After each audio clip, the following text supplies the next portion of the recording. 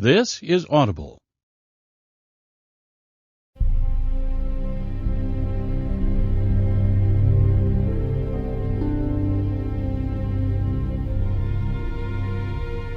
Brilliance Audio presents Third Party by Brandi Reads, performed by Christina Traister.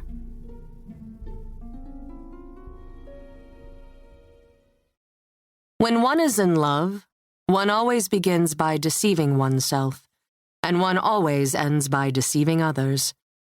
Oscar Wilde. Chapter 1. Jessica. I know right away this isn't going to be good. I can't explain it. It's just a queasy feeling in the pit of my stomach. Sometimes it's there, sometimes it's not. And this time, not only is it there, it's somersaulting. It's barely 6 a.m, nearing the end of a long shift at the fire station. I ring the bell for the top floor unit of a building we in Chicago call a 3-flat. We're on the 800 block of Levitt, in a decent neighborhood. A recently gentrified section of Bucktown, where many of the 3-flats have been renovated into single-family houses. This one, as evidenced by the mailboxes and doorbells on the front porch, is still home to 3 renters. Red and blue lights flash in rotation against the building. In further testament to the safety of the neighborhood, curious neighbors lean out of their windows to see what the fuss is all about. Cops don't fill the streets around here every day. The buzzer bleats to admit the fire battalion chief and me, and I yank open the door. "Excuse me." An older couple, frantic, is suddenly at the curb, exiting their car, slamming doors. The woman is stoic. The man, fidgeting, speaks for both of them. "We got a call. I own the building." The chief holds up a hand like a traffic cop, but if he hopes to stop the couple from coming any closer, it's a futile attempt. "I'm sorry, I have to ask you to wait here a minute." "But our daughter lives here." That changes things. The chief slows his pace and adopts a softer tone. "I've yet to assess the situation. I only just got here myself." While the chief hangs back with the couple, I begin to climb the stairs. I don't know much about the situation except that a neighbor called for a well check. I don't know what we're going to find up there, but nothing about this scene feels remotely well. "I'm the one who called," a tenant says, looking down at me from the second-floor landing as I approach. "I found this note. The police have it now. If anything happens to me, tell them it wasn't an accident." That's what it said. Can you believe it? A chill chases down my spine. So I called naturally and, "Thank you. You've done your civic duty." "It's just, she must have slipped it under my door last night. I didn't see it until this morning. Is she okay?" he asks. "The guy downstairs, you might want to talk to him. He says he heard her arguing with someone, a man who threatened to tape her mouth shut. Do you know what's going on?" My breath catches in my throat, and I reach out and pat him on the shoulder. "I'll know soon enough. If only I hadn't gone to bed early. Maybe I could have—" "You did what you could," I assure him. I recognize the pair of patrol cops standing outside the closed door on the 3rd floor. "There's a lot of city-issue cars outside," I say. "What are we walking into?" "You don't want to go in there, ma'am," one of them tells me. I point to the name lettered down the right sleeve of my department-issue fleece pullover. "Firefighter Blythe. Here to serve, same as you. Called here to assist." "No saving her now." The somersaulting in my gut ceases, and a 100-pound rock plummets there. "I see." "Hanging," the other says. She's not my first, but that doesn't mean this job is ever routine or easy. "You fellas done in there?" I indicate the door. "May I?" One of the pair opens it for me. The acrid stench of human decay rises up as I enter the apartment. I roll it up and mentally file it into the special place in my mind I created for moments like these on the job. Compartmentalization. It keeps me sane. The place is decorated in a bohemian vibe. It's colorful and eclectic and airy, with vaulted ceilings and exposed rafters. A nice place to come home to, I'll bet. Lieutenant K.J. Decker, detective 3rd grade, is standing in the living room, not far from where the victim is hanging from the rafters. His arms are crossed over his chest, and he's gnawing fiercely on a wad of pink gum. He gives me a nod when he sees me. Slowly, I approach. She's beautiful, even post-mortem. Thin, blonde, wearing a red satin nightie. Well-manicured hands, red polish on her toes. The same shade paints her lips. Even death couldn't darken that shade. And on her right cheek, a horizontal slash with a trickle of blood now dried, as if she dodged a sweep of a knife. So much for a well check, I say.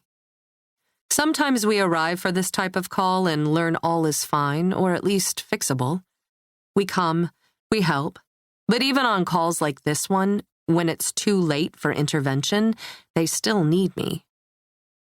"We're just about ready for you, Jessie," Decker says to me. "Anything I can do in the meantime?"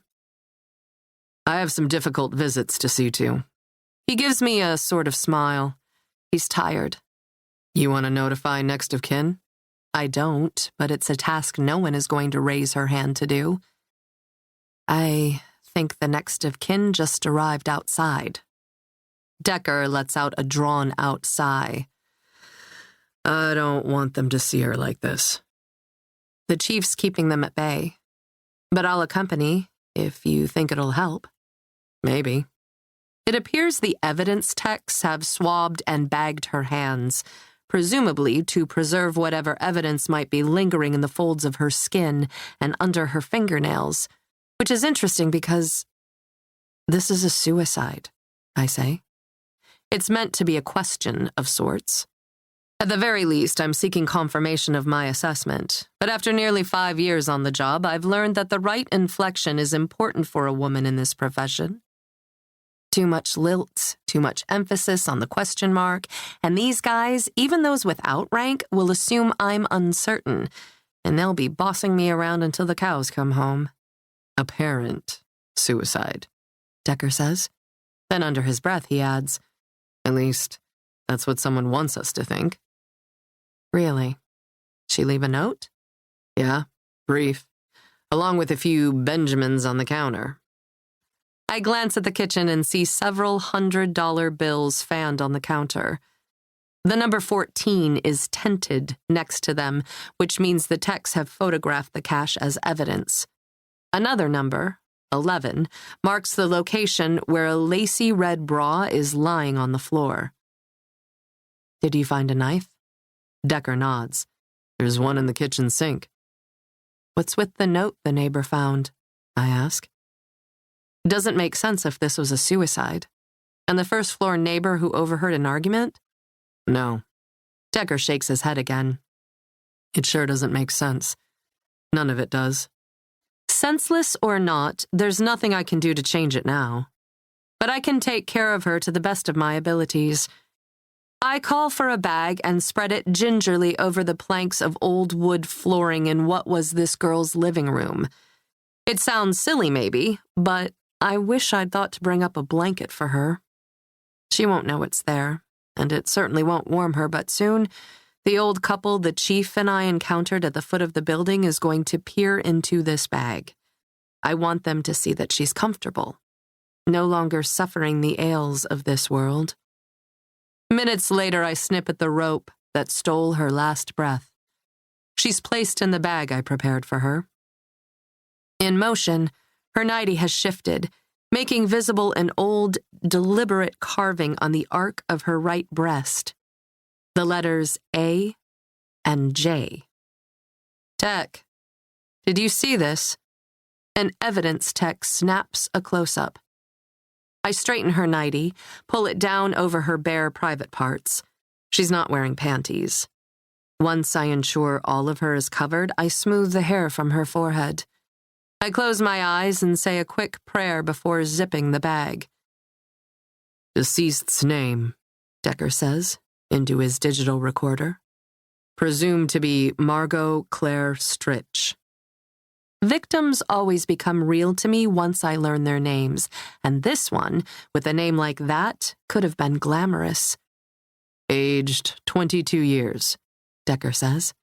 Presumed suicide by hanging. Pending positive identification and autopsy.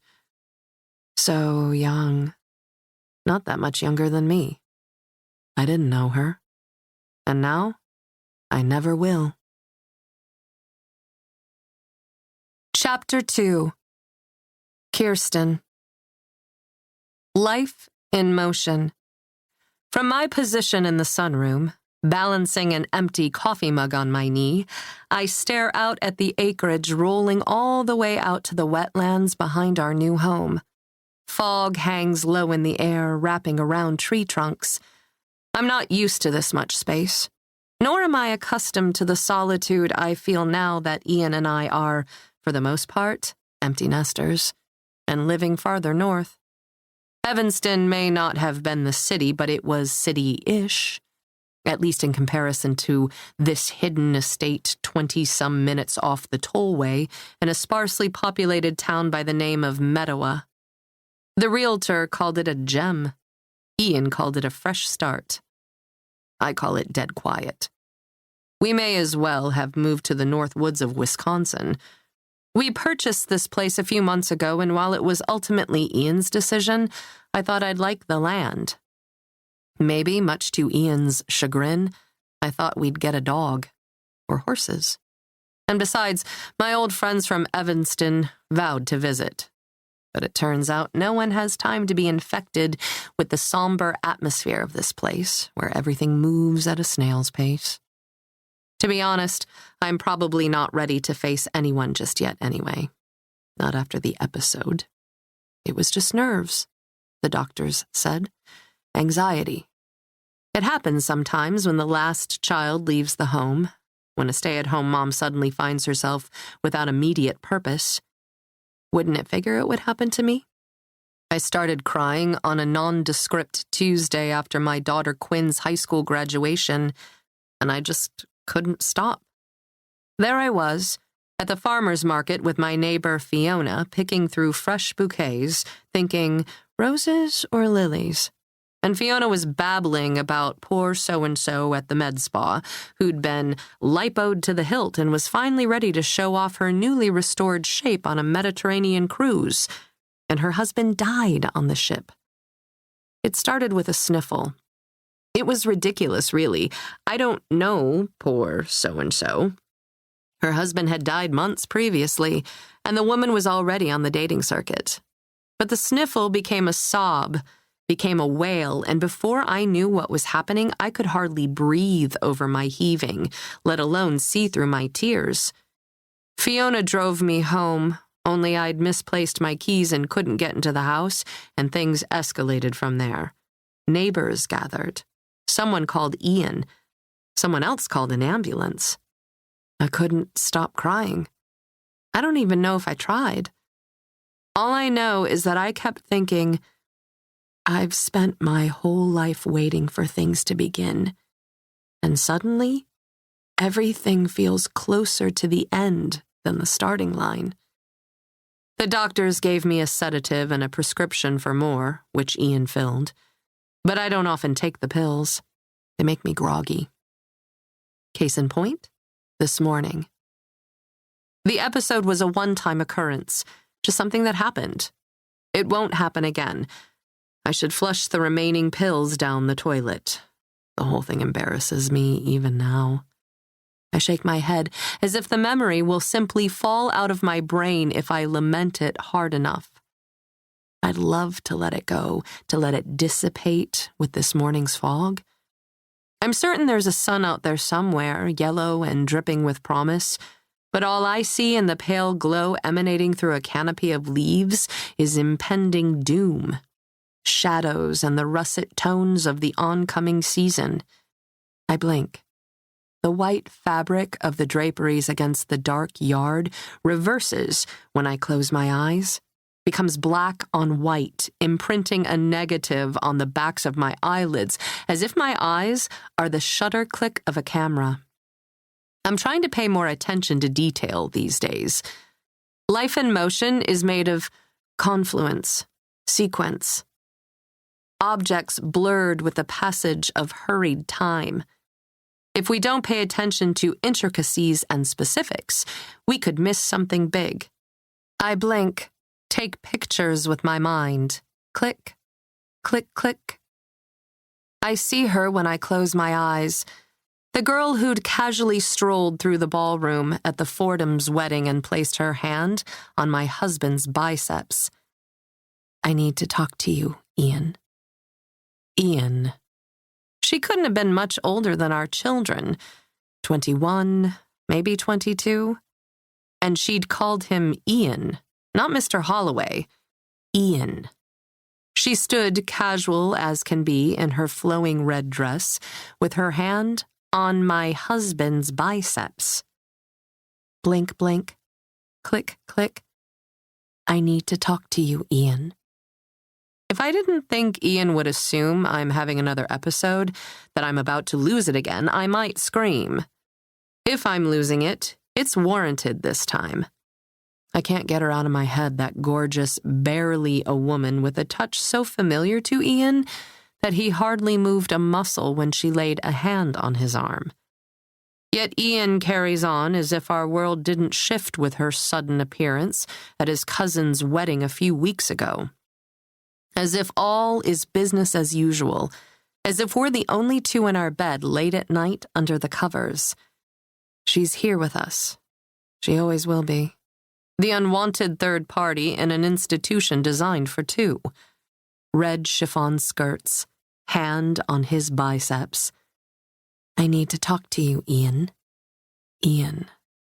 Ian. Ian. Anger rumbles in the pit of my gut, and I close my eyes. And there she is, a haunting image in negative, her cute 20-something ass twitching as she pivots to lead him away from me. You okay? I startle when I hear Ian's voice, but I turn toward him in anticipation of a goodbye kiss. He smells of some clean Dolce & Gabbana scent. His cheek devoid of whiskers and nearly as smooth as his baritone voice meets mine. His left hand trails over my abdomen, and a split-second memory illuminates in my mind. His palm on my very pregnant 17-year-old belly. It's the same hand, just older. But somehow, it doesn't feel as if he's the same man. Everything good? He asks. Fine, I say. I just didn't sleep all that well last night. I kept waking up. Take a pill tonight. I'm pretty sure that's why I'm feeling this way this morning. I took one last night. It's perfectly fine to take the meds 2 nights in a row. You have to take care of yourself. How very yellow wallpaper of you, I smile. He kisses my lips. Can you take my suit to the cleaners today? The one I wore to Doug's wedding? What? Oh, yeah. I don't mean to nag, but it's been a few weeks now. No, I know. Sorry I keep forgetting. But it's just that by the time I remember, I'm already halfway to Evanston to do the shopping, so... My phone chimes with a familiar ringtone. It's a text from Quinn. FaceTime? I reply, anytime. Maybe try to find a cleaners around here. He winks and points to my phone. Say hi to our girl for me. He takes a few steps toward the door, but then turns back, presses his lips to my forehead once again.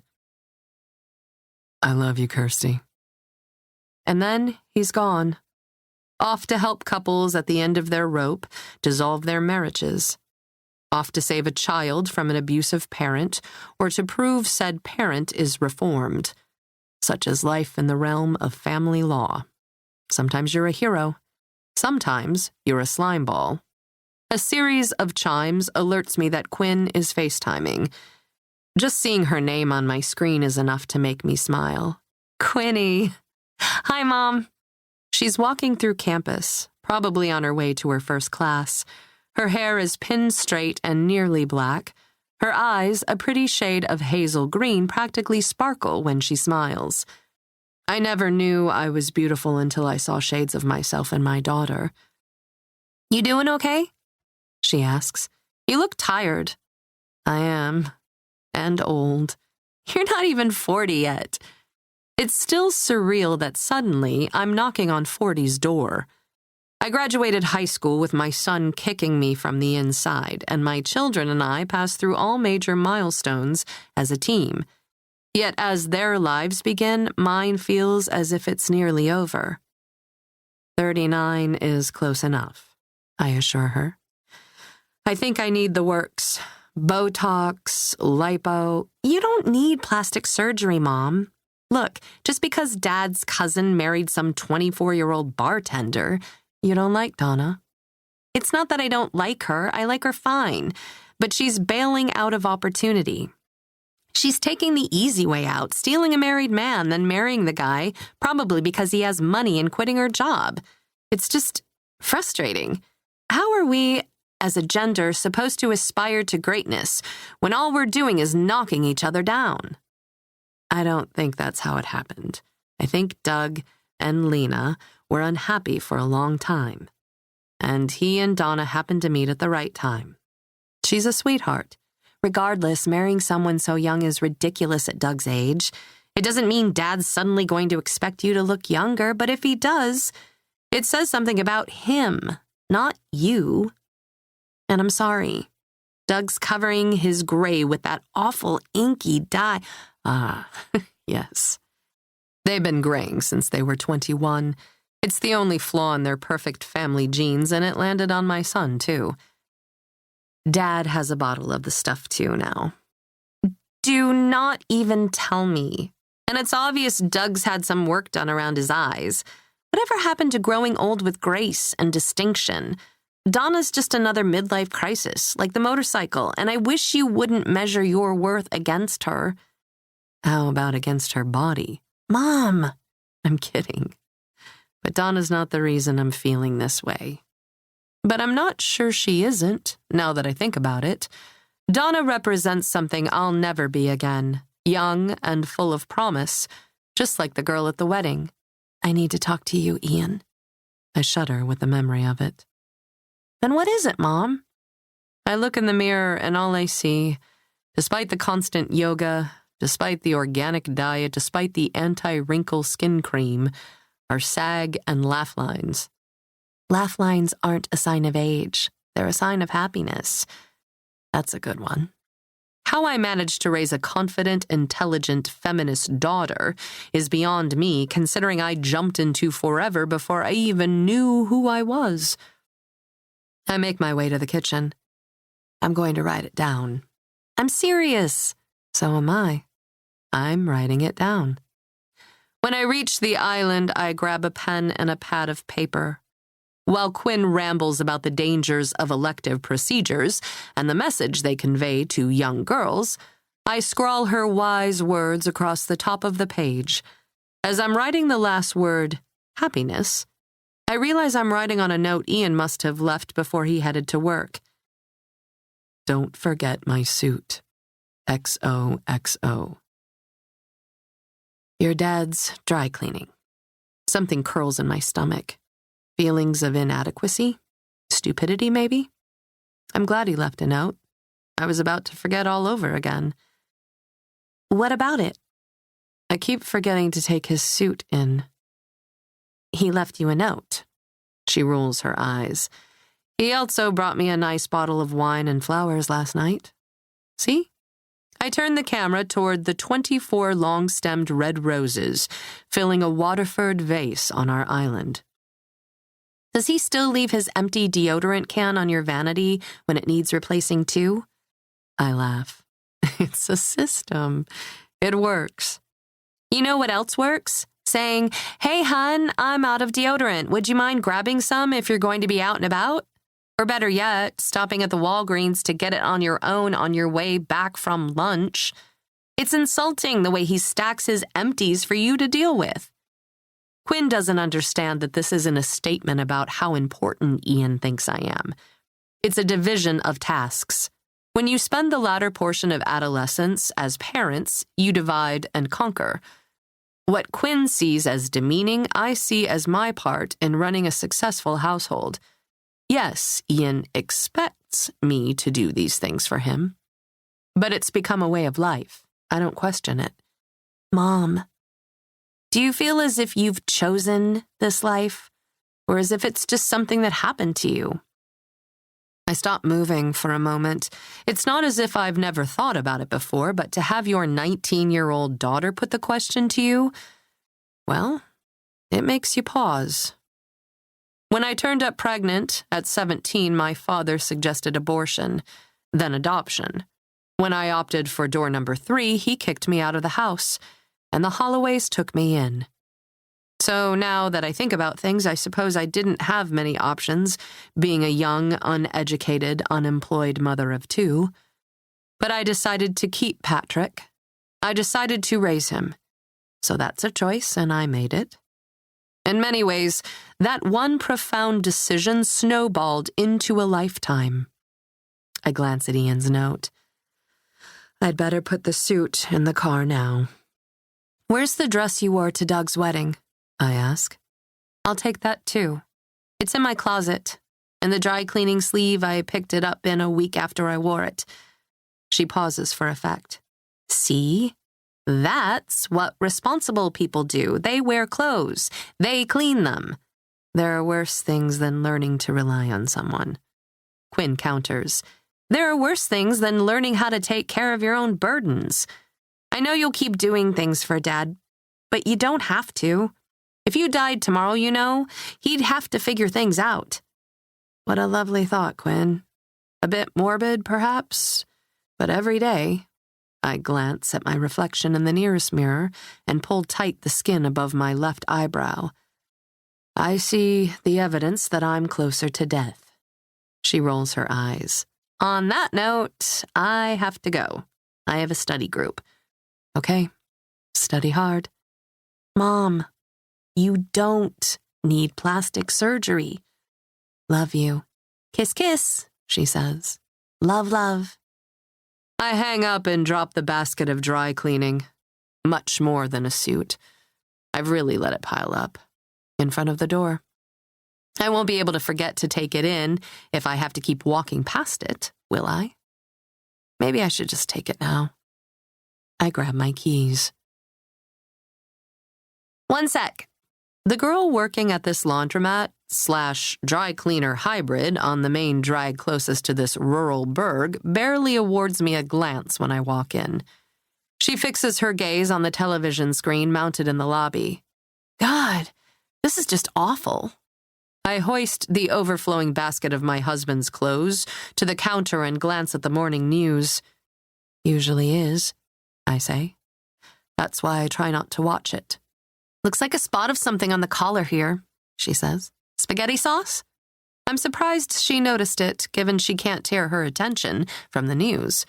I run my thumbnail over the spot on the shirt Ian was wearing yesterday. It looks like a teardrop, about half an inch in size. He brought home a bottle of red wine last night. Next time, don't try to lift the stain on your own. It can embed deeper into the fabric. I didn't.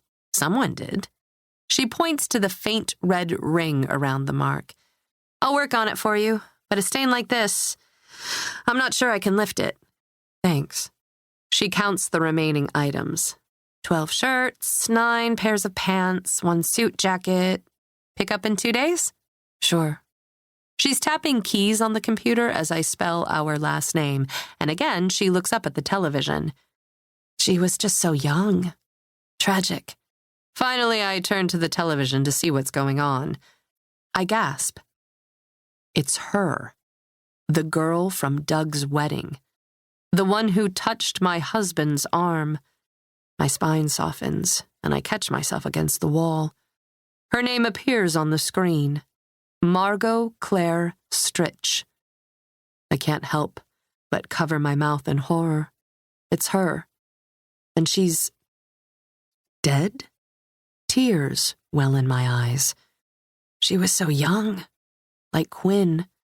A whole life ahead of her. Gone.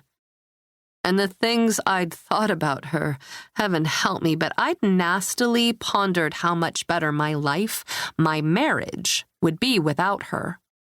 I'd wished her out of existence, it seems. I'd wished her gone, practically hoped some evil would befall her, and now it has. She smiles at me from the television screen, happy and bright and absolutely downright gorgeous. I hiccup over a sob. Mrs. Holloway? Just a few weeks ago, she was moving through the wedding crowd, making her way toward Ian as if desperately wanting to reach him. She couldn't have hoped to be covert about it, not in a dress like that. But there was a discreetness about it, too. The way she clung to the perimeter of the room until she reached him. A girl like that? I'll bet she commanded every room she entered, just by being in it, and now I catch 2 words, blurted out as if they don't carry the weight of the world. Presumed suicide. No. The camera zooms in on a female firefighter, the name lettered down the right sleeve of her jacket, Blythe, climbing into an ambulance next to a bagged body. "Lieutenant," a reporter on screen asks, "given the victim is the adopted daughter of Alderman Akers, is it possible there's a link to his sudden leave of absence? Can you confirm you're now investigating this case as a murder?" Murder? I freeze. "Mrs. Holloway? There's something in the pocket here." I wipe away a tear and glance over my shoulder at the counter girl. She pulls her hand from the inside pocket of the suit jacket Ian wore to the wedding. A red thong, silk and lace, dangles from her index finger. She drops it into a plastic bag, and slowly, my grief morphs to something akin to anger. I see them like a montage of pictures at the end of a movie. Ian and this now deceased beauty walking through the reception hall, going somewhere to talk, somewhere private. I take the plastic bag and therefore the red thong from the dry cleaner's outstretched hand. The red thong, something a 22-year-old might wiggle her way into, pulled from the pocket of my husband's coat. Chapter 3. Jessica. I can't believe I did this. Again. Granted, it was a tough end to a long shift, but I've got a good thing going. I don't need this drama. Where are you going, Jessie? Decker hooks a finger under the side string of the panties I've just now put back on and gives me a yank back toward the bed. He wraps a strong arm around my waist and pulls me up close to his warm body. It feels good to be with him. Familiar. Easy. But if the past year or so has proven anything, it's that there's no forever here, stuffed into Decker's one-bedroom hole in the wall. The whole place is cramped, but I guess that's the way he likes it. No room for anyone else. And the view isn't much to write about either. I'm presently looking out a third-floor window, across a filthy gangway, at the drawn shades of another third-floor window. The light from the bathroom, I must have forgotten to turn it off, glints off the brass of Decker's badge, still encased in its sleeve. It's the reason he is the way he is. Herculean, determined, unavailable and preoccupied, suspicious of everyone and everything, including me. When you repeatedly see the ugly side of humanity, day in and day out, it's bound to change you. After a decade on the force, Decker has hardened. He expects the worst out of every man and woman he meets. But he's a damn good cop. Damn good in bed. Unfortunately, that doesn't mean he's a good choice. Life with Decker would be wrought with perpetual moodiness and contemplation and chock full of constant interruptions and gotta go, babe. But we understand each other. I've done my fair share of leaving in the middle of birthday parties and uttering my own, I gotta go, babes. When I'm on call, I'm on call. Burning buildings don't wait until your nephew blows out the candles on his cake.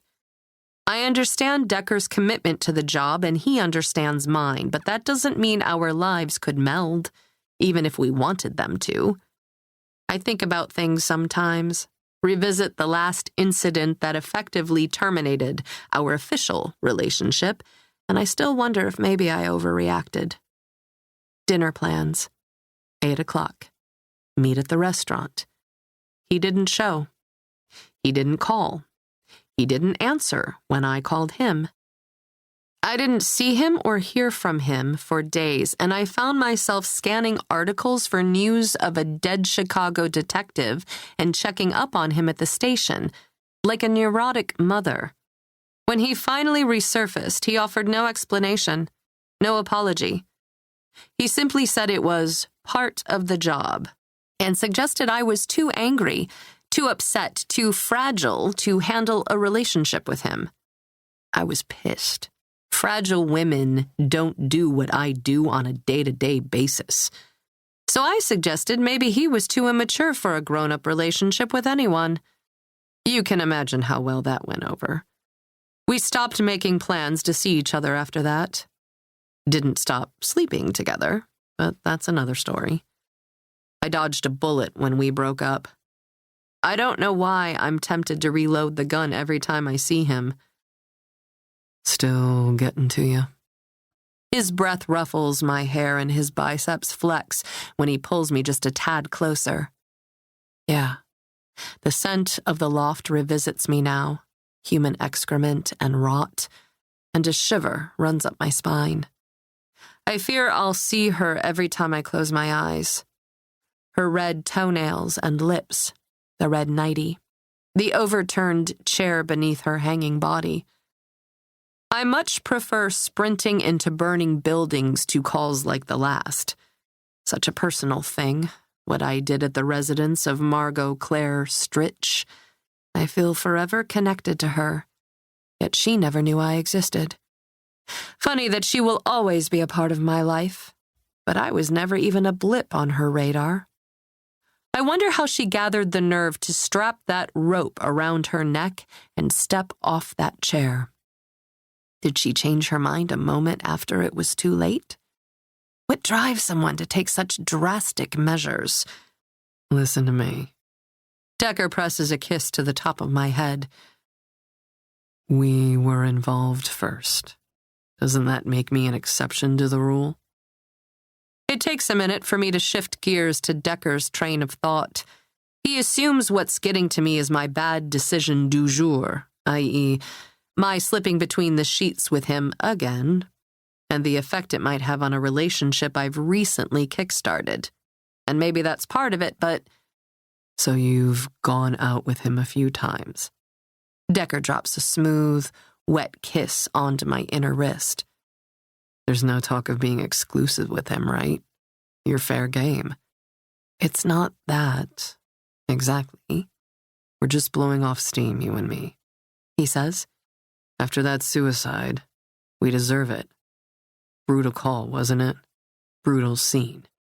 He licks his lips and stares at the ceiling, and I know he's revisiting the call in his mind. But if that was a suicide, I'm Gandhi. You're not Gandhi. I could be Gandhi. Gandhi wouldn't be doing what we do. No one knows that for sure. I suspect he kept a few surprises under those robes. I should tell Jack about us, I say. I'm going to. It's only fair. What I mean is that I won't, but I should. What's fair? You've only gone out with a guy a couple times. I like him, I guess. Which is exactly why Jack should never know about Decker and me. I should tell him. He's too square, too proper for you. Mind your own business, Lieutenant. Lieutenant? I raise a brow. There's a lot of weird guys out there, he says. Are you careful? You meet him out, right? He doesn't come to your place? Not that I need to clear it with you, but no, I haven't invited him over yet. So far, we've only met at restaurants, and he drops me off at the curb at the end of the night. So it's just the opposite of you and me. Yeah, he actually shows up. Ha, ha. He nudges me. I mean, we don't waste our time in public. I mean it, I say, maybe because I can't stop thinking about the day he didn't show up at the damn restaurant and kept me waiting and worrying for days. This is the last time. In that case, Decker slips a hand down the front of my panties. He's still nude, still semi-hard. He never quite deflates after the adrenaline of calls like the one we hit early this morning, especially when he suspects there's more to the story. It's almost like seeing death and destruction day in, day out inspires him to live to the fullest. I want a 5-star review. It was good. Good. A guttural sound, half breath and half groan, escapes him. That might be the most inconsiderate thing you've ever said to me. He gives his head a small shake, just enough to tousle his hair, a bit longer than he usually wears it, so it drops over his left eye. It was phenomenal. He blows the hair from his forehead now. I feel his stare as if his eyes simmer with actual flames instead of desire. Mind-blowing. He's spot on with that terminology, but he hardly needs the ego pump. I cup his face in my hands. His stubble scratches my fingertips. Solid. Good. It always is. If at first you don't succeed. My good sense, the modicum I'd just regained anyway, melts away the moment his calloused fingers twitch in my panties. Sometimes the reminder that life could end in a snap inspires me to keep living too. Our tongues meet. He tastes like bourbon. Another bad decision. The bourbon for breakfast. It's why I opted to stay longer than I should have. I should go. Maybe I will. I will. I'll go. But I've already crossed the line once today. And this doesn't count anyway. Decker was here long before Jack walked into my life. And he's brilliant. Take today, for instance. Woman hanging from her rafters. Apparent suicide. But he sees things others don't see. If anyone else had been on that call this morning, this case might have been open and shut. Suicide. But because Decker was the detective in charge... What did you say? I ask, between kisses. If it was a suicide? Mm-hmm. You said something about that at the scene. The text bagged her hands. Is it just the note the neighbor found that has you thinking it was more? His guttural groan at my ear sends a shivering vibration to all the parts of me that count. Maybe. It couldn't possibly have been a break-in. There were 4 or 5 $100 bills left there on the counter. Look at you, the amateur cop. When are you going to stop dancing around the fact that you're part of the wrong force and join us in blue? I like being a firefighter. But I'd be lying if I'd said I'd never thought about making the switch. Maybe it was a suicide. He yanks me back that inch, smashing me into his chest. But she wasn't wearing underwear. Yeah. Like a snapshot in my mind, I see the scrap of red bra in the corner of the living room. It was one of only a few items seemingly out of place in her loft, and the panties were nowhere to be seen. Not on her person and not dangling from some corner of furniture. Maybe she just didn't wear underwear. It's not that strange. She had an entire drawer of sexy little things in her dresser. She wore underwear. His fingers trail up from the small of my back to my shoulders. But there was also a vase in the sink, half filled with water. Any decaying flowers in the trash? Trash was recently taken out. No bag in the can. So someone could have tossed out key evidence. I've got some lackeys waiting through the dumpster behind the building. We'll know soon enough.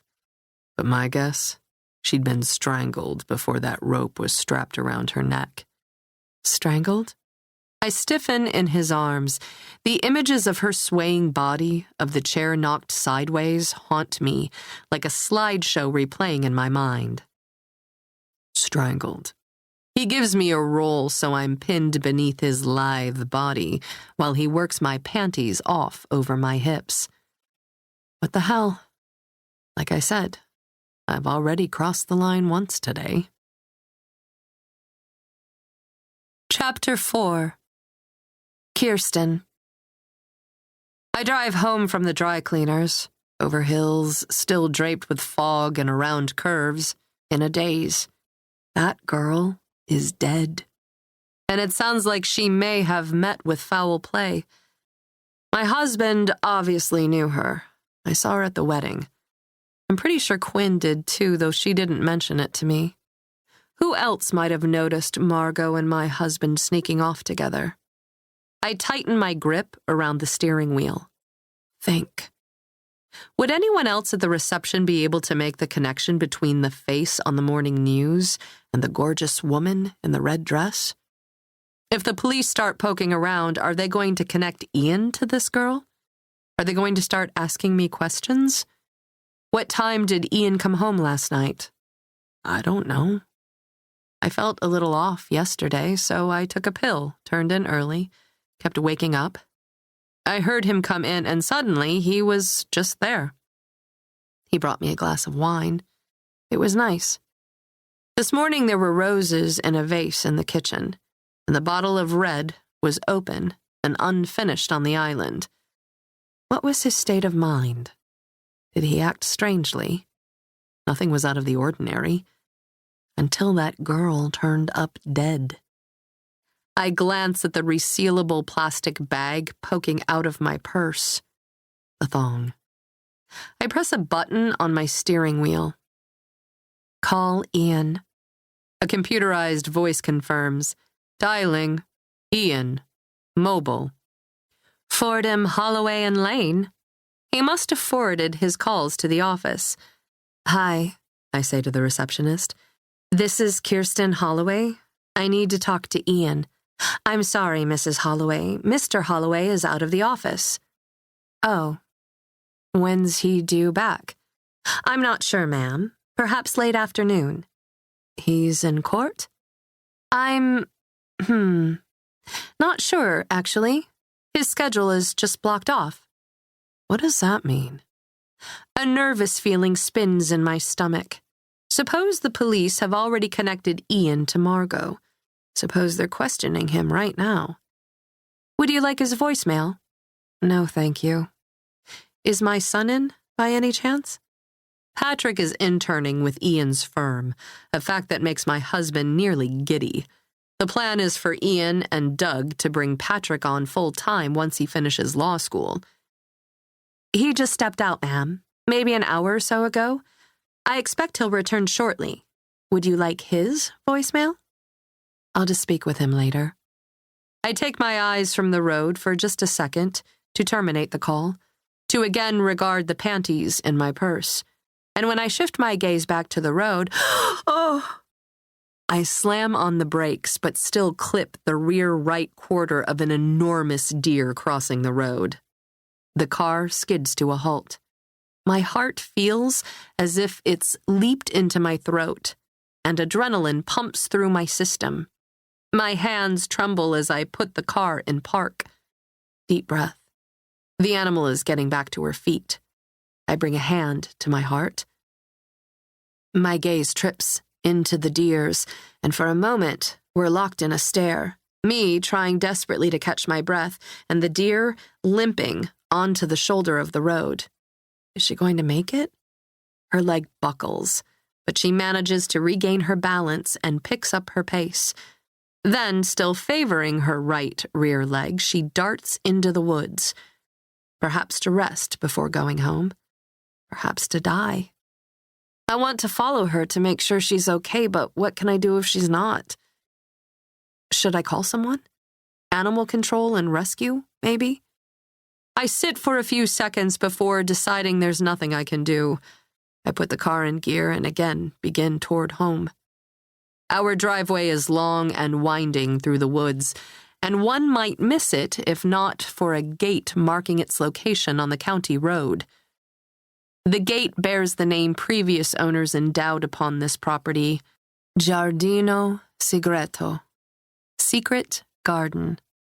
Maybe if I hadn't landed here after, because of, the most humbling and humiliating experience of my life, I'd find such a thing charming.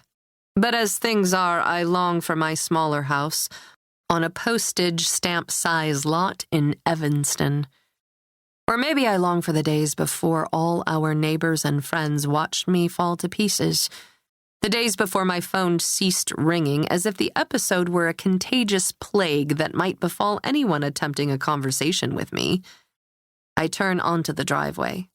Did I leave the gate open when I left with the dry cleaning? Maybe I did, but I don't think so.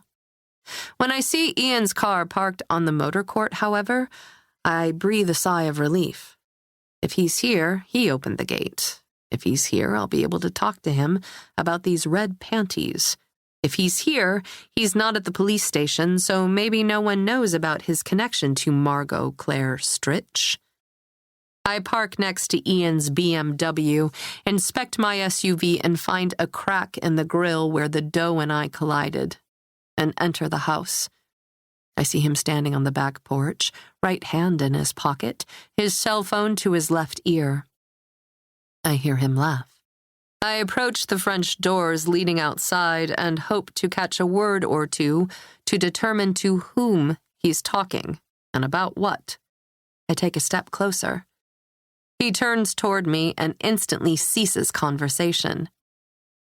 "Patrick," I say, when he says, "Mom," to whomever is on his phone. "I'll call you back." My firstborn pockets his phone and approaches me with open arms. He walks into mine. "God, from the back you look so much like your father." And he does. His posture, his mannerisms, even his haircut are reflections of Ian. But he's a nice mix of the two of us, resembling my side of the family in facial features. "Your father's car is in the driveway, and I just thought..." "Yeah, I took his car in from the city," he says. "Dad's in court, but he said you didn't seem right this morning, so I'm fine. He asked me to pay a visit. Just trouble sleeping last night." Patrick's gaze narrows. "You seem rattled about something." I glance at my purse atop the island. I could tell Patrick about the panties, which would certainly explain things. "You sure you're okay?" He slides a hand back into his pocket. But if I tell Patrick, he could go straight to Ian and forewarn him that a confrontation is coming, and I'm counting on the element of surprise to garner my husband's genuine reaction. Besides, do I really want my son to know these sorts of things about his father? If, that is, he doesn't know already. I've considered more than once since they've begun working together that Patrick may now be part of a traditional boys' club, and men stick together. Already, I know Ian and Patrick concealed Doug's affair with his current bride from his ex-wife. During Ian's best man's speech, he'd said, "I've gotten to know Donna over the past 6 months." But Doug had divorced his first wife only 3 months prior. "There was a package for Dad on your porch," he says. "A padded envelope. Probably another one of his autographed golf balls or monogram tees. I left it in Dad's study." I nod. "Okay?" "You sure you're okay?" "I'm fine." I take a breath. At the cleaners, the news was on, and there was a girl. Tears threatened to well in my eyes, but I ward them off. They think she might have been murdered, and she was so young and beautiful. I pause to gauge his reaction, but there's no recognition there.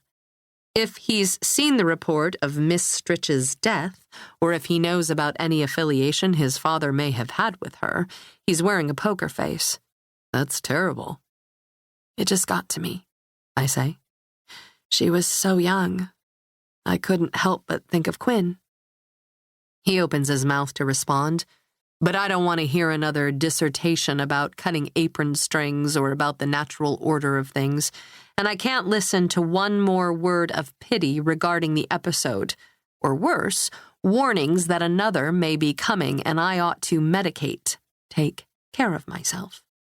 And to top it all off, I say before Patrick can go there, on the way home, I hit a deer, so if I seem shaken— You hit a deer? A doe. A big one, too. She ran into the woods. I don't know if I should call someone or— If she ran, she's probably fine. Yeah. Any damage to the car? It's minor. For a few seconds, neither of us says anything. Mom, maybe you should find something fun to do. Patrick leans a hip against the porch rail. A hobby. Something to keep me busy, he means to say, while his father romances young girls. I shake my head and sigh. Join the women's league or something, he suggests. A tennis club. Take up golf. Golf? Please, Patrick. I'm fine. He chews his lower lip and his brows come together as if in deep contemplation. I just want you to know you can, if you want to. You even sound like your father these days. Well, like I said, he's worried about you. We all are. I can't say it aloud, but to be honest, I'm worried about Ian, too. This girl is dead, possibly murdered. Panties matching the color of her dress were stashed in his jacket pocket. If Ian had anything to do with her death— How'd he seem this morning? I ask. Fine, Mom. Not at all upset about anything? No. He shrugs. He just wants you to adjust, you know? I'll adjust. I'll settle into this place. Do you like it here? 'Cause if you don't, you could always find another place. Maybe not Evanston, but Winnetka. Lake Forest, maybe. I will like it here. I will, once I start to meet people. And I'm sure you have better things to do than babysit me. I hope it doesn't sound like a brush-off, but he doesn't appear to be affected by this girl's death. And if I expect to breathe today, I have to learn as much as I possibly can about the end of her life. If Patrick doesn't know anything, I'll find someone who does. We're pretty busy, actually. Dad's got me working on a continuance for this millionaire so we can protect his assets from his bimbo third wife. I mean, come on. They were hardly even married. 6 months doesn't amount to half his life's work, am I right? That's what they have you doing? Cheating some poor girl out of a marital settlement? Not a poor girl, Mom. A gold digger. There's a difference. I try to smile. Well, I'd better let you get to it then. My son wraps me in another hug.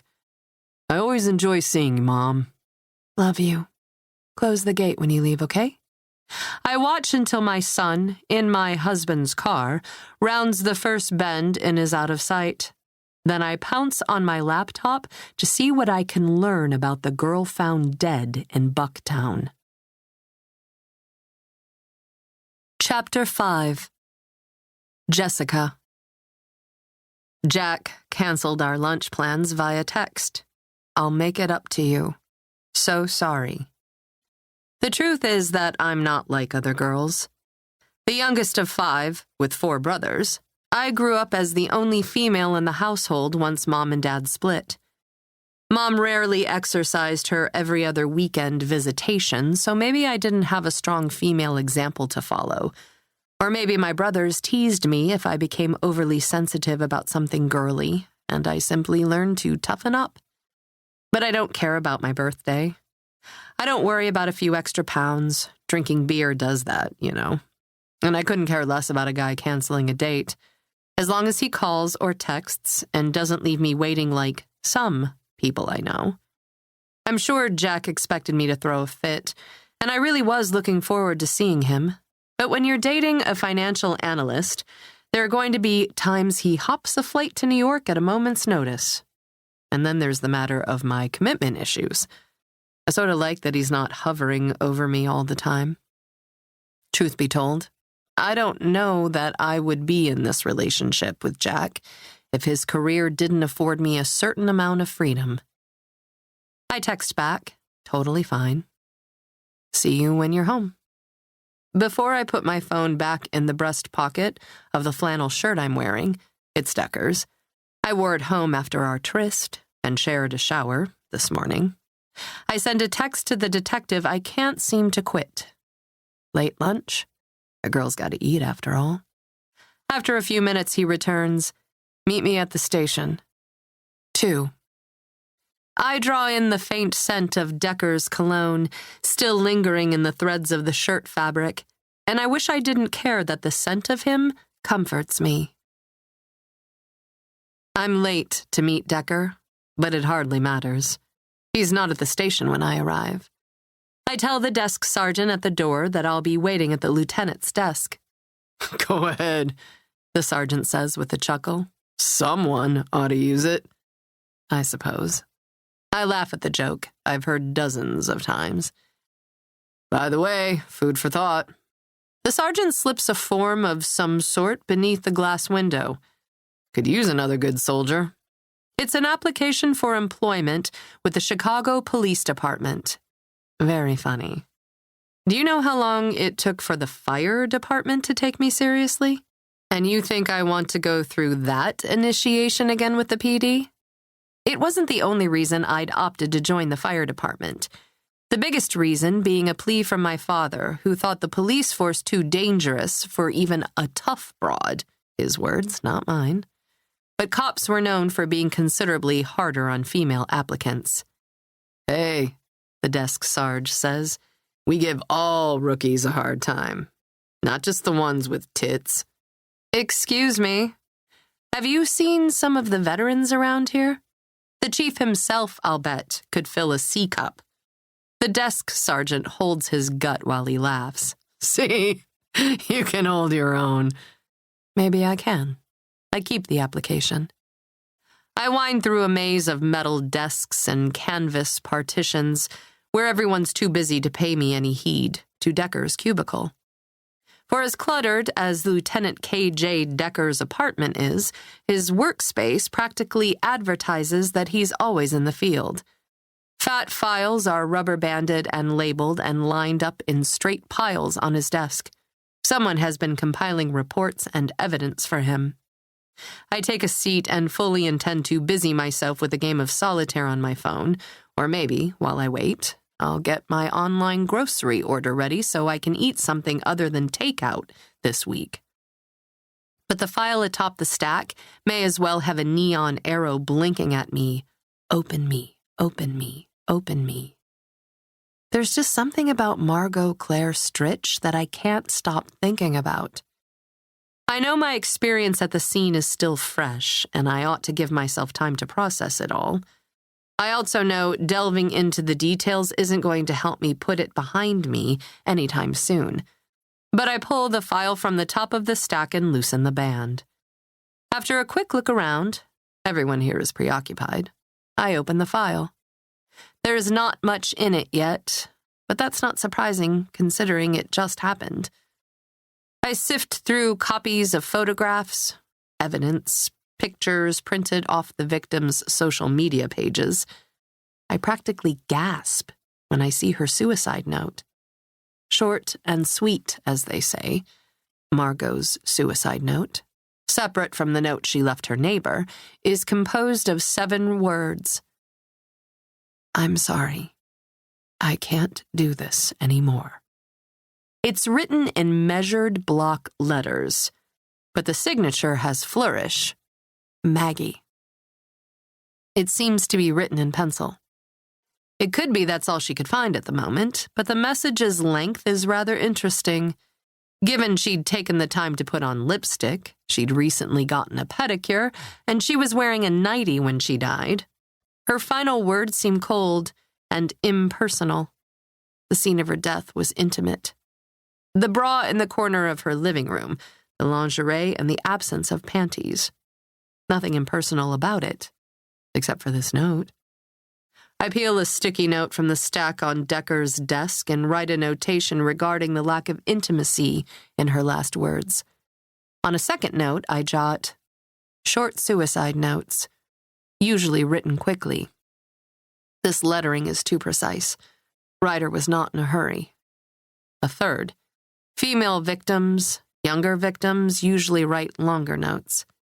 And there's something else about the signature that doesn't ring true. It appears she lifted the pencil tip from the paper several times while signing her name. I slap another sticky note to the margin of the photo and draw an arrow to one of the incidences. Indication of forgery. Now that I'm into it, I can't wait for Decker to research the possibility and fill me in. So I pull up a grapho-analysis site on my phone. While I know it won't be admissible as exact science in court, grapho-analysis might jumpstart some theories, which will lead to asking the right questions, which might lead to answers. I scribble onto another note. No X formations or strike-throughs in the signature. Usually see these things in the penmanship of suicidal people. Narcissist indicators here, writing in all caps. Do narcissists kill themselves? And there's something else bugging me. It's about the name she signed. Sure, Maggie could be a nickname, but something tells me that if she were going to sign a nickname to her suicide note, she'd probably address the note to someone specific. I could be wrong, but I write a note suggesting Decker follow up. Just for kicks and because I have time to kill, I do an internet search of Margot's name. She has a Facebook page, an Instagram, and a Twitter account. I can't access all her information, but nowhere is it suggested that she'd ever use the name Maggie. I write down the names of a few of her friends. Maybe Decker can interview them to find out. While surfing through the little bit of publicly accessible content on her pages, I come across a picture of her with an older couple. The same man and woman the chief and I encountered on the way into her building early this morning. The same people Decker approached, with me at his side, to tell them Margot was dead. Her adoptive parents. I stare into Margot's eyes on my screen. What happened to you? I ask her smiling, two-dimensional face. The question is coming too late, I know. The time to ask would have been prior to the final event, when there was still time to prevent it. I Google her adoptive mother's name, Helen Akers, and learn that she's a former journalist turned philanthropist, a staunch Catholic woman who, when she isn't campaigning for her husband, volunteers and raises funds for Catholic charities. Margot's adoptive father is a councilman for the city of Chicago, Alderman Richard Akers, nicknamed Everyone's Granddad, who recently announced a leave of absence. Further digging reveals the alderman is under investigation for misuse of public funds, and that he has a gambling problem. That explains all the media attention. She's related to a politician, and not just any politician, a politician under investigation. The next article reveals that for the past several months, Margot was a dancer at the Aquasphere Underground. I haven't heard of the club, but it raises an obvious question. Did an obsessed regular stalk her and kill her? But murder by hanging, it's just so weird. If it's murder, the hanging is a cover-up for whatever really happened. A strangulation, perhaps, as Decker speculated. As I read on, I learn that the deceased was just accepted to law school. Dancing was a means to an end, a source who prefers to be identified only by the name she used at the club, Gale Force, revealed. She was saving for tuition. She was good, an amazing performer, but that's not all she was. So don't turn her story or her life into something sleazy. She was smart, intelligent enough to know how to make money fast, because she didn't have time to waste earning it by waiting tables. Force recently retired from the underground scene, but when asked whether her departure was prompted by a choking incident involving Stritch, as some patrons have said, she declined to comment. I take a screenshot of the quote and text it to Decker. I put the pieces together. Margot needed money fast for school. Everyone's granddad had money problems. Are the two issues connected? Maybe. But the fact remains, Margot had planned the next phase of her life. While she probably wasn't thrilled with having to dance in order to garner an education, it was working. Why go through the trouble of making that happen if you're only going to end it? I slap a sticky note on which I've scribbled this question on the inside flap of the file and turn to the next photograph. It's a somewhat grainy image of the vestibule out front at this very station, a snapshot captured by the station's security camera.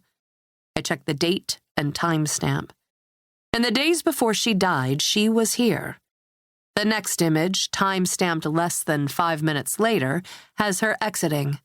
I doubt she was here long enough to file any sort of report, but if she did, her complaint or concern could point Decker in the right direction. Was she here because she was afraid of something? Or someone? Or because she knew something she shouldn't have known? But when I leaf through the file, I confirm that no report was filed. Likely she left the station before she spoke to anyone. My stomach growls. When I hear someone moving on the other side of the cubicle, I quickly close the file. Jesse? I look up to see one of Decker's colleagues, his sometimes partner, Lieutenant Jimmy Oliver, peering over the cubicle divider. There's a mug in his right hand. Hey, Ollie. Was that your stomach? Jeez, eat something. Yeah, I guess I should be heading to lunch. I check the time. I've been waiting here nearly an hour and a half. I scroll through my text messages and, of course, find none from the elusive lieutenant alerting me he's had a change of plans. I'm guessing Decker isn't going to show. If you're waiting for Decker, he might be here until Christmas. We're partnered up this month, and I hardly see him. He sips from his mug. You guys back together? No. That's a big no. Just wanted to talk to him about the case we were both called to this morning. Ollie points to the application for employment. Are you finally going to bite the bullet and join us in uniform? I wear a uniform, I remind him. You could make a real difference here. Yeah. Hey, by any chance, do you know this morning's victim? Heard you cut her down. Yeah, I did. I nod. Any evidence of sexual assault? Ollie raises his brows. It's just that I know what she was wearing, and I just stumbled over an article that stated she was an exotic dancer. The more I think about it, Ollie shrugs. Right, I say. You can't tell me. Like you haven't been thumbing through that file for the past hour? Busted. I can't tell you because we don't have the autopsy report, Ollie says. But if I have to guess, I'd say odds are better than average. Time tumbles backward for a moment, and suddenly I'm there in Mom's trailer, the place she holed up in after she left us. And there he is, the guy she'd dragged home from the bar that night. And the way he's looking at me. Jesse? When I hear Ollie say my name, I shiver and force myself back to the present. It was so long ago, not nearly as bad as it could have been. And I survived. You okay? I blink away thoughts of the past, that monster's stale breath and coked-out eyes, and meet Ollie's glance. Yeah, I just must be hungrier than I thought. I'm gonna jet. Good to see you. I stuff the application for employment into my shoulder bag and stand. I'll tell Decker you stopped by, Ollie says. Oh, that's all right. Don't bother. It's no big deal. And then, Perhaps with a pace bordering on rude exit, I head toward the door. Chapter 6. Kirsten. I print out the article I found via an internet search. Margot worked at the Aquasphere. It's a bar downtown, hip, with separate underground facilities catering to the sexual fetish crowd. I know Ian has been to the Aquasphere. I've been there with him. Not in the tawdry underground, of course, but we had drinks in the upstairs bar with a couple we used to hang out with last year before a Blackhawks game. It's the same bar Donna tended before she and Doug hit it off. The same bar where she and Doug, and Ian, who was there that day for drinks with clients, met. I lean back in my chair and nibble on the arm of my reading glasses. So the plot thickens. I need help sorting it all out. I want answers. Again, I try my husband's cell phone, which still routes to reception at the law firm. No, Mrs. Holloway, he isn't back yet, and yes, I'll be sure to tell him you called. Again. The red panties practically glare at me from my purse. I wonder if Donna knew Margot, or if Donna knew that Ian did. I navigate to Facebook and find Donna's page, which is littered with photographs of her and Doug holding colorful, frothy drinks with a variety of Caribbean backdrops. A quick scroll through her friends list tells me they weren't connected on social media. I don't see any pictures of Margot, and there is no reference to her whatsoever in Donna's recent history. She posts selfies chronically, so I can see exactly what she's been up to and where she's heading. Last night, she wore a black dress, pink pearls, and fuchsia pumps. She and Doug were out to dinner. This morning, she was nursing a hangover in Hello Kitty pajama pants. I'm about to message my new cousin-in-law, requesting a lunch or a conversation, when another update pops up on her page. Now her selfie tells me she's getting ready for yoga. Well, I suppose I know where to find her then. I glance down at what I'm wearing. Perfect. One perk of running my husband's errands all day is that I perpetually live in yoga attire. I pull my hair back, grab my mat and a water bottle, and am out the door. I make good time to the studio I used to frequent when I lived in Evanston. When I walk in only a few minutes later, I spy my husband's cousin's new bride in child's pose near the front of the studio. We exchange a glance during our first warrior pose. I offer a wave, which she returns. Ian hasn't called all day despite my leaving several messages, and it's after 3. I might be the only person constantly checking her watch at yoga class, but I can't relax, even in Shavasana. The girl at the Fordham's wedding was a dancer at a fetish club. Her panties are in my purse. She's dead. My husband is avoiding me. And I'm supposed to namaste my way through this? Relaxation is a pipe dream at this moment. Donna seems just as fidgety. For someone who just recently returned from a long honeymoon in Aruba, and boy, does she have the tan to prove it, she seems off, disconnected, or maybe she's just losing her fight with a hangover. Once class comes to a close, I approach the newest member of our family. Coffee?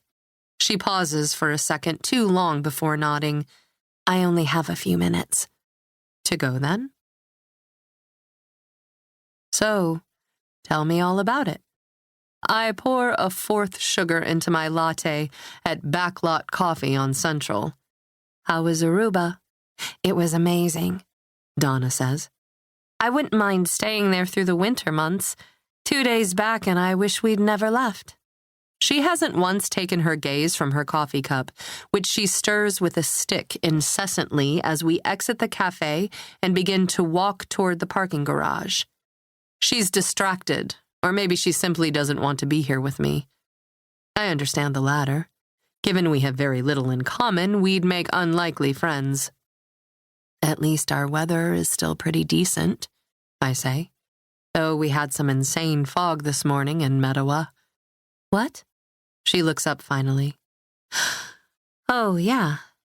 But how are you? The tilt of her head and the pout of her lips tell me she, like the rest of my family, is under the impression that I'm still not managing the transition to an empty house. I hate that that was her first impression of me a few months ago, as an out-of-control, sobbing mess.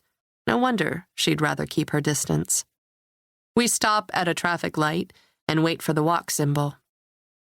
I'm fine, I say. I'd rather just move on and forget it happened altogether, but no one seems to allow that.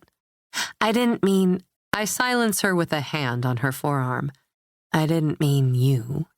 I smile and roll my eyes. I meant my husband. The only reason I mentioned it all is that you look sad today. Actually, so do you. And maybe it's not socially acceptable to say what I'm about to say, but it's a strange feeling, isn't it? To suddenly be someone's wife? To have their aspirations precede your own? Who says that's going to happen? You quit your job, right?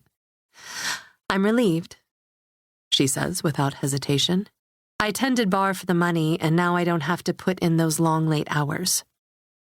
Still, I'm sure it was empowering in a sense. All those men thinking you're gorgeous, which you are. Thank you, but... She shrugs. That's actually one of the reasons I'm relieved. I mean, no one aspires to be a bartender. Trust me, if I could have afforded an education, I'd rather have landed anywhere but the aquasphere. Tell me, what did you want to be when you grew up? A weak smile begins to form on her lips. Oh, it's silly. Nothing silly about childhood dreams. I wanted to be a wedding coordinator, she says after a minute. I saw 27 dresses when I was in high school, and I thought, how great would it be to help people get married? What a lovely thought. And if her wedding is any indication of the events she'll put together as a coordinator, you should do it. Go get your degree in leisure. Doug will help. What did you want to be when you were a kid? I laugh. I haven't thought about that in years, maybe a decade or more. I wanted to learn how to fly an airplane. You wanted to be a pilot? No, I just wanted to know I could do it. Back then, I had a million aspirations, like a mountain range. At the top of one peak, I could be a pediatric nurse. Another, an artist or a fashion designer. Another, a journalist. I was without direction, for sure, but I always thought I'd reach a peak one way or another. When you're young, you don't realize time eventually ends. Like for Margot Stritch, suddenly opportunity just fizzled out. Suddenly it was over. We begin to cross the street. I clear my throat. Listen, I saw a report on the news this morning, and full disclosure, it's the reason I hightailed it out here for yoga. I want to talk to you about it. I didn't watch the news. I tell you, give me vodka by the boatload and I can handle it, but she massages her right temple. I cannot handle red wine. Yeah, you should try taking ibuprofen before you go to bed. I'll do that. Listen, a girl died last night. Donna whips her head toward me, and for the first time since I walked into the yoga studio, I feel like I have her full attention. Or early this morning, I say. I don't really know when. They're not saying. Donna raises a brow. Why do you want to talk to me about it? She worked at the Aquasphere Underground. I continue. And I also saw her at your wedding. My wedding? She shakes her head. I didn't invite anyone from the bar to my wedding. And I didn't interact with many people in the underground. It was a job, that's all. I don't want people to know Doug met me in a bar and get the wrong idea. I understand. But whether or not she was invited, she was there. I imagine Margot up against some wall at the Fordham's wedding venue, Ian between her thighs with a hand beneath her dress, working that scrap of satin and lace over her supple ivory hips. Why am I doing this to myself? I didn't follow them. I can't possibly know they disappeared that night to have sex. Rationally, I know it's unlikely, actually. Why would Ian risk it with his wife and children nearby? But I can't get the image out of my head. And thinking of it, I slip back into an ugly, jealous place, where I realize things might be better at home now that she's dead. Since I first saw her, I've wondered every time he leaves the house if he is sneaking away to be with her. Now that she's gone, I can stop wondering. But I hate feeling that way. Relieved. She was just a girl. And despite her connection to Ian, her life is over now. Regardless, I was wondering if you knew her, I say. Margot Stritch? For a second, she just takes another sip of her coffee and stares up at the traffic light at the next intersection we've come to. Finally, she speaks. If she worked the underground circuit. Look, no one uses their real names down there. I doubt I knew her, but even if I did, I wouldn't recognize her name. How about a picture? I'm already trying to juggle my coffee and my phone, trying to call up the picture that's been pasted all over every news outlet in the city. I finally manage to scroll to the right image, and Donna barely glances at it before she shakes her head. Did you know this girl? Donna asks. I mean, why do you care? I think Ian screwed around with her.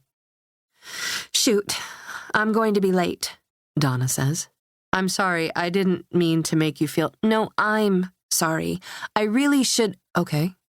I stand on the curb as she races in the opposite direction, calling over her shoulder. I'm sorry. I just have somewhere to be. Well, that was interesting. Then, Margot. Helen. Margot's voice echoed in the marble-clad entryway of the large, Victorian-era house in the historic district of Chicago. The neighborhood was called the Gold Coast for a reason. The place reeked of old money.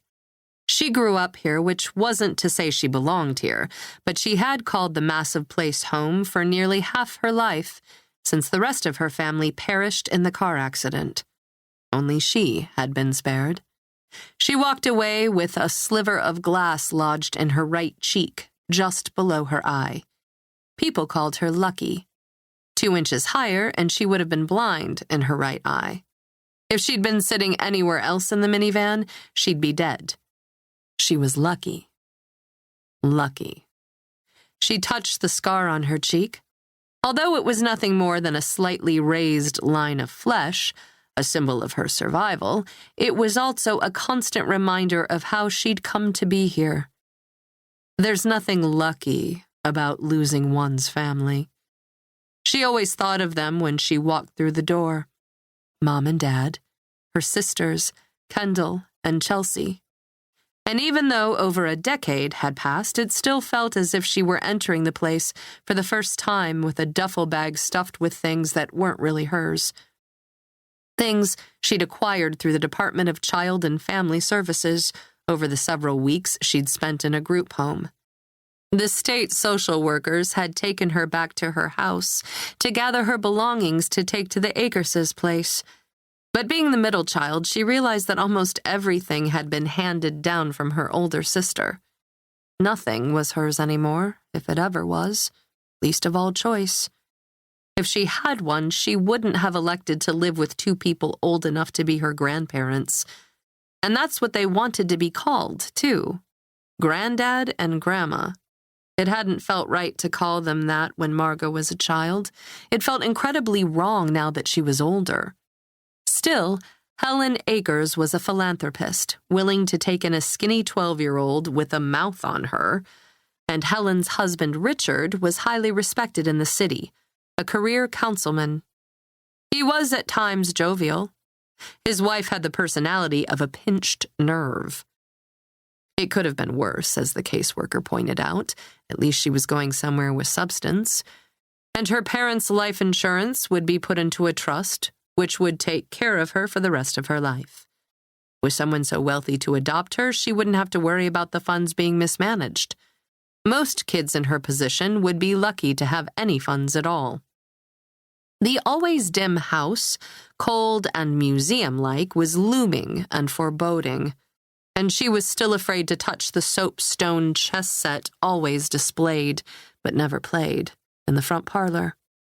After the scolding she'd received, after daring to feel the smooth contours of the bishop's hat one day, she wouldn't dare lay another finger on it even as an adult. Technically, this was a home, but it was far from comfortable, and never had been. Helen! With fat envelopes in her grasp, she meandered farther down the hall, toward the first-floor study, where a lamp burned in the eerily quiet space. Richard? Margot peeked inside to see Richard seated in his usual leather club chair, his head in his hands. A cocktail glass stood sweating on the old, embossed table to his left. She inhaled the scent of aged scotch. For a second or two, she flashed on the first time Richard put his hand on her knee. She'd been with them for a few months, and it was Kendall's birthday. She was sad, bawling, and Richard helped her through it. Only years later had she realized he'd gained pleasure from those touches. Only years later had she recognized the insidious purpose with which he had made himself intrinsic to her survival. "Where's Helen?" she asked. He looked up at long last. Instantly she knew he wasn't only drinking, but drunk, which meant that Helen had either locked herself in a room upstairs or she was out. His smile was wide but tired. "There's my girl." And he patted his lap as if he actually expected her to sit there, to pretend she'd always been his real granddaughter, to pretend he could possibly love her the same way other grandfathers loved their offspring's offspring. "I got in." She lingered cautiously in the doorway and displayed the envelopes one by one. John Marshall, Loyola, UIC, they all accepted me. His expression morphed from absolute elation to regret to sorrow in the space of 4 or 5 seconds. He emitted a loud, dramatic sob and again patted his lap. "Your granddad is proud of you." Pat, pat. "Come here." "What's wrong? Where's Helen?" "She's going to leave me," Richard said. "Why? What happened?" "It was a sure thing, baby doll." He swept his scotch up in his hand. It sloshed out of the glass when he brought it to his lips. "I had a line on a horse, and the damn horse lost." "Oh." "It lost!" He threw the glass at the walnut-paneled wall upon which she was leaning. Shards of glass and ice and splashes of scotch ricocheted. One shard embedded in her wrist. "Ouch! Richard, stop!" Pillows hit next. When he rose and attempted to pick up the chair he'd been sitting on, she screamed again, "Stop!" and took a step back out the doorway. He let out another wail of a sob and put the chair back down. He stumbled back and collapsed into it. "Come here. Your granddad needs you." Margot plucked the glass sliver from her arm and, pressing an acceptance letter to the puncture, took another step toward the front door. Soon she was running and wiping the tears streaming down her face. When she reached the door, she heard the weight of steps on the grand staircase. "Margot." She looked over her shoulder and met Helen's gaze. The older woman wore a navy pantsuit, devoid of even a single speck of lint. Her graying hair, cropped in a feathered bob a la Laura Bush, bounced as she descended, and her lips were pressed so tightly into a thin line that she took on a colorless tone. "Leaving soon?" Helen said, even as she lugged a suitcase behind her. Margot sniffled. "I just came to tell you. I got in." Everywhere. I'm going to law school. Helen shook her head. They lost your tuition. She said it as if Richard had simply misplaced the funds, as if she expected the money to turn up any day now. He lost everything, Helen said. There will be no law school for you. But my parents' insurance, gone. My trust is supposed to be... Don't be naive. He had to pay back the funds. Don't you see? Funds? Do you think it was his money he lost? It was mine? It was everyone's. The whole city's. Margot took the suitcase from Helen and set it closer to the door. Where will you go? Go? Helen shook her head. I'm not going anywhere. But your granddad is heading to the streets for all I care. He's bottomed out for the very last time. But if my money's gone, what about my expenses? You'll continue to live rent-free in our building. But as for the rest of it, you'll be on your own for a while. But nothing to worry about. You'll be no more on your own now than you were at age 12. But it was my money, Margot says. It wasn't yours to use. Helen turned her back on her. You'd better go. You know how he gets when he's drinking. I need that money. I'll tell the authorities what he did if you don't give it back. Do that and you'll destroy him.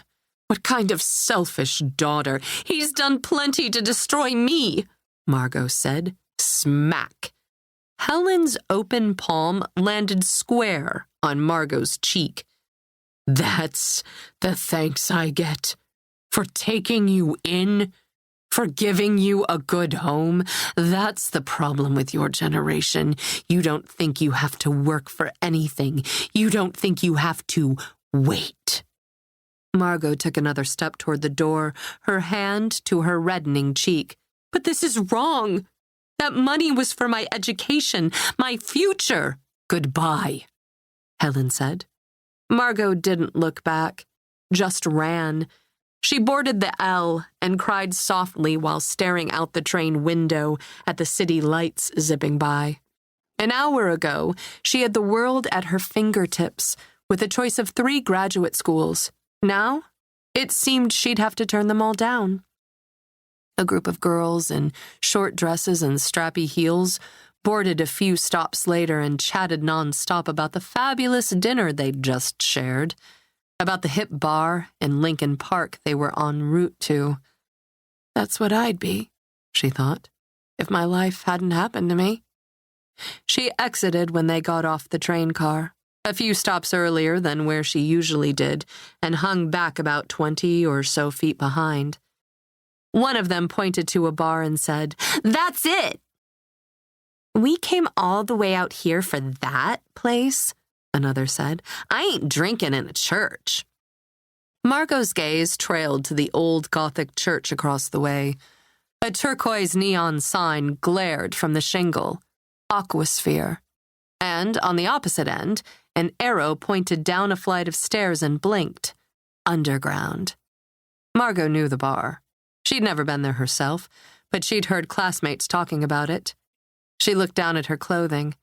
The jeans and Rolling Stones t-shirt weren't quite suitable for a club, but after what she'd just learned, she didn't care. Richard had lost her tuition money. Lost it. Screw it. She was going to drink alone tonight. She climbed the steps and entered what must have been the original vestibule of the building. For as large as the church was, this bar was positively tiny. 3 sets of doors behind the bar, those she'd assumed would have led to the open space where parishioners heard services, were barred. Signs warned off drinkers, no admittance. She walked to the far corner and tucked herself into a hole where she could sip a cocktail out of the way of everyone else. But getting a drink proved difficult in a place that could double as a sardine tin, packed to the hilt. Catching the bartender's attention would be a feat within itself. A flyer posted to the wall caught her eye. Dancers needed. Apply underground. What are you doing here? She flinched when he touched her knee, but soon found herself face to face with a man who obviously thought she was someone else. I'm sorry. I thought you were. He threw his head back and chuckled. Forgive me. You look like someone I know. She narrowed her gaze at him. He was good-looking. He held out a hand. Arlen Judson. Margot. Classy name for a classy dame. Can I buy you a drink? After the whole ordeal with one of her pre-law professors last semester, Mr. I swear I'm nearly divorced, she couldn't be too careful. She glanced at Arlen Judson's left hand and saw no signs of a wedding band. No tan line, no dent at the base of his knuckle. If you promise not to shell me with cheesy lines. Sure. So, Margot, has anyone ever told you that you look like Marilyn Monroe? She rolled her eyes. Really? That's the best you can do? Blonde. Bombshell. No-brainer.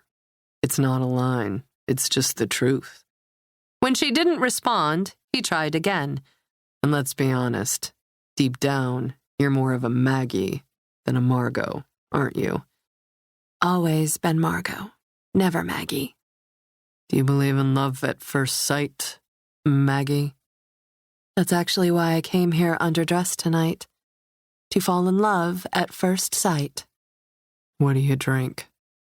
Finally, a question I don't mind answering. Gin and tonic with 2 limes. That's my favorite drink. You're quickly becoming my favorite person. Why am I not surprised? The bartender leaned toward them. Everything all right here? 2 gin and tonics, and I'll be right back. Left my jacket over. 1 second. The bartender buffed the bar with a turquoise rag. You okay? She asked. Margot quickly checked the perimeter before realizing the question was directed at her. Me? The bartender nodded toward the man, who was on his way back to the bar with his jacket. Be careful. Seems like a nice enough guy, but be careful. Margot nodded. Arlen Judson returned. In all seriousness, what brings you out tonight? To be honest, I had a rough day with my family. I'm sorry to hear that. Thank you. Anything I can do to help? Arlen Judson was being polite, or he obviously wanted to get into her pants.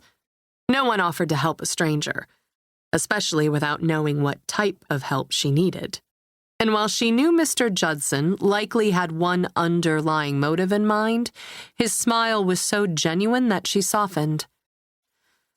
At the risk of sounding like a line, she began, then shut up. I was going to ask if you came here often. Often enough, he admitted. Have you ever been downstairs? For a second, he didn't answer, but his grin told her everything she wanted to know. He knew the place well, if she had to guess. She looked again to the flyer on the wall. What happens downstairs? Sweetheart, what doesn't? Anything goes? Anything and everything. Ironic that this place is a church, isn't it? On the contrary, I think it's honest. I was raised by 2 of the most outwardly Christian people you'll ever meet. They're not good people. It's loud in here. Do you live nearby? I do. That'll be convenient then, at closing time. Fine line between confident and cocky. I'll drink with you, but I'm not going to sleep with you. Maybe not tonight. Arlen raised his glass. But here's to someday. She laughed. Seriously, let me walk you home. You can tell me all about it. That's a nice offer, she said. But after the day I've had, I'm not ready to go home. Okay. She sighed. My whole life, I've tried to do everything right, and you know what? It doesn't help. It doesn't get me where I want to be. It doesn't stop bad things from happening to me, so I'm done. Done doing what I'm supposed to do. What did he have in mind? Because I know you're not interested in a one-night stand. Let's take a detour, she suggested. Let's go downstairs and see what happens. Chapter 7. Kirsten. Her case is on the news again. Margot's neighbors place flowers and teddy bears and lipsticks near the lamppost outside her building at the corner of Levitt and Webster, in tribute to a life lost too soon. As I watch the news, I pace around my living room, periodically eyeing the half-finished bottle of wine Ian brought home last night, recorked on the island. I don't want to drink it in case I have to drive later, but I can't sit still. What the hell? I yank out the cork and pour a glass. Breathe.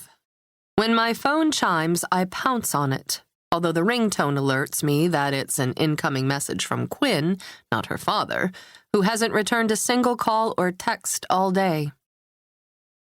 Are you watching the news? She's hella familiar. Sigh. She probably recognizes Margot from the wedding.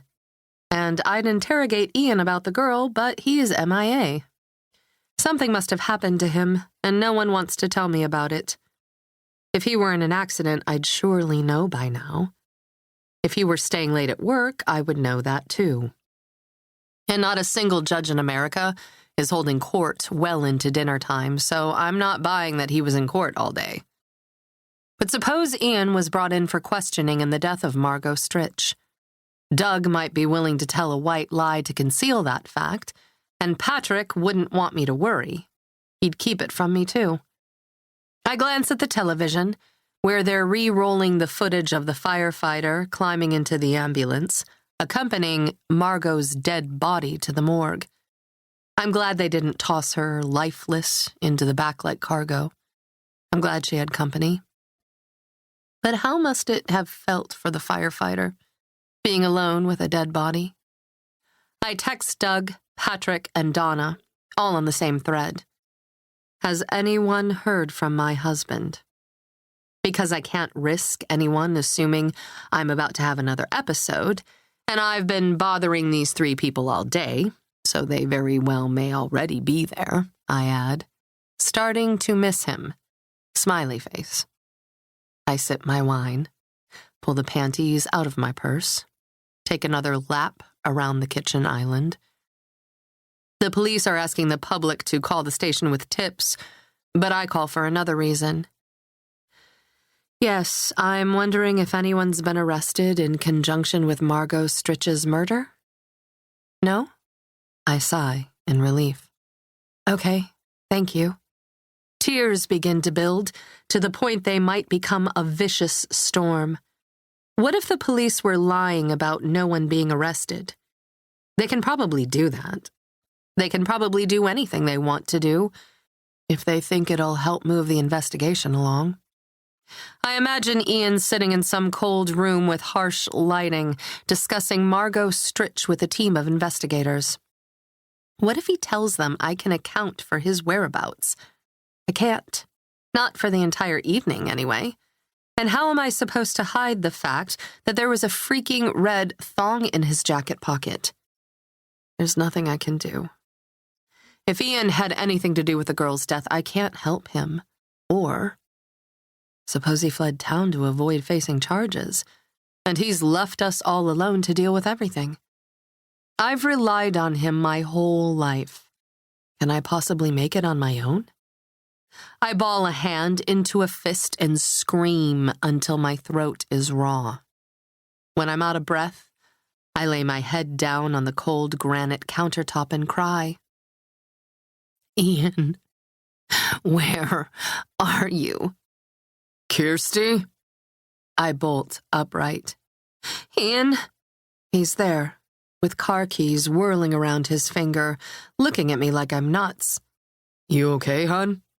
He grips me under the elbow and helps me toward a chair at the island. I'm fine, I say. I don't want to sit down. No, you were screaming. For no reason. I think you should. I've been worried. I slide the chair back under the countertop and refuse Ian's offer of a seat. I've been calling you all day, and you're basically ignoring me, and after everything going on— Sorry. I had a full docket. And this evening after hours, He sits next to me. well, I brought something for you. For me? You seemed sad this morning, and I figured now that you have some extra time on your hands, maybe you could use an outlet. Where have you been, Ian? What happened to the car? The car? I cradle my head. Oh, I hit a deer this morning. It seems so long ago. I thought Patrick might have told you. But listen, there's something you should know. Can it wait? He smiles. Ian, have you seen the news today? The news? As if he finally realizes it's on in the next room, he pivots toward the television. Margot's face fills the screen. A reporter's voice. Authorities were called to the scene when a concerned neighbor located a suspicious note, reportedly alluding to foul play. I keep a close eye on my husband. His hand shakes a little as he reaches back for a counterstool. He swallows, hard. His flesh pales. He doesn't say a word, but his silence says enough. Did you know her, Ian? No. I mean, yes. Not very well. How did you know her? He presses his lips together, as if to show me his lips are literally sealed. Where did you meet her? He shakes his head. Kirsty, you don't have to worry about it. It's not what you think. I wipe a tear from my eye. Not what I think. I reach for my purse. I'll tell you what I think. I toss the thong to the island.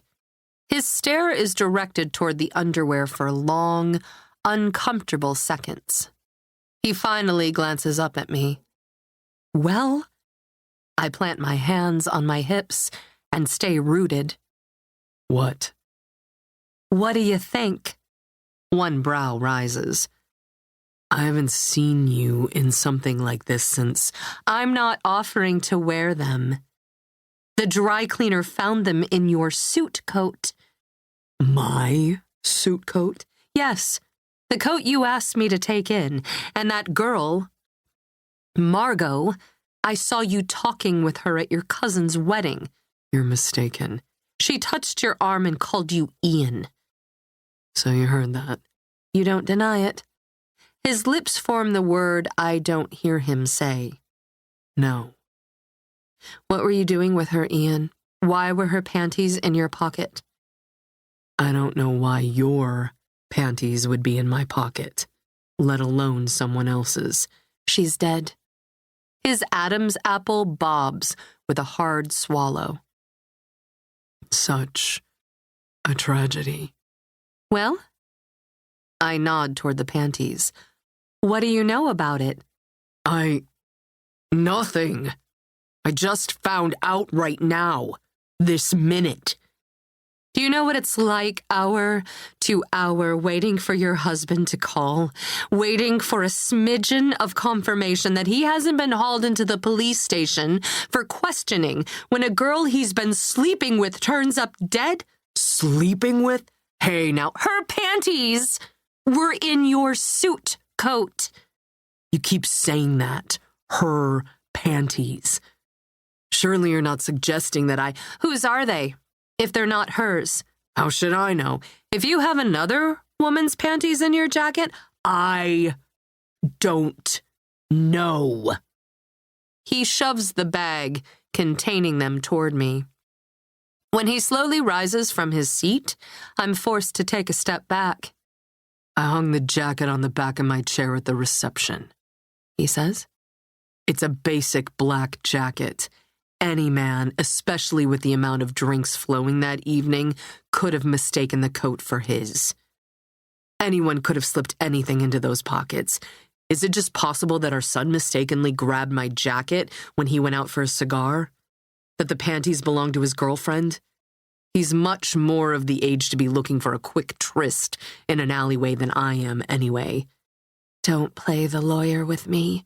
Damn it, Kirsten. Stop accusing me of something you know I didn't do. My whole life, I've done nothing but believe in you, Ian. I'm pacing again. At the wedding, I saw you talking to her. I gave you the benefit of the doubt. I've seen signs, and maybe I should have pressed the issue sooner, but I didn't because I was afraid. Afraid of what the truth might lead to. Afraid that you do what you're doing now, that you try to make me feel as if I'm crazy, but it doesn't make sense. I saw you talking to her. You still haven't denied that. And now she's dead, and the thong was in your pocket, and it's too coincidentally similar a color to the dress she was wearing that night. It doesn't make sense. You're right. It doesn't.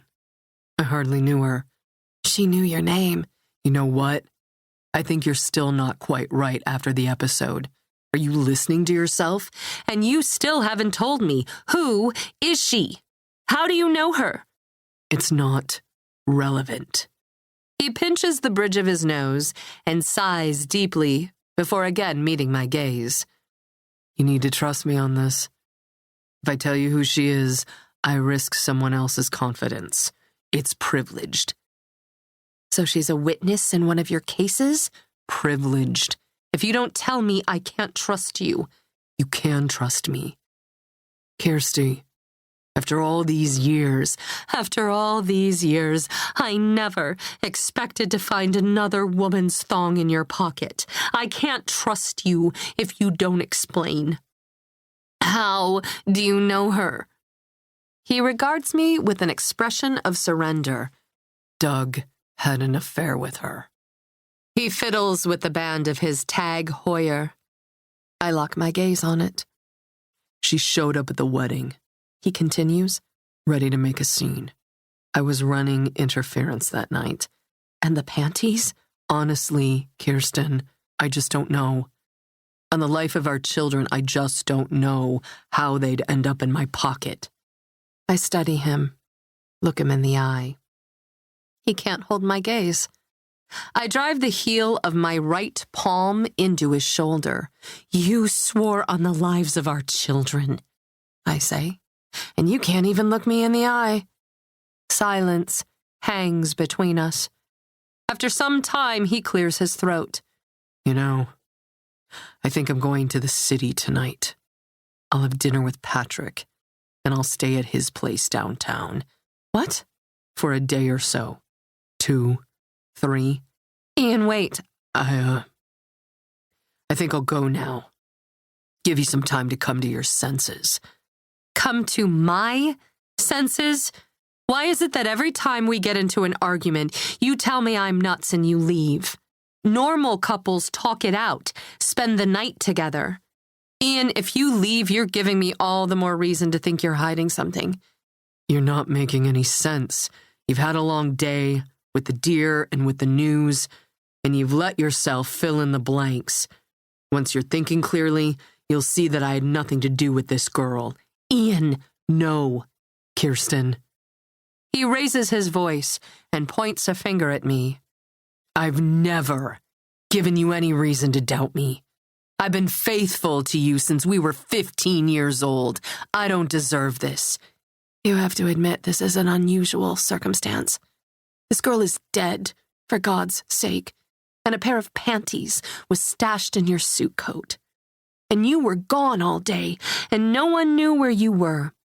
And you come waltzing in hours after the close of business. What am I supposed to think? You want to know why I was late today? Ian, there were panties in your suit coat, and a girl is now dead. I drove out to Blick's studios. I bought you an easel and canvases and brushes, paints. I know you wanted to be an art major. Seriously, Ian, I don't paint. I thought you did. You won a prize, didn't you, at the art fair our senior year? It wasn't for a painting. Well, whatever. The point is that you need something to occupy your time. My heart's in the right place. Don't distract me. I mean, thank you. Thank you for doing that, but you're skirting the issue. He turns toward the stairs. I'm going to pack a bag. Ian, please. I think you need time. Take a few days, he says. Let me know if you think you can put this negative energy towards something useful and satisfying. If you want to reconnect with friends from Evanston or make friends here, you let me know. But if this is what you want to do with your life...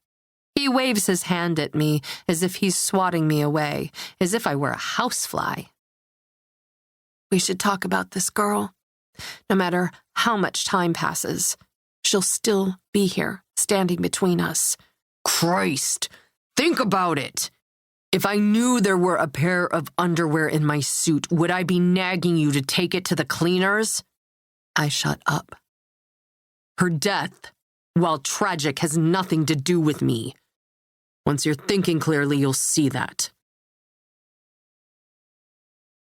Chapter 8. Jessica. I decide to wear my department issue jacket, even though I'm not at the home of Helen and Richard Akers in any official capacity. They don't have to talk to me, but I'm hoping they will. I walk up to their enormous brick residence and ring the bell. The missus answers, perfectly coiffed and wearing a rust-colored pantsuit and black pumps. I can tell by the widening of her eyes that she recognizes me. You don't forget the people who tell you your loved one is dead. But I introduce myself anyway. Jessica Blythe. I extend a hand. Chicago Fire and Rescue. I was on the call with your granddaughter? Daughter? Margot. The police already came by. She hitches a hip. Unless... Do you know when they're going to release her to me? I'd like to see to the arrangements. I'm sorry about that, ma'am, but I don't know. I'm not here for the city. I just thought I'd check with you to see how you're doing. Oh. Well, come in. She steps aside. I enter. The place doesn't feel lived in. Rather, it feels like one of those houses photographed for an interior design magazine, and there's not a single family portrait anywhere to be seen. I apologize that my husband won't be able to join us, she says. She perches on a small sofa in the foyer. That's all right. It's clear I won't be admitted any farther. I take a seat in a chair opposite her. He's indisposed, dealing with some personal issues. She says it as if half the city doesn't know he's under investigation. I'm sure you understand. Margot's death has crushed him. I imagine. Well, the Lord must have a plan. We go through trials at his whim, don't we? Was Margot a believer? That's how I know she didn't take her own life. I sent her through catechism classes, and she went to church with us weekly until a few years ago. She knew the gargantuan sin it would be. She'd fallen out of practice, but I still feel in her heart she wouldn't have done it. May the Lord save her. You know, ma'am, I say, if there's anyone else you think I should pay a visit to, a boyfriend, maybe? She was seeing someone, Arlen Judson, but they'd broken up. I nod and commit the name to memory. Any idea as to where we can find him? I don't know more than the name. We're friends? A colleague at work, maybe? Margot didn't have friends, and she didn't work outside of school. Everyone has people, I say. Margot didn't. Why do you think that is? She'd been through a lot in her life. I suppose others couldn't relate to her. I know something about that. Too bad. I nod. She had a job, though, at the Aquasphere Underground. That's a ridiculous accusation. I read about it in one of those gossip rags, and it's disgraceful what people are allowed to print. I try another angle. You know, Mrs. Akers, I appreciate everything you do for Catholic Charities. I myself went through a counseling program with the organization when I was young. Oh, really? My mother had a problem with addiction. Her brows slant downward and she nods as if urging me to continue. One of her boyfriends took certain liberties with me that he shouldn't have. Her lips thin into a white line, her brows come together, and she begins to wring her hands in her lap. She looks angry. I suppose I can understand that. It's a terrible reality. If not for people like you, I blurt out, I don't know how I would have survived. Do you think I don't know what you're inferring? Ma'am, I'm not inferring anything. Do you think I don't know Margot spread those dirty lies among our friends? Complete fabrications. She could have ruined us, you know. Such accusations. To think anyone would believe my husband would have been inappropriate with Margot. It's ludicrous. Is that why you're here? Are you looking for some way to pin motivation to kill her on me? On my husband? I don't know anything about that. Like I said, I'm not with the police. I'm here to check in with you, to see how you're doing. And to invent a personal abuse story to get on my good side. Have you no morals? I stand. I suppose I should be going. If you want to bother someone, if you want to know who's responsible for Margot's death, I'm not investigating. I only came as a courtesy. Look at the obvious suggestion. Arlen Judson. I'll inform the police. Please do. I'm sorry for your loss, I say, as I edge my way toward the door. I'm sorry to have upset you. I really was here only to see if you needed to talk.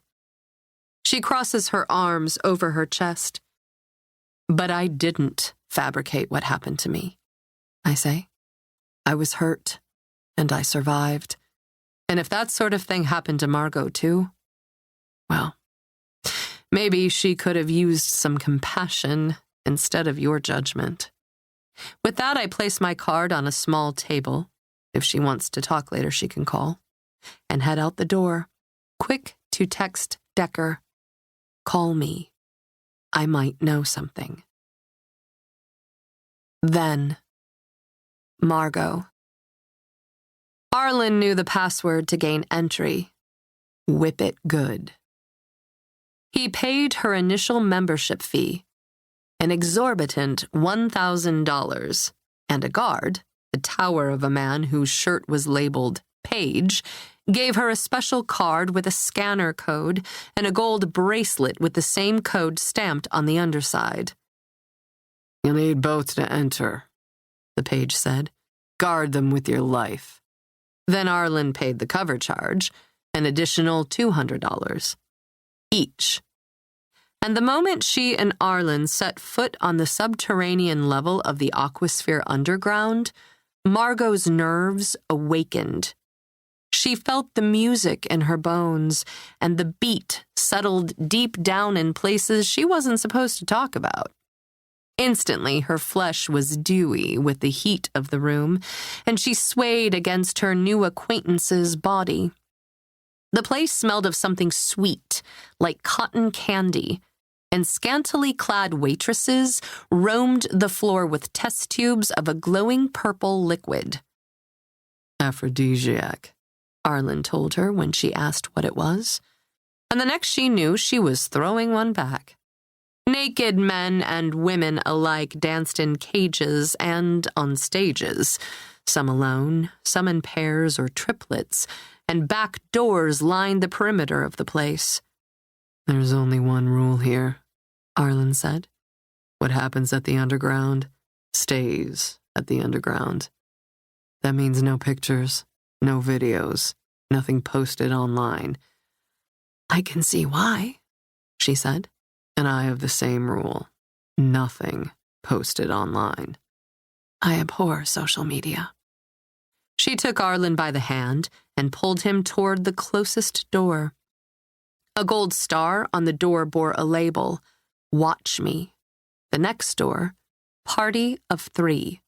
The next, "Tied up at the moment."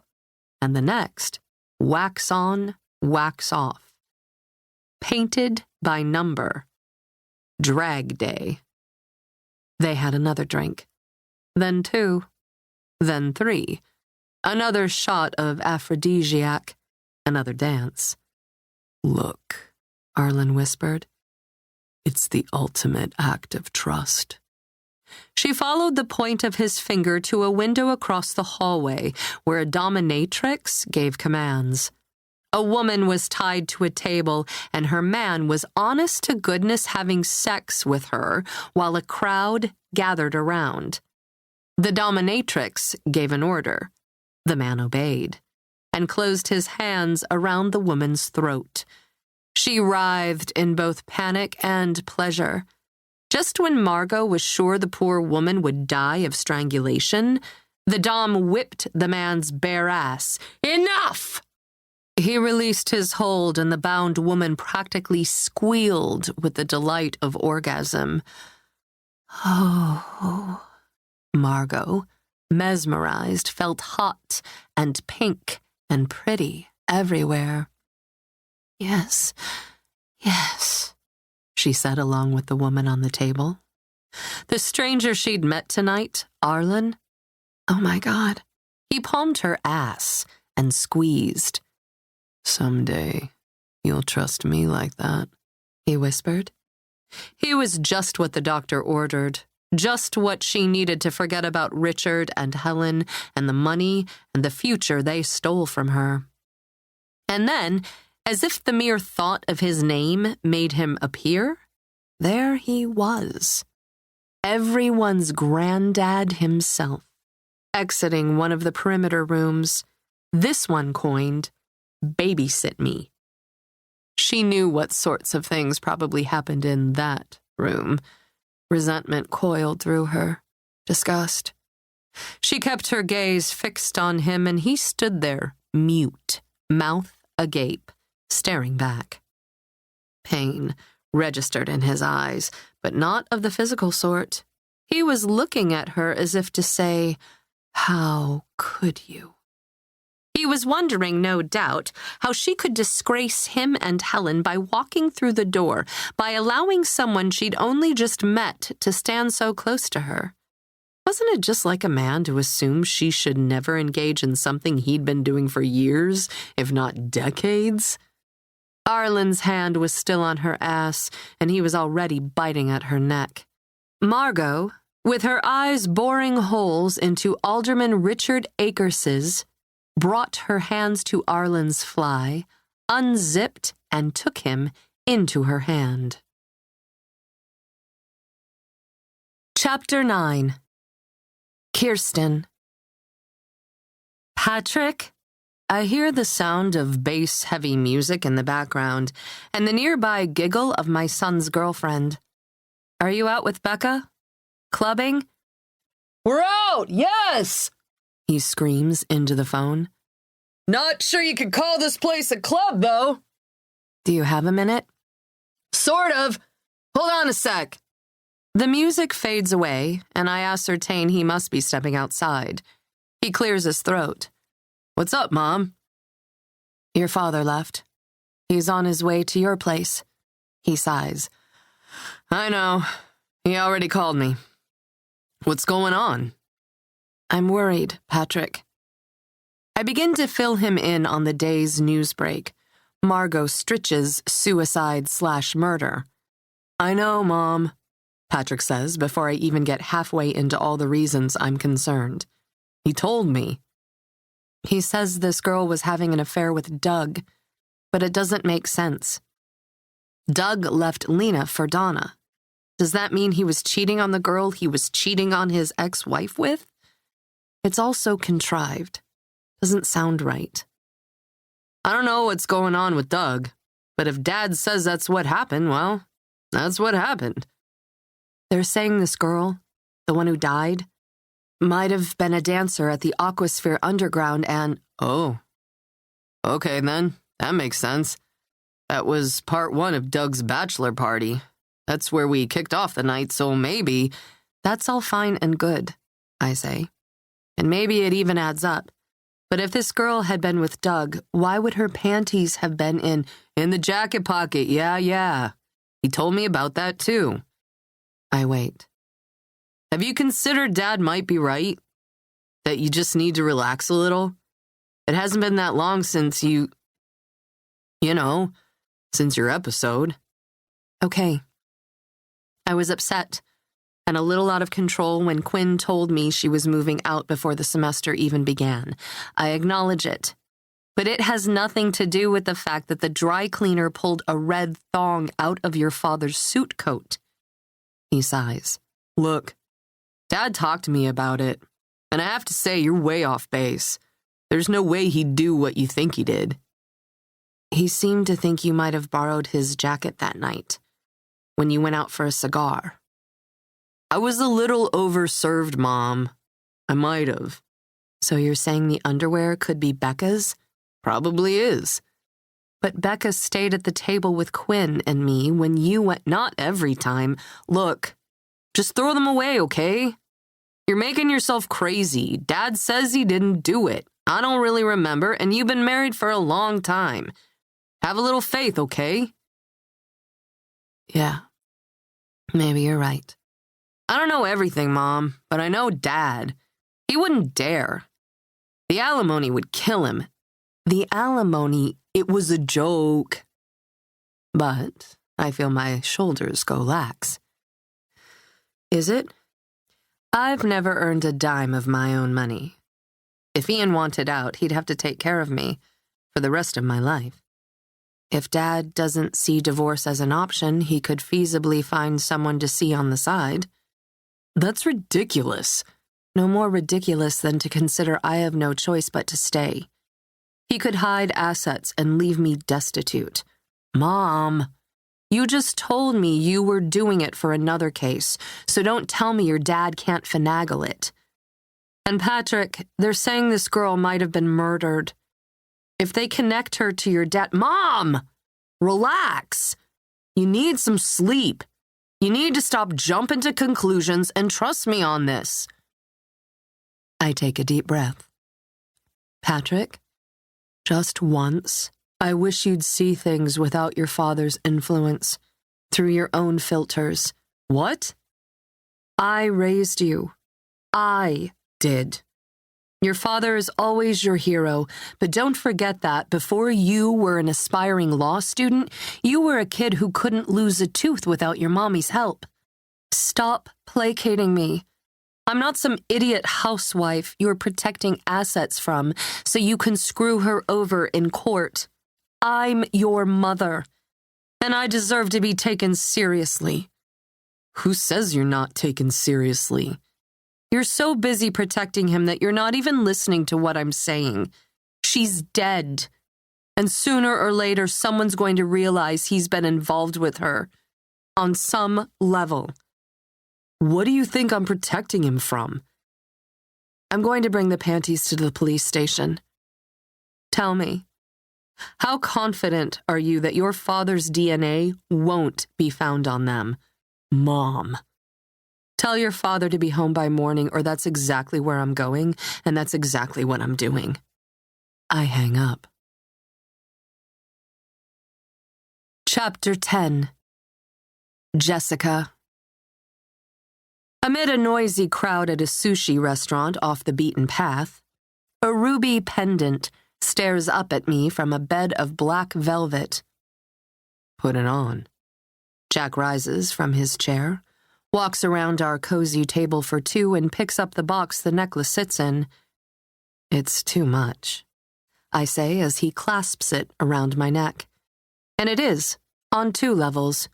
We haven't been dating that long, for one thing, and for another, this looks like an actual ruby. A real one.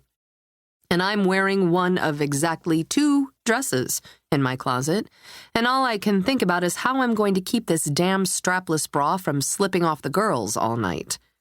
I don't know when or where such an elegant accessory would be appropriate in a life like mine. Beautiful. I traced the outline of the stone with a fingertip. I know you've had a hard week. He resumes his seat. You were on that call. The suicide. I was. And I wasn't here for you. I should have been. It's not the first dead body I've ever moved. Still, it's awful. Brutal. But I got through it, okay? How do you get over seeing something like that? If I knew the answer to this one, I wouldn't be waking up several times a night thinking of her. But my best guess is you drink too much and end up in bed with the detective in charge of the case, fucking it into oblivion. That's how. You just gotta roll, I say. There's nothing else you can do. Is it true they're saying she was murdered? They don't know yet, but it's an interesting case for sure. An appetizer arrives at the table. Jack spoons a fried dumpling onto my plate before taking one for himself. Jack, have you ever been to... This looks good. Sorry, it's just that I'm starving. He grins. I feel like I don't eat unless I'm with you. Yeah, I have that effect on a lot of people. No, I like that you eat. It's crazy how many dates I've been on where she'll nibble on a side salad and not even finish it. Well, you won't have that problem with me. Glad to hear it. And go on. You were saying? I was wondering, have you ever heard of the Aquasphere Underground? Yeah. Over on Western, is it? You ever go? Effortlessly, he wrangles a dumpling between his chopsticks and pops it in his mouth. Trick question. I laugh. It's a yes or no question, in no way trick. Well, if I say yes, admit I've gone, so you have. You think I'm some sort of pervert. I go home alone. If I say no, you think I'm a prude, that I'm not good in bed. I go home alone. Lose-lose. I laugh. He's funny. I like funny. He flashes a brief smile. Either way, I'd gladly go with you. He reaches across the table and brushes a few fingers over my knuckles. Maybe it's time we talked about us, where you see this going. My chest tightens. Shit. I don't want to have this conversation. I don't want to have to define anything. Talking draws a line. Definition means limits, which equals no Decker. God, am I ready to never see Decker again? I should be. No good could possibly come of the merry-go-round we've been on since I was inducted into the CFD, when our paths started to cross. Talk about spontaneous combustion. We met the night of a warehouse fire, an arson case, and we crashed into each other and didn't come up for air for nearly 2 days. I just need to quit him, rip him off like a Band-Aid. You're a different type of girl than I'm used to, Jack's saying. Yeah. Apparently I eat when the rest of the female population nibbles. You're strong, independent. You don't need me any more than I need another headache. But we enhance each other, don't we? And if you want to talk about doing things together, like going to the underground, double shit. He thinks I asked because I'm curious, because I'm into the sort of kinky things that happen at the underground club. I can't backpedal now. I can't tell him I want to go see if I can track down the girl quoted in the paper, Gale Force, or anyone there who knew Margot. I want to know if anyone there knows anything about Arlen Judson, or anyone ever saw any red flags between him and Margot. But Jack thinks I want to take things to the next level. That I want to skip levels, actually. Skip the basic sex and go straight to Kinkville. I've been hanging out with Decker too long. With Decker, it's sort of understood that every conversation is going to revolve around a case, or a call, or a cold file. I guess normal guys don't think that way. As if he sensed I was thinking of him, Decker chimes in with a text message. Free? I cover the screen with my hand and glance up at Jack, who doubtlessly saw the name Decker light up my screen. I silence the ringer and refocus on Jack. This is good between us. I only see it getting better. Jack winks and tops off my wine glass, which didn't need another filling. Lately, you've been much more of a distraction than I expected. Even when I'm halfway across the country, I find myself thinking of you, always wondering what you're up to. A sense of guilt rises in my gut. When he's halfway across the country, I'm fairly certain he wouldn't approve of what I'm doing. I reach for my wine, and because I feel as if I should say something, I mutter, I aim to please. God, I'm a shitty girlfriend. And I want to go to Aquasphere with you. I want to go to a lot of places with you. My phone alerts again, vibrates this time, with another text from Decker. Jessica. I meet Jack's glance across the table. I just want you to know I'm here for you. I'm sure there are other people, your colleagues on the call with you, you'd rather talk with about this stuff. Other people you're used to relying on. Is that a veiled accusation? Does he know about Decker and me? And maybe I can't understand the job the way they do, but I'll always listen. So if you want to talk, spitball theories, whatever, I'm here. For long moments, we're locked in a stare across the table. Finally, he offers a hand, and I slide my fingers into his palm. And maybe someday you can put it all behind you. Maybe someday you'll find you don't want to do it anymore. I refuse to blink. And even when he kisses my hand, he maintains eye contact. I get the distinct impression he's not talking about my career. He wants me to put Decker behind me. He's hoping I don't want to do Decker anymore. It's none of my business if you're seeing someone else, I guess. He says. He stops me with a shake of his head. We've never said either of us couldn't. But I'm hoping you'll want to change that. I have to do it, or I'm going to lose Jack. I have to rip off the Band-Aid and quit Decker cold turkey. Chapter 11. Kirsten. I have to go to the police station or no one is going to take me seriously. When I told Patrick to give Ian my ultimatum last night, I 100% assumed Ian would be home before midnight. I didn't think he would actually call my bluff, and now I'm in a tough spot. Like many women in my position, I've folded more than once over the course of my marriage, but this time I just can't bring myself not to follow through with my threat. The problem, of course, is that if I do, my husband could be in real trouble. Real trouble. Life in prison trouble. I know enough about the law to know that the truth doesn't always prevail in the courtroom. It's more about proof than truth. And here's the rub. I don't know the whole truth. In desperate need of advice, I'm sitting in the holding tank sandwiched between Doug's office and my husband's. With my purse clenched tightly in my lap, this is a gamble, showing up here, at the boys' club of Fordham, Holloway, and Lane.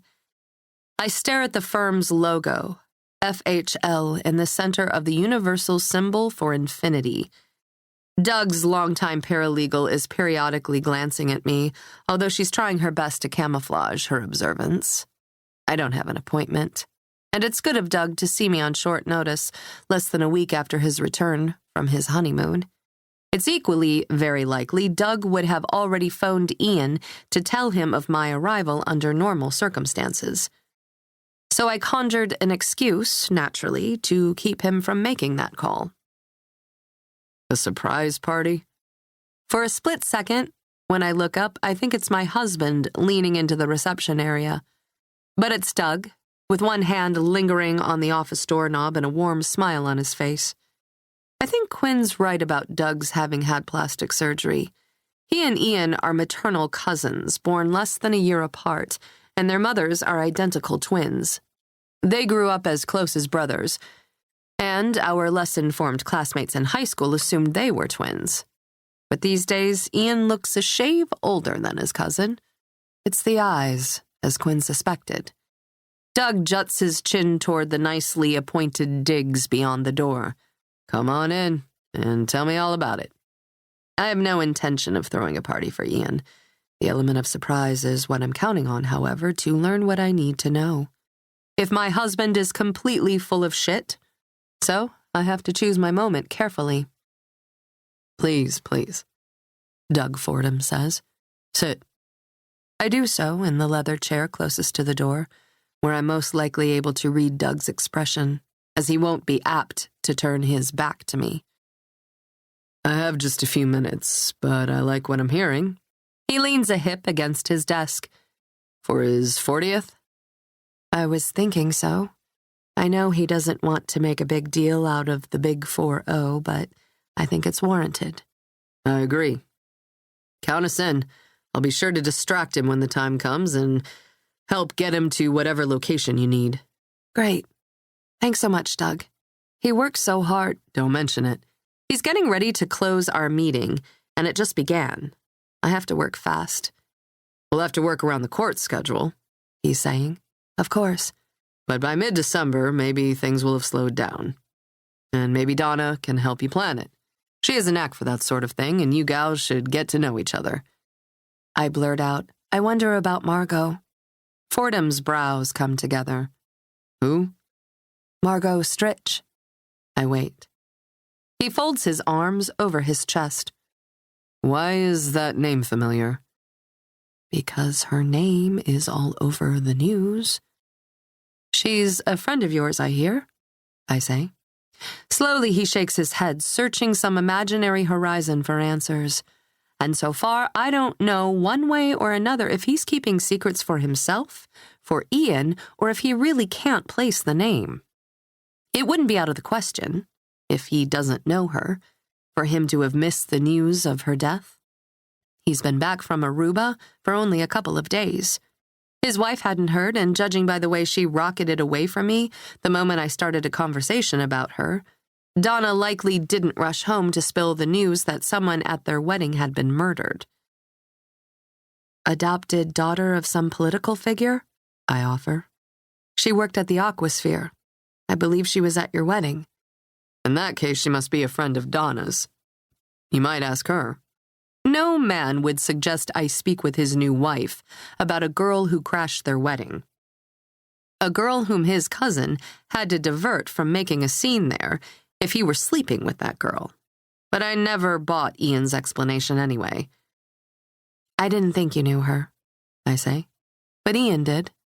He glances at the clock and pushes away from the desk. How does Ian know this girl? Do you know where Ian was the night before last? How late he worked? He's been working late, I know that much. But I just came back to the office yesterday. I don't know what time he left the office. The paralegals are usually gone around 4. If he stuck around, he could have been here until 10 or later. My hand is in my purse. I tighten my grip on the resealable plastic bag containing the red thong. Doug can't provide an alibi for Ian. I can't either. If I bring this evidence, is that what it is? To the station and establish a connection between Ian and Margot, it won't matter if he killed her or not. It'll be the end of us. He won't forgive the lack of faith or the accusation. But if I don't, and he did it... Why? Doug asks. You know, I've taken up enough of your time. I stand. How silly of me to waste your time with details. I'll give Donna a call to sort out the guest list. That would be best. Doug offers a hand for a shake and pulls me closer and kisses my cheek. Donna's lovely, by the way, I say. I'd love to get to know her better. You should. Why don't the two of you have lunch? I'd like that. She made an absolutely beautiful bride. Doug chuckles. Don't ask what she's doing with me. Nonsense, I say over my shoulder as I approach the door. You're a catch. It's in the family genes. Kirsty, I turned back toward him. You and Ian never had a wedding. I shake my head. The drama of being knocked up in high school and all. You've overcome some great odds together. Who'd have thought, after all you've been through, you'd still be here, standing strong together? I admit I had my doubts. I try to laugh.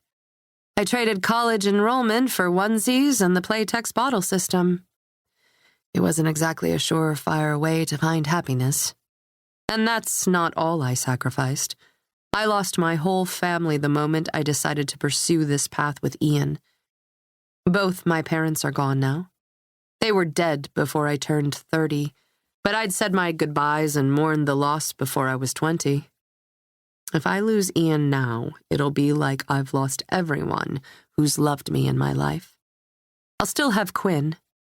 I don't think anything will ever come between us, but I'm not sure about Patrick. Funny how he's the reason I'm still here.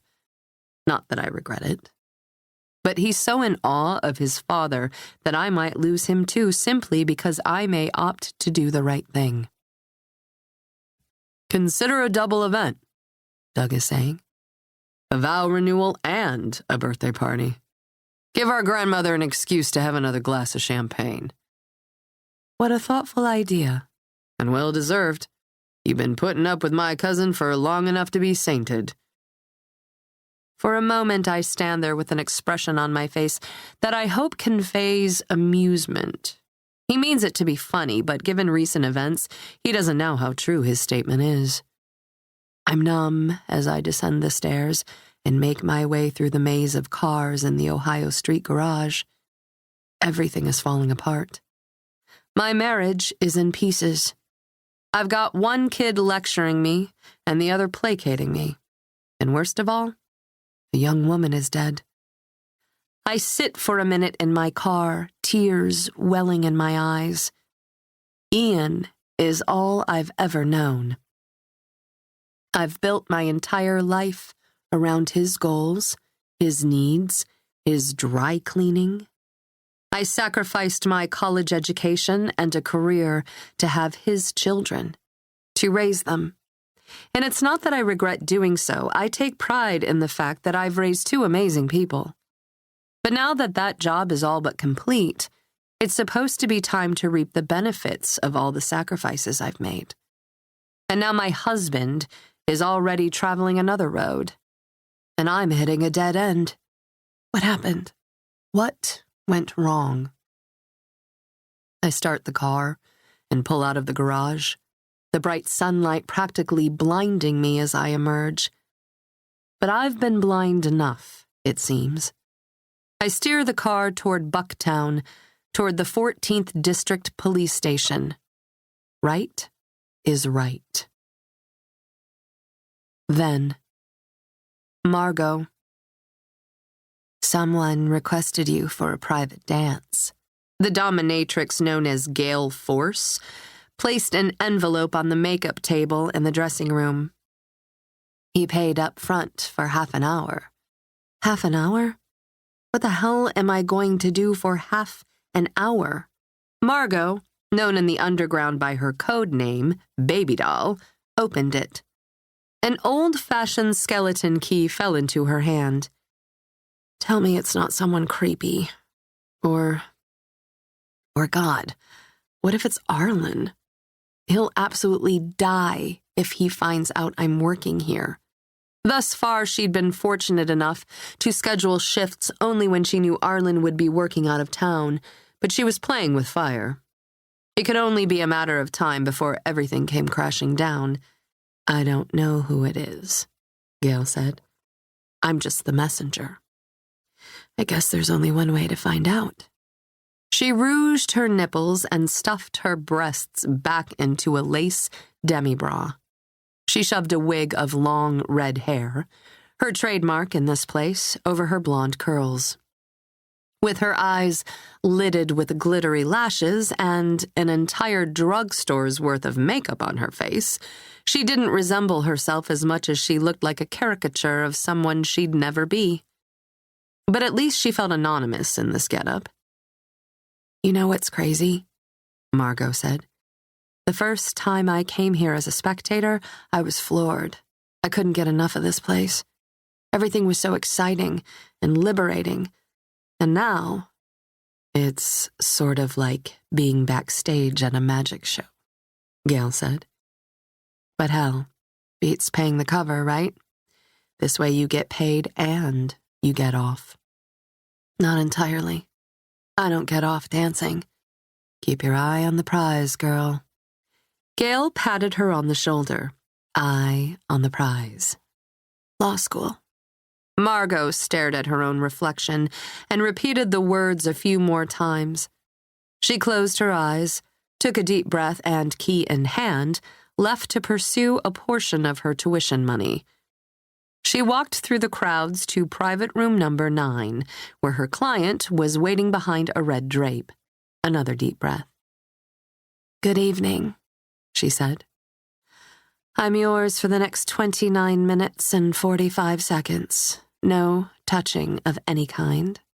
We're on a monitor, and if you neglect to abide by this one simple rule, security will, in a flash, flood this room and you will be escorted out. No refunds will be given for either your private dance or your cover charge. The Aquasphere Underground not only will eject you from the premises, but reserves the right to send video footage to law enforcement and local media outlets to best pursue your prosecution.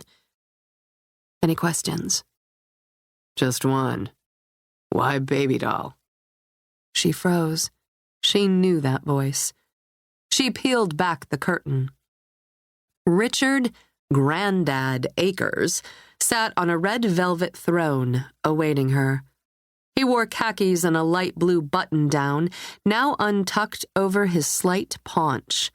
His full head of hair, salt and pepper, was mussed, as if one of the girls had already run her fingers through it. It's because I used to call you that, isn't it?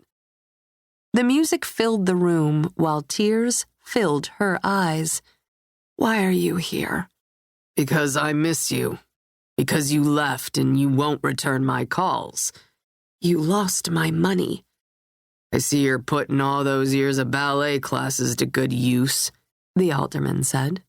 "Quiet, please. Let's not talk." That wasn't the rule. Since when do you care about the rules anyway? We waited until you were 18, he said. "We waited to do the deed," she said. "That's true. But the rest of it, all the presents, the looks, and the touching, it wasn't wrong. Maybe it was just a hand on my thigh or a hug that lingered too long, but you knew where it was leading. And the night it happened, I tried to stop you. You're my legal guardian. It wasn't right." You needed love. I gave it to you. Morally, it wasn't wrong. I'm not sure Helen agrees with you. She doesn't know. Oh, she knows. How do you know she knows? Because after we started, she only got meaner. She's stern, always has been, but I don't want to talk. I'll just give you what you paid for. I want more than what I paid for. I want you back home for Sunday dinners. I want to know what you're up to day in, day out. I want my family back. I want my tuition money. Is that why you're working here? Why else? I don't like it. Neither do I, Richard. But you left me with no other options. I'm working on it, you know, he said. Working on getting your money back. You'll lose it again. I'm not drinking anymore. You know, I only crossed the line with you when I was drinking. His hand went to his crotch. God, the way you used to look at me. You were my savior, she said. The only light in my life. You were nice to me, and she hated me. What did you think was going to happen when you climbed in my bed? Of course, I thought I'd fallen in love with you. You're the only one who was even remotely kind to me. You took advantage of a naive girl desperate for love. Margot. She waggled a finger. That's not my name here. Tell me about the new guy. No. Is he good to you? None of your business. Come to dinner this Sunday. Not a chance. I'll give you $1,000 for every dinner. I want my family back. Time to heal, the three of us, together. You want me to earn my own money back? That's what you're doing now, isn't it? Do it my way and you don't have to take off your clothes. That new guy never finds out what you've been doing here. He already knows. No, he doesn't. I know you. I know this isn't who or what you are, and you're not proud of what you're doing.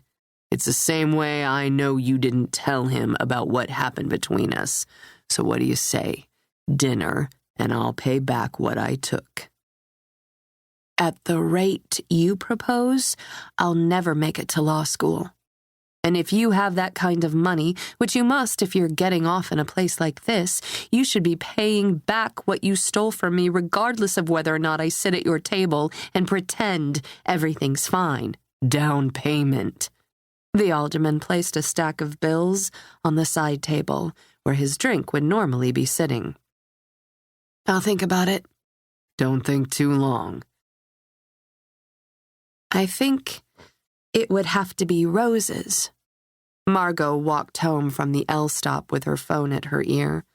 With all the paint and glitter washed from her face and body, and the leather and lace replaced with a t-shirt and jeans, she felt like a completely separate entity from the girl who'd danced for Richard.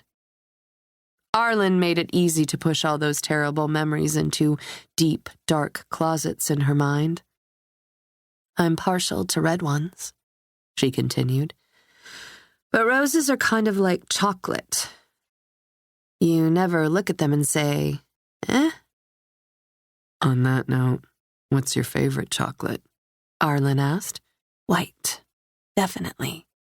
Red roses, white chocolate. How do you feel about panties? I wear them. Say I'm coming over and you haven't seen me in a week, and you know I'm dying to see a show. She paused for a second. Was this a trick? Did he know she'd just come from the Aquasphere Underground? I have a few interesting things you might like. Leather, mesh. Anything a little softer? You'd like that? I'd love to watch you cook in a red nightie, red satin, with a lacy G-string. I'll have to put that on my list of must-haves. You're my kind of girl. And you're my kind of guy. So, what's happening in Houston at 3 a.m? Nothing. Anywhere without you was boring. Ditto. Where are you anyway?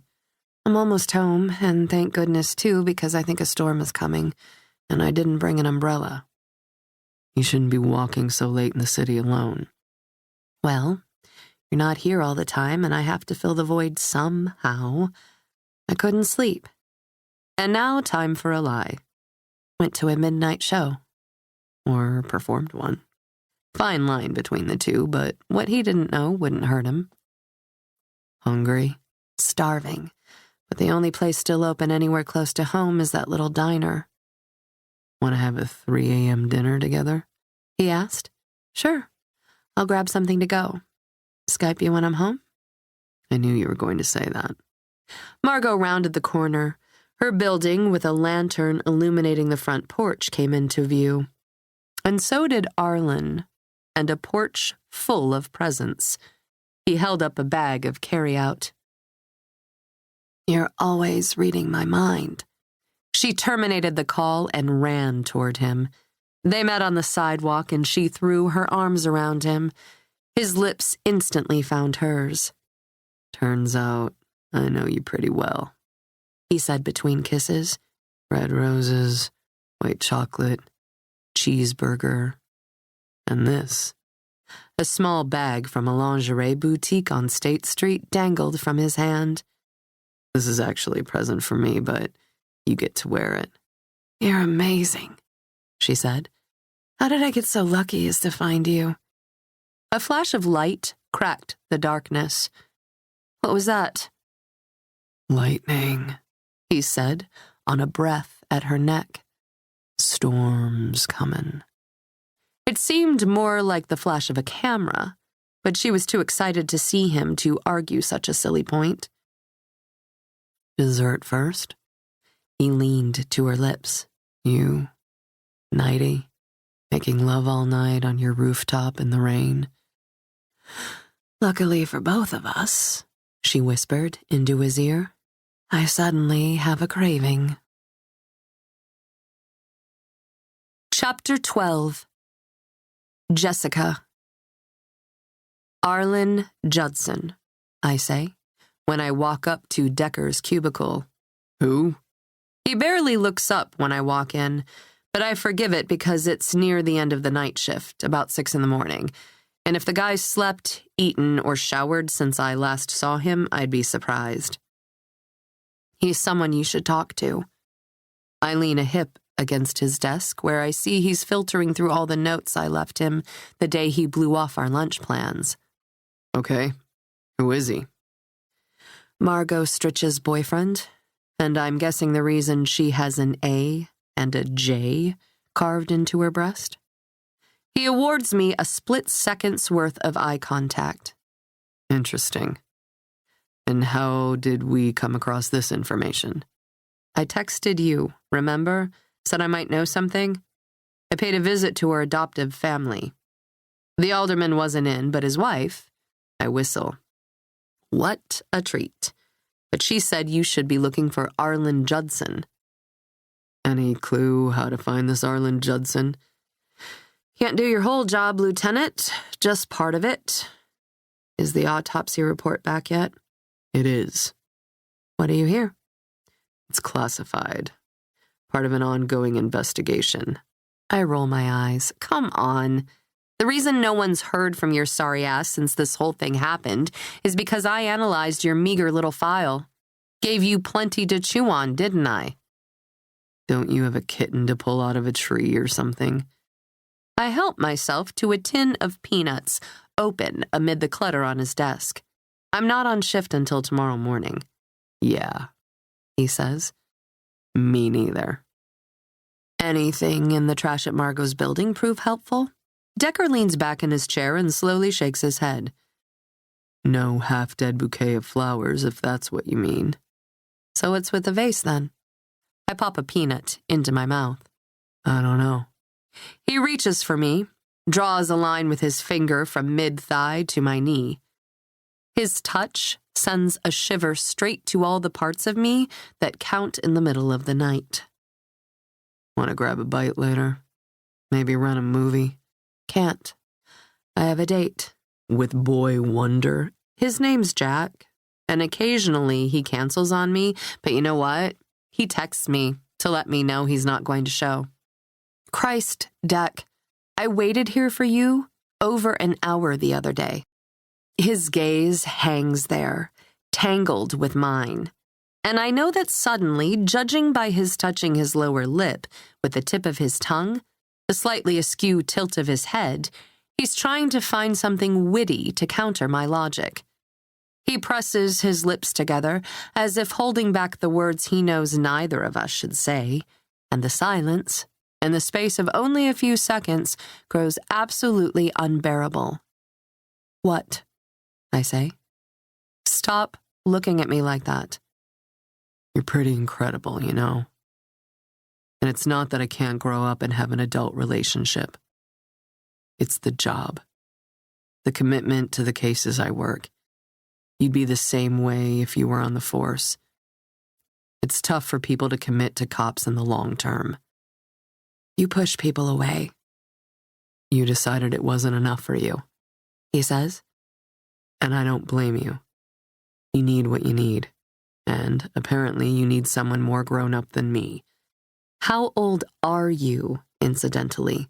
At heart or in years? Either way, doesn't matter. We decided we didn't work. And yet our paths keep crossing. In the space of a breath, I remember how it felt not to be sneaking around with him. As if I'd just bought a great pair of one-of-a-kind strappy sandals. And they're comfortable and sexy, and they go with everything. But after slipping them on a few times, I notice they're not holding up against normal wear and tear. Lieutenant K.J. Decker is like those sandals.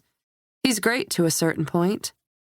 But then the buckles start to fall off and the leather becomes unstitched, so to speak. And he's still beautiful. And I keep taking him out of the box to look at him, but I know if I test him out again on actual pavement, it's only a matter of time before I'm barefoot.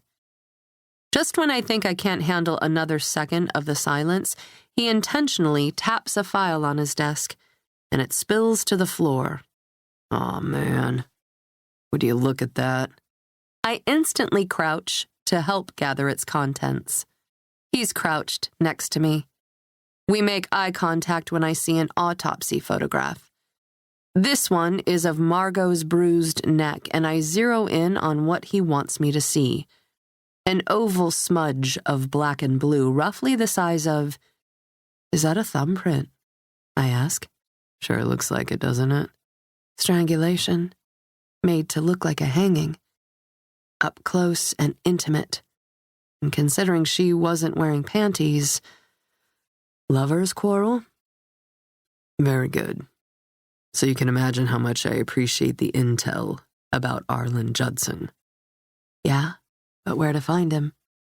I hope to know more about that as soon as the analysis comes back. The perpetrator left some DNA for us to play with. A sinking feeling dances in my gut. She was raped? He shrugs a shoulder. All I know is there's evidence of intercourse. It was likely of the rough variety given the bruises on her inner thighs. Old bruises, mind you, occurring a few days before her death, but not necessarily against her will. I feel a little better hearing she might have consented, but I think about the cash left on the counter at Margot's place, the panties in the drawer of her bureau, but none on her body, the reports of her working at the Aquasphere Underground. Was she a call girl? Why do you ask? The $100 bills left on the counter. 4 or 5 of them, right? Rough sex. Maybe someone was paying for it the way he liked it. Maybe. But I'd also assume any John would take his cash with him after he committed a crime of passion. Unless it was an accident. Unless he got attached to her and felt remorse for what he'd done. Accidentally murdered her.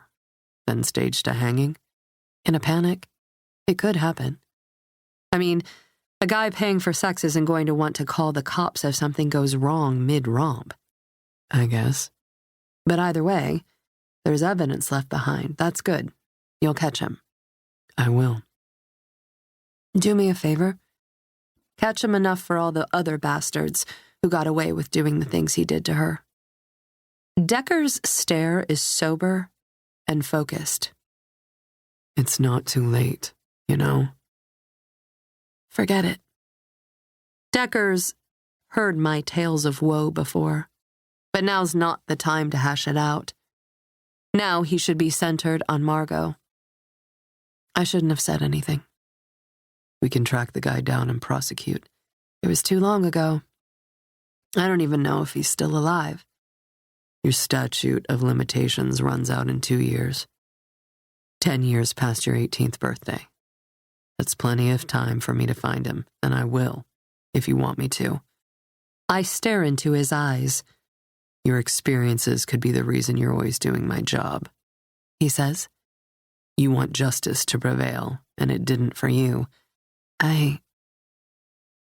Deck. He raises a brow, reaches for a strand of hair that's escaped my ponytail. Such a gingerly touch. It feels good, comfortable. But I know if I let it continue, I'm only signing up for a lifetime of waiting at diners for a guy who'll never show up.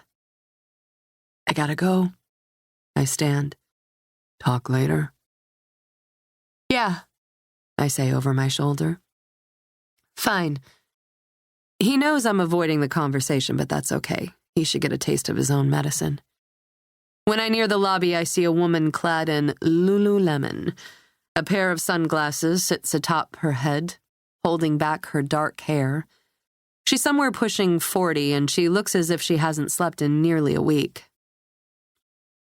I just want some information," she's saying to the desk sarge, who's barely glancing at her as she speaks. They're not saying on the news one way or another, but her hand dips into her purse and almost pulls out a plastic bag. Almost. At the last minute, however, she shoves it back in.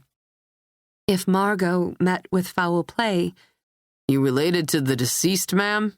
the sarge says. "What?" "No, she fumbles over her words.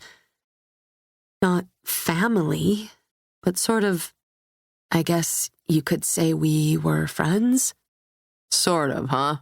The sarge looks at her over the rims of his glasses. "If you have information for the detective working the case, I'll call him, but if you don't, you'll have to wait for the breaking news."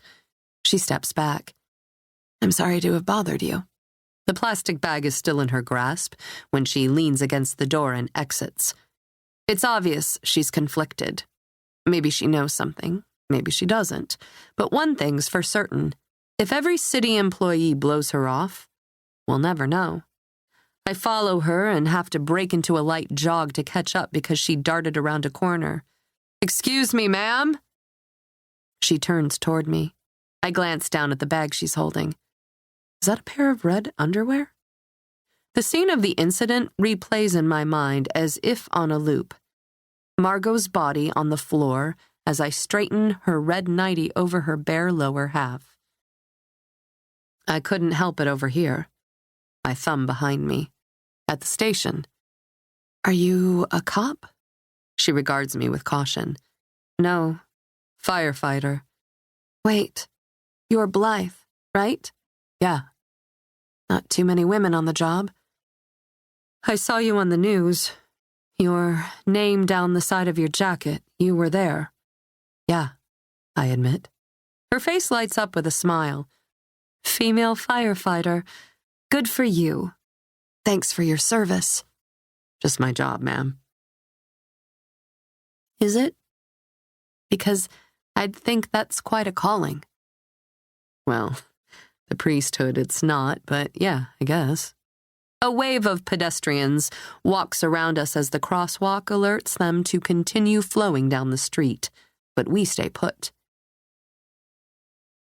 "Hey, I noticed the sarge was blowing you off back there, but are you okay?" It's hard to tell if she's crying because she's pulled the sunglasses back over her eyes, but she takes a long, deep inhale and swallows hard. "You were a friend of Margot's?" I ask. "I don't really know how to classify the connection," she says. "But I feel just awful about what happened." I nod. Me as well. "I suppose I just wanted to talk to someone about it." She shoves the bag back into her purse. I can understand that. "Have you had lunch?" "My treat," she says. "It's the least I can do for the potential sacrifices you make day to day, not to mention putting up with the boys' club that must come with a job like yours. And we girls have to stick together, don't we?" I appreciate that. She juts her hand out in front of me. "Kirsten Holloway. Homemaker." I shake her hand and say, "Jessie Blythe. Fire and rescue." Then, Margot. It wasn't the first time Arlen spent the night, but it was the first time he was still in her bed, asleep, when she awoke in the morning. She snuggled up close to him and breathed in the fading scent of his cologne, which she knew would linger in the threads of her sheets long after he'd gone. A girl could get used to this. Presents all the time, flowers and chocolates every time he returned from a business trip. How many days between visits would it be this time? Her body still hummed with satisfaction and practically purred with the memory of sex on the rooftop, the sounds of the city astir below. And speaking of stirring down below, she trailed her fingers down his chest to his hips, then lower. She closed her fist around the hardest part of him. He groaned as he roused, his lean body ready and waiting. Maggie. She felt a rush every time he called her that. He rolled her over. She wrapped her legs around his waist, and he crushed her lips under his. In an instant, he was inside her. Soon, she neared the brink of orgasm, and as she tensed, he stroked the length of her neck with the tips of his fingers. "Choke me." She placed her hands atop his and started to squeeze. No, no. He batted away her hands. Not today. Not yet. She slapped his cheek. "Do it!" He caught her wrist. No. She slapped him again with the other hand. "Do it!" And again, until he finally closed his fingers around her throat. Yes, he said through gritted teeth. Yes. Her senses heightened as her throat began to restrict. Breathe, he whispered and closed his fingers around her neck. Breathe. And even as he moved above her and drove her closer to the breaking point, his fingers tightened and constricted. Breathe, he said. Her eyes widened, and she gasped for breath. Oh no, this was a mistake. She flailed on the bed as best she could to escape, but he was too strong. She had no breath with which to scream their safe word. He was going to kill her. With one hand pinning her by the throat to her bed, the other slipping beneath the small of her back so she was truly captive in his arms, he continued his controlled rhythm, as if she weren't hanging in the balance between life and death. Breathe. His fingers tightened further. She couldn't breathe. She couldn't even move. Her flesh broke out into a fine, misty sweat, and although her air supply was dwindling and she was lightheaded, fixating on the determined expression on his face, he wanted to kill her. He wanted her gone. A sort of ethereal sensation came over her as he worked her down below with precise strokes. Suddenly, she wasn't trying to breathe. Suddenly, she was trembling with pleasure, and he released his grip on her neck.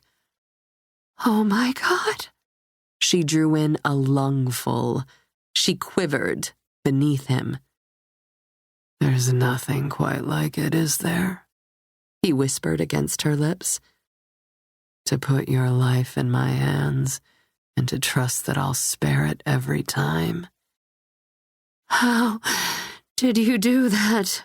She asked. I didn't. We did. She drew her fingers in circles around his heart. He groaned. I think I love you, he said. She melted in his arms. Chapter 13. Kirsten. The busing staff cleared our lunch dishes nearly an hour ago, but I'm still sipping on my second glass of wine, and Jessie just ordered another beer. For dessert, she said. I study my new friend across the table. Our conversation has been easy, if not polite, and if circumstances were different, if I weren't on the brink of marital turmoil and teetering on the edge of breakdown, maybe we could be friends, despite the age difference. I know she's the youngest of 5, the only girl, and while she hasn't come right out and said it, she's excited about the new guy she's dating. He, Jack, doesn't seem to be intimidated by her strength. She's also struggling to give up an old habit she picked up by the name of Lieutenant Decker, but she hasn't admitted that in so many words either. I smile for the first time today. Do you have a picture of your guy? Jack? We're not quite there yet. Anyway, she's about to change the subject. She doesn't like talking about herself, I can tell, and she feels as if she's already said too much. Why did you want to talk to the detective? I could tell her the truth. I could whip the red thong out of my purse and cry into my wine, but it all seems too much for a first meeting, so I shrug and say, I just can't help it. She's not much older than my daughter, and I feel as if, I don't know, no one's missing her. I didn't know her all that well. A slight stretch of the truth, but both harmless and necessary. I can't change my story now. And I feel like I'm the only one shaken up by all this. Her adoptive parents haven't made any statements, and I think that's strange, given his status with the city is the likely reason her case has gotten the media coverage. And her neighbors are piling teddy bears and lipsticks and silk floral arrangements at the lamppost in front of her apartment, but none of those people knew her. No teary-eyed boyfriend, no family members pleading for the resolution of the case. For all the media attention there is, it just feels rather contrived. Or plastic, maybe. Less than anyone deserves. Agreed. Jessie takes a pull off her long neck bottle when the waiter brings it. This girl's life was beyond private. A lot of people knew who she was, but no one knew her well, it seems. There was a boyfriend, apparently, and if he had anything to do with this, Decker'll get him. I dawdle for a second, weighing whether asking the question will seem as if I'm too nosy and therefore raise flags, but what the hell? The worst that can happen is she won't tell me. What's the boyfriend's name? Arlen Judson. Interesting name. Ian isn't on their radar. At least not yet. Are you sure you're all right? Jessie asks. No, I admit. Lately, I feel like my husband is keeping secrets from me. Why do you say that? I sigh and glance at my purse. Her eyes shift toward it, too. Oh my God, she says after a second or two. You think your husband was sleeping with the deceased. Damn, this girl is sharp. He denies it, I say. Don't they always? Quinn texts, FaceTime? I should go. I signal for the check. I should catch up with Quinn. I'm sorry, Jessie says. We can talk about something else. Oh, no, it's fine. It's just... My daughter wants to talk this afternoon, and I have a few errands to run. We should do this again sometime, Jessica says. That'd be nice. And if you ever want to talk about Margot or anything else, you know, if your husband really did cheat on you and you have proof he's connected to a girl who just turned up dead, I'm sure you're conflicted, but it'd be due penance to turn it in. I nod. Agreed. If you need anything, thanks. I texted you a link last night, Quinn says. There's a studio in Door County. They have programs for all the arts, creative writing, pottery, photography, painting. You apply for one of 12 positions. Wait, apply? And go up there for a week. I can't be gone for an entire week. Mom, why not? Because there are things that have to be done here at home. More grocery lists, honeydews, and dry cleaning? Thanks, Quinn, for reducing my life to a cliché. What I mean, Mom, is that arguably the toughest part of your job is over. Patrick and I are out of the house. You've raised us. Isn't that why you never went to college in the first place? Because someone had to raise us? Well, it's done. It's time now for you to do something for you, something to make your life better. And you love Door County. This class, it's too late. I can't even fathom starting something new at this point. Shut up! I look at the phone this time. Quinn. She sighs and rakes through her hair. Talking to you sometimes is like talking to the Colosseum. You've been rooted in the same place for so long, it's like you forget you can still be useful to yourself. Useful? What I do, what I've done all these years, isn't useful? Not to you, it isn't. You help everyone else. None of us would be where we are without all the sacrifices you made. Just doing my job. I want you to try to think about this, okay? Imagine you're 17 again. You are not pregnant, and you have your whole life ahead of you. Do you go to school? Do you pursue your passions? Or do you stay home and fold daddy's socks because that's what he wants you to do? You're oversimplifying things. No, you're overcomplicating things. It's just that easy, Mom. How did you get this way? How did I raise a daughter like you if I'm such a pushover? I'm not saying you're a pushover, but that's sort of my point. If you raised me, and you did, all on your own, I'm saying there's someone in that stubborn head of yours who knows I'm right. It's time to seize the day. I take a seat at the breakfast table, where I put a tea bag and a cup of water a while ago, but I'm too distracted to drink it, and it's cold now anyway. Honestly, Quinn, the world you believe in, it exists, she says. And I know you believe it too. I hear your voice in my head all the time, making sure I know I'm good enough, teaching me how to love myself and other people. If you didn't feel this way about the world too, as if it's full of possibilities, I wouldn't think this way. I'm dumbstruck, staring at her beautiful face, trying to see myself in my daughter. If what she says is true, I must be in there somewhere. I know your parents didn't really give you a choice. I know you were between a rock and a hard place, and Patrick and I are forever grateful that you chose us instead of the path of least resistance. But you can still grasp your brass ring, Mom. You're my brass ring. Promise me. Look into this Door County thing. Okay, I promise. And Mom, whatever's been bothering you the past few days, if you want to talk about it, I'm fine. Patrick said you and Dad are having trouble. Yeah, well, it happens sometimes. You're strong with or without him, you know. You're incredible, Quinn. I know. I take after my mommy.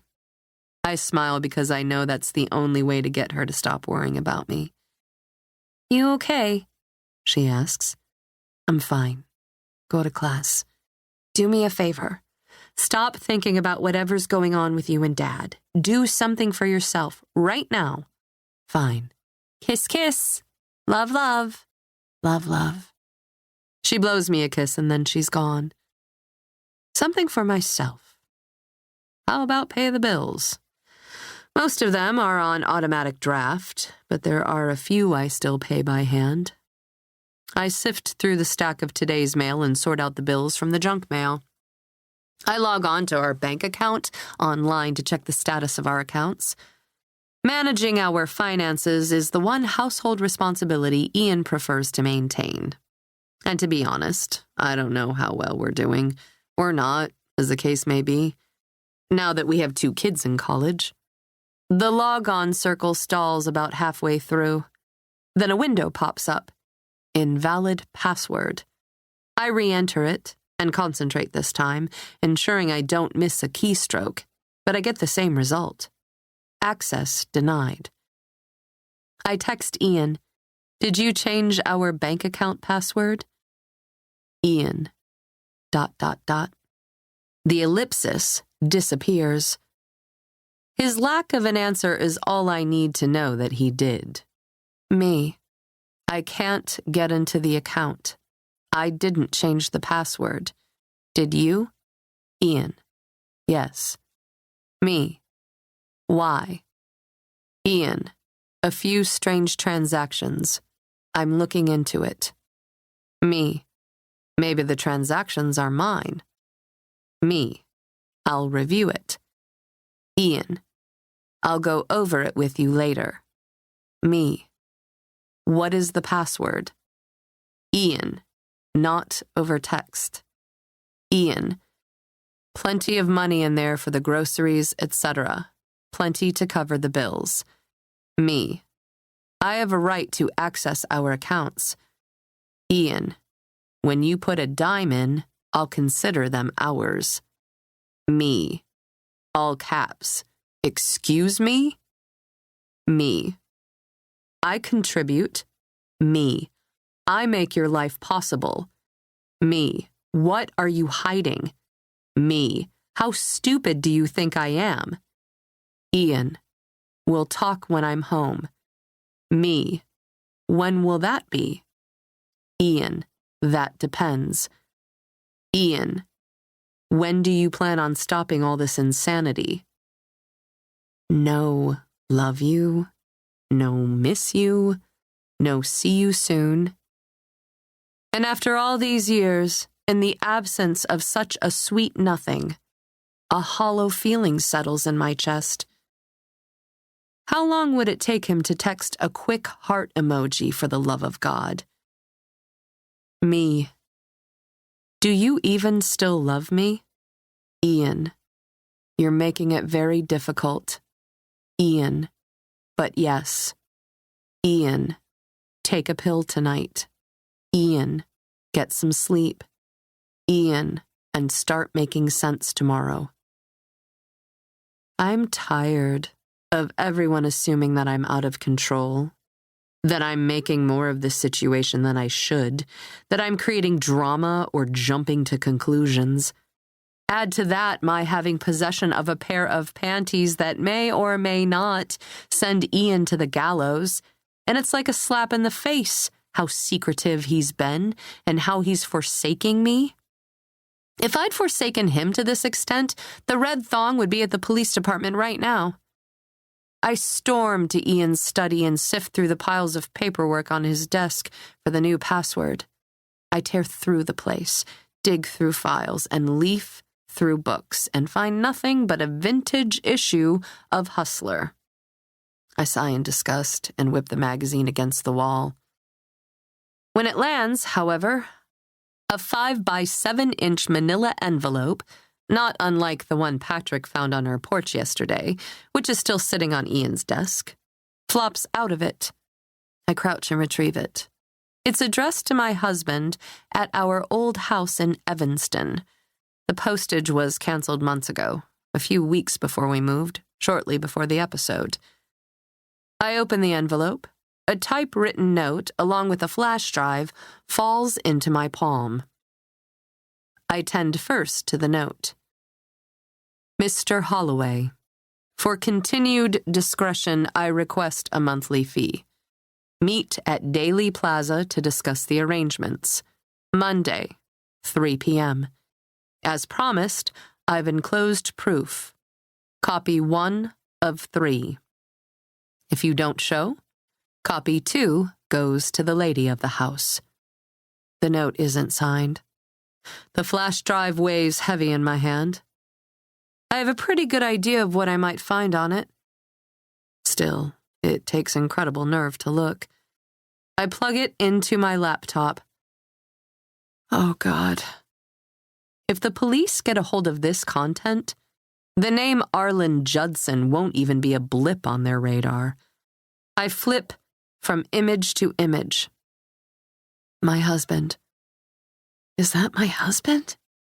With Margot Claire Stritch, his hands around her neck. I'm going to be sick. You can prepare for it all you want. You can play out scenarios in your head every which way you can imagine. Suspecting it was happening, that's one thing. Actually seeing it, that's another. My stomach churns as I scroll through the images which appear to have been taken from the outside looking in through the glass of a window and past the open shears that usually cover it. Ms. Stritch in red satin, cooking in her kitchen. Ms. Stritch nude and bent over her kitchen countertop with a male hand, it looks like my husband's, lost in her blonde curls and holding her in position. I flip faster now, searching for an image that concentrates more on the man than her.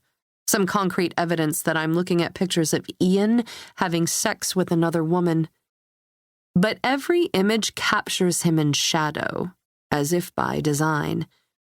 And then, an image of the naked length of him, pressed up close and personal to the recently deceased, the side of a breast bulging between their bodies.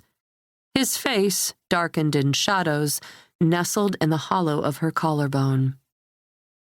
But I've seen enough to confirm it's my husband when I zoom in on his right shoulder and see the tattoo of his law firm's logo. I flip to the next pictures, Ian's nude body leaning over her, her long ivory legs locked around his waist, her hands gripping his shoulders, a ring on the 4th finger of her left hand. I zoom in on the ring, It's not a diamond, but a girl that age, would she wear a ring on that finger if she weren't engaged? And I practically feel the rhythm between them, practically experience the slow build of energy as I flip from frame to frame. Every ounce of fear, dread, and anger in my system culminates into a ball in my stomach, rolling there like a hurricane about to wreak havoc upon landfall. My fingertips tingle, and pain pierces between my eyes. I'm going to be sick. I'm looking at photographic proof. If these photographs fall into the wrong hands, our family is going to be thrust into the spotlight. I consider destroying the thumb drive. But then I think of Quinn. If something happened to her, I'd be devastated.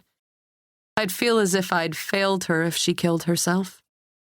And I'd surely want to know if she really didn't take her own life.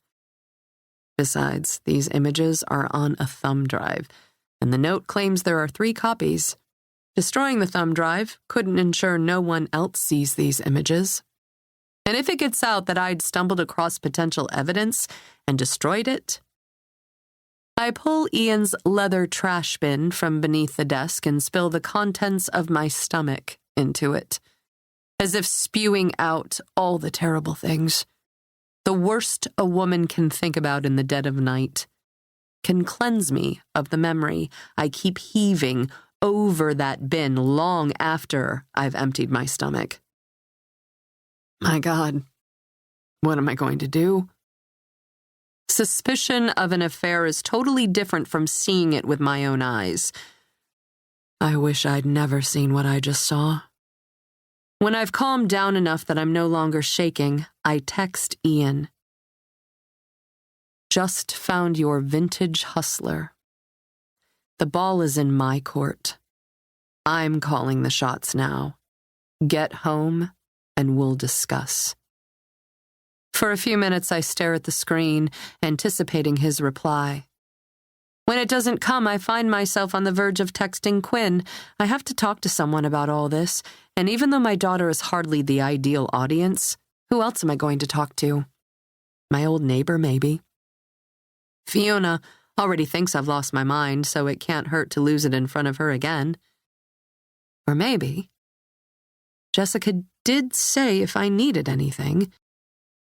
I take a deep breath and eye the second envelope, still sealed on the desk. Now or never. I tear it open. Chapter 14. Jessica. A chick flick plays in the background while I navigate to the Aquasphere Underground website. I pop some corn, settle back on the couch with my laptop, and pay an exorbitant fee to enter the site. $50, just to browse for the night. Yikes. First, I'm prompted to select a username. I choose the default, Sexy451, and enter a chat room. Sexy451. Looking for Gale Force. Kitten slut. Everyone is these days. Hunk of burning love. No one has seen her in a month or so. Hunk of burning love. Miss the fuck out of her. Sexy451. Does anyone know what she did at the underground? Kitten slut. Dominate. Hunk of burning love. Ruled the world. Sexy451. I need to get in touch with her. Kitten slut. Leave her a private chat. Hunk of burning love. Doubt she'll answer. Hunk of burning love. When people leave the forum, they leave. Sexy451. Why did she leave? I wait, but the slut and the hunk seem to have disappeared. Sexy451. Hello? Sexy451. Can anyone tell me why Gale Force is no longer with the underground? Kitten slut. Please review etiquette of the underground. Kitten slut. Rule number 1. Kitten slut. Never ask why. Jesus. I begin typing an apology, but another window pops up. It's an invitation to chat privately with Hunk of Burning Love. I accept. Hunk of burning love. Are you into men or women? Oh, wow. This interrogation could go in a whole new direction. I'm almost tempted to log off right now, but seeing as I already paid $50, and in the interest of gathering intel, Sexy 451. Men. Hunk of burning love. Send pic. Sexy 451. After. Sexy 451. Do you know what happened with Gale Force? Hunk of burning love. She was performing at the Underground. Hunk of burning love. Erotic asphyxiation in a triple play scenario. Hunk of burning love. She lost control of her bottom. Hunk of burning love. He wouldn't stop. Hunk of burning love. Almost killed another performer.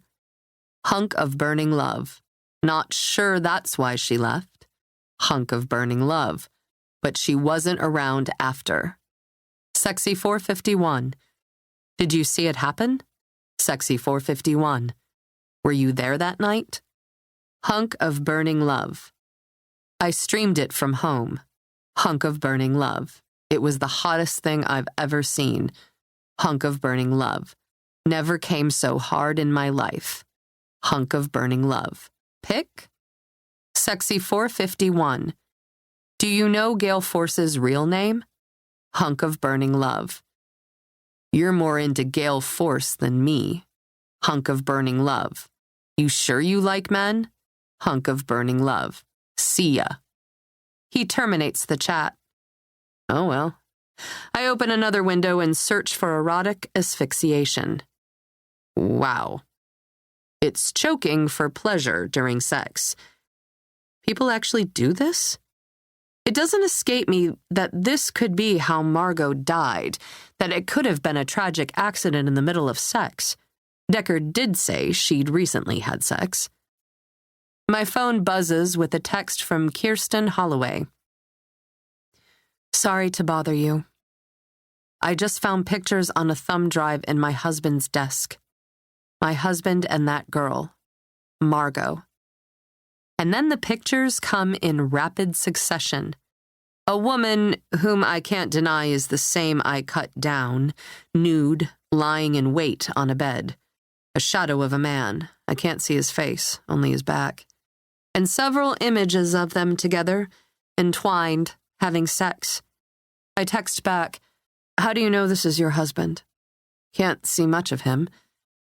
But even if it isn't Mr. Holloway, it's definitely concerning that the missus stumbled over these pictures. Kirsten. Infinity tattoo on the back of his right shoulder. It's his law firm's logo. It's him. I've known that body my whole life. I scroll through the pictures which drip with sex and steam and enlarge one with a good view of the right shoulder. Sure enough, there's a tattoo there, a sideways figure 8. The pictures are provocative, to say the least, and although a dead girl is the subject, I'm sort of turned on by what I'm seeing. This sex is close, personal, mouth on mouth, hot. But these pictures were taken by someone else from the outside looking in. The lighting is terrible, and some of the pictures show more shadow than subject, or glare off the window through which they were taken. Some frames highlight the dirt on the windowsill, while others appear to have been taken from such a distance that I have to zoom in on a human shape. I imagine some hired PI standing on a rooftop across the way, aiming and clicking away. There's usually one reason that happens. Pieces of a theory fall into place. Kirsten's husband and Margot were having an affair. Someone could have been using these photographs for blackmail. It's logical to assume Margot wouldn't want the pictures leaked, even though she was single and free to do whatever she pleased with whomever she chose.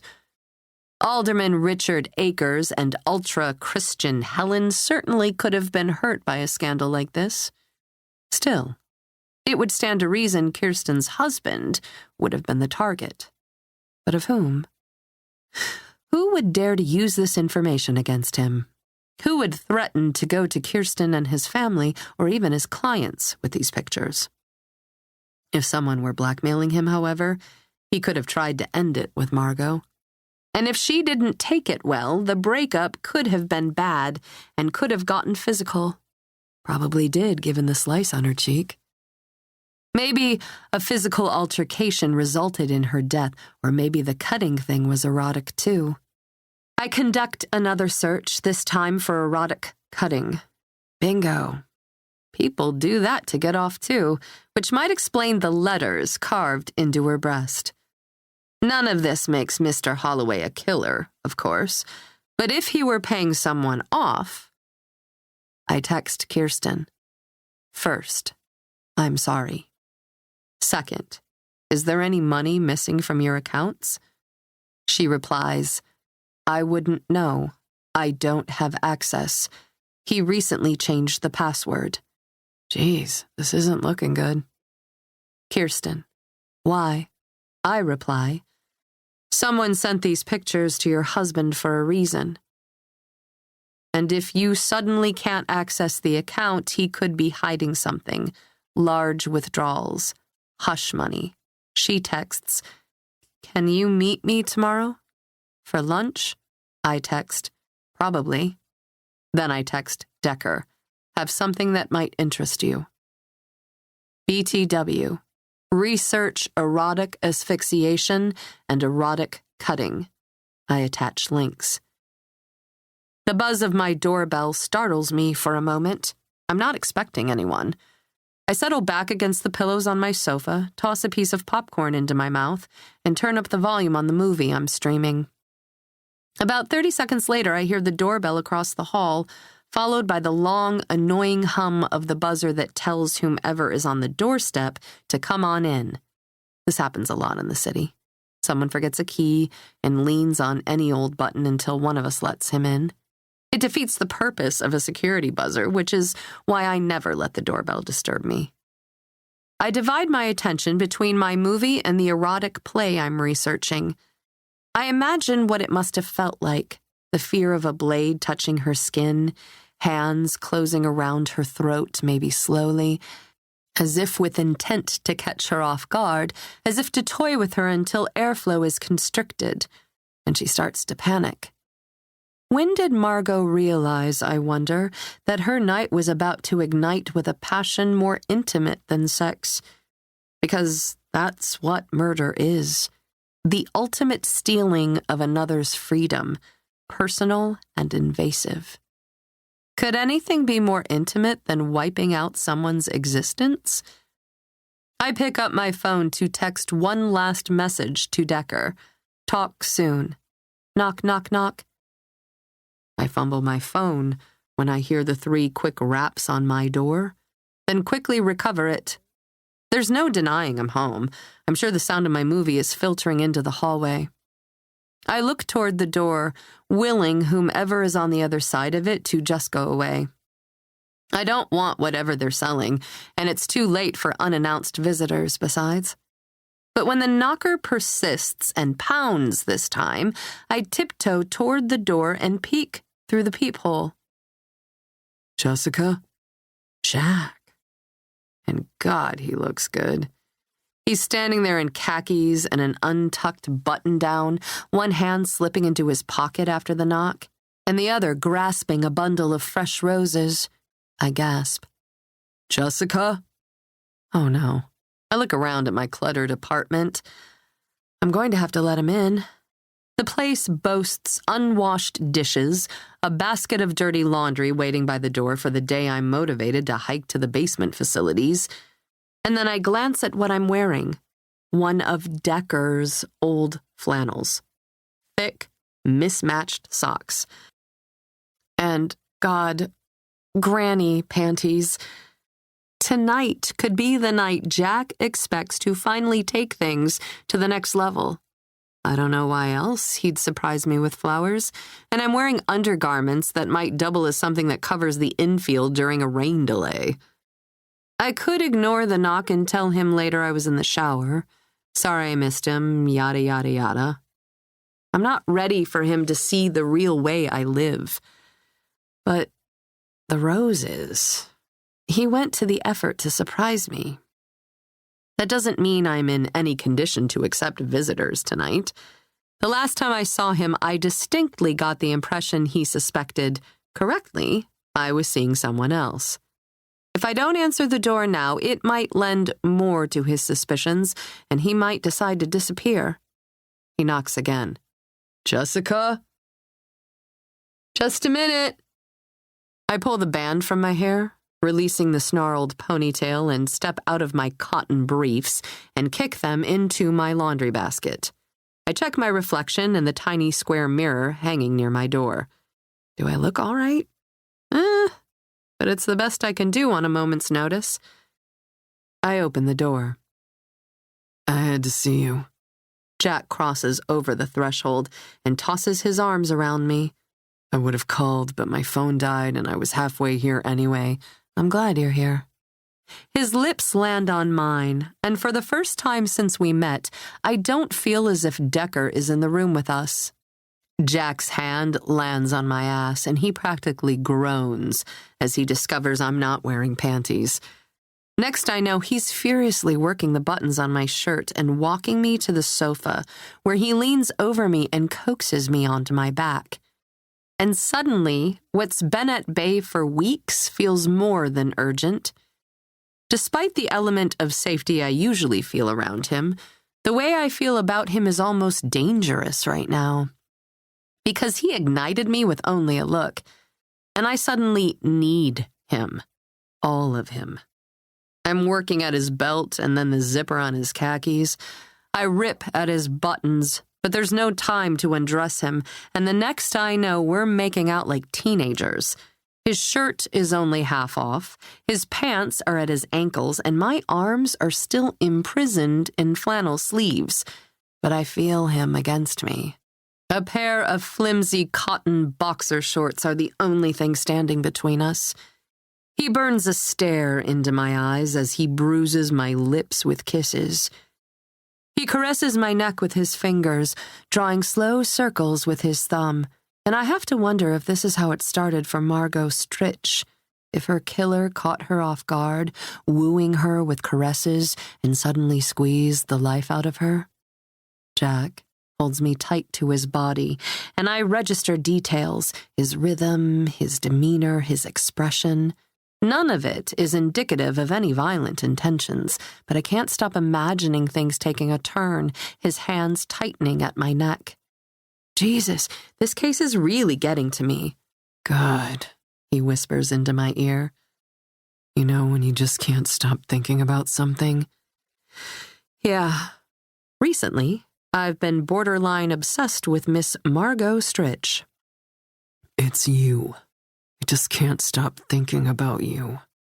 He rakes a few fingers against my neck, then lowers his lips to breathe a kiss there. Where have you been, Jess? Where the hell have you been all my life?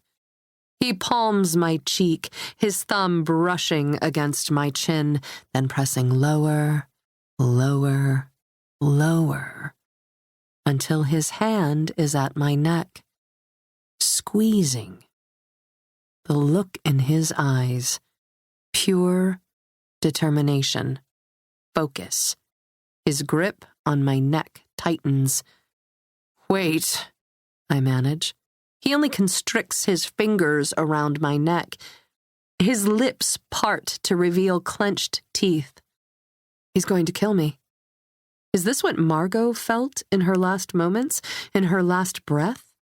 I'd scream if I could catch breath enough. The ringing in my ears. I pull back and punch. My fist lands square on his cheekbone. Jessica! I gasp and cough and scramble out from under him. What the hell was that? What you wanted, I thought. Why would I? All that talk about the aquasphere, and he indicates towards my laptop, which has 2 windows open, the underground online chat room, and images of erotic asphyxiation. Oh. I straighten my clothing. Jesus. Ask a girl next time. Okay. I'm asking. You're not wearing underwear. You've been chatting on a sex site, and you've got pictures of people choking each other on your laptop screen. I almost laugh, but he's so upset that I quickly contain myself. I'm just doing some research for a friend. He rubs his cheek where I hit him. You okay? I'm sorry, he says. Yeah. My phone starts to ring. Me too. I thought, he says. Damn it. I reach for my mobile phone. It's the station. I hold up a finger and answer the call. Yeah, what's up? It's the battalion chief. Froman has the flu. I have to go in to cover his shift. Jack's stressing by the time I hang up. I understand if I screwed this up. I don't know what came over me, but I saw the pictures and saw that you'd been online, and I thought we were finally going to make a commitment to each other, and... He sighs. Sorry. I want to talk about this, I say. I really do, but I have to go in. Okay. Really? I'll call you, okay? We'll set something up. He leans to me, cups my chin in a hand, and drops a soft kiss onto my lips. I'll believe it when I see it. Good night. I watch him walk out the door. My phone is ringing again. Decker's name appears on the caller ID screen. I answer. What's up? You had company tonight. What, are you spying on me? You texted me 100 times. So you text back. You don't stake out my apartment. I was in the neighborhood. Thought I'd stop by until I saw 2 silhouettes in your window. I glanced down at the street below my window and spied Decker's nondescript tan sedan, the beater he uses for work, parked in a tow zone. You saw... Is he gone? Was that him I just saw walking out? Yeah, but I have to go into the station. Great. We'll talk on the way. I'll give you a lift. Oh, so this is a business call. Okay. Give me a minute. Sweetheart, shake a tail feather. What I've got, it's good. Then, Margot. Margot straddled Arlen's back and treated him to a rub-down. Do you want kids? At this, he shifted and looked at her over his shoulder. I think we'd make beautiful children together. Me too. Babe, you'd make gorgeous kids with anyone. How many kids would you want? 4, I think. Nice round number. That's a lot of kids. Would you do that for me? Of course I would. And since it seems law school's on the back burner, why? She sighed. The man who adopted me, Richard, he's an alderman. Everyone's granddad acres. Ever hear of him? He has power of attorney over my trust, which is supposed to come to me on my 25th birthday, or upon completion of a postgraduate degree, whichever is first. Ah, so you can be my sugar mama. It's not that much money, just enough, to be comfortable. But Granddad's got a problem with gambling. Oh, no. Oh, yes. He gambled most of my trust away, and I have to wait now for him to replenish it. Maggie, God, babe, that's awful. You don't know the half of it. Why? What else happened? I don't need to talk about it. Can't talk about it, actually, because, well, the media. He could... She nibbled on her lip. Never mind. It's just family business. Tell me. Suffice it to say, there are consequences to talking. I once slipped and told someone outside the family something I shouldn't have told, and we had to pay people off to keep it out of the news, and then there's his depression. And when he down spirals, there's the drinking, and he's an angry drunk. Toxic. You need to cut him out. What do you mean? Cut him out. I have, sort of. You go see them every Sunday. That's to pick up an installment of what Granddad has to put back into my account. It's not for the pleasure of company, believe me. But I have no one else. I mean, they took me in. They didn't have to do that. I owe them— Listen. He rolled her over. You're not alone anymore.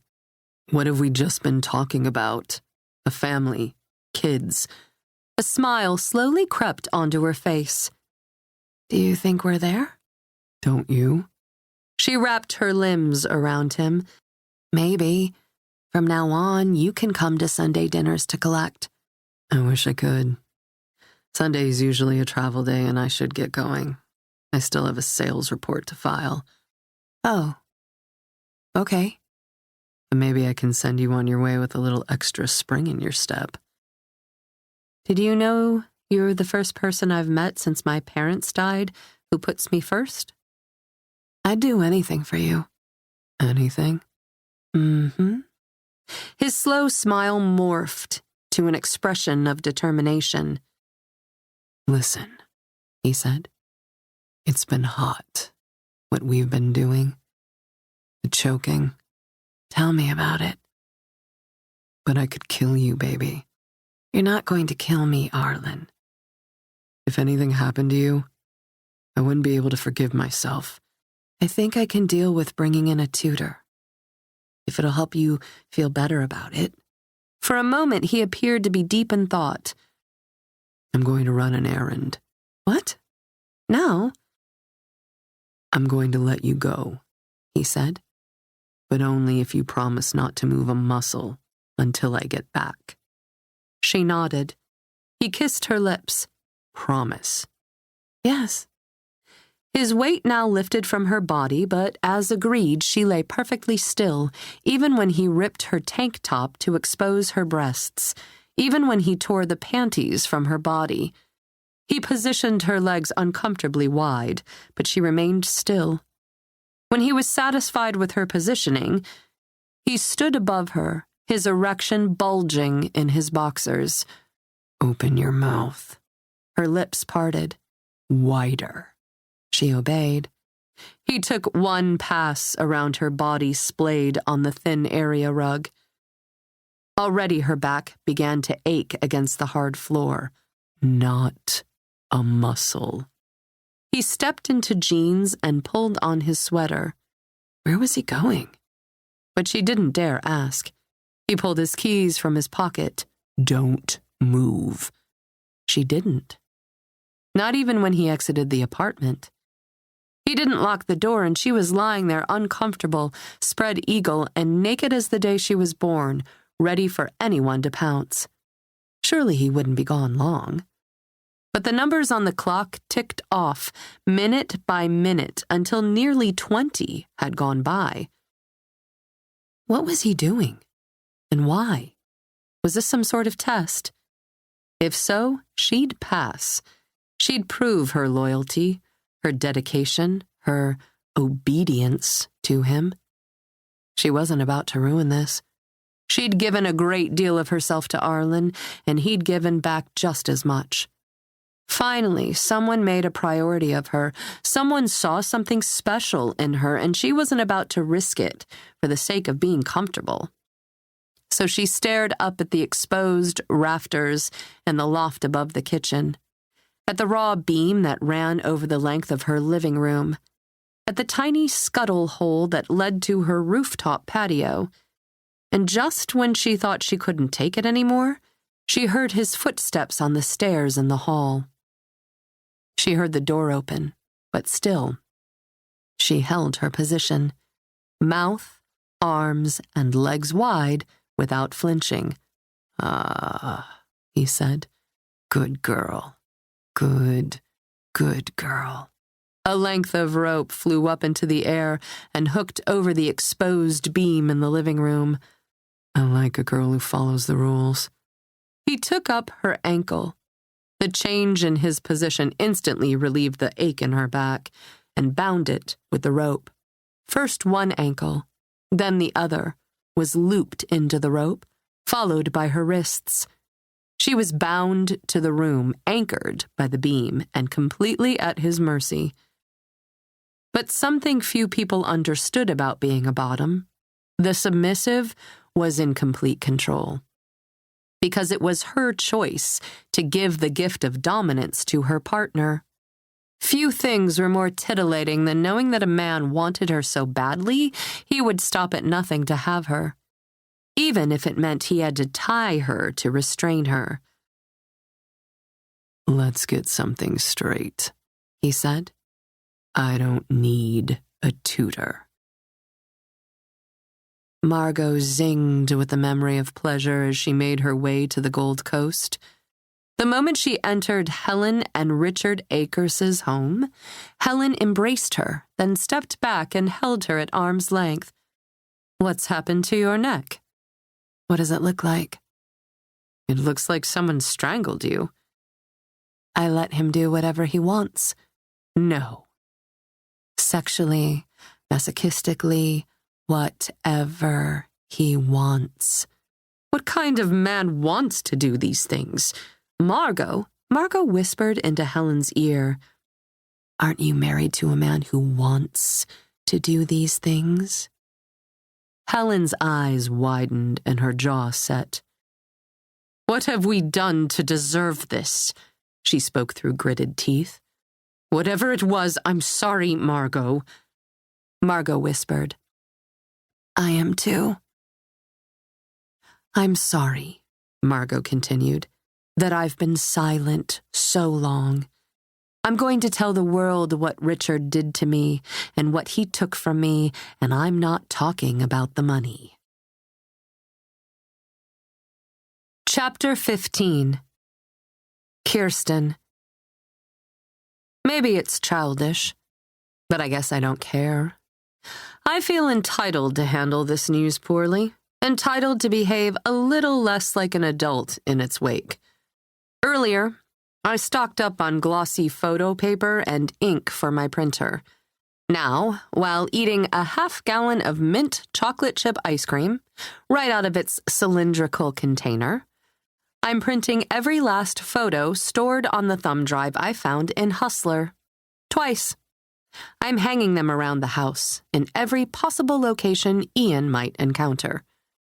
On the underside of the toilet lid in every bathroom, except Quinn's and Patrick's because he never goes in there. On the shelves in the refrigerator and pantry. On his computer monitor in his study. On the treadmill in the basement workout studio.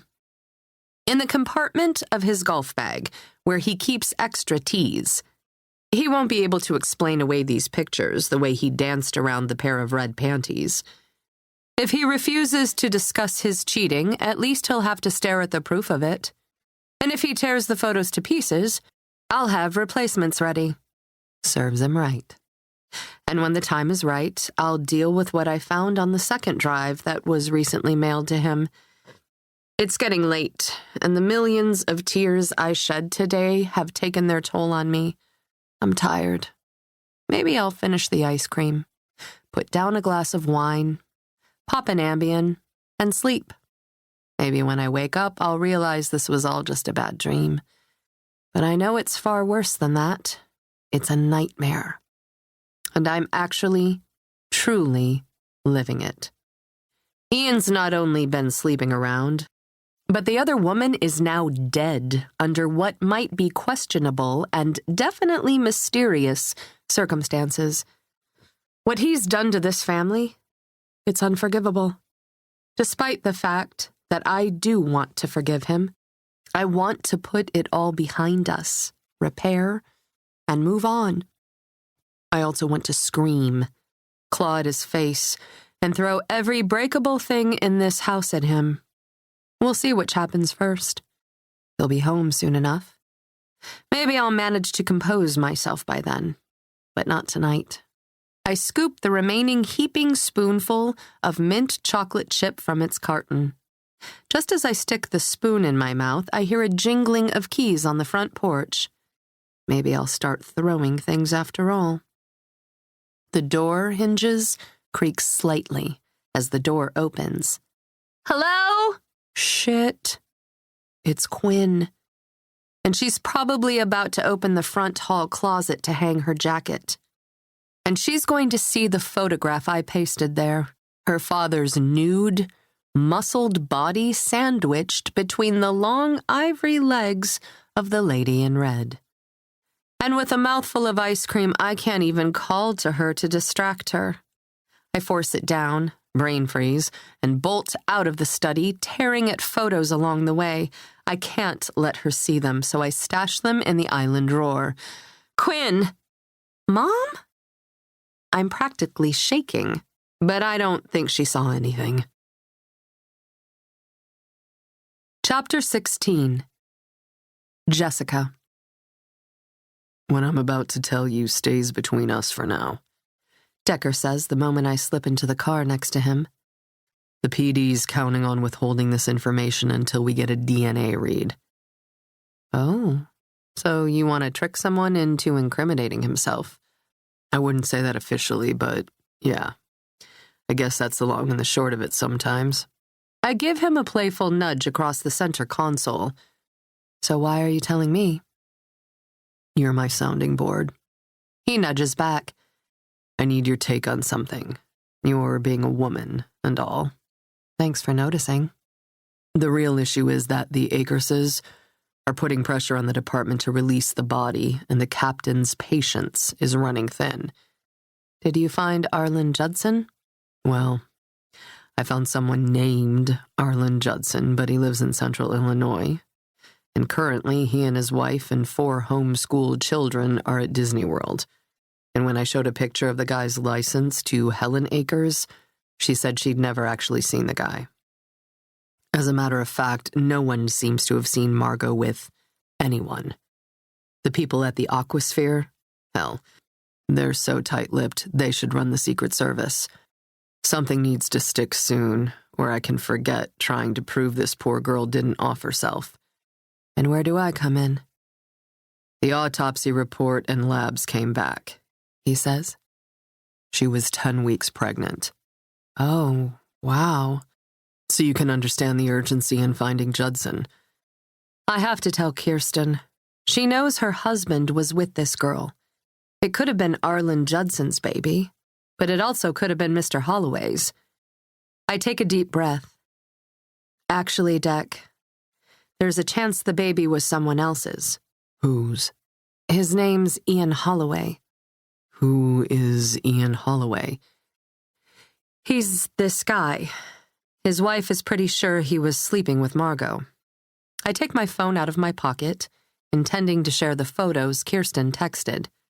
And you know his wife? Well, sort of.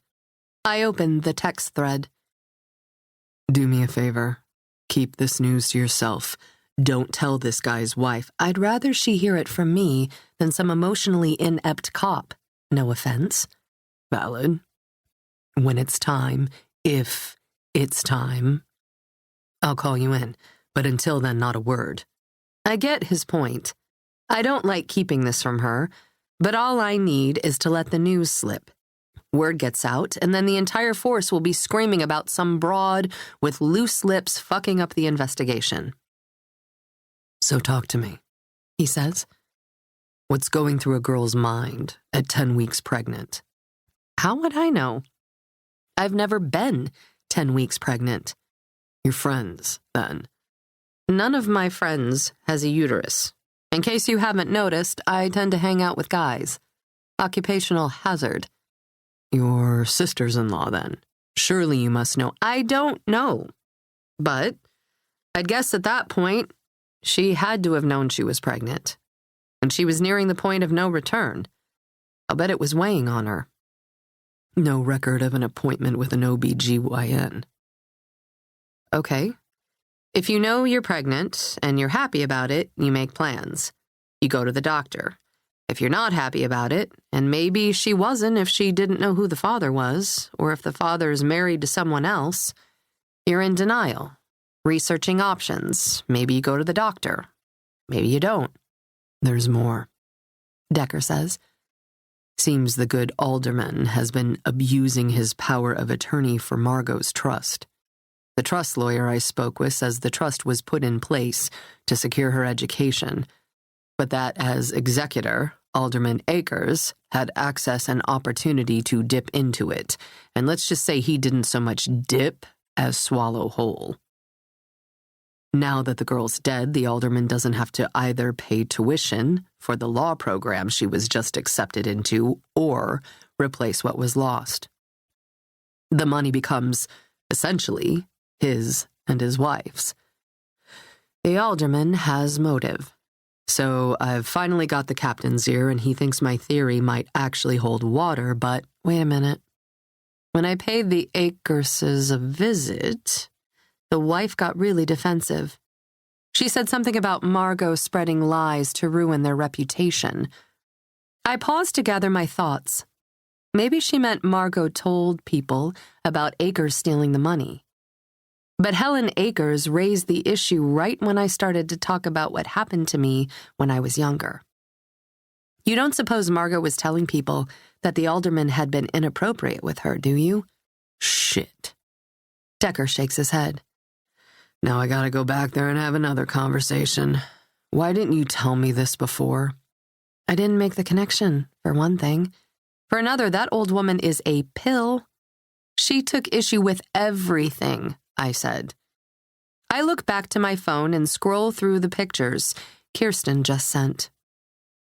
But you should find this interesting. Decker takes the phone from my hand and whistles, as if to say, wow, as he flips through the images. Where'd you get these? Wife of this guy? I point to the man on the screen. She texted them to me tonight. How'd she get them? I don't know. Can you ask?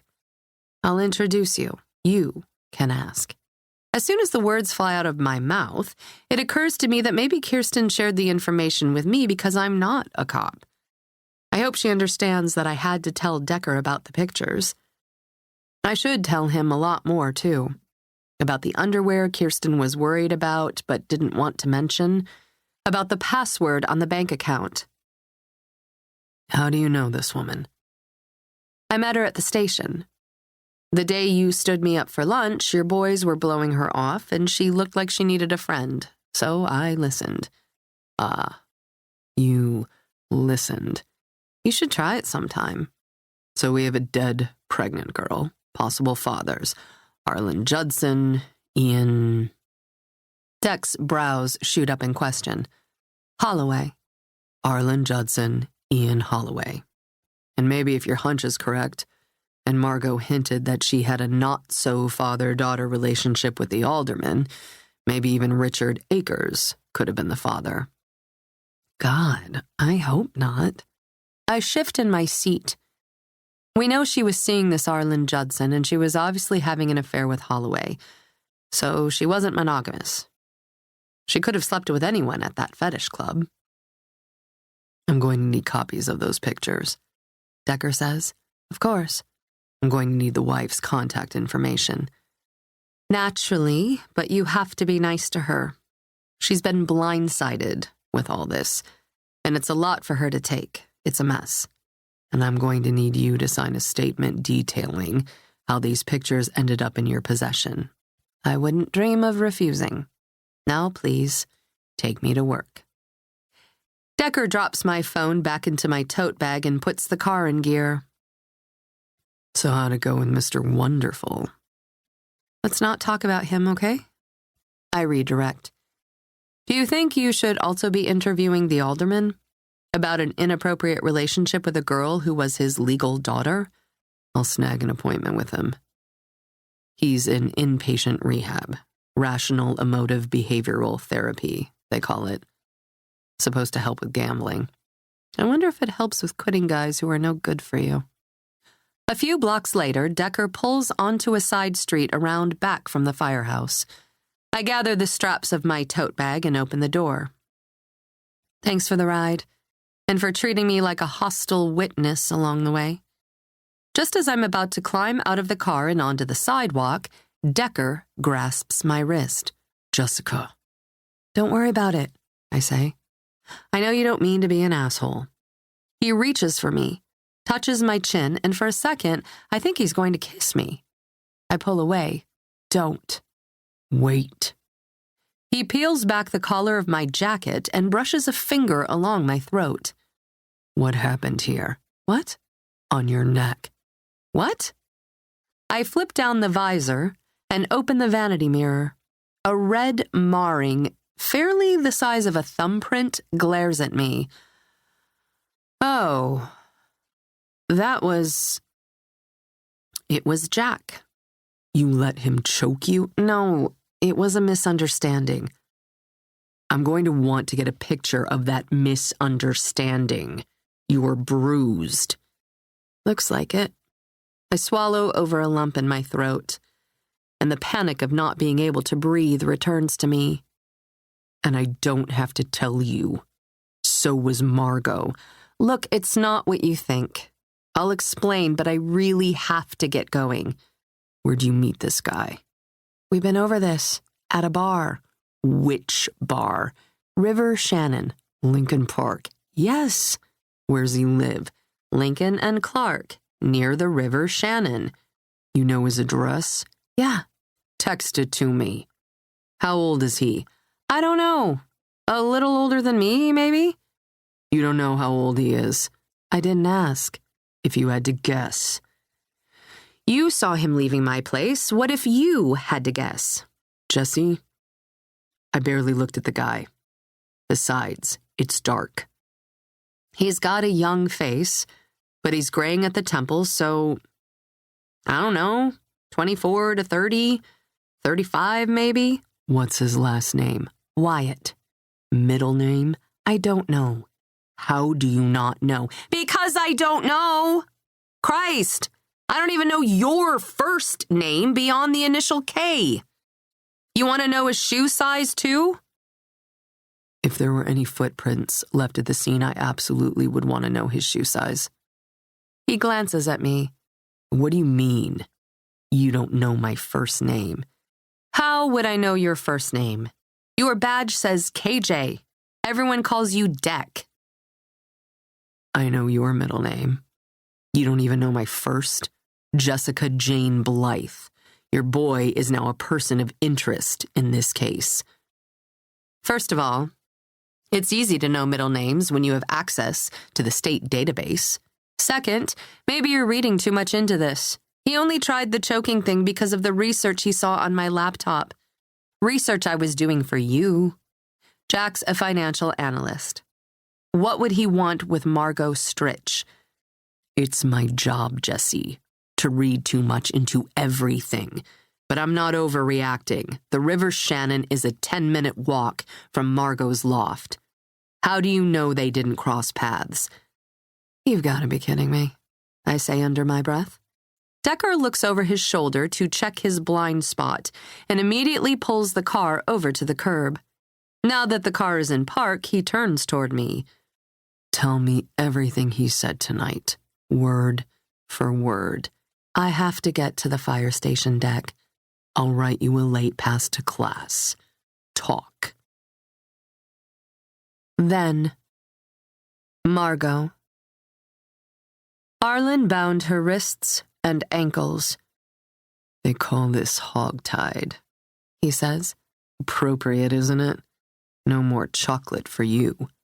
With only a sheet beneath her bare body, and all the windows in the place open, she shivered and uttered their safe word. Black Crow. Have you ever heard of erotic cutting? He produced a utility knife, a box cutter with a blade about an inch long. Black Crow! Oh, no. No. No, no, no, no. Arlen, I'm begging you. Please. Black Crow. He put the knife aside. She sighed in relief. Thank you. Reset? He asked. Yes. Yes, reset. Out of the corner of her eye, she caught sight of a flash outside, like lightning. She glanced toward the window, but in the dark night couldn't tell if it was getting cloudy. Was that? Look at me. She did. He pulled another implement out of his bag of tricks, a vibrating button which he placed between her legs. Her eyes rolled back in pleasure, yet a second later, she heard the tear of tape. She flinched. Before she could say the safe word, he'd strapped a length of silver tape across her mouth. The button fell to the floor beneath her. Now, have you ever heard of erotic cutting? The blade was back in his hand. Her eyes were wide and sprouting tears. She shook her head but couldn't say no, couldn't stop him. This is for your own good. You're mine. She shook her head more profusely. I'm going to mark you now. No. It's going to hurt, but this way, no man will dare to take you from me. No! He brought the blade to her right breast, and he began to carve. Chapter 17. Kirsten. Quinn! I pounce into the hallway. Quinn flinches. Her hand is on the closest doorknob. She's half a second away from seeing her father in a position a girl should never see. What a nice surprise. I go to her, wrap her in my arms, and inhale all the Quinny smells. Her clean-scented shampoo with the faint hint of mint, her preferred perfume, Daisy by Marc Jacobs. Mom, what's going on? I should be asking you the same question. With an arm about her shoulders, I lead her farther into the house, away from the closet where I hung a photo of Ian doing his young girlfriend from behind. You have classes tomorrow. I was worried about you, she says, and I talked to my professors. They know I have an emergency at home. She narrows her glance at me as she takes a seat at the table.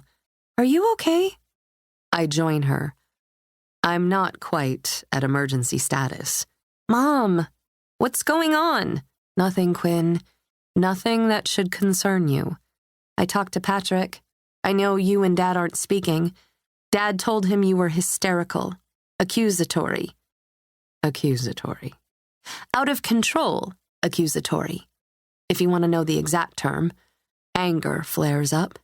To think he told our son that I overreacted, Ian must have painted a picture of my being out of control and accusing him of outrageous things, and Patrick swallowed the tale, hook, line, and sinker.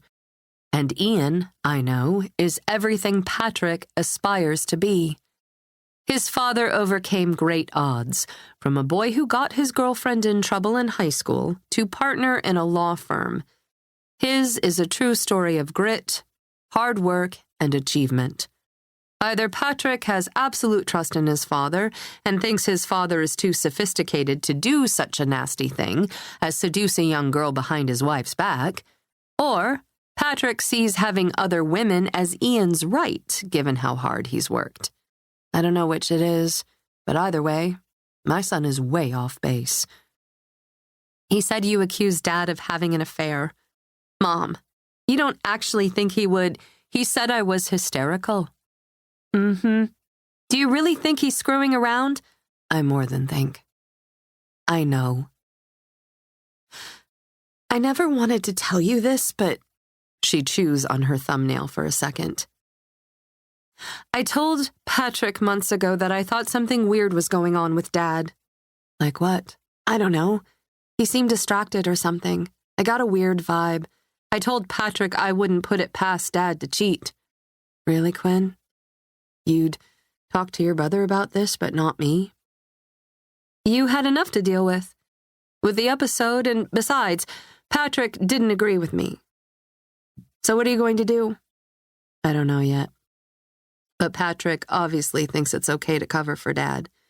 Please, Mom. She rolls her eyes. Patrick doesn't know the meaning of the word faithful. He was looking at engagement rings last spring, right? He said once he was finished with law school, he wants to marry Becca. If that's true, why was he out with another girl just last month? You know this for a fact? I didn't see it with my own eyes, if that's what you mean, but people talk. Does Becca know? Well, I'd gladly tell her, but it won't make for a very nice Christmas. He'd be pissed. We're probably not going to have a great Christmas this year anyway. I hate thinking it's true, but she's old enough to deal with some harsh realities. Maybe if Patrick has to bear the consequence of what he's doing, he'd stop doing it. Okay, so what's the consequence going to be for Dad? I don't know. I have to get my ducks in a row, I guess. I don't have a job. I've never worked outside the home. And Ian recently changed the password on the bank account, so he's probably getting his ducks in a row, too. You have to start pursuing your own interests. Make friends.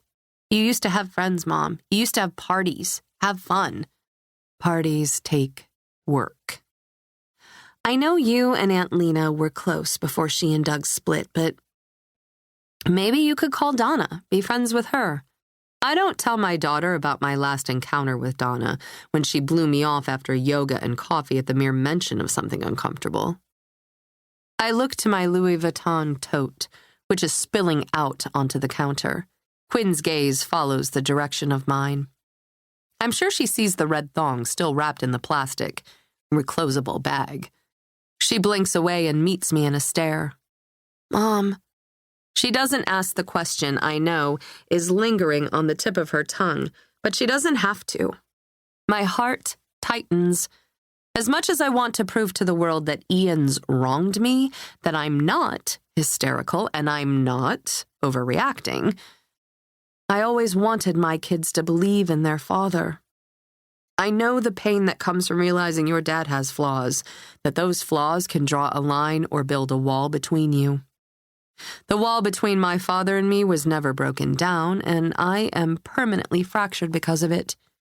Even now, years after his death. But I'm not the one who did this. If Ian's relationship with our children suffers because of those panties in my purse, it's both his fault and his responsibility to repair it. Quinn's brows slant slightly downward, and she tilts her head to one side. Please, Mama. I choke on a sob. Mama. She hasn't called me that in years. You should leave. She swallows noticeably, and I know by the pricks of tears in her eyes that she's trying not to cry. You should go. I'll help you. Believe it or not, Quinn, I've already put some pieces in place. Like what? Like where I want to live, what I want to do. You can't do this on your own. It's a big deal. It's okay to rely on people. Your old friends from Evanston, you're more worried about the episode than any of them. They understand. Half of them are on Prozac anyway. I want to start over, I say. When I had that episode, Quinn, it was like a catharsis, a fresh start. And maybe you haven't seen the evidence of my starting over, but it's been happening. I tap my temple, up here. And this is something I have to do on my own, sweetie. I know she doesn't see me as strong. I know that for most of her life, I've played the role of a passive participant in a game where her father is king. But that's about to change. Earlier, I took a call from Lieutenant Decker, a detective with the Chicago Police Department. I have an appointment with him tomorrow morning. I'm about to show my daughter just how strong a woman like me can be. Then, Margot. Someone was sitting on a stoop in the alleyway behind the aquasphere, leaning up against the wall reading a novel. Margot had just left another Sunday dinner at the Akerses, where Richard had pleaded, to no avail, for her to stop dancing at the Aquasphere Underground. Before dinner, he showed her the balance in her trust fund account. $1,000 fatter, as promised. But she made twice that some Saturday nights. She left him with an ultimatum: double the weekly stipend, or she'd start talking about everything that he'd done to her. She'd already drafted a letter to NBC Chicago detailing the way everyone's granddad had celebrated her 18th birthday. She slipped a copy of the letter into the desk drawer in his private study as a reminder, just in case. The possibility Helen might find it should be threat enough. She pulled her keys from her handbag and stepped to the left, around the person reading to get to the door leading to the dressing rooms. "I know who you are," the stranger said. Margot's pink Mary Jane heels clicked to a stop on the landing. She looked down through glasses with rose-colored lenses.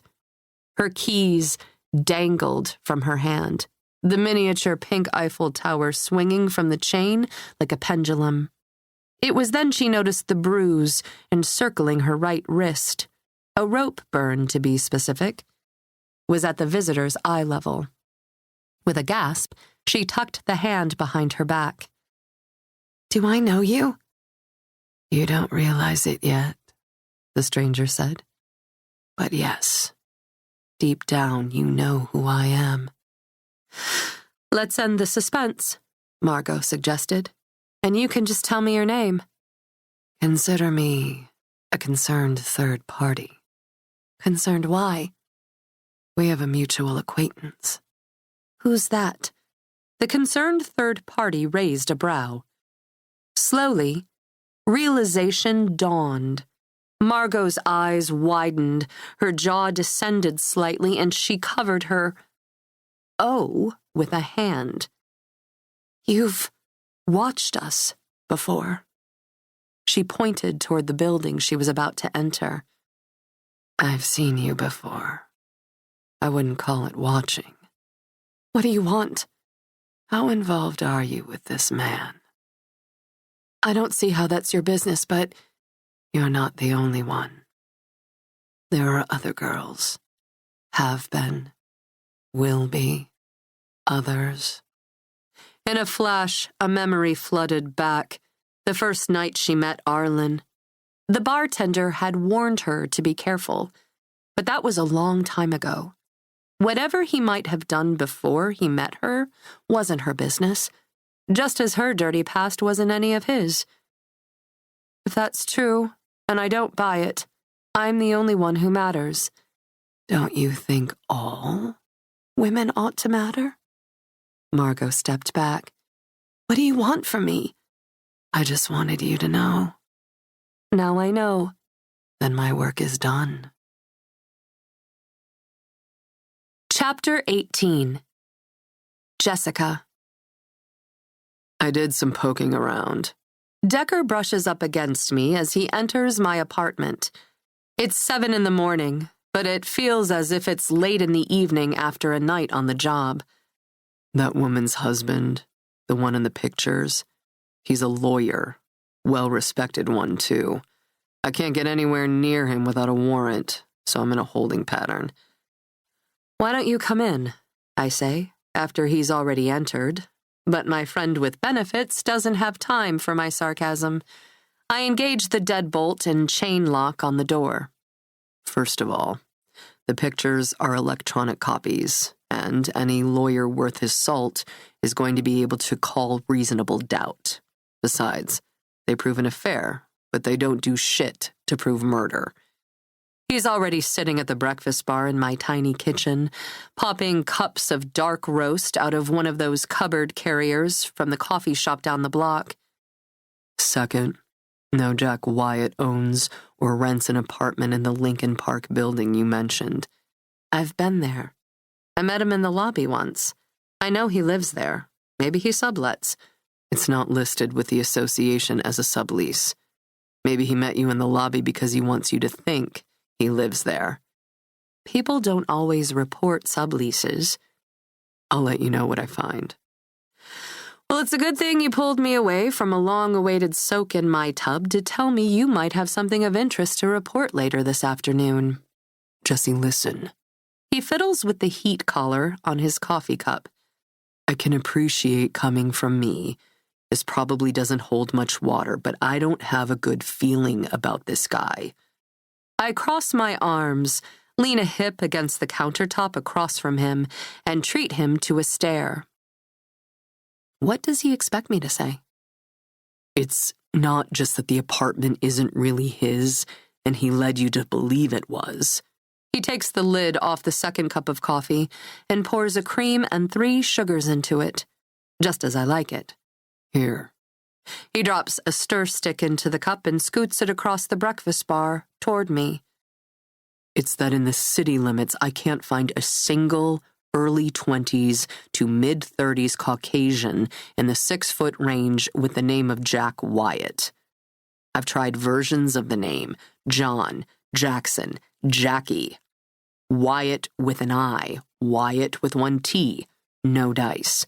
Always something a hair off about all of them. So, what are you saying? That the guy doesn't exist?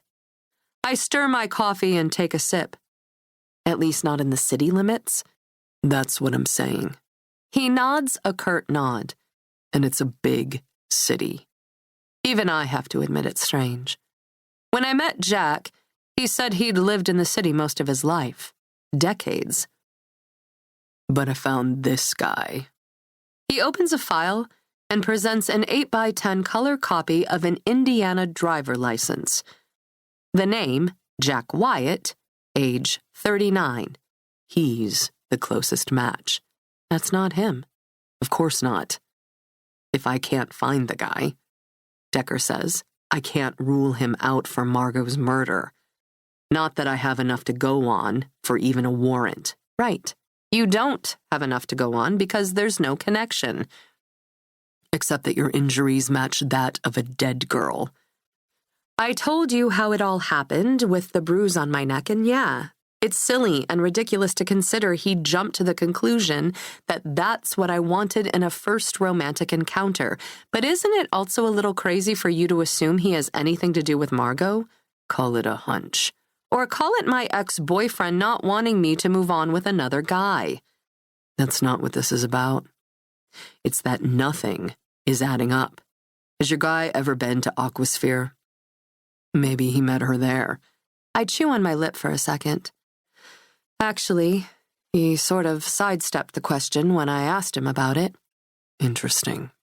I don't want to admit it, but the truth is that if Jack went to that place, there's a chance he ran into Margot. She could have met all 3 of them there. I've got a mysterious Arlen Judson, too. Not a common name. But the one I did track down has alibis, lives 4 hours away, and wasn't even in the state of Illinois at the time of Margot's death. Helen could have gotten the name wrong, I suggest. To be honest, it didn't seem like she was a big part of Margot's life for the past few years. If she never met the guy Margot was dating, maybe she just didn't know much. Decker considers this. Akers was pretty sure of his name. But if the girl had a boyfriend at all, why isn't he anywhere on her social media pages? A girl that age, with a steady boyfriend, you'd think the pages would be riddled with his face. Yeah, that's strange. Plus, I got a Jack Wyatt not officially living where he says he's living, and not really living anywhere else. I look to my sofa, the site of the heated, intense, if not brief encounter I shared with Jack last night before I was called into the fire station. I'll ask him about the sublease. Maybe that's all it is. Everyone's a suspect, he says, until they're not a suspect anymore. It's a long shot anyway, pursuing your guy, but I'd feel better ruling him out. When it comes to your safety, I can't be too careful. How did it go with the alderman? Typical politician responses. No mention of the pregnancy, which is fine. He probably didn't know. And no indication that the rumor Margot worked at Aquasphere was true. He seems to think it was all hype. Just gossip. People like to talk about sex and scandal. I start to nod, but Decker's talking again. However, he owned up to mishandling the tuition funds, but stated he was already replenishing the account, and provided proof that he had been. And he confirmed Margot was involved in a relationship with a gentleman, his words, not mine, by the name of Arlen Judson, and that despite his requests, she refused to bring Arlen around. He says on numerous occasions there were marks on her body, Bruises on her wrists and ankles. On her neck, not unlike the mark you have on yours. So you don't like Akers for the murder? He's a politician, possibly even dirty given his gambling addiction. And wouldn't it just figure? Another dirty politician in Chicago. He's about as clear from this case as mud on a windshield, but I gotta be honest. If he's already putting funds back into the account, 1,000 here, 2,000 there, and before the girl died, the motive is rather weak. What about Helen accusing Margot of spreading lies? Ruining their image could be a motive. If I could find anyone she told the lies to, I'd feel better about it. Just like I'd feel better finding Arlen Judson. Just like I'd feel better ruling out your guy. Fine. What do you need to effectively rule Jack out? A cup he drank from? A pizza crust he gnawed on? A condom full of spunk? Do you have one? No, but I can make it happen, if it'll shut you up. That would do it. I hesitate for a moment. He's daring me to sleep with Jack, if not outright asking me to do so. It's not exactly the reaction I expected.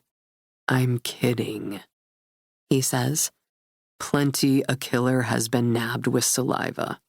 No need to take the guy to bed. Is there anything else you'd like me to secure for you? Hair from his shower drain, perhaps? Scrapings from beneath his fingernails? There's a frosty edge to my tone which I can't help but instantly regret. He grasps my wrist. My glance meets his. Hey. I raise a brow. What? I do want you to be happy. I hope I'm wrong about this guy. Kirsten Holloway's husband is far more interesting a suspect than the guy you won't admit to being jealous of. But I'll accept your apology when you realize you're wrong. But secretly, I'm terrified that it won't happen that way. Decker's hunches usually lead somewhere. Then, Margot. Margot perused fresh fruits at a farmer's market when, out of the corner of her eye, she saw a familiar face. Hey! The concerned third party caught her glance but quickly started moving toward the sidewalk and soon was practically running in the opposite direction. Wait! Maybe the stranger was tired of running. Maybe it was time for another dose of reality. But either way, with the adopting of a slower pace, Margot caught up. Are you spying on me? I didn't come here looking for you. Why are you running away from me? I'm trying to respect your privacy and guard mine. Did you hire someone to follow me? To take pictures of Arlen and me? What? No. I think it's happened a couple of times now. It's not me. I want to know what you're doing here. I already said what I wanted to say. You ought to know you're not the first. You're not the last. Their gazes met. You know that now, right? The stranger asked. And the way he treats you? Margot brought a hand to the bruise forming on her cheek. Apparently her efforts to cover the mark with makeup were futile. Did he do that to you? He didn't hit me. It was up against the wall. Role-playing. Fantasy. For the moment, the concerned third party looked just that. Concerned. Fantasy of what? Rape? And what if it is? Is that something you wanted? Don't you dare judge me, Margot said. It's exciting, all right? And it's my choice. For once, it's my choice. Got it? Yeah, I understand. I just want to make sure it's something you really want. You don't have to do it just because he expects it. I do what I want. Okay, then. For a few uncomfortable seconds, silence gnawed at the air between them. What does Akers say about all the marks he leaves on you? Richard is the one who taught me I didn't have a choice about much in this world. I couldn't care less about what he says. Okay, as long as you're sure. And as long as you're okay. For a minute or so, Margot gauged her acquaintance's expression and found honesty, concern. He lost my tuition money, you know. Margot sighed. God, I don't know why I'm telling you all this, but I was set for life, and if anyone else had adopted me, I'd be enrolled, ready to go. That's not fair. I'll tell you what's not fair. A man in good standing, grooming a poor kid until she doesn't realize what's right and wrong. Did that happen to you? Did the alderman... I don't know why I'm telling you. Margot sniffled. You don't care about this stuff. I care, Margot. Of course I care. You can talk to me. You can always talk to me. Well, I don't want to talk about it anymore. That's fine, too. Margot wiped a tear from her bruised cheek, and for a moment all was silent between them. Finally she spoke. It started innocently enough. I was thirsty for affection. I took any I could get, even the wrong kind. After a while, I craved him, you know? She talked for nearly half an hour. And when we finally actually did it, I was scared. You're not supposed to be scared, are you? But he was drunk, and Helen was just down the hall, and I was afraid that if I didn't do it, he wouldn't love me anymore. No one deserves that. Now he just can't stand it that I'm with someone else. I think he's actually jealous of Arlen. Sometimes I wonder if it's why I started the relationship. Any relationship, really. You know, maybe your precious Arlen can be useful after all. Not sexually, if he's only hell-bent on making you feel like a whore. But he could foot the bill for the tuition Acres lost. Margot shook her head in puzzlement. You mean, use him for money? Why not? He's using you to fulfill his every sexual fantasy. Not a bad way to earn tuition, is it? And then you won't be roped into seeing your worst perpetrator week to week. Margot, he abused you, and you're still playing by his rules. I can't. I'm sorry, I just can't. I love Arlen and he loves me. I can't use him that way. He's not capable of love, and you've been through enough. Trust me, Margot. You're wrong about Arlen. I'll prove it to you. If you really care, you'd just stop. You'd forget this crazy obsession with Arlen and me, and you'd go live your own life. I should call the cops. There are probably laws against the things you do, following me the way you do. You followed me today. It's unsettling. You're scaring me. You don't have to be scared. Then stop. Whatever it is you're doing, whatever you get out of this sick obsession with Arlen and me, stop. Please. We're happy.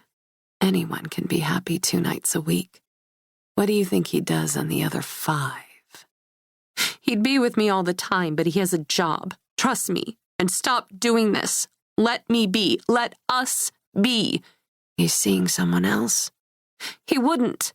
He's involved with her. And the sooner you realize it, the better. When you take off the blinders, I'll stop coming around. Chapter 19. Kirsten. The weather has turned colder today.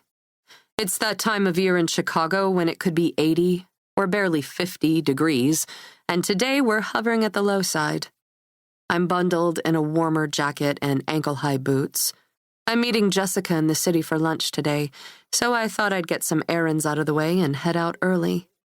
Namely, I'm dropping off some evidence at the 14th District, a certain pair of panties, and a flash drive full of photos.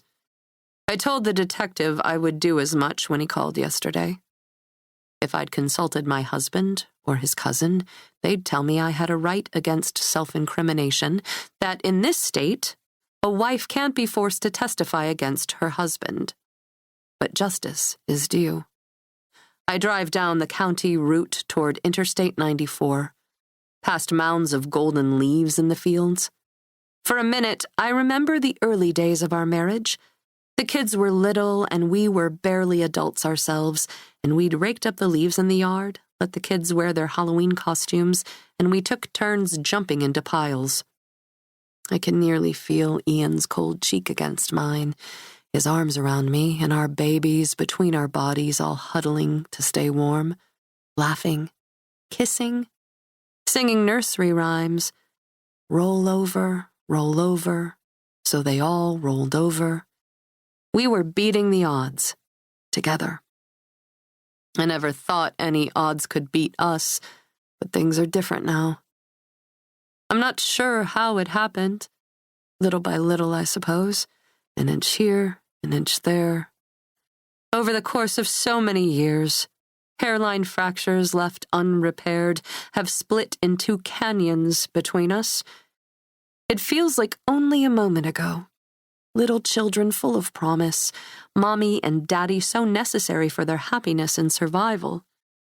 When I think of their little faces, their sticky hands, and sloppy kisses, I want nothing more than to somehow stop time in its tracks, to keep them little and safe and happy with parents who love each other.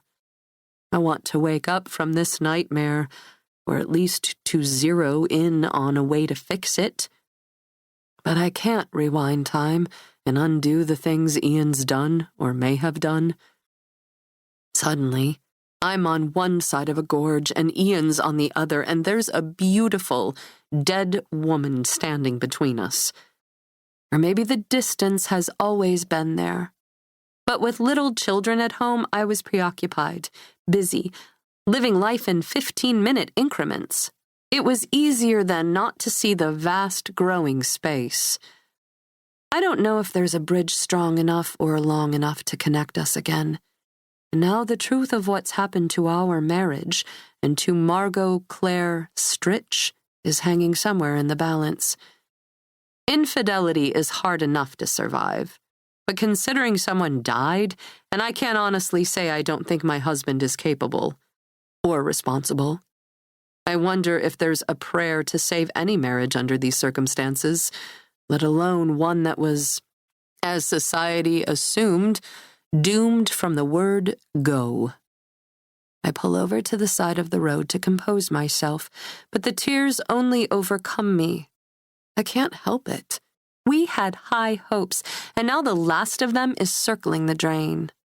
I cry until I'm practically wheezing, and suddenly I get the sense that I'm being watched. I look up, and I'm staring eye to eye with a doe.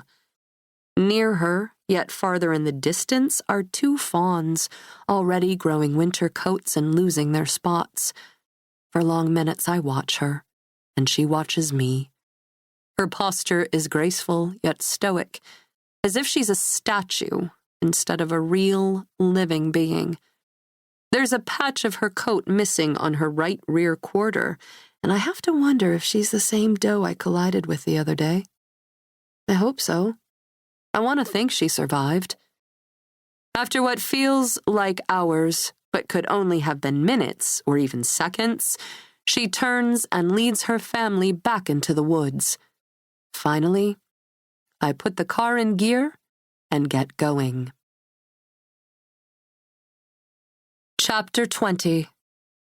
Jessica. I'm fresh out of the tub and I can't get Decker's commentary out of my head. He's right that he can't be too careful. And maybe, if I weren't apparently addicted to this case, I'd sit back, let him do his thing, and wait for the final report.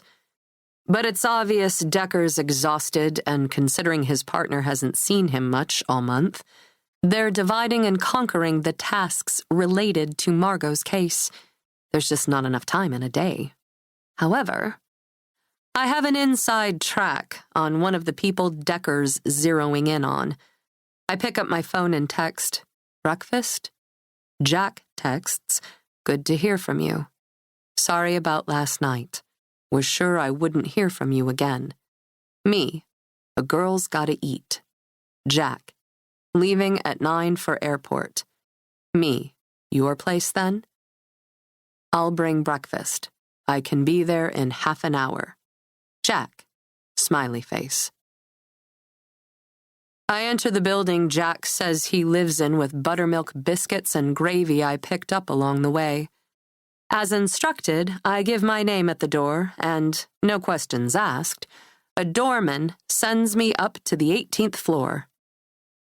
Proof that Jack lives where he says he lives. Check. Jack is fastening his cufflinks when he opens the door. He presses his lips to my cheek. Thanks for coming. I don't have but half an hour. That's all right. I don't have much time either. When he backs off, he glances downward. Oh, God. He brings his fingers to the bruise on my neck. Did I do that to you? It's all right. No, it's really not. He seals his lips at the mark. Usually when I leave a mark on someone, kiss, kiss, kiss, it's because I can't stop sucking on her. He brushes a thumb over the bruise again. And usually I'm a lot more fun in the sack. I laugh. It was still fun, until you belted me. They used to call me Action Jackson, but that wasn't quite the kind of action I used to get.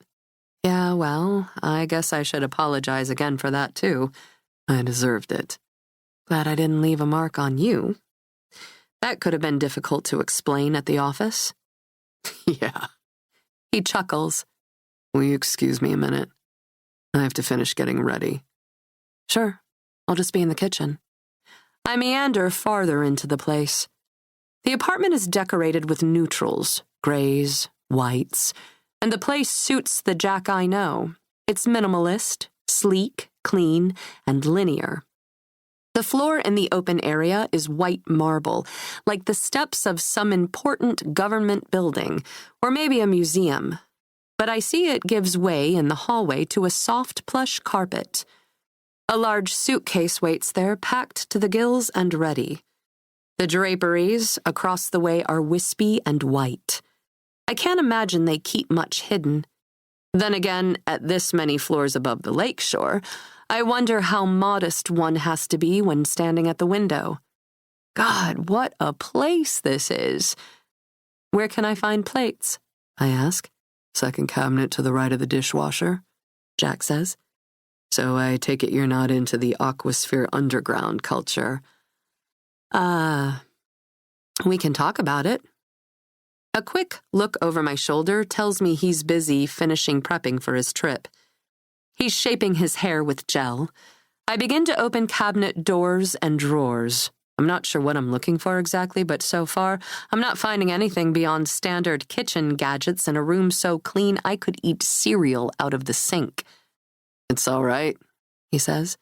I'm perfectly happy taking you to Irish pubs. This is a great place, I say. Incredible view. It's why I bought the place. Confirm it's Jack's place and not a rental. Check. Decker's way off base here. I pull plates from the cabinet and find a couple of forks. There's an open laptop with a prism screensaver morphing from blue to green to yellow on the table. When I move it to set it aside, the screensaver dissipates to reveal an article Jack must have been reading when I interrupted him. My breath catches in my throat. It's an article about Margot titled Baby Doll. Murdered? Maybe he's reading it because it came up in his daily feed. Maybe he's reading it because of my connection to the case, or maybe he's reading it to see if the police have made any progress in uncovering clues. I look toward the bathroom to confirm he's still messing with his hair. A closer look tells me he has several windows open on his computer. One of them is Aquasphere Online. Another is a second online news rag detailing a scandal between everyone's granddad Akers and his adopted daughter. The final window is none other than Arlen Judson's Instagram page. The page is riddled with pictures of kids. The profile pic is a family of 6 posing with Mickey Mouse. I feel a hollowing in my chest. It's proof Margot was dating a married man. More concerning, why would Jack have this page open unless he knew him?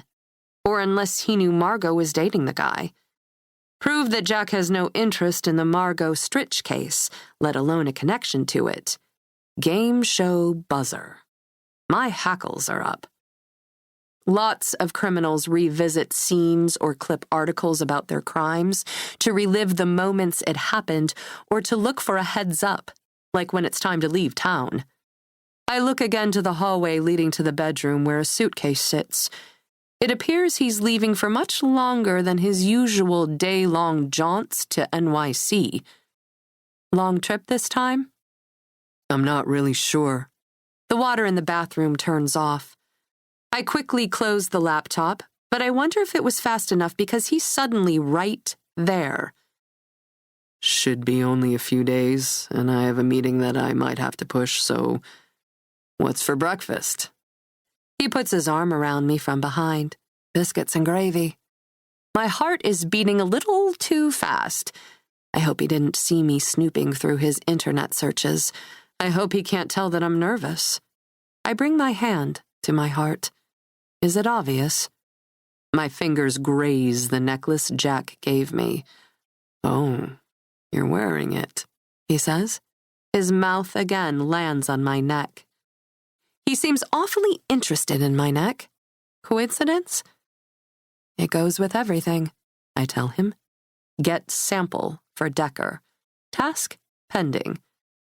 It's the one thing I figured I wouldn't have to do, but Decker did say saliva would work, and Jack's is all over my neck. Thanks for bringing breakfast. My pleasure. I wait a beat. He doesn't seem to notice that I'm frazzled. Can I borrow your bathroom? Sure. It doesn't escape my notice that he's watching me as I close the door behind me. I turn on the water and breathe. Everything I've seen here could be coincidence. Nothing proves he has anything more than a mild interest in a case that, let's face it, has been plastered all over the news. Still, I pull a plastic bag from my pocket and reach into the shower drain. I pull out a small clump of gray and browned hair and seal the bag.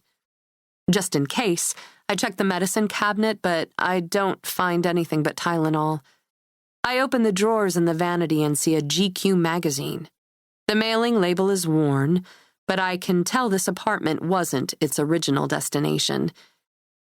It originally arrived on Oakley Street. No idea of the house number except that it ends in a 5. No apartment number listed. This, too, doesn't mean anything. For all I know, Jack lifted the magazine from his oil change venue or from his dentist's office. Or maybe this partial address will tell us something about Jack. Where he really lives, who he really lives with, or even where he works. I snap a picture. Yet I don't text it to Decker just yet, in case he decides to get into a conversation about it. That's all I need, Jack realizing another guy is texting me. And better yet, texting about reasons to suspect him. Another deep breath. Time to face him. I flush the toilet and exit out into the room. Then, Margot. Margot left the underground, exiting into the dark gangway. Her boobs hurt from being pinched into a tight corset, and her thighs and lower back ached thanks to the client who'd paid her to stand bent at the waist, her rear to him, for nearly 20 minutes. She found herself muffling a sob. She couldn't keep up this lifestyle forever. And even though the money came quickly, would it ever be enough for school? Living rent-free didn't feed her or pay the utility bills. Maybe the third party was right. Maybe it was time to ask Arlen to finance her education. It could turn out okay. He'd already talked about having kids, so maybe it wouldn't be out of line to ask. Hi. She startled when she heard the voice behind her and practically yelped. Sorry to scare you, he said. I just saw you inside and I couldn't help but notice. On your breast, did someone cut his initials into you? That's none of your business. Maybe not. I just wanted to be sure you're okay, so if you are... I am. Are you sure? Because it looks like you're crying. What if I am? How about a cup of coffee? She took a few steps down the gangway. She didn't owe this guy any sort of explanation for her tears. He didn't have to know her life was spinning out of control. Tell you what, the nice guy said. I'm going to be in the diner on the corner. You want to join me, great. If you don't, I understand that too. Just thought we could talk, that's all. Margot kept walking. Suit yourself, he said. She emerged from the gangway on one side of the old church and turned right toward Western, only to see her new acquaintance standing on the opposite side of the aquasphere, ready to cross Western too. She watched as he crossed, looked at her over his shoulder, and beckoned for her to follow. What the hell? Arlen wouldn't like it, but he was presently in a city far away. And what if the third party was right? What if she wasn't the only one Arlen was carving his initials into? Chapter 21. Kirsten. Thanks for meeting me out, I say. It's just been one of those insane weeks when nothing feels right. Tell me about it, Jessica says. I just came from my boyfriend's place and nothing felt right over there either. My cop friend, Decker, he's the one I told you about, the guy I used to... Anyway, he got it in his head that Jack's got something to do with Margot, and I took it upon myself to secure a sample for him this morning. A sample? I went there thinking there was no way in hell Deck could be right, but once I got there, I started noticing things that made me think maybe Decker is right. I pulled hair from his shower drain. She wrinkles her nose. Is that insane or what? Why do the cops want a sample like that? But less than a second passes before I cover my mouth. Oh, they're looking for a sample to match DNA on her body. Well, on her body, sure, but... Her glance shifts, and she busies herself by straightening the salt and pepper shakers. Whatever she has to say must not be easy. But what? I ask. It isn't public knowledge. It's part of the investigation, and Deck would kill me if I leaked it. My lips are sealed. Even so, I shouldn't. But given the pictures you found... She sighs. This sucks, and I'm sorry, but Deck will fill you in. If he thinks you should know, but I can't. I'm sorry. I'll keep it to myself. I promise. I can't, Jessie says. For a few moments, neither of us says anything. She wants to tell me whatever she knows, I can tell. But the sample I gathered from Jack's shower? She redirects. It could prove interesting. They honestly think your boyfriend had something to do with this poor girl? She shrugs and zips the pendant on her necklace to and fro. I stare at it. Maybe, Jessica says. It seems she was seeing more than one man, so... My heart rate quickens.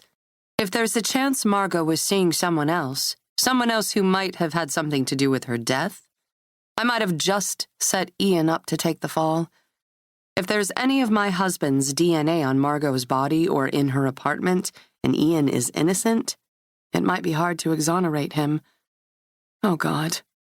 My cheeks flush with heat, and for a few seconds I feel like I felt at the farmer's market with Fiona, on the onset of the episode.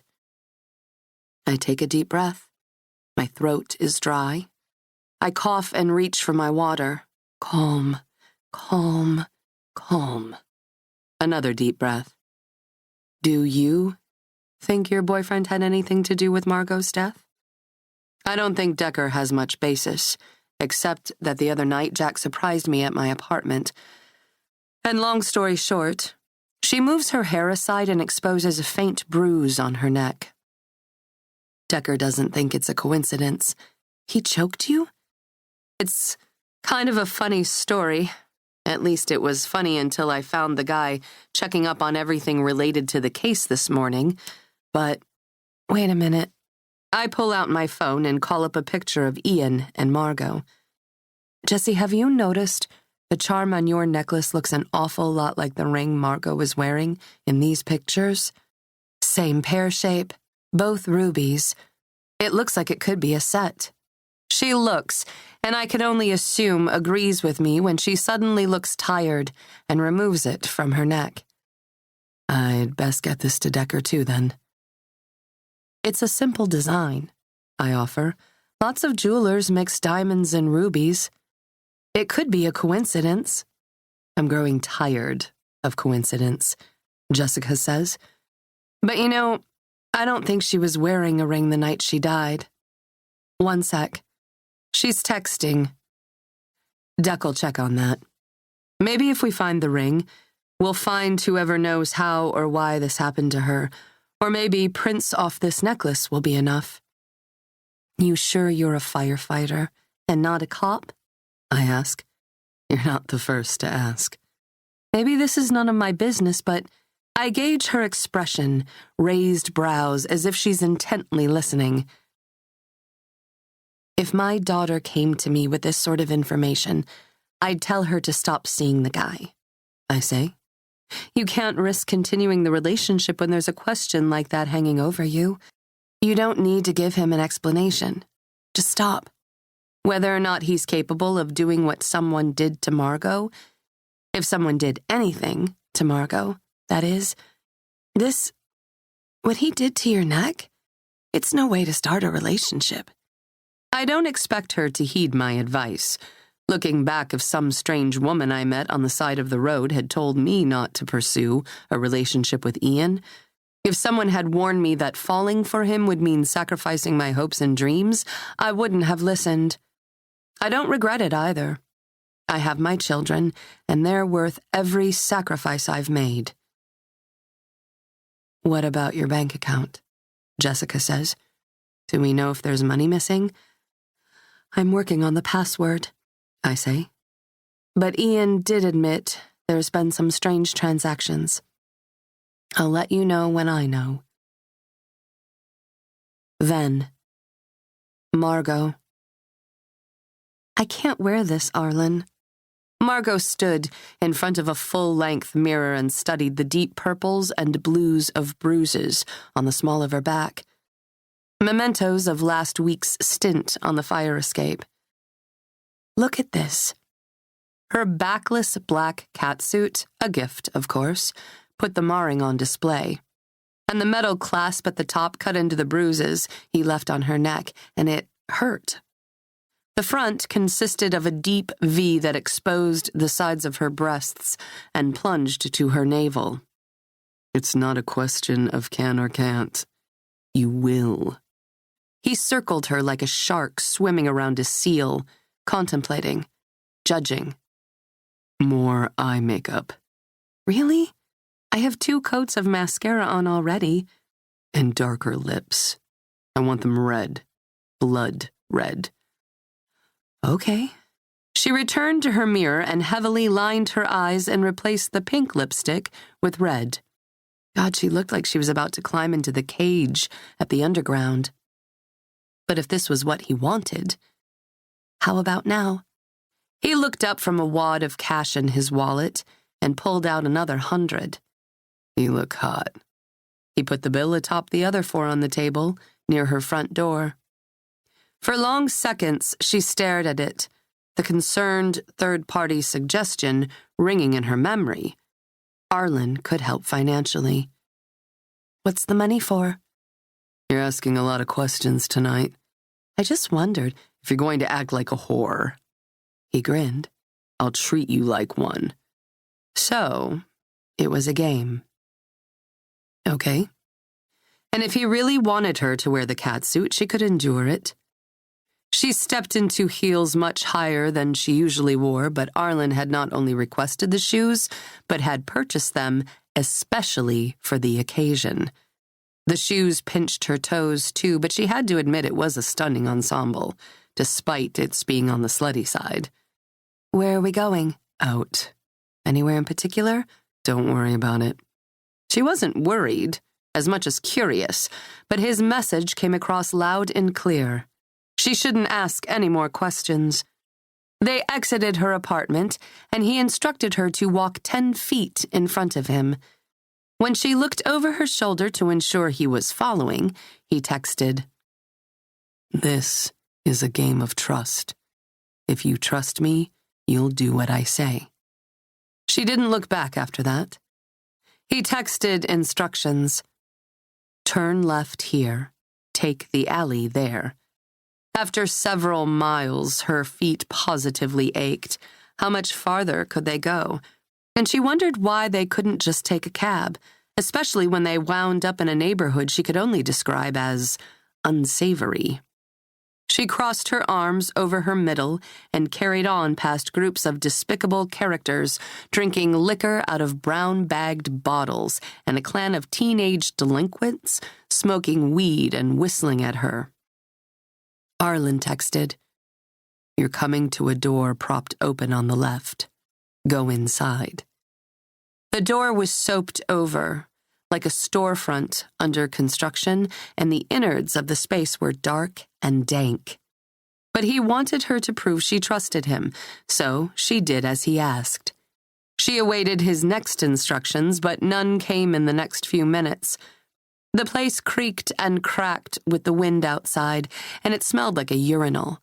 But she trusted that given he'd requested her outfit and gone through the trouble of the planning, there must be some amazing club up a few flights of stairs. It was Arlen, for the love of God, and he was always full of surprises. Soon, the minutes lingered well past her comfort, and she edged her way around the space, which felt like a concrete box. There was only one way in, one way out, and the longer she paced in here, the more likely it seemed she'd encountered something, or someone. Dangerous. "Arlen?" She made her way to the door. Just to peek out to see where he was. But not a hair past the door, she was whisked back inside, a hand over her mouth, and shoved face first against a concrete wall. "Arlen." She recognized the scent of his cologne, the rasp of his whisper, "Quiet." He held her there. "When were you going to tell me you've been dancing at the underground?" Arlen, you're hurting me." He put more pressure on her back. "You fucking whore." "But anything goes," she said. "That's the deal with us, isn't it?" "Imagine my surprise when I come home early from a trip and find your apartment empty." She winced when she felt a thick rope wrap around first one wrist, then the other. "I went to the aquasphere for a little relief that night, and imagine my surprise when I realized the redhead I paid to bend over me, the one I'm rubbing one out to, is actually the girl I'm supposed to love and trust." "But if you were rubbing it out to someone you thought wasn't me, I'm willing to overlook it," he yanked on the rope. And next she knew she was suspended a few inches off the ground. "Ow!" Hot tears crept down her cheeks. "Black Crow!" "And then I waited to see what you would do," Arlen said. "And you met someone else at the diner down the street." "It was just coffee, I swear. Black Crow, Black Crow, Black Crow." "If you want to act like a whore, I'll treat you like one." "I only dance. I'm not a whore." "Tell me you love me." "I love you," she whispered. The clasp on her halter top fell free, exposing her breasts. Her nipples raked over the cold concrete wall she was up against. He shoved the catsuit down over her hips. She was completely naked now, and the door was still propped. Not 20 feet beyond the door, thugs drank from bottles in brown bags and threw dice and played cards. They could come in at any time. "Remember," Arlen slipped a hand between her legs, "I paid you in advance." A shadow passed over the door, but Arlen was too busy to take heed, already lowering the zipper on his pants. Margot's eyes widened when she saw someone standing in the doorway, staring right at them.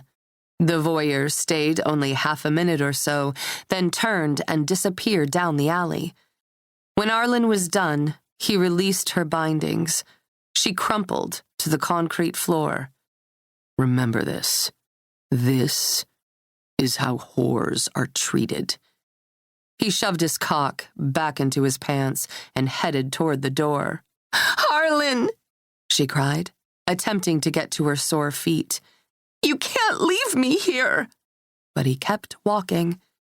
And he'd damaged the clasp on the catsuit when he tore it off her, so she couldn't refasten it. And she couldn't run after him unclothed because the street outside was populated with thugs who would do God knew what to her. She had no money in her handbag. She'd left the money Arlen gave her on the counter, so she couldn't call a cab. She couldn't call the Akerses either, not for something like this. But she had the phone number of the guy who'd bought her a cup of coffee. She dialed. "I need help," she said when he answered. "Everything's different now. Everything's changed." She couldn't see Arlen anymore. But she couldn't be the one to end it. He wasn't going to go quietly. The only way a man like that would leave her alone was if he grew tired of her and left on his own. He had to think ending the relationship was his idea, or he'd never give her a moment's peace. Chapter 22. Kirsten. I stop at the bank on the way home for a physical printout of the past month's transactions. It's a joint account, and as I told Ian, I'm entitled. Once home, I peruse the pages and highlight several transactions that aren't mine, transactions I consider unusual. For one thing, I see that $20,000 has been transferred out of the account monthly for the past 6 months. Holy hell, that's a lot of money. I'm about to scribble a note about it when another charge catches my eye. $775 at a women's clinic on the outskirts of Chicago. A women's clinic. I do a quick search of the clinic and see on their list of services, abortion. I pinch my eyes shut and take a deep breath. I call Ian's mobile. He answers. "Not a good time, Kirsty." "Make it a good time." Patrick says he explained everything about the underwear. He said he told you they're probably Becca's, see? So now you know the truth. Things can go back to the way they used to be. Before all this nonsense, before the episode. Ian, please. Kirsty, let's put this behind us. Take a breath and have a good weekend. I need you to come home. Kirsty, I can't. Do you think a young girl might be depressed after she aborts a child? What? Depressed enough to want to kill herself? Kirsty, what's going on? Is something going on with Quinn? She said she came home this week for a night. She did. What happened? Quinn's fine. Thank God. Come home. Okay, I'll try to get out of this dinner, but I can't promise I'll be... Now, Ian. We need to talk about Margot Stritch. I pause for a beat, let it sink in. And her abortion. Only silence answers me. Now, Ian. For Christ's sake, Kirsty. You know you're not well. Come home. I hang up and open the door to Ian's study, where I pull his prized, autographed Jack Nicklaus golf club from its display case on the wall and drive it right through the wall, slam it over his desk, and scratch the hell out of the vintage mahogany patina. My phone is ringing, but I ignore it. I tear through the house and smash a picture of the two of us on our anniversary last year and a picture of us when we were teenagers. And in our master suite, I take the club to virtually everything I see that's even remotely important to my husband. There. I'm nearly out of breath when I'm done, and I've made a god-awful mess. But damn, do I feel good. My phone hasn't stopped ringing, so I take a seat, try to compose myself, and answer it. Patrick. Hello? What's going on, Mom? Dad said you're hysterical.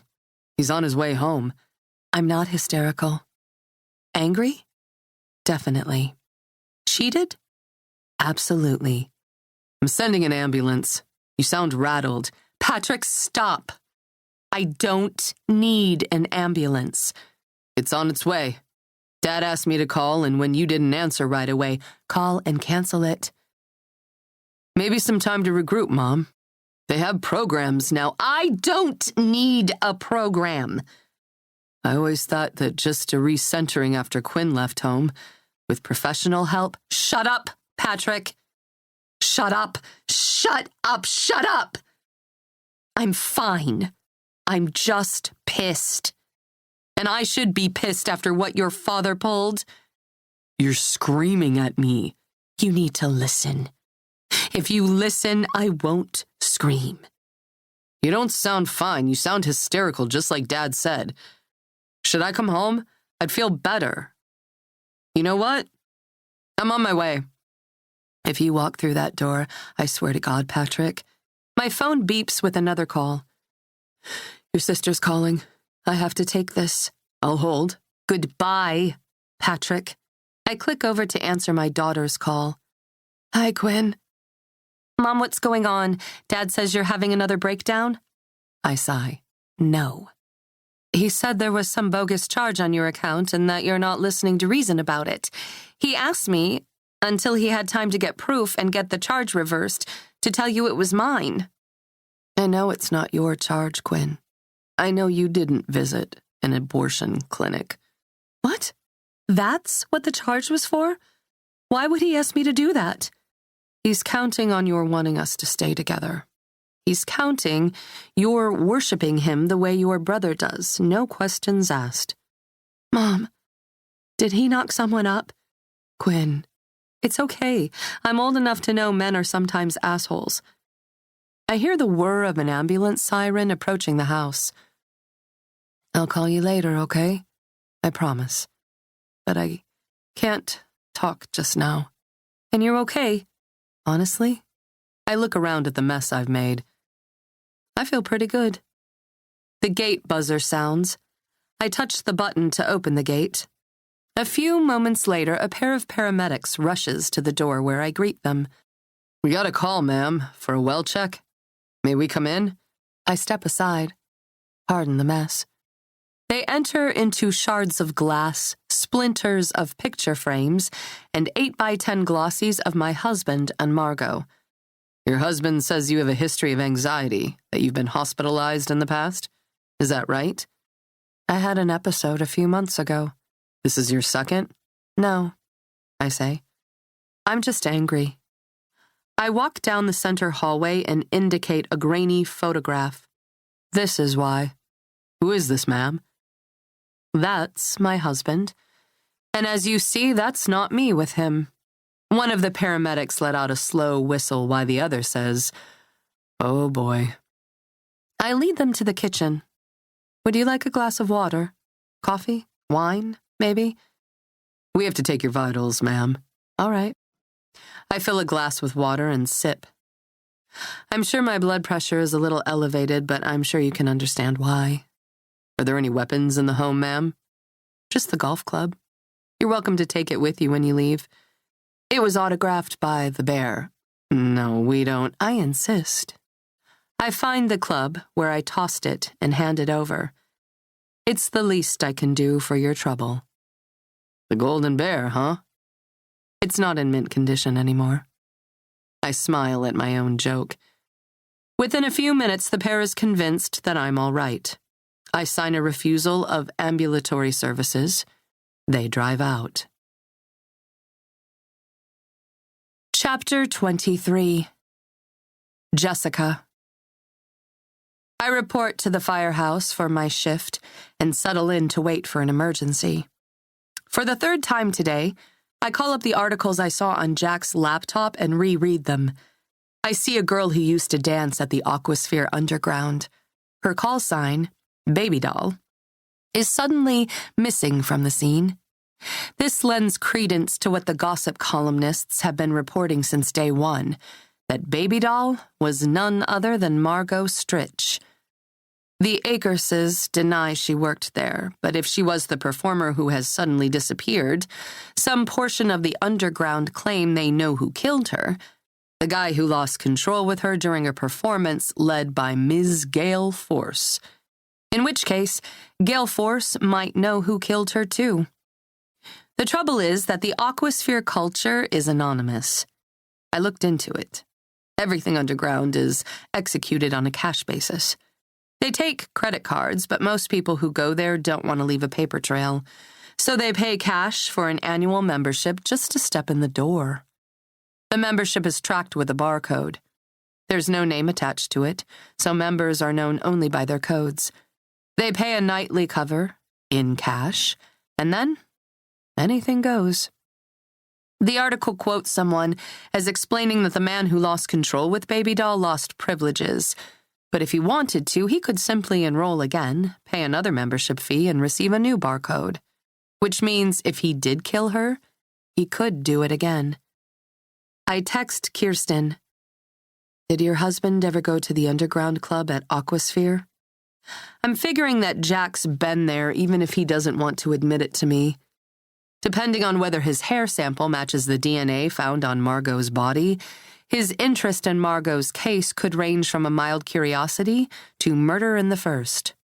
I log on to the Aquasphere Underground online site and again pay $50 for access. I try again to garner information about what may or may not have happened in that club. Sexy 451. Looking for Gale Force. I wait.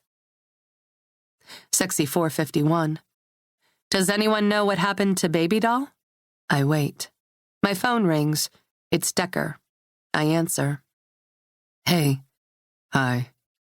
Hi, I say. Have you found another Arlen Judson yet? No, ma'am, Decker says, but I'm on my way to sit down with that lawyer. Kirsten's husband? Yes. What could I do to help? I just wanted to call. To see how you're doing. I'm fine. I know you're pissed at me, Jessica. I'm over it. You actually had some valid points, purely circumstantial, but I get it. It's fine. I've got Ollie working on who owns the apartment. Thanks for providing the unit number.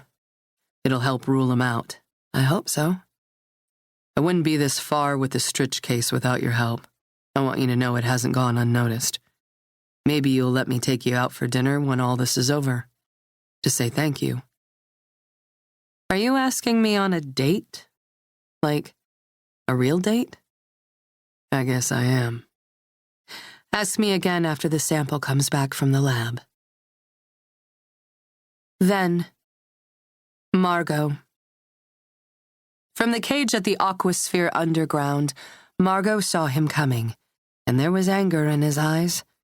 Arlen stopped short and crooked his finger at her in a silent, come here gesture. She wasn't alone in the cage tonight. She danced with two others, a woman and a man. They sandwiched her when they sensed she was being summoned, and while it was a measure of security for her, the heat of their bodies, dewy with sweat and slick with oil, both thrilled her and terrified her. Thrilled her because she loved the thought of Arlen's jealousy. Terrified because she knew Arlen would sentence her to due penance. It didn't matter that she hadn't taken his calls since he left her in the abandoned store. It didn't matter that she'd texted him to keep his distance, that she never wanted to see him again. He'd shown up at her apartment last night, and for an hour he leaned on her buzzer until she let him in. That was her first mistake. Assuming they could talk it out, that she could hint that things weren't working and he'd break it off to save face before she dumped him. But it didn't happen that way. He burst into the apartment, fucked her, paid her, and left. It wasn't all bad. She had a good time and had gotten richer in the process. Maybe the new arrangement would work out just fine. And now he stood there, arms crossed over his chest, and watched her until Gale Force eventually came to pull her out of the cage at the manager's behest. He's making everyone uncomfortable, Gail explained. Honey, you can't keep dancing here if he's going to keep showing up. It's not that big of a deal, Margot said. He's all thunder and no rain. What was cutting you then? The lightning? The guy carved his initials into your boob, for Christ's sake. I sort of deserved it. No one deserves that. He ignored your safe word on more than one occasion. I see signs in him. This isn't about liberty with him. For him, this isn't about mutual fun and respect, baby doll. It's about control. Please, Margot said. I can't explain it, but it's more than expected now. It's more than routine for us. It's sort of addictive. You crave it, Gail said. It's the most amazing thing I've ever felt. Hell yes, I crave it. You crave it because you're terrified of what might happen to you if you deny him. Gail sighed. I'm afraid he might kill you one day. Girl, you've got to get out of this situation. Well, actually, I met someone here the other day, and he's nice. Yeah? What brought this on? It just happened. He was here, I was upset, so we talked. Anyway, Arlen knows I met this guy for coffee, and that's why he went ballistic on me. If I hadn't gone for coffee, none of that would have happened in the old store, and I wouldn't have decided to break up with him, so nice. I kind of like him already. He's cute. Sweet. What are you waiting for? I don't know. I think the guy's in a relationship. Might even be married for all I know. Well, there's always something, isn't there? But you went out with him anyway? We had coffee twice, actually. Just coffee. What did he have to say about the artwork on your tit? Just asked what AJ stood for. So I told him. Just then an envelope came across the table. A client requested Gale Force and Baby Doll for a public lesson in erotic asphyxiation. No penetration. Just choking. They looked up from the envelope simultaneously, each knowing well who'd paid for their services. We can't, Margot said. He's a member. We don't have a choice. Gail took hold of the envelope, and Margot followed her to the voyeur room, where patrons were already gathering to see the show. Arlen was there, too, masked. Margot lay on the table. I want her tied, Arlen said. Instantly, 2 pages came to the table and strapped her down. Arlen stared down at her. Is this going to be your last night in the cage? I can't quit, Margot said. You will. You're not in charge of me anymore. Excuse me? Who's in charge? Who paid for this room? Who labeled you? I'm doing this for law school. Are you going to pay my tuition? Answer only my questions. Is this your last night in the cage? No. Who's in charge of you? He placed his hands around Margot's throat. Tell me I'm in charge. No, Margot managed. There's someone else. I met someone else. You lied to me. No, she gasped. It only just happened. Let up, Gale Force said. But Arlen didn't loosen his grip. Enough! Gale screamed. Still, he didn't relent. No one has you if I don't have you. He spoke through gritted teeth. Gale whipped his back. Release! Release! The pages wrangled their way to the table side. Margot gasped for breath. Show's over. A page whipped the curtains closed. Margot wheezed. You'll be banned from any special requests from now on, Gale said. Banned for life. She turned to a page. Run his code. Record the restriction in the computer. Margot coughed and held her neck as if to prove it hadn't snapped. Gale Force shoved him. What were you thinking? I was thinking she's a bad girl who doesn't do what she's told. He looked to Margot. Get dressed. We're going home. Margot began to shake her head, but Arlen leaned in close. Do you know how easy it would have been for me to snap your neck? Do you honestly think I won't do it some night, when you're begging for the rush, when you're aching for the thrill of it? Do you think I won't do it if I don't get my way? I don't want you anymore. What makes you think it's your decision? I pay, you play. Margot pulled the wig from her head. Meet me outside, he said. 5 minutes.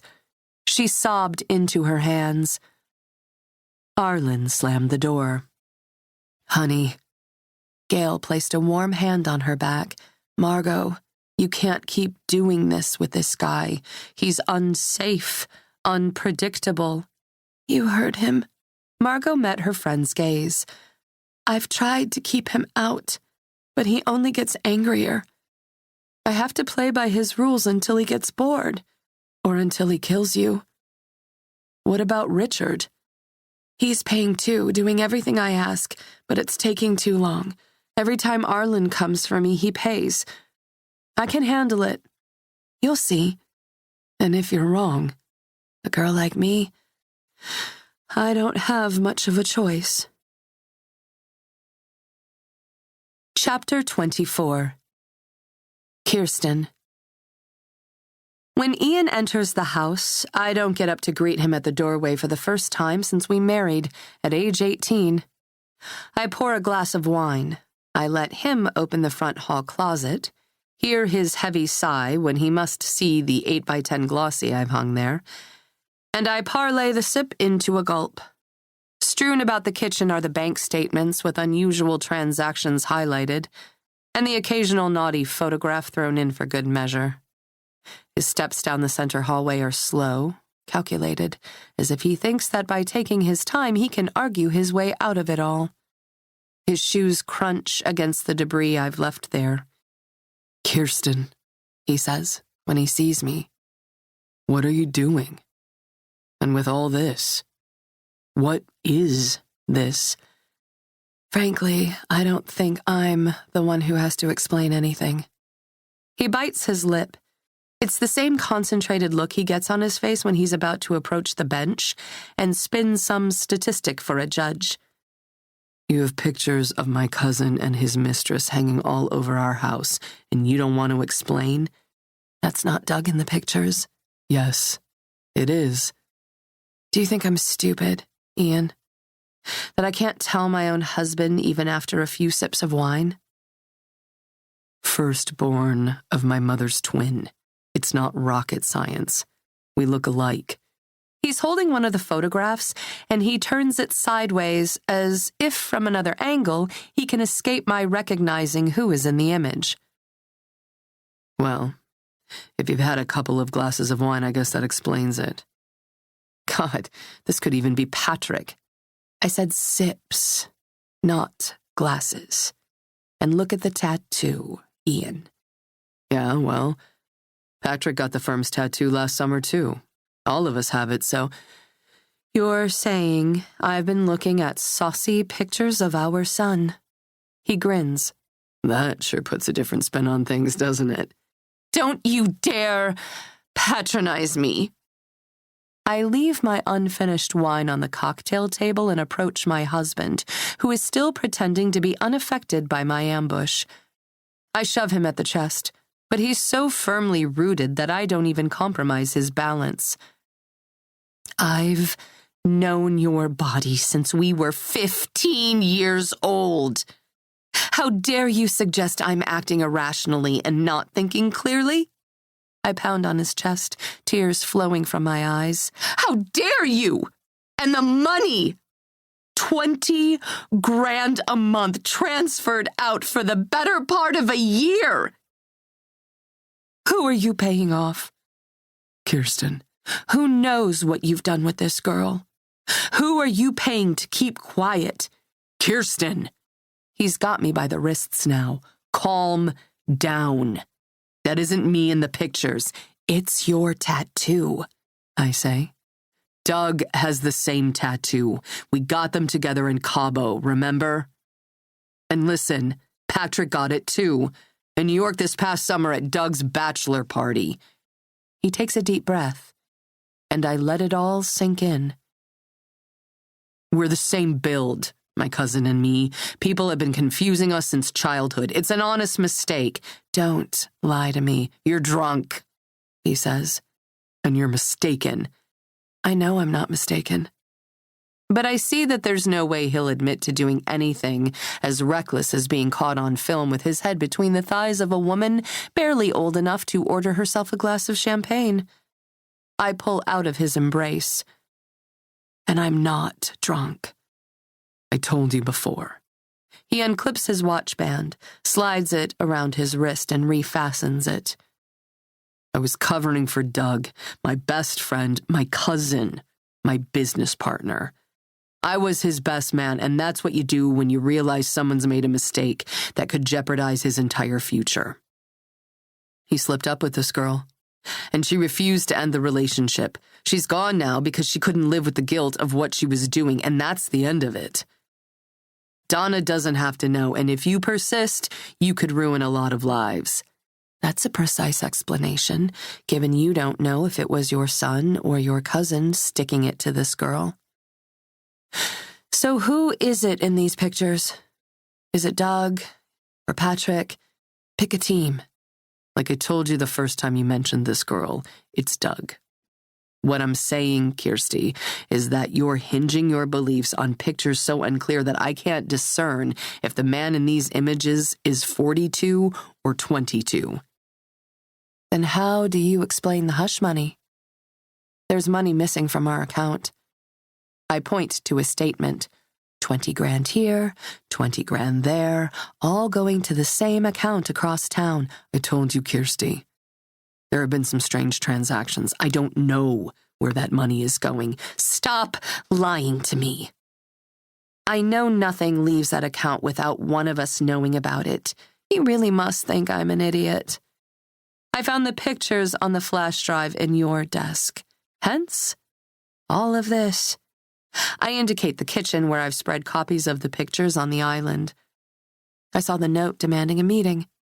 Did you meet whoever sent it? You must have, because they didn't follow up on their threat to send me a copy of the pictures. Is that where the 20K's been going? I swear to you, Kirsty. Moving on. Here's that other interesting charge. Over $700 at a women's clinic. And that's why I changed the password. He takes a seat and folds his hands on the table. But I figured it out. Patrick didn't want you to know. He and Becca had been careless and— Stop right there. That doesn't make sense. Believe me or don't, I'm telling you the truth. Patrick borrowed my card to pay for it. If it were true that Becca got pregnant, Patrick wouldn't need to go to you for help. I know you pay him far better than you pay most interns, and Becca has a full-time job.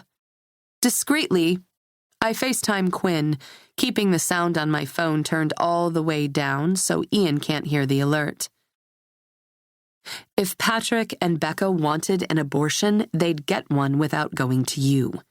Additionally, if it were true about Patrick, you wouldn't have first gone to Quinn, the more plausible of your two options, as she really would have had to ask for help if she found herself pregnant.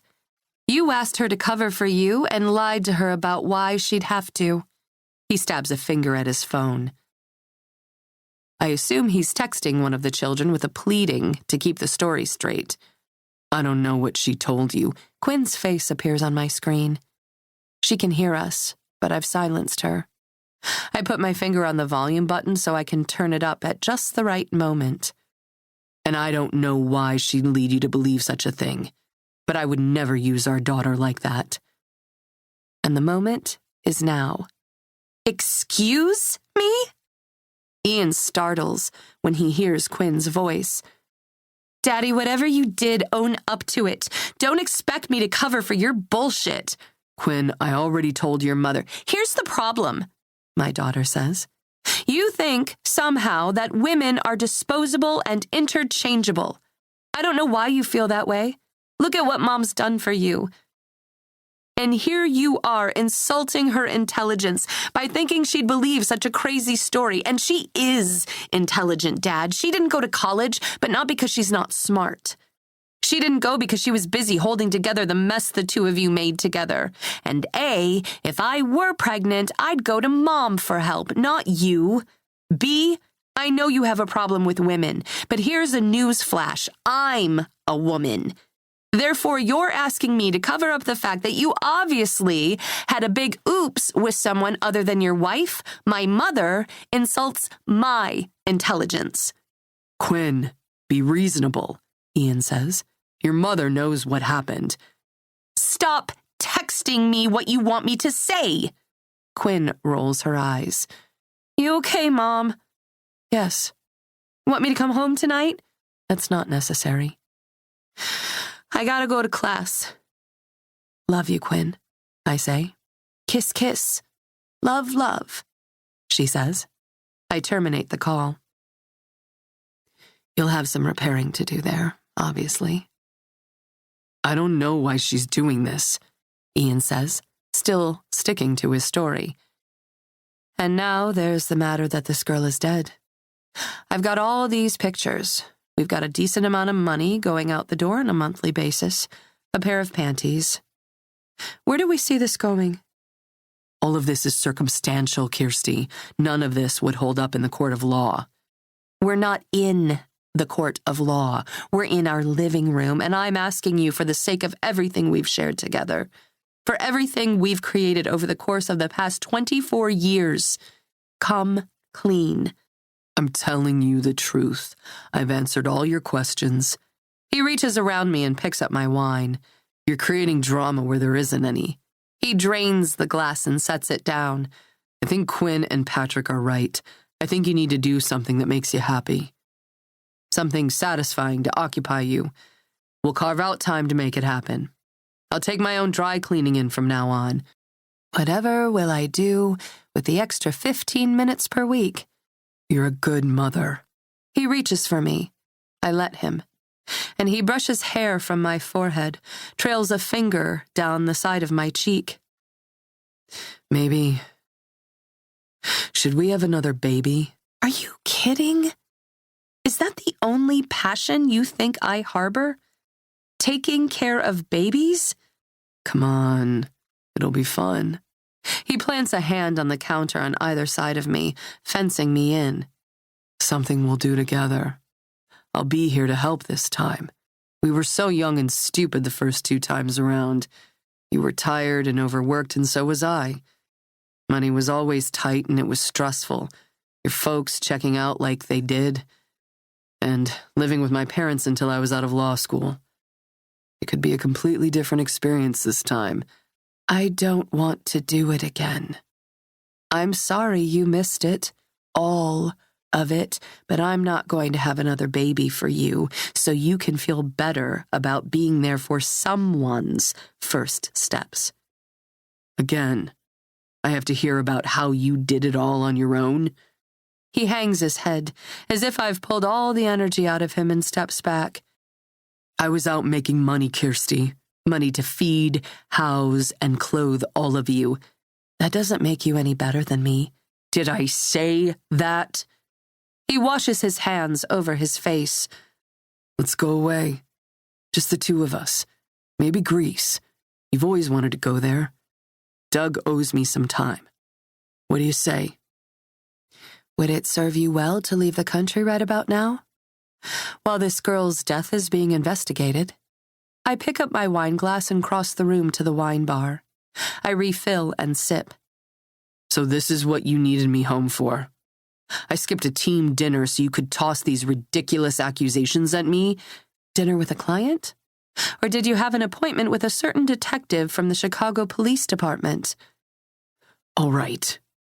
His cheeks turn a deeper shade of pink. You need to stop checking up on me with my secretary. My schedule is privileged. And now you're at phase 2. Denial didn't work, so you're trying to get angry, trying to scare me into shutting up, and I can't blame you because it's worked our entire lives. I've been at your feet for decades, and you don't think I can live without you because I've never been able to try. Stop. Do you think I can't, Ian? Watch me. I'm going to catch the end of the dinner. If it'll help you feel better, I'll ask my cousin to confirm everything I'm saying, or hell, go ahead and pass out before I get home. I don't care. But we're done with this discussion. That's how it always is with you. You decide when we're done, so you always get your way, so you always get the last word. But if you think you can bail on this discussion now, over my dead body. I squint at him, take another sip. I wouldn't put it past you to take that threat literally. I don't care what you're inferring, but Ian, you realize they're going to look at you for this girl's murder, don't you? I don't. He shoves his hands in his pockets and shakes his head, as if I've absolutely exhausted him, as if he's been trying to explain to me that 2 + 2 = 4, and I'm just not getting it. No, Kirsty. Yes, Ian. They will. I didn't kill anyone. He slices the air horizontally with his hand. No one killed her. She killed herself, and you know it. We watched the report on the news together. You don't know how her panties got into your suit coat. You don't know how your body and hers were photographed together. But you know she killed herself. You sound crazy when you talk like this. Crazy? Do you know there are charges on our statement to a boutique lingerie store in the city? And they sell the label on the panties I found in your jacket. You need to stop with the panties already. I've already explained how they might have shown up in my coat. When are you going to realize, Ian, that I'm the only friend you've got?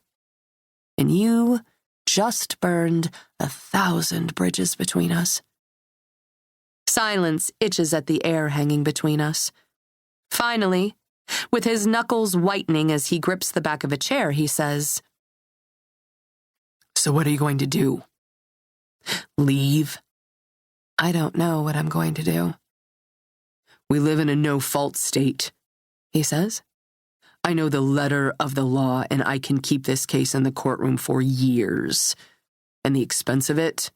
I'm not sure Quinn would even be able to finish college. Do you really want to put our children through that? For something I didn't even do? And here comes Phase 3. The threat to take me and the children out of this comfort zone. It's been the same thing our whole lives. We argue.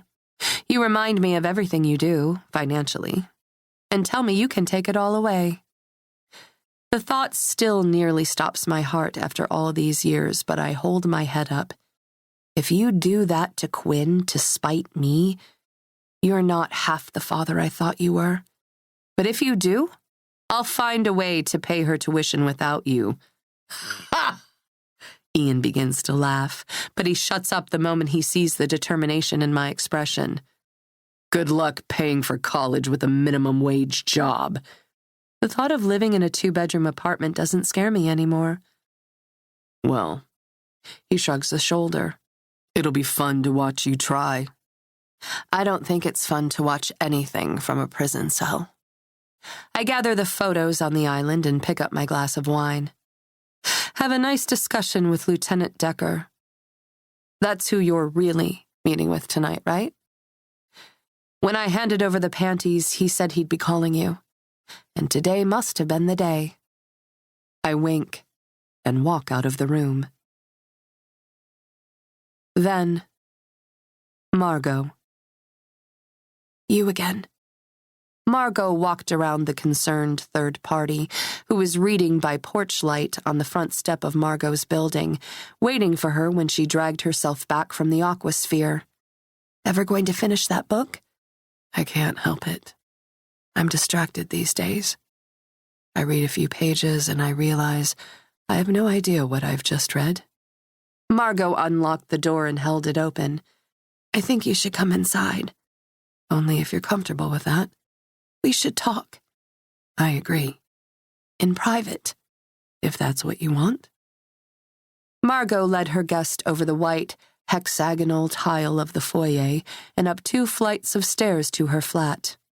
Her hands trembled as she attempted to unlock her apartment door. She dropped the keys before managing to slide one into the lock in the door. "Can I get you anything?" she asked. "A glass of water?" "No.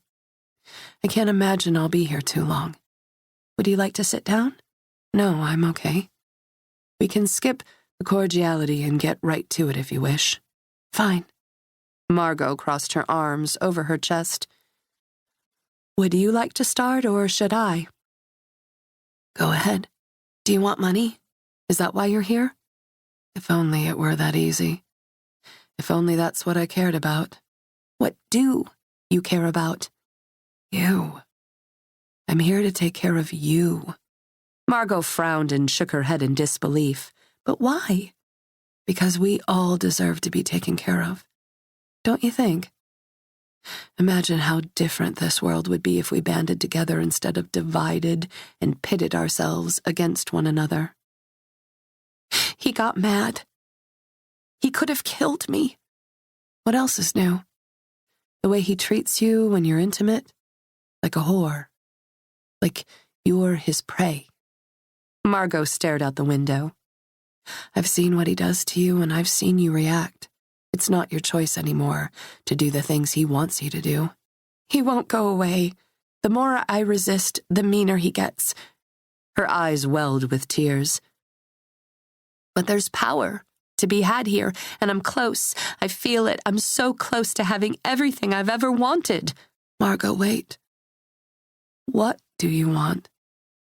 You want to rewind time, don't you? You want to be loved and not used, right?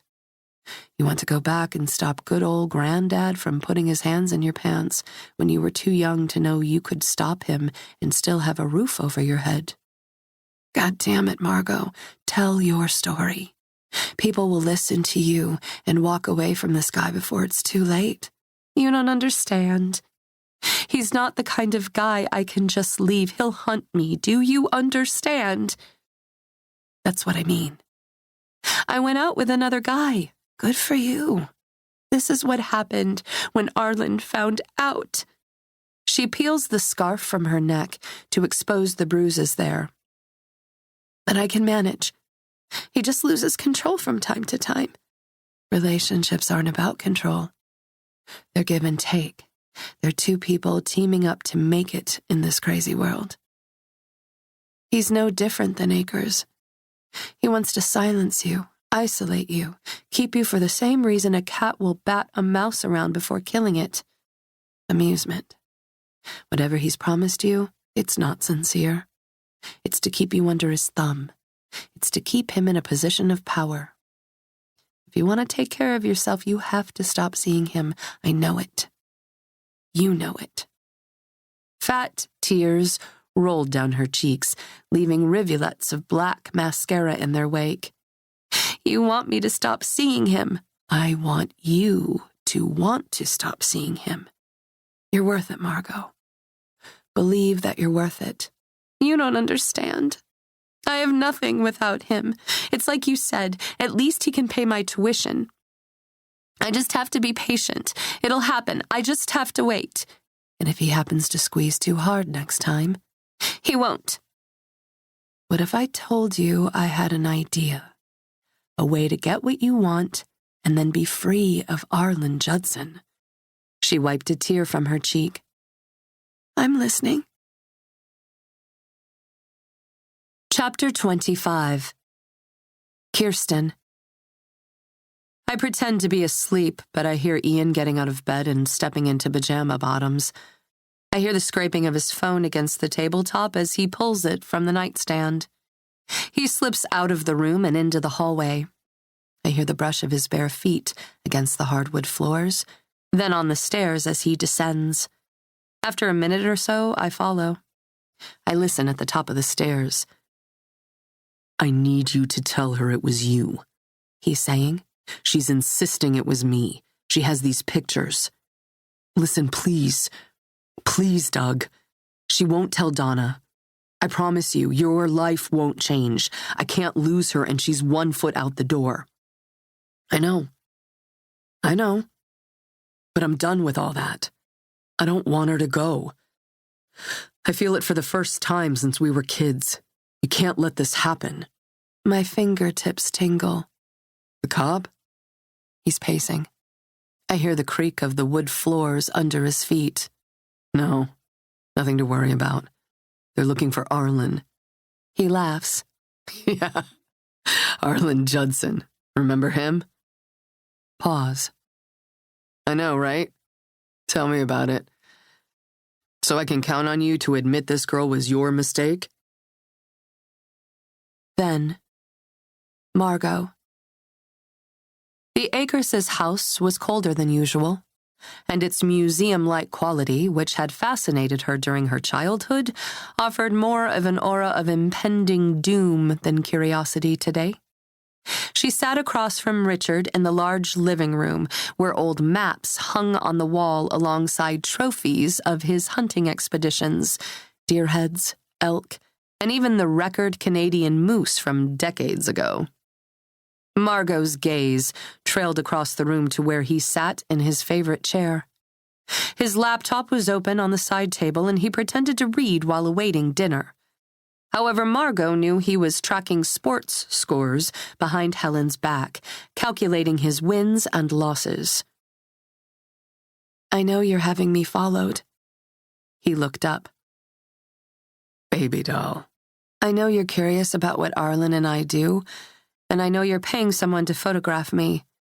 I don't know what you mean. I met someone recently who brought all this to my attention. You've been played, my dear. Don't deny it. I know it's true. But I don't know why. The alderman's eyes grew wide. I don't know what you're talking about. The third party said this would happen. Margot had to stick to her guns. Have you photographed me with every man I've been with, or is it just Arlen? Silently, he nodded. Speak up, please. Every man? Every man. You get off on watching me with other men? I love you, baby doll.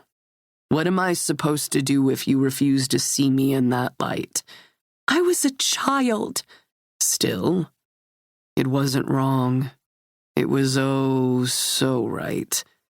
Do you think the voting public would think so? I know you've got your sights set on a higher office. Do you think that's going to work out if I start talking? But I'm repaying your trust. It's what you wanted. She steeled herself and prepared to say what the concerned third party told her to say. Well, now I want more. You want me to shut up about what happened between us? Then do something for me. Anything. I'd like to discuss a plan for the photos you're having taken of Arlen and me. The photos are just for me, the alderman said. No one else sees them. Then I send this letter. She pulled an envelope from her handbag. To NBC Chicago. I tell all. She looked to the hallway where she could see Helen seated on the tiny sofa there, paging through a magazine. She'll be mortified, you know. The scandal, the press. What do you have in mind? I need you to follow these instructions. She handed over the envelope containing the letter. He'd find a few other instructions inside. Chapter 26. Jessica. I'm drenched with rain by the time I get to the station. I wave to the desk sarge, who admits me, and I weave my way to Decker's cube, where he and Ollie are busy pointing fingers at index cards. Hey, I say. What's the word? A hair sample, Ollie says. What about it? It's inconclusive. I yank off my hoodie. What does that mean? In this case specifically, Decker says, the hair you pulled from the drain wasn't pulled from one head. Does your guy have roommates? Not that I'm aware of. We're still going to test the hairs. Just won't be able to tell which is Jack's unless you plucked one directly from his skull. I didn't. Well, Thanks to your intel, we're able to track the leasing agreement of his apartment. It's owned by a corporation, so more than one person could use it. He massages his chin, which is bristly with a 5 o'clock shadow. Which corporation? Barrett Enterprises. Ever hear of it? No. Who owns the corporation? We're working on that, Ollie says. The company was incorporated in Nevada and shows virtually no income, has no shareholders of record, no contracts, no loans, and doesn't appear to be doing business in Illinois. So, what that means is, the owner or owners want to stay anonymous. But for what purpose? I ask. Why go through all the trouble of incorporating a business if you aren't going to do any business? We're hoping we'll know that when we learn who owns the damn thing, Decker says. We're waiting for some paperwork to come in, but seeing as Nevada doesn't even have an information-sharing agreement in place with the IRS, you can imagine how quickly we expect to hear. I lean against the wall. How's the HOA of the apartment paid? Money order. So, no bank information. You don't suppose... I think for a second. You said you couldn't find Jack in Chicago. He travels constantly. Maybe he's actually from Nevada. Devil's advocate, Decker says. If he has the apartment for legitimate business purposes, why the secrecy with the corporation? Because if I decided to fall hard for him and he suddenly disappeared, I'd be able to track him home to wifey. Ah, Ollie says. That's an angle. Yet more compelling, Decker says. Friends in central Illinois sent up a file on Arlen Judson, same height and weight as your friend's husband. So he could be the one photographed with Margot? Well, if you'd guess what's on his right shoulder. Infinity symbol? No. Nothing. The guy's got a record, history of domestic battery when he was in his early 20s. Wow. But no tat, and he has an airtight alibi. Supposedly reformed now, sober. Preacher at a church. His wife says they haven't spent a night apart since they were married 7 years ago. Could she be lying? I ask. With 4 kids in 7 years? Ollie asks. I doubt it. They've been busy. I don't think he's our guy, Decker says. My phone vibrates in my pocket. It's a text from Jack. He misses me. Chapter 27. Kirsten. Kirsty, how are you? I've been expecting Doug's call. To be honest, Doug, I've been better. But now that I have you on the line, who do you recommend for family law? The best in the business. The best in the business would be Fordham, Lane, and Holloway. Your husband runs our divorce division. Aside from him, who's his biggest rival? Who gives him the best run for his money? I'm not going to answer that question before I say what I have to say. Top 3. You don't need a family lawyer. Tell you what, I'll listen to what you have to say, but at the end of your spiel, you answer my question. Deal? He sighs. Deal. But the line holds only static and he doesn't offer any information. I prompt him. So, you're calling to own up to knowing Margot Stritch. I started seeing her right around the same time I met Donna. When I realized what Donna and I had, I ended it with the other girl, but I let it linger too long. Ian was telling you the truth. He's been covering for me. I appreciate your coming clean, I say. Top 3? Ian loves you.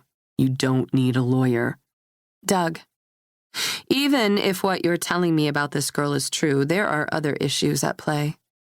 I probably don't need a lawyer, but I think I ought to talk to one, don't you? Ian has already tried to scare me into staying. Don't you think I deserve to know my rights? Don't you think I should know what my options are so I can decide for myself which risks to take and moves to make? You don't need a lawyer. Mm-hmm. I think of the last night Ian and I spent together, body to body. If only I could forget the rest. If only I could forget the woman in the periphery. I need to talk to you, Ian.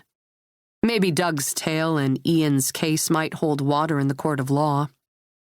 Those obscure pictures might not be convincing to a jury.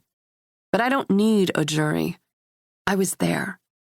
I saw the way that young girl touched his arm, as if she'd touched it 1,000 times before. I can't make love with my husband without hearing her voice, without seeing her young body, without imagining her long limbs wrapped around him. There's no room for both of us in our marital bed, and even though she can no longer interfere, the ghost of her scent still lingers. Tragic, he says. The way it all ended. I fill the space between us with silence. It's an old lawyer's trick, but it's also served me well in motherhood. People don't like silence. They want to fill it so they don't have to endure it. Finally, Doug clears his throat. I'd say top 3 are Goldstein, Yates, and maybe Trisham. Thank you. You won't tell Donna? Of course not. I catch a tear on the tip of my finger. Your secret is safe with me. Chapter 28. Jessica. Thanks for the ride. I'm in the front seat of Decker's car and it's still dumping rain by the buckets. He pulls up to the cross street at my building, which is now directly viewable out the front windshield. The streets are practically barren. Who in his right mind would be out in this weather? But just as I'm about to get out of the car, I see a figure in front of my building. Decker must see it too because he closes his fingers around my arm and nods in the direction of my residence. I follow his gaze to the steps of my building, where a man is craning, appearing to look up at the bay window to his left, into my apartment. Despite the newspaper tented over his head, his white button-down is stuck to his body like a second skin. I'll wait here, Decker says. Don't let him up to your apartment. I treat my companion to my best "are-you-kidding-me" expression. Obviously. I yank my hood over my head.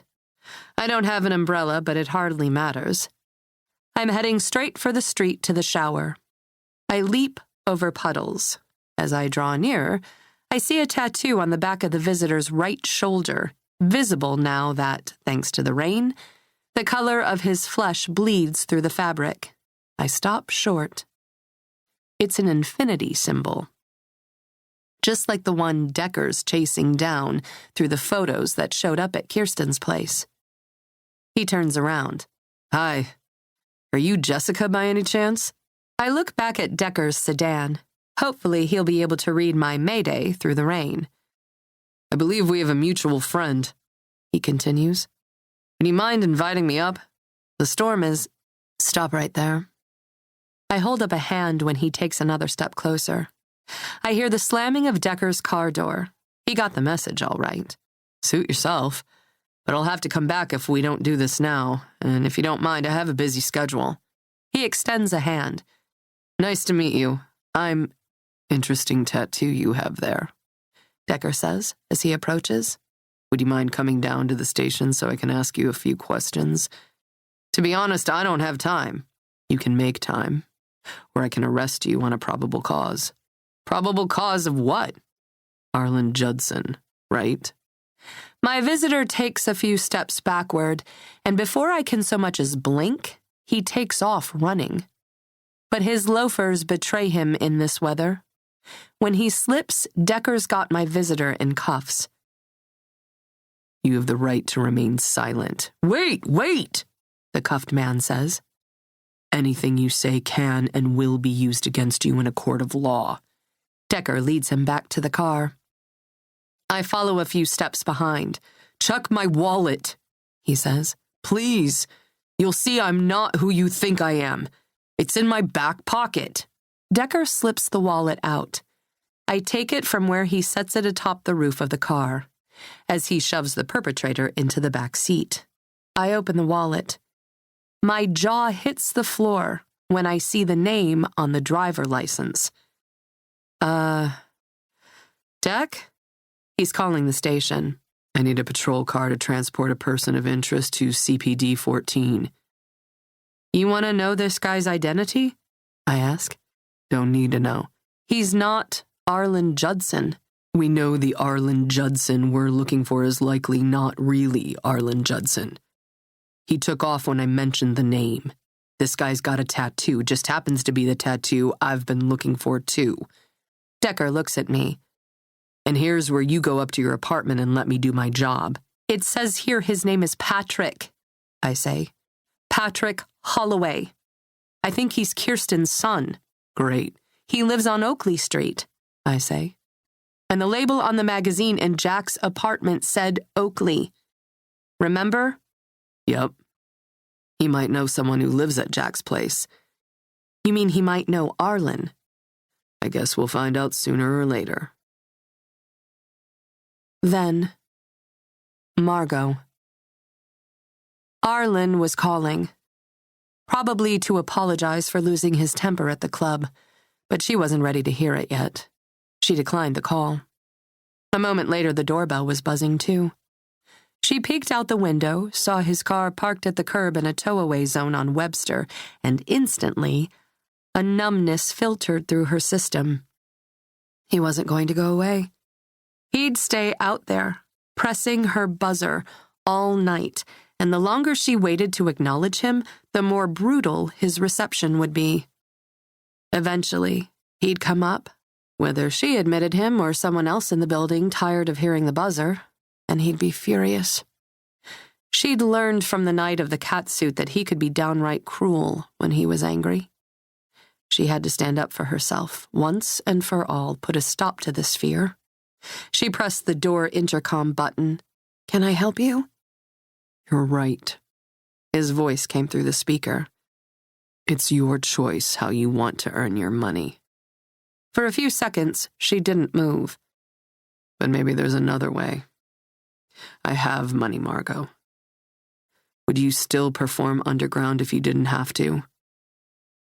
The look she'd seen in his eyes when he'd closed his fingers around her throat would haunt her forever. He was going to kill her. Honest to God, kill her. Please, let me come up.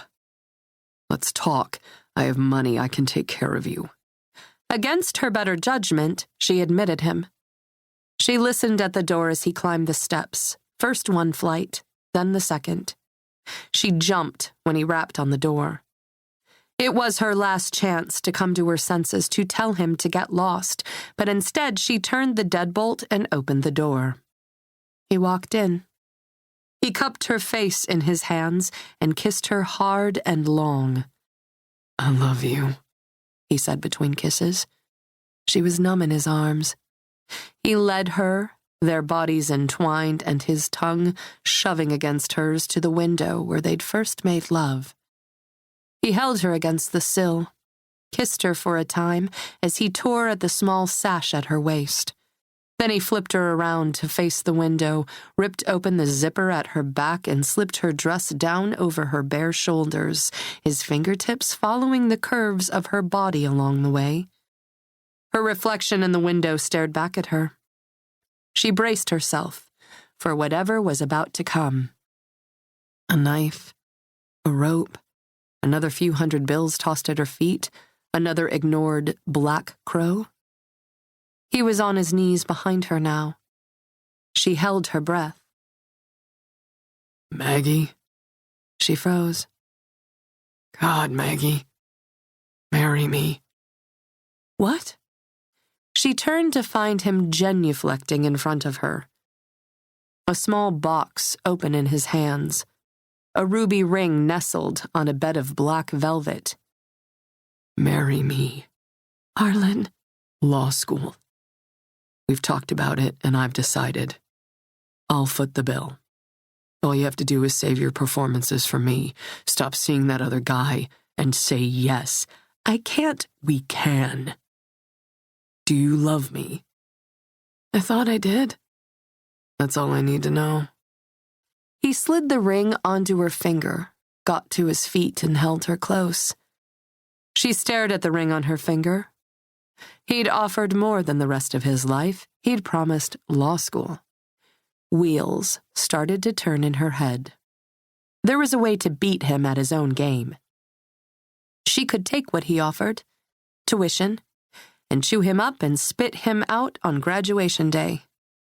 This ring was a momentum shift, a passing of the upper hand. This changed everything. Now she was in charge. Chapter 29. Kirsten.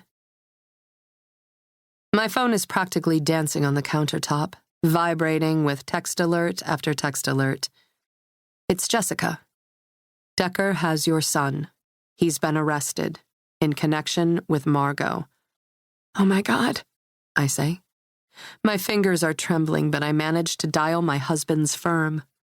Doug is head of the criminal division. He'll come. He'll help. Doug, it's Kirsty. Patrick has been arrested. I'm seated at a table in a holding cell across from my son. Doug is with us on his feet. Doug's being here means the recording devices have been turned off, as everything uttered between them is considered privileged information. But I keep looking at them to be sure. No blinking red lights, no widening of the lens as it focuses. Of course I submitted the DNA sample, Patrick says. My heart sinks. I had a conversation with the detective yesterday. I gave up the red thong. I handed over the flash drive. I blabbed about the letter I found with it. The letter addressed to Mr. Holloway, which could just as soon reference my son as my husband. You didn't. For all the vacillating as to whether I could throw Ian to the wolves in the face of justice for this poor, dead girl, I would have agonized 10,000-fold over what to do had I known Patrick would be the one facing charges. They think I killed this girl, he says. They'll run the sample, see it doesn't match, and that'll be the end of it. Patrick. Doug paces with arms crossed and a thumb under his chin. You never do that without a warrant. You should know better. I do know that, Doug, but I don't have anything to hide. I know I didn't kill this girl, and I know I never slept with her, so what's the worst that could happen? Our best shot is to get the sample suppressed. We won't need the shot, Patrick insists, because I didn't do it. I reach for my son's hand across the table. You don't know what's about to happen. The police have a pair of underwear. What? Doug interjects. How? I hold up a hand. A pair of underwear your father has been insisting belongs to whichever girl you sneaked away with at Doug and Donna's wedding reception. That underwear will likely test positive for Margot's DNA. Patrick shrugs. Well, I was with Becca at the wedding and I didn't sneak off with anyone, so the police also have a flash drive full of pictures of a man with Margot. Doug. Kirsty, you didn't. I didn't have a choice, Doug. I went to a friend with the pictures after I found them in Ian's desk drawer. She shared them with the police. I could have been obstructing justice if I hadn't met with the detective yesterday. He's your husband, Doug says. They can't make you testify against your husband. Is there a law against testifying against your husband's cousin? Because Ian's insisting it's you in the pictures, and you confirmed as much when you called me. All three of you have the same tattoo, the tattoo that was featured prominently in the pictures. Dumbfounded, Doug stares at me. Kirsty. What was I supposed to do? All three of you were telling me I was reading too much into things, that we had nothing to do with this girl, nothing to hide. What was I supposed to do? Nothing, Patrick says. We don't have anything to hide. I turn to Patrick. Here's the trouble. You didn't kill this girl. You didn't sleep with her. But if your father did, your DNA just might be a close enough match to his to take you to trial. Do you think my father is capable of murder? Maybe, maybe not. But he probably slept with her. This again. Patrick rolls his eyes. Mom, seriously, Dad wouldn't. Is that right? I guess we'll see when your DNA comes back as a close match to traces of semen on the underwear. That'll be enough to get the ball rolling. They always suspect the significant other. Always.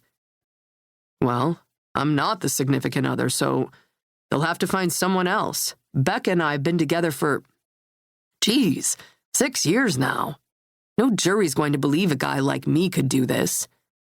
And you don't think your father could have either. Yet your sister's heard you've been out with other women. There's a chance other people can testify the same. These girls you're out with? How do you think they'll feel when they see your face on the evening news, when they hear your defense is that you're in a long-term relationship with Becca, so you just couldn't possibly have done this? I'll tell you what they're going to do. They'll crucify you. Patrick shrugs. Circumstantial.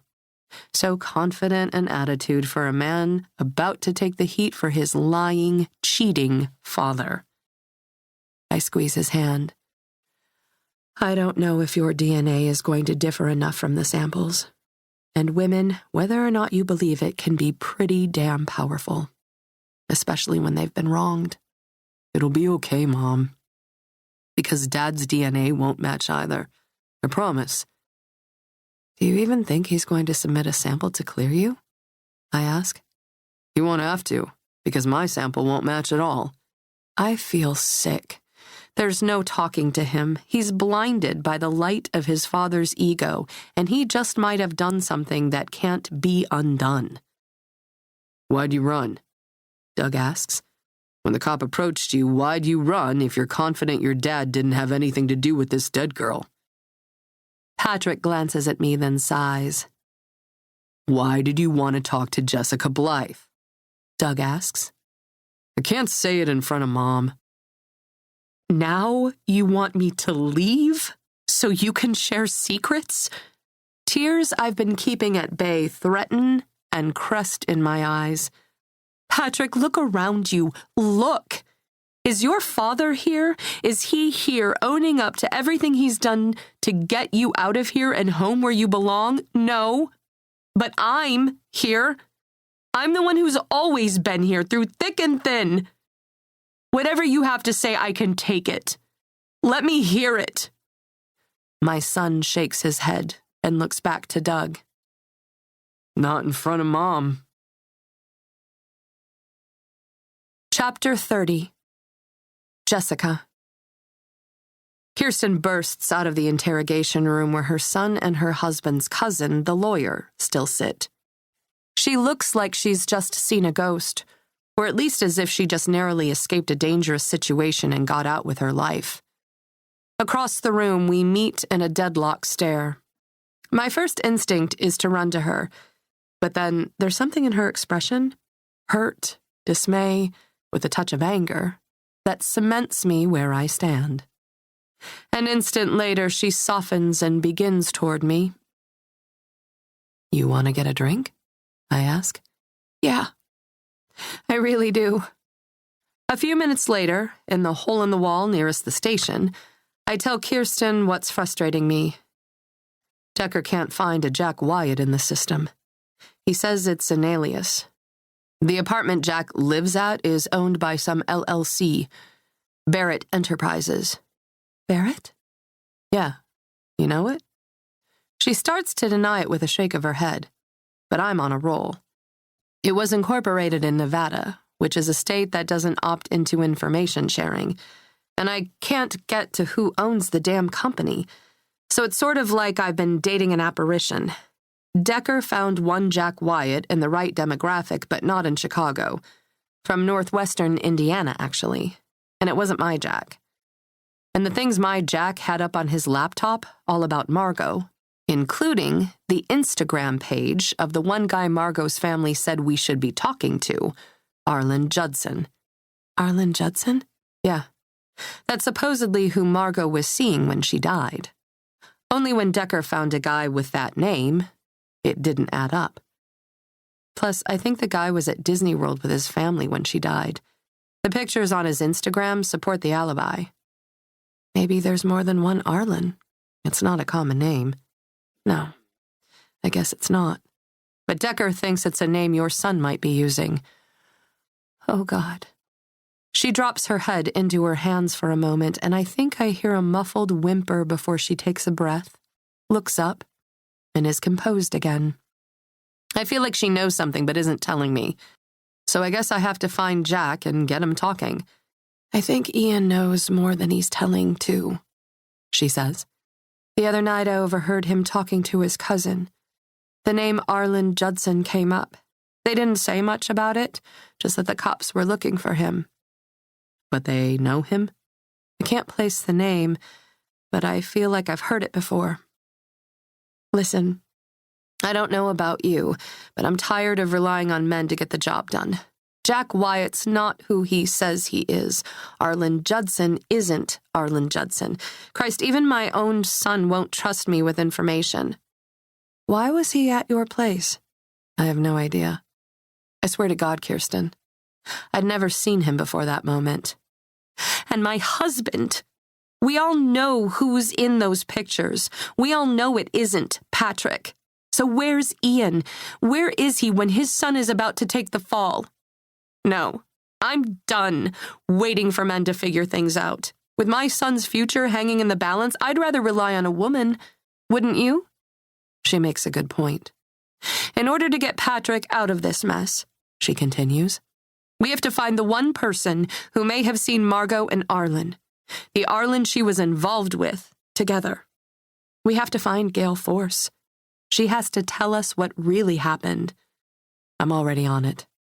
But to be honest, the culture underground is tight-knit. If Gail doesn't want to be found, she won't be found. And she's sure as hell not going to comment on a murder investigation. You know, Kirsten reaches for a cocktail napkin and begins to jot notes on it. My husband's cousin recently married someone who used to bartend upstairs at the Aquasphere. Her name's Donna, and I'm pretty sure she knew Margot. I've tried to get her talking, but she won't budge. Maybe she'll talk to you. Or Decker, if she feels she doesn't have a choice. She shoves the napkin toward me. On it is the bartender's full name and a phone number. I raise my glass. I'm on it. She touches hers to mine. Slante. Chapter 31. Kirsten. It's late by the time Ian walks in the door. I'm sitting in the dark, staring into a fire in the fireplace. Patrick's been arrested, I tell him. As if I hadn't sent the news via text 100 times since Jesse Blythe and I shared a pitcher of sangria at the corner bar. I bailed him out, Ian says. He's home now. Great. But for how long? For always. He has no ties to that girl, and soon the police will realize it. You can expedite the process, I tell him. Submit a sample to clear him. Ian leans against the mantel, his sport coat flung over his shoulder. He's backlit, so I can't read his expression, but he says, They've got nothing on him. You need to relax. He submitted a DNA sample. He wouldn't. Ian very nearly laughs at the prospect, as if I'm bluffing and he sees through me. He knows better. Regardless, he was certain it would turn up negative, so he gave them what they wanted. He wouldn't. There's a strain in his voice this time. He clears his throat. He was certain, I say. But talking with you now, I can see you're not so sure. Kirsty. Do you have something to tell me? I can't believe he'd do that. So you do have something to tell me, but not because there's any chance of the DNA matching. Promise me. If this goes any deeper, you'll come clean. For the sake of our son's future. Patrick got himself into this mess, Ian says. He'll have to dig his way out. Did he get himself into it? Why was he at Jessica Blythe's house? Whose house? Jessica Blythe. She's a Chicago firefighter. And how do you know a firefighter? Ian chuckles and takes a step closer, And another. And another, until he's leaning over me. He smells of musky cologne and some antiseptic liquor. Scotch, maybe. Or whiskey. You need to let this go. Everything will be fine if you let it go. He presses a hard, wet kiss to my lips. Do the right thing, I say. So many lives are already affected. Everything will be fine, he says. Take a pill tonight. Get some sleep. I already did, I hedge. Good. He pats my head. I'm heading back to the office. With all the extra drama, getting your call about Patrick, I didn't get much work done today. Staying downtown? Probably. Unless... Will you be okay? I'll be fine. It's probably better that he goes. I can't stand to even look at him right now. Chapter 32. Jessica. I peruse Donna Fordham's Facebook page. She's one of those chronic posters with virtually zero privacy settings turned on. Her latest update, hanging till last call. She's posing with a few girlfriends at a bar I frequent. I text Decker, stopping in at the River Shannon before my shift.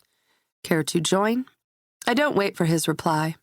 It could take hours for him to even open my text, before running a quick gloss over my lips and heading out. In the cab along the way, I keep tabs on Donna's page, lest she and her friends opt to leave before last call. But as luck would have it, they're still there by the time I arrive. I pay my cover, enter past a lazy Labrador curled at someone's feet, and slide inconspicuously into a booth. Donna and her friends are playing the enormous Jenga near the rear of the place, and I observe for a while, determining the best way to infiltrate. I turn around only once to order a club soda straight, because I have to be at the station soon. But when I turn back, I have to stifle my gasp. Jack Wyatt is suddenly here, pulling Donna by the elbow away from her friends and closer to me. I tuck myself deeper into the booth and listen. Are we good? He asks. We're good, she says. Wouldn't want your husband to know our little secret, would we? I don't think that would be good for either of us. Okay then, as long as we understand each other. It's crystal clear. He turns. He's coming right for me. I put my head down. Hopefully he'll pass me by, but if he doesn't, maybe it will look like I'm merely busy on my phone. Wait. The click of Donna's heels tells me she's rushing to catch up with him. They stop a few inches past my booth. I have a clear shot. He places a hand on the small of her back and pulls her in close. I aim my phone at them and snap a picture. Did you? You didn't have anything to do with... did you? Don't be ridiculous, he says. As far as we're both concerned, we never met her. We. I wonder if they met her at the same time, in which case, I wonder. Gale Force worked at Aquasphere Underground, as did, allegedly, Margot. Donna tended bar upstairs. If Jack frequented the place, and they're keeping something from Donna's husband, I wonder if they know Gale Force or where to find her. Never met her, Donna repeats. Keep it that way. I sink lower in the booth as he passes and exits the premises.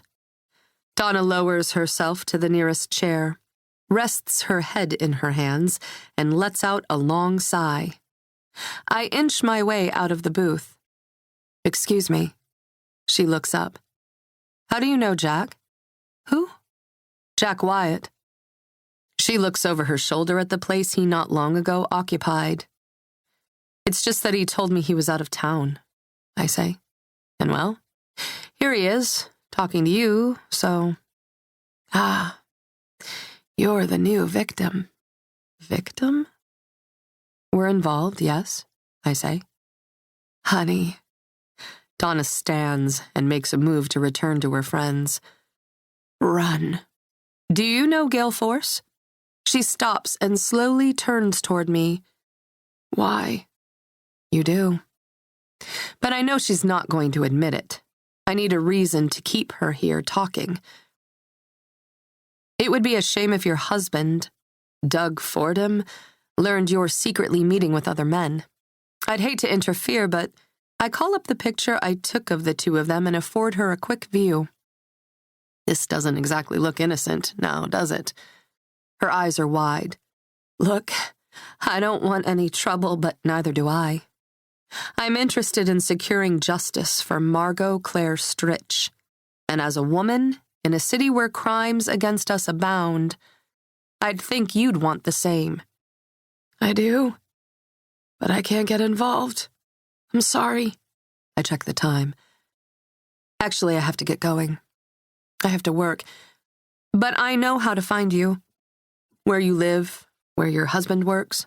At least I hope Kirsten knows where these things. So, in the interest of keeping all this under wraps, lunch tomorrow? We could meet here, at the River Shannon. I don't think so. But good luck. She turns away. I'm the one who cut her down, you know. That changes someone. She stops and looks at me over her shoulder. I'm just trying to understand, I say. And I think you can help with that. No cops, okay? No cops. 3 minutes later, I'm on my way to the firehouse. I text Kirsten. River Shannon tomorrow at noon. Chapter 33. Kirsten.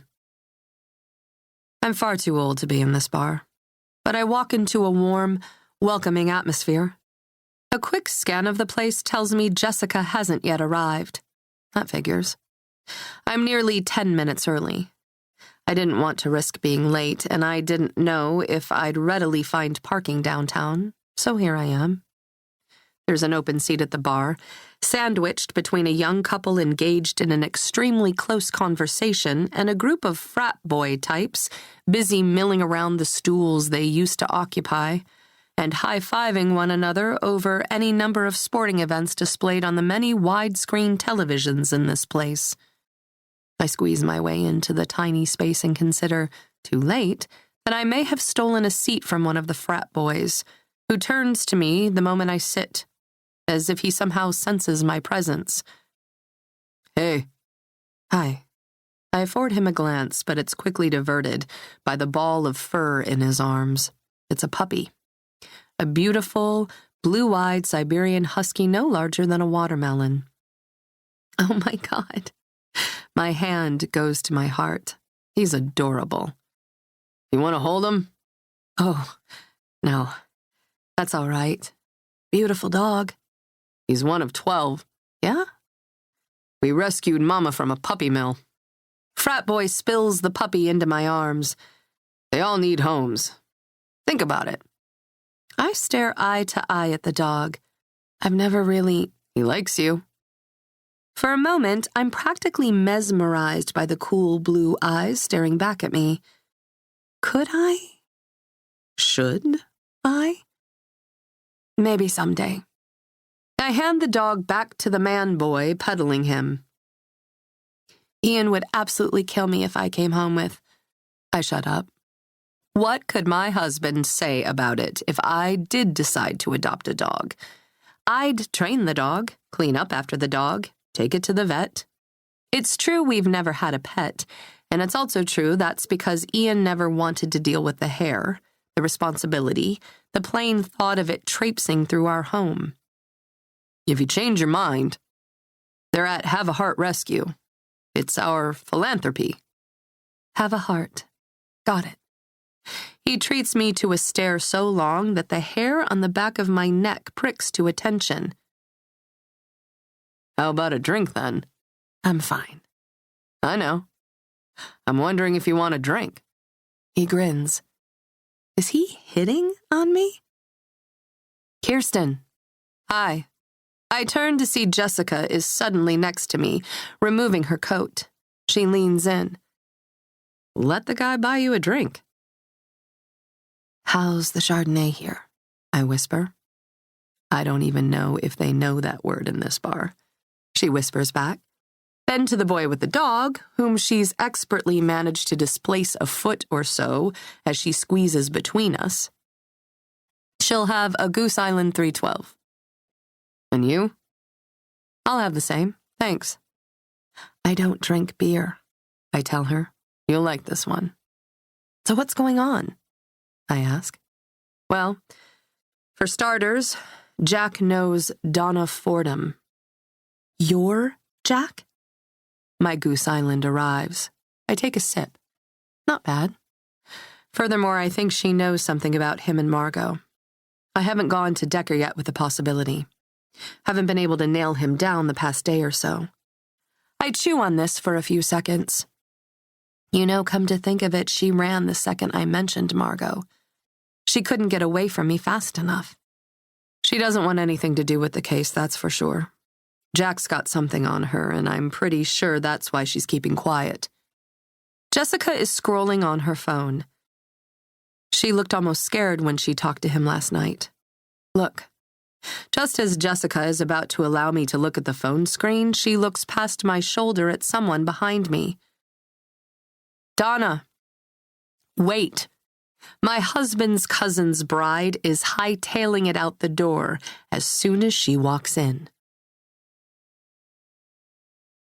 Chapter 34. Jessica. Wait. I meet up with Donna on the sunny sidewalk outside the river. Why do you run? I can't do this, Donna says. She's family. If you tell her I'm involved with Jack, she doesn't have to know any of that. But she will. She'll figure it out. My marriage will be over. Her son was arrested and she wants your help, finding Gail Force so she can clear her son's name, that's all.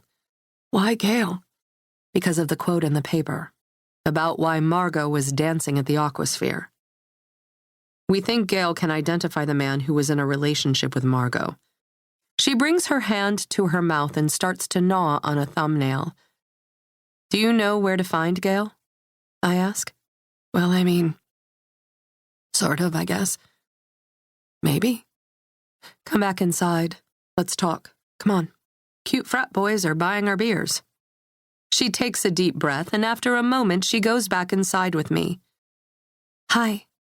Hi, Donna says. I trust you got to where you were going on time the other day, Kirsten says. Pardon? You sprinted up the street last time I saw you. Yeah. Sorry about that. It's just... She sighs. With what happened to Margot, I was in shock, I think. For a minute or so, the three of us sit rather uncomfortably. I break the ice. I'm just going to come out and ask. Arlen Judson. Do you know who he is? Yeah, Donna says into her mug of beer, which just arrived courtesy of Delta Chi. Kirsty says your husband's mentioned his name the other night, and the Akerses say she was dating him, I say. Is that true? Did you see them together at the bar? Donna nods. I warned her off him the first day they met. Why? Kirsten asks. I don't know. You know when a guy's just too aggressive? I'd seen it happen. He was pushy and had trouble taking no for an answer. Margot seemed quiet. Sad, really. I figured the last thing she needed was a jerk pressuring her to go downstairs. Arlen Judson's married, I say. The Arlen Judson we found anyway, but we've ruled him out. It's not a common name, so we're puzzled. No one uses his real name underground. Someone probably made it up, or fantasized about having control of someone else's identity. Someone they aspire to be, maybe. One guy there goes as Thomas Jefferson, and dresses like him too.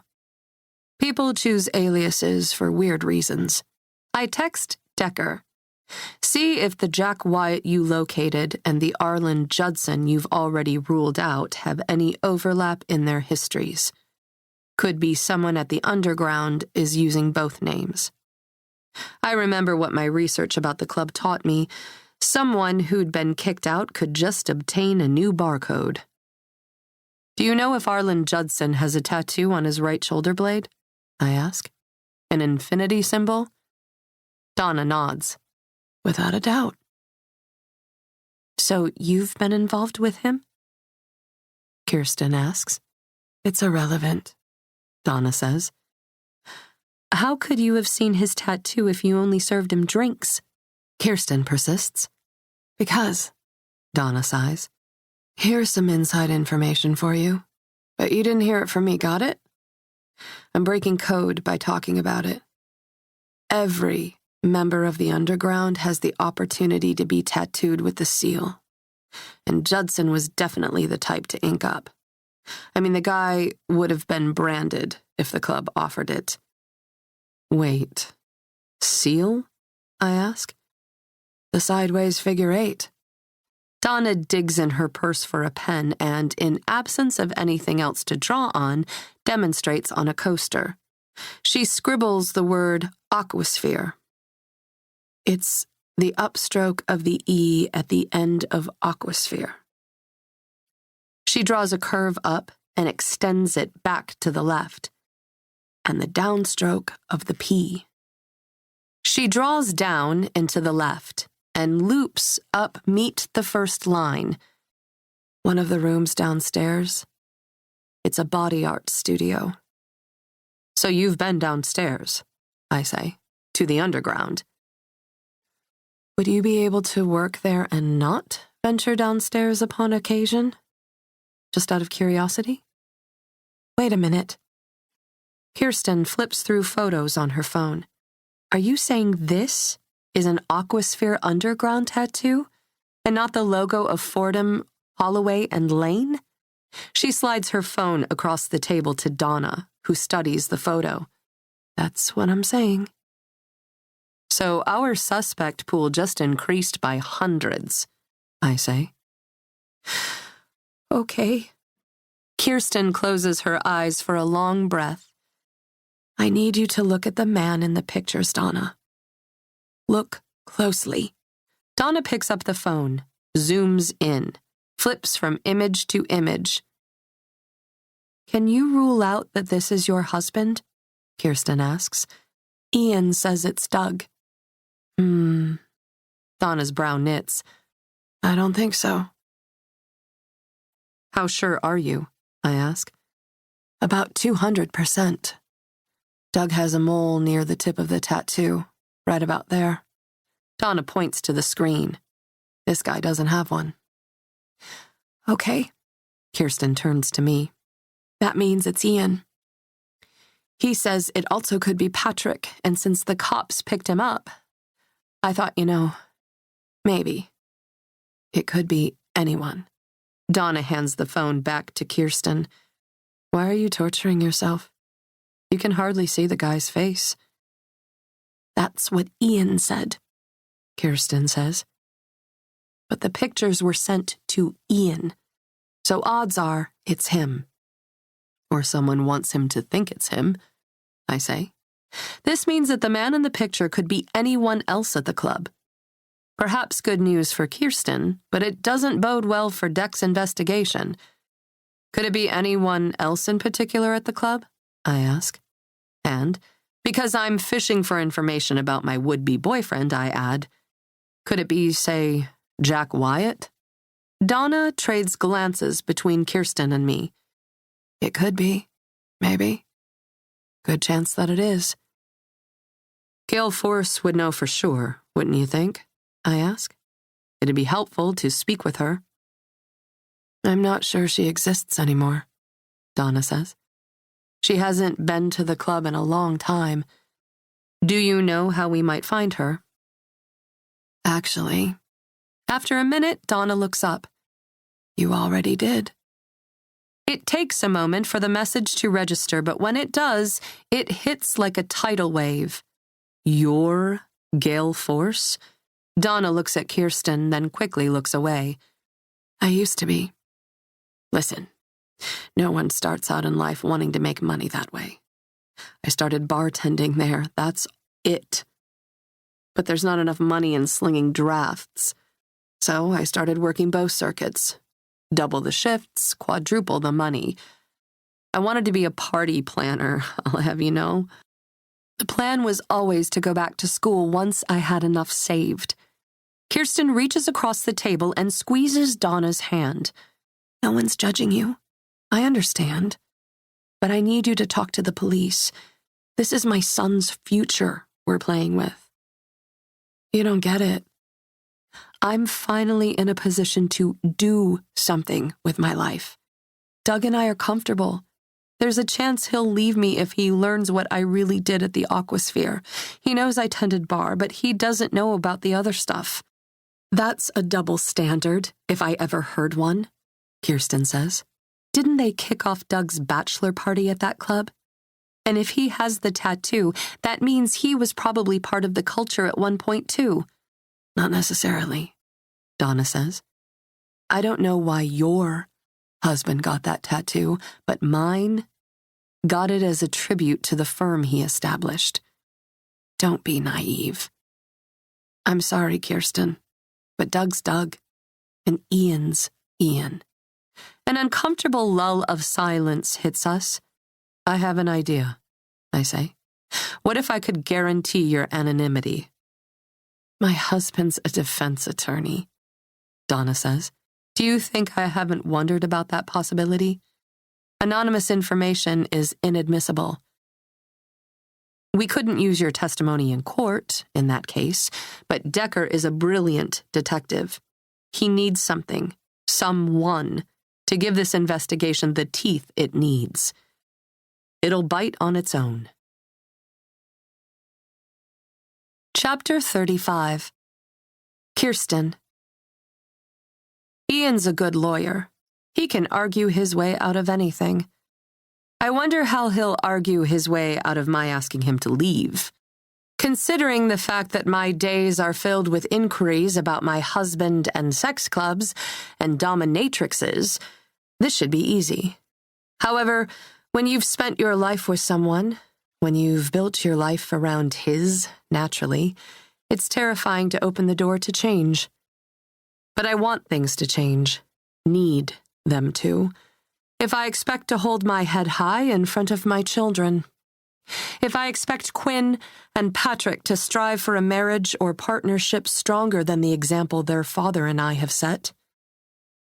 I wrap a page of Chicago Tribune around another framed photograph of Ian and our son and slide it into one of many boxes I'm packing. A sense of guilt filters through me, but I shoo it away like an annoying housefly. It's not as if Ian doesn't have the firm apartment at his disposal, but I'm removing him from our home.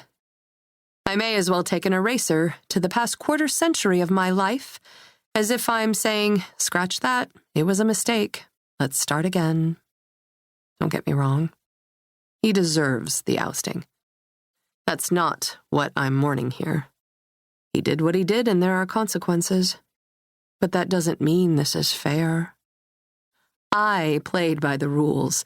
I was a good wife. I cooked, I cleaned, I took care of babies at all hours of the night. I supported my husband's career. I perched myself on his arm whenever he needed an ornament. For the love of all that's holy, I'm packing his bags. I'm rolling his socks, polishing all his shoes, and I've even arranged for delivery of his wardrobe downtown. No one can accuse me of not doing what I'm supposed to do. I've held up my end of the bargain. Ian may deserve to be kicked out, but I don't deserve to be left alone after all the hard hours I put in, after I endured the sacrifice that comes with being an at-home mother, a homemaker. And he's right. He can string a divorce case over the course of years. He can wear me down, starve me out. He can squirrel away assets while filing continuance after continuance. I could find myself temping at one of those large corporations, nameless, replaceable, and earning a dime over minimum wage when this is all over. Do I want to put myself in that position? No one wants to take a chance on a woman pushing 40 without a single job on her resume. I have no health insurance without Ian's corporate policy, no retirement fund, no skill set, nothing. My life's work amounts to two people about to forge their way into the real world, one of them under suspicion of murder. And while I'm proud of what I've done to help make them who they are, that pride will scarcely keep me fed until my dying days. And God, I can't relax. Patrick's future is in question until I can convince Ian to come clean and admit it was he who had the affair with Margot. I don't hear Ian come in so much as I sense that he's suddenly in the room with me. I've just gotten out of the shower.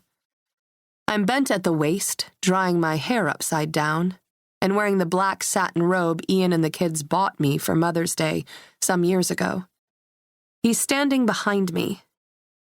The heat of his hands permeates through the satin. I straighten and turn off my hairdryer and find his gaze locked on mine in the reflection of the mirror. He tugs on the sash of the robe, and soon those hands are traveling over my bare belly, navigating the curves and swells with the expertise that comes from years of exploring the same terrain. His mouth is at my neck. Ian, wait. Shh. He guides me out of the ensuite bathroom to our bed, onto which he coaxes me under the persuasion of kisses and his touch. I look him in the eye and read his unspoken message. A silent dare to wipe the slate clean and start again. But first, repent. His expression tells me he is focused on claiming what he thinks he's due. What he assumes is his for the taking and always will be. My hands go to his fly, first only mechanically. It's what he expects because it's what I've done for years, and I'm going through the motions. But once I release the buckle of his belt, a sense of calm filters through me for the first time today. He wants me? I want a little something from him, too. A reckless hunger drives me to tear at the button, the zipper, and I can't get him inside me fast enough. He pins my wrists over my head with one hand and kisses me, open-lipped, open-eyed, as if he needs to keep a close watch on me. He's assessing me, waiting for some cue, waiting to know, did I buy Doug's confession? Is all copacetic and business as usual? He presses a palm up the side of my body, over a fleshy hip in the side of my breast. He backs off, as if studying me. A last look, perhaps, and draws his fingertips over my neck. Do you want to do it? I ask. Do to me what you did to her? His lips smash into mine, and it's all over but the orgasm. For a few minutes we wrestle in the moment, and the anger, the love, the mistrust, it all flows together for one heated tryst in a bed that served us well for over 2 decades. When he's finished, we lie there for a minute. I hear her voice in my head. I need to talk to you, Ian. I stare at the window but see only the silhouette of her dress and the flowing fabric of the draperies. I need to talk to you, Ian. Ian? Ian? I climb out of bed. Where are you going? He asks. I begin to dress. Out. Out where? There's a trace of laughter in his words. Kirsty, come on. Come back to bed. I'll be back, I tell him. There's just something I have to do first. Chapter 36. Jessica. After a lot of convincing, Donna Fordham agrees to come to the station with me for a conversation with Decker. I was supposed to leave the moment I delivered the mysterious and elusive gale force, but Ollie opened a door for me and I slipped behind the two-way mirror to witness the interrogation. I need to be disguised, Donna insists. My voice, my face, or I'm not talking. You don't work there anymore, Decker says. No, Donna says. So what's the problem with talking? With telling me what really happened over there? First of all, there's my husband's career, Donna says, which might take a hit if my alter ego goes public. Second, the people who can afford to go to a place like the underground, they're powerful people, okay? Politicians, people with mafia ties, people who value their privacy and would stop at nothing if that privacy were compromised. These people can hire a hit and wouldn't think twice before doing it. So I'll talk, but everything's off the record. Want to tell me your name? Donna looks at Decker. No. Okay. I'll revise. Are you the dominatrix known as Gale Force? Yes. Are you the Gale Force referenced in this article dated the day after Margot's passing? I don't know why I agreed to come. She shakes her head. I can't do this. If you're so afraid, why did you comment publicly? To a reporter. I thought I owed it to Margot to set the record straight about who and what she was. And I didn't talk to a reporter. I posted the comment as Gale Force in the Aquasphere Underground chat room, and someone must have lifted it from there. I wouldn't talk to a reporter. I'm not an idiot. But you were acquainted with Margot Claire Stritch. Yes. Can you describe your relationship? For a time, in certain circles. Tears rim her eyes. She was my best friend at the club. Decker takes the photographs with which Kirsten supplied us and lays them on the table. Do you recognize this man? Do I recognize the back of his head, you mean? I recognize the tattoo. And that's Margot, so... Is this the Arlen Judson the Akerses referred to? I think it must be. She wasn't sleeping around, so it must be Arlen. Being Margot's best friend, had you ever observed the two of them together? First, you have to understand. What happens in the underground? It stays there. Margot and I, we wouldn't have gone out to lunch together or shopping together. We didn't double date, and I don't know where she lived, what her favorite food was. We weren't the Hallmark version of BFFs. We were there for each other at work. I had her back, you know? Someone had to have it. That said, I more than observed. I coached them in the party of three room. You were present during intimate interactions? Once at the club, yes. Can you describe the relationship in that instance? He was controlling, which was the whole point. But he took things too far. It was my last private party when he... She stares off into a corner. What happened? Decker presses. He almost killed her. I tried to make him stop, but he wouldn't let up. No matter what I said, no matter how hard I hit him, I saw the look on his face. He wanted to kill her. I quit the next day. This guy here? Decker stabs a finger against a photograph. I think so. If I could see his face, I'd know for sure, but I think so. This is Arlen Judson. That was the name he went by at the club, yes, but no one uses their real name at the club. It's an alias. Yes. Do you know any other names he goes by? She swallows hard. If you can identify this man, you've got someone capable of killing her. Next, Decker slaps down a picture of Kirsten's son, Patrick. I know you recently married into this kid's family, so forgive the discomfort I'm sure this causes. Have you ever seen Patrick Holloway at the Aquasphere? Yes. Yes, I have. Ever see him with Margot? No. Decker glances at the mirror and somehow manages to dart a gaze right into my eyes.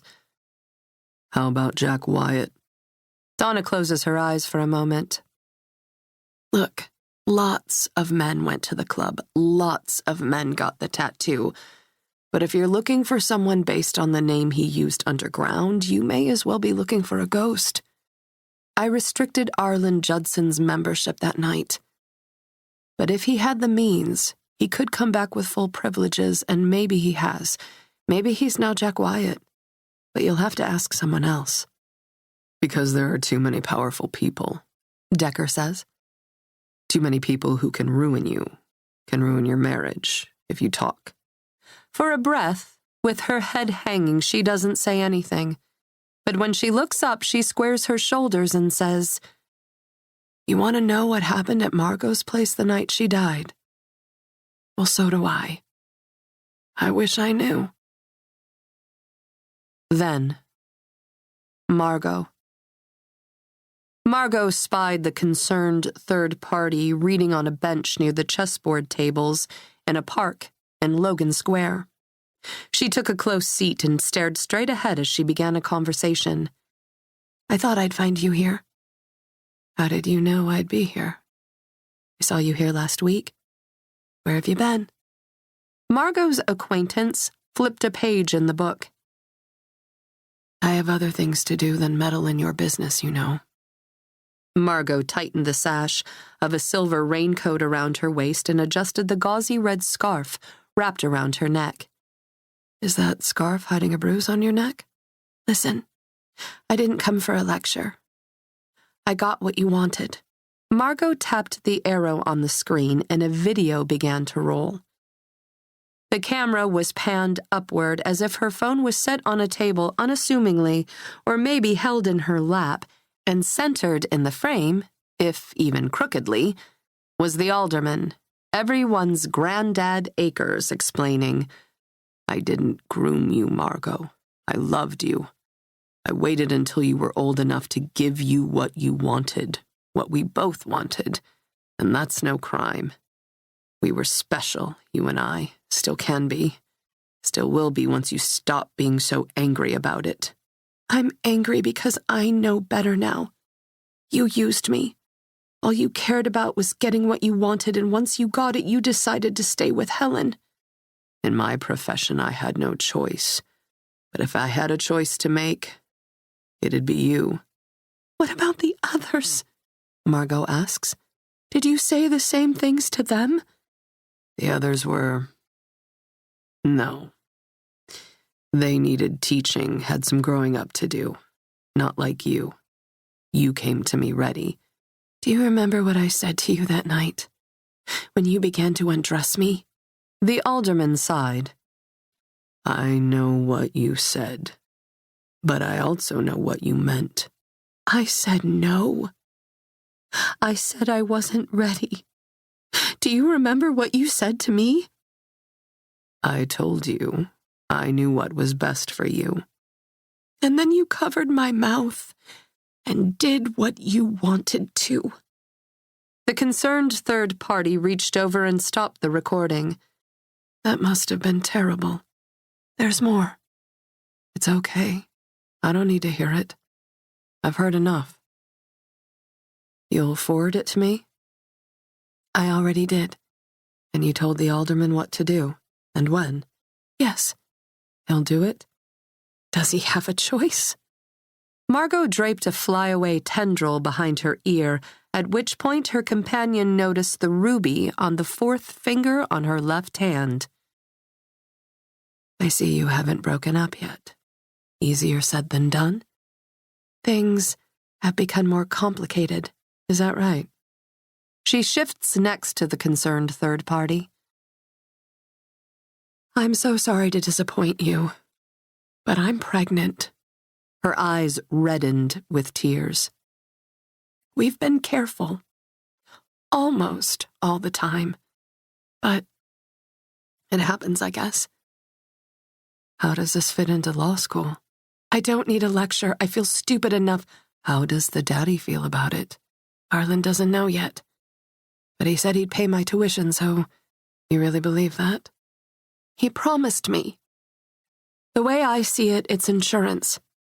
If your plan doesn't work with Richard, Arlen will have to support the baby." "Sweetheart, child support won't pay your expenses, your tuition, and daycare. What are you going to do about the baby while you're at school?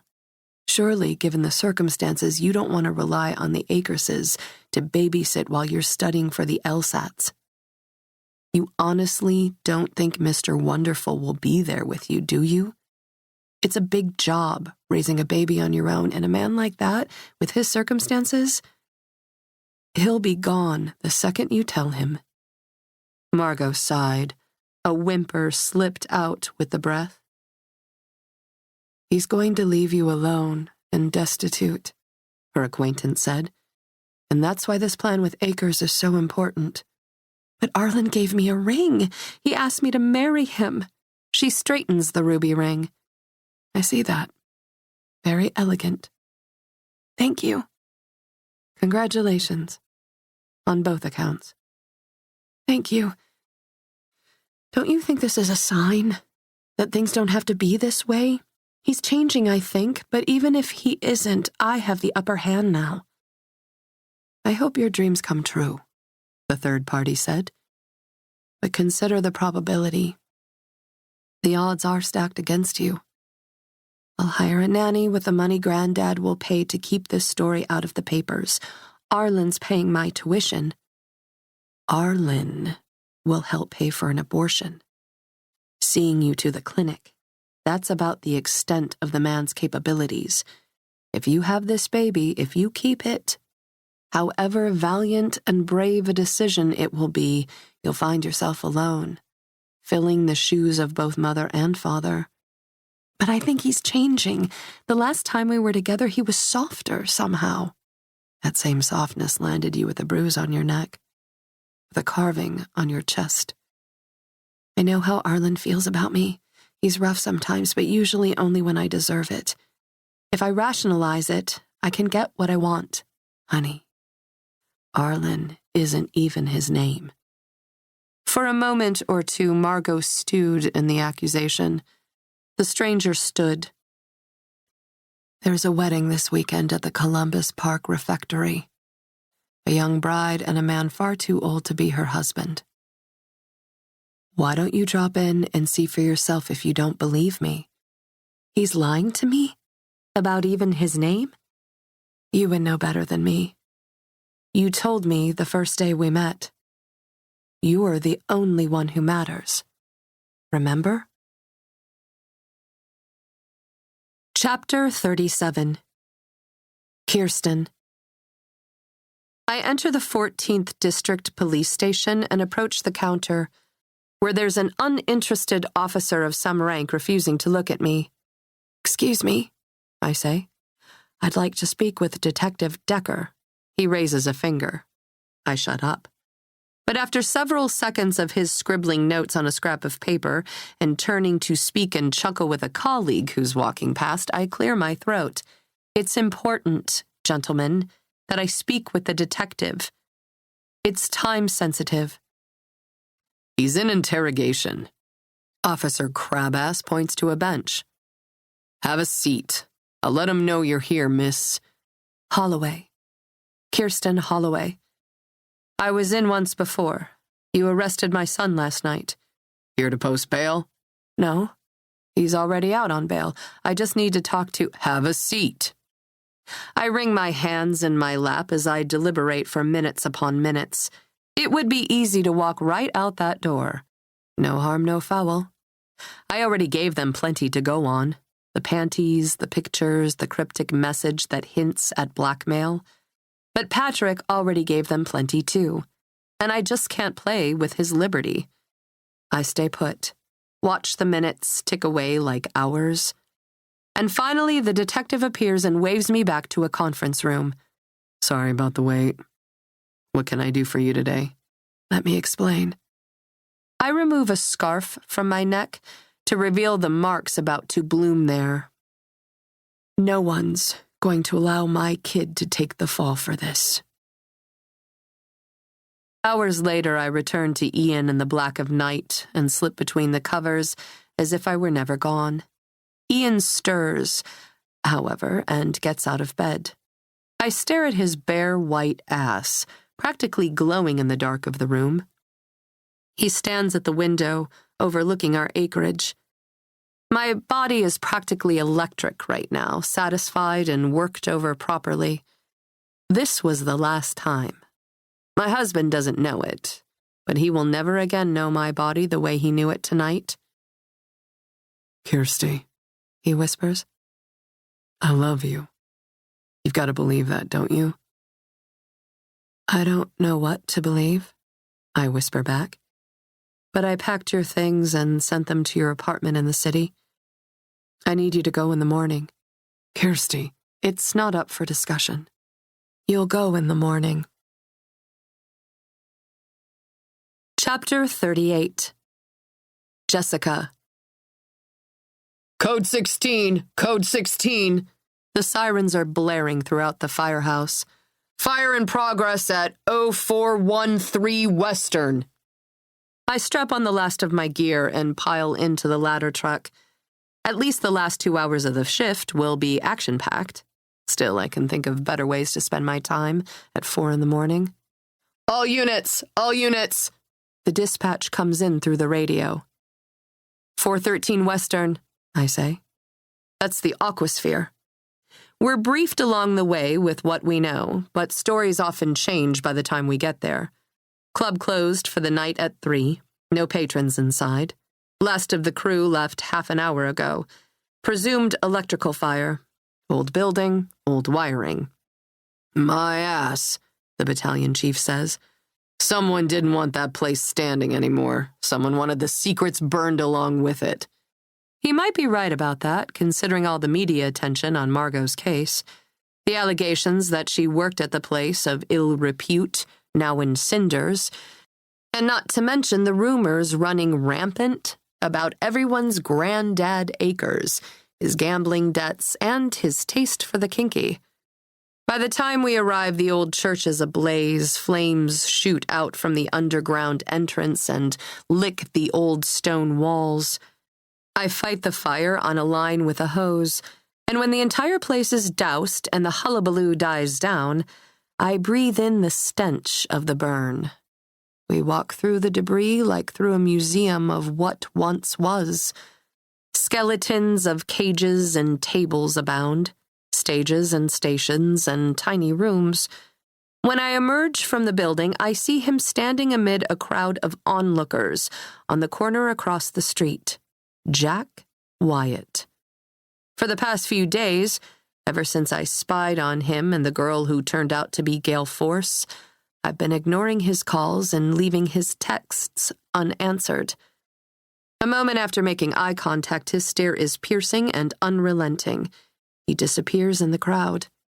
Maybe he's not interested in seeing me either, which is just as well. Or maybe he's caught on that I know he knows something about Margot, and he's here to check up on me. What a chilling thought. I should share it with Decker. No sooner than he pops into my head do I see him, arms crossed, squinting at a flood-lit area, gnawing on a wad of pink gum, and likely on a theory as to how the fire started. We make eye contact. He gives me a nod. I nod in return. It was a good night. No one died. Not even all of the aquasphere. We even managed to keep the fire contained to the tawdry section of the building. Most of the original worship gallery, half a story above street level, was spared. But after a call like that, no way in hell am I falling asleep. My entire body is humming with adrenaline, and the sun's just coming up. Hold up your hair. Decker fastens a necklace around my neck. What's this? I touch the pendant and see it's the ruby necklace Jack Wyatt gave me on our sushi date. We couldn't lift any prints off it. I mean, none other than yours, so I thought I'd bring it back to you. I don't know if I should wear it considering... Why not? It's a nice necklace. You're a beautiful girl. You deserve nice things. Dak. If I were any other girl, with any other man, I might have melted onto his lips. I probably owe you an apology, Decker says. Based on recent findings, it seems your boy wasn't our man after all. Huh? I'm exhausted after our aerobic romp. And until 2 seconds ago, all I wanted to do was sleep. My hair is still damp from the shower we shared, and my clothing is a rumpled mess in the corner of the room. The scene is so very domestic that it could either comfort or terrify me, depending on the day, hour, or minute. Whoever Jack Wyatt is, he probably wasn't fucking around with the deceased. I'm sorry if I made you feel like he was lying to you. He sure as hell wasn't telling me the whole truth. True.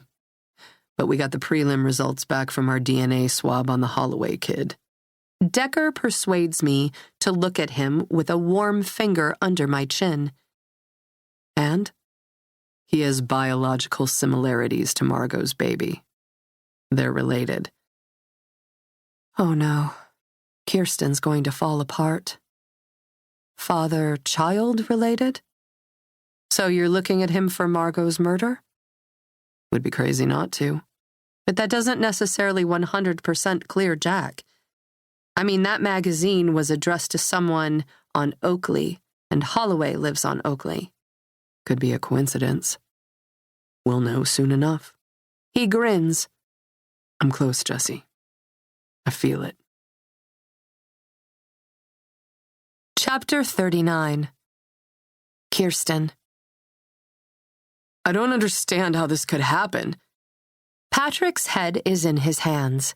He's seated at my kitchen table. I've never been with her. I swear to God. So how does my DNA hit as a possible match to a friggin' embryo? My heart has been in panic mode since the lieutenant called with the news less than an hour ago. Margot was pregnant when she died, and the embryo's DNA is similar to my son's. I take a deep breath. I have to be strong. I have to remain calm for my son. It's time to face the truth, Patrick. I slide a mug of coffee across the table toward him. It's what I've been telling you since this whole thing began. Your father has secrets. But it doesn't make sense. Quinn said something fishy was going on. I looked into it. I didn't find anything, Mom. I mean, nothing about this girl pointed to Dad, and I'm a good researcher. Maybe your father's just a better liar. Maybe he covered his tracks too well. Does he know this girl was pregnant when she died? I don't know. We're not speaking much these days. You might want to ask him. I have. Let me guess. He denied it. Not exactly. But he didn't admit it. I'll tell you that much. How did he react? I don't know how to describe it. At least not to you. Smug, maybe. Not how I thought he'd be. A feeling like a pebble dropping from my throat to gut itches at me. It's the same feeling I got when I overheard Patrick at age 8 explain to Quinn that Santa Claus was really Mommy and Daddy. The feeling that the jig is up, but I want him to keep on believing just a little while longer. You have to understand, I never would have submitted that sample if I thought in a million years it would hit. Never. I know. And now I know the truth about what he did. What are you going to do? I don't want to think about that right now. First, we have to clear your name. God, Mom. I can't go down for this. Finally, my son raises his head and takes a sip of coffee. I just can't. And if I report my alibi, Becca's gonna be pissed. Do you know where I was that night? What I was doing? I sip from my mug. I went to that club. To the underground place that just burned down. Patrick. I sigh and take another sip. It's better to have a pissed-off girlfriend than a felony murder conviction. Come clean with Becca and make some changes if you want to pursue a life with her. I reach for his hand. He grips mine, tightly. And if you don't want to pursue a life with her, be kind, communicate, and walk away. She deserves that much. I think for a minute. Patrick, Quinn said you'd been out with other girls. He draws in a long inhale. Quinn should mind her own business. This girl who died? Was she one of them? He stares at me, silent. Patrick, I don't cheat on Becca. if you were seeing this girl, no one is going to believe you weren't sleeping with her. Given you've told the police you were at the Aquasphere the night she died. Given they suspect she worked there and your DNA matches. Do you have something to tell me? He shakes his head. Patrick. Unless they find a more likely suspect, I'm fucked. I've done what I can, I say. You know I'll do everything in my power to help you. You'll see. How? Mom, seriously, you can't write a note explaining that I'm incapable, like you did when my 9th grade biology teacher accused me of copying my lab work. This is a big deal. Yes, it is. Do you think if Dad submitted a sample, his would be a better match? Patrick, it would be suicide, but even if it means saving me? My future? I hope he will. And I hope it does. For a little over 2 weeks now, I've come home to an empty house. No one to cook for or clean up after. Just me, my FaceTime with Quinn, my firstborn's worry about his government-issue anklet and house arrest, and a fire in the fireplace. Tonight, I'm sipping a glass of Chardonnay. Patrick's pre-trial hearing is coming up. I've already done all I can do to redirect the investigation. I went to the station and offered what information I could to clear my son's name. I declined pressing charges for the mark my husband left on my neck that night, despite Detective Decker's urging otherwise. It was consensual that night. I practically dared him to do it. But my point was made. Ian is capable of wrapping his hands around a woman's neck. I have to be patient and trust in the system.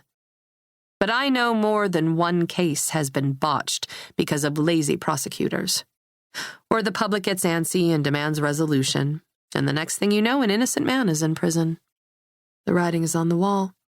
This is exactly what's going to happen with Margot's case. She's become a media darling, posthumously. The Akerses are stirring up buzz that the CPD is inept and can't solve the case, and the public, especially after the fire broke out at the club, wants the case closed so they can feel safer in the city at night. None of them realize that a quick wrap of this case could mean snuffing out my son's liberty. I stare out over the grounds of the Giardino Segreto, seeking the serenity Ian promised me when we moved out here. There's movement in the shadows at the tree line just before the marshland. Probably a coyote, or maybe even a deer. I still look for the one I hit weeks ago.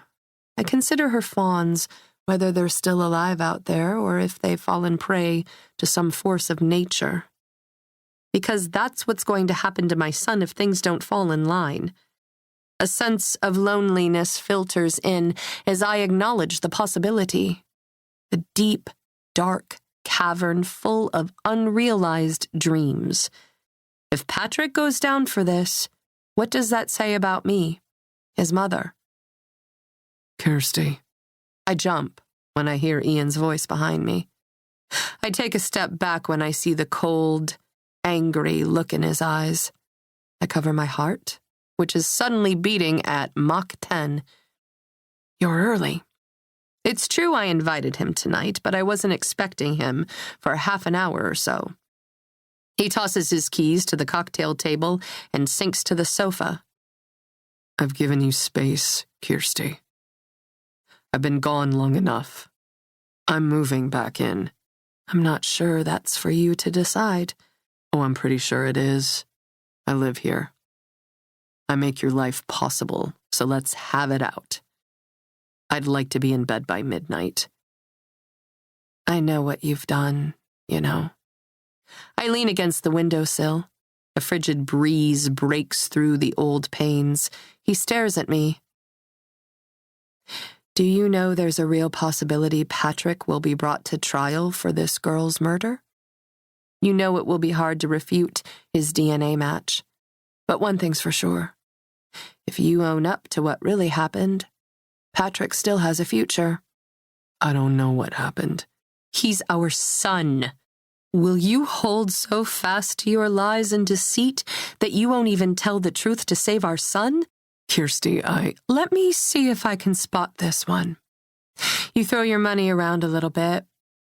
You get to be someone else for the course of a night, maybe even the course of a relationship, with some young girl who probably isn't interested in going the distance, someone who, so very unlike me, wants to make a priority of her future, of her career, someone who grew up in the age of the internet, desensitized by the vast array of options out there, someone who'll do scandalous things with you in the dead of night, someone who isn't the old bag who tied you down in your prime.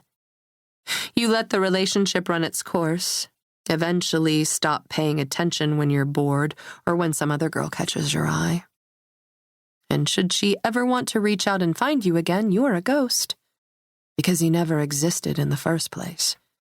They can't find you because they don't know the real places to look, and eventually they forget they're looking for you at all. You're a figment of someone's imagination. And that's the way you like it. Okay, enough. I raise a brow. Excuse me? You're telling me you've had enough?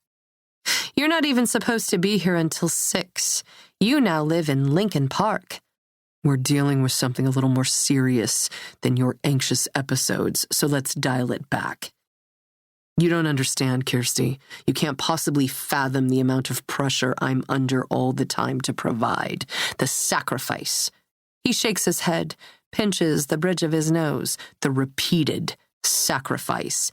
You think I don't understand sacrifice, Ian? Which one of us went to college and earned a degree? You did. Because I was delivering our firstborn child during what would have been a final exam for my first college course. Which one of us has a career?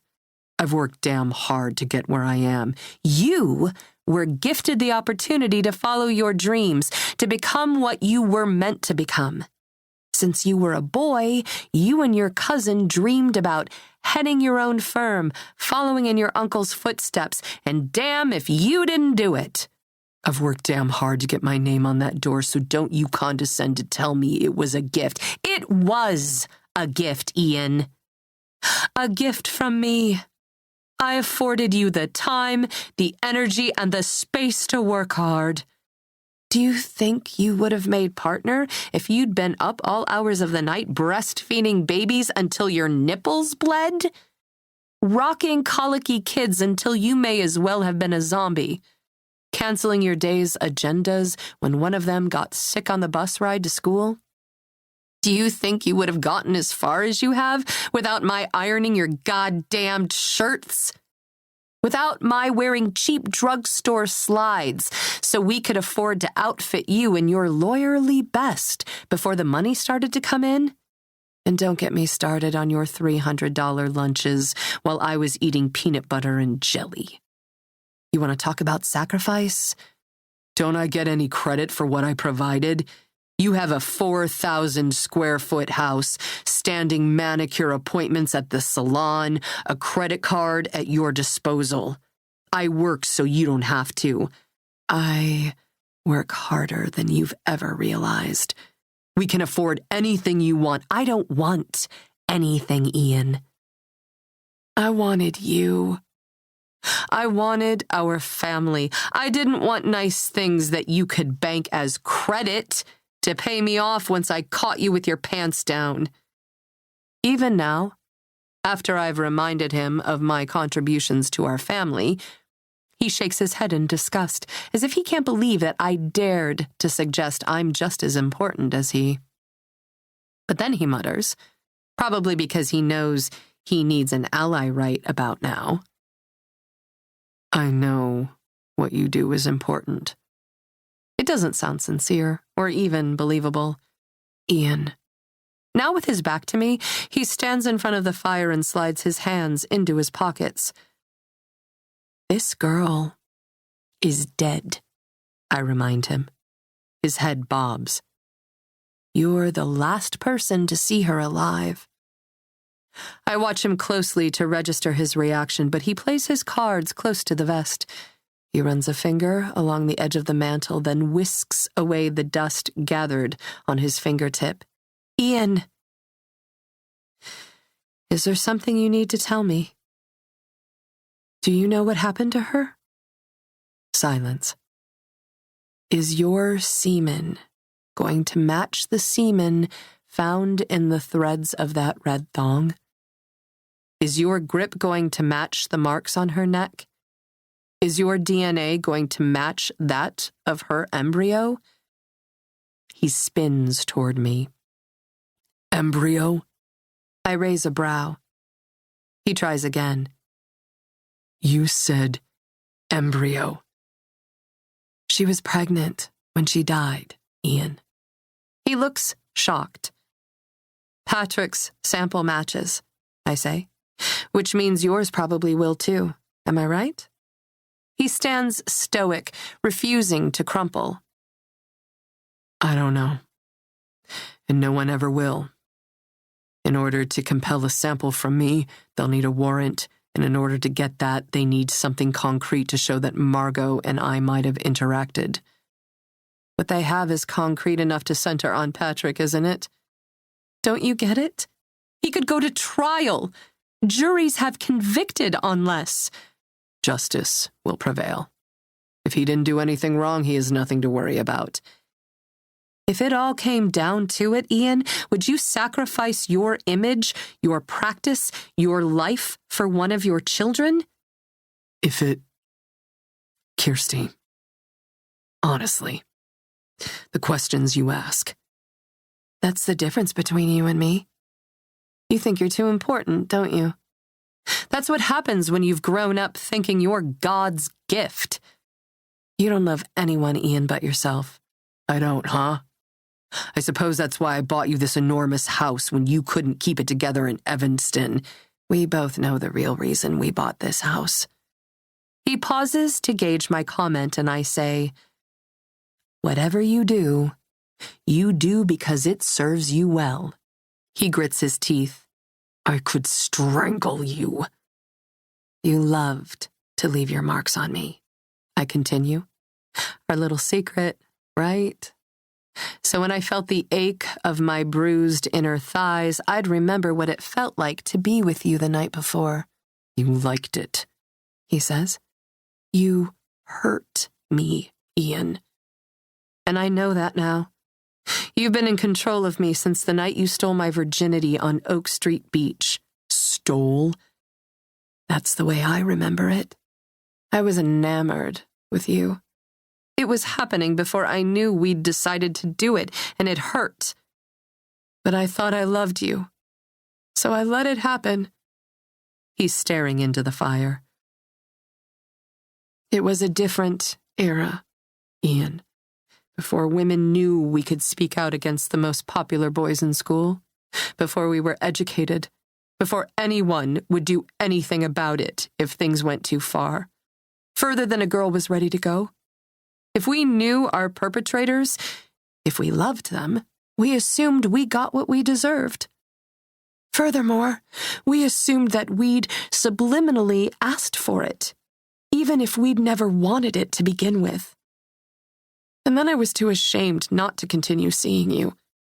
I had to make it worth it, you see.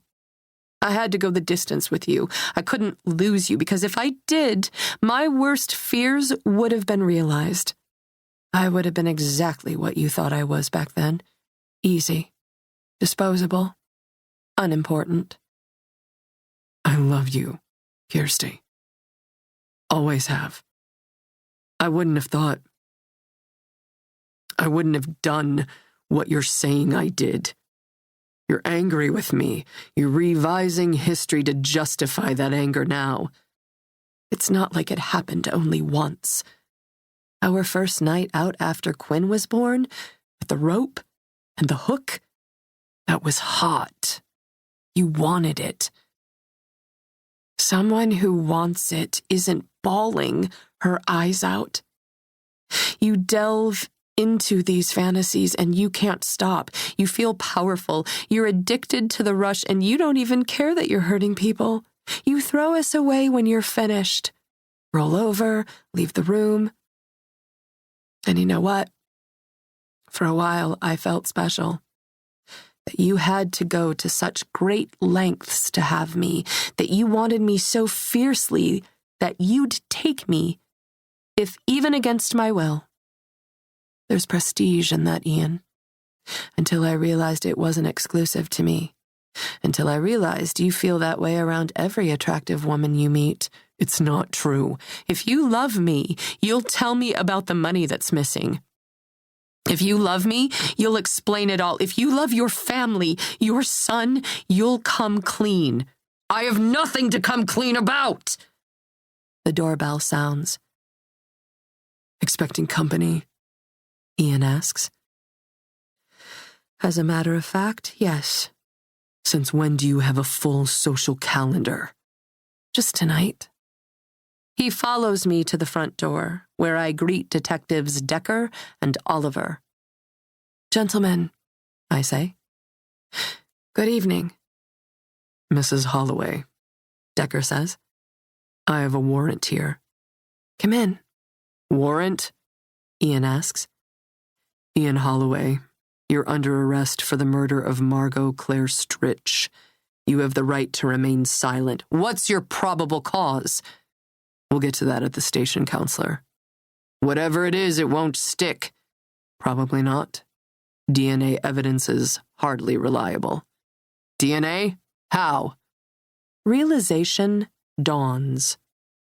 The last time we had sex, I'd practically taunted him. He wrapped his hands around my neck and did to me what we all suspect he did to Margot. And he left me, like Margot, with plenty of DNA to pass off to the police force for analysis. That's where you went the night after? He asks. The cop shop? I raise a brow. They would have been here sooner, but it takes a while to process the samples. I didn't kill her, Ian says through gritted teeth and a dagger of a stare. All you've done is prove that you weren't woman enough to keep me. Time will tell, I say. And what was it you said? Justice will prevail. By the way, Oliver hands over a 5x7 padded manila envelope, not unlike the one in which I found the flash drive of pictures. This was on your doorstep. Then, Margot. Margot entered the conservatory and observed the wedding from a distance. As she ventured closer, she caught the glance of the concerned third party, who raised a brow, as if to say, What did I tell you? The third party was right. Arlen Judson was not going to leave his family. Not even for the embryonic cells rapidly dividing and developing inside her. And Arlen Judson was not his name. Best man Ian Holloway took the microphone and told stories about his cousin and a woman she thought was her friend. Donna, a.k.a. Gail Force from the club, who hadn't even bothered to tell her she was getting married, let alone to a man who was cousin to Arlen, the man she both loved and feared, craved and abhorred. It seemed she, Margot Claire Stritch, was unimportant, merely a caricature, a punchline at the end of a bad joke. Maybe it's time she had the last laugh. She strolled into the ballroom and smiled at the family surrounding the man she'd fallen in love with, the man she'd opened her very soul to, the man she'd trusted, even when warning signals went off in her head, when his hands were around her neck, when pain became part of pleasure to the point she feared she might never breathe again. Excuse me. She touched his arm. It seemed the natural thing to do. I need to talk to you, Ian. The look of surprise on his face quickly morphed to a controlled expression.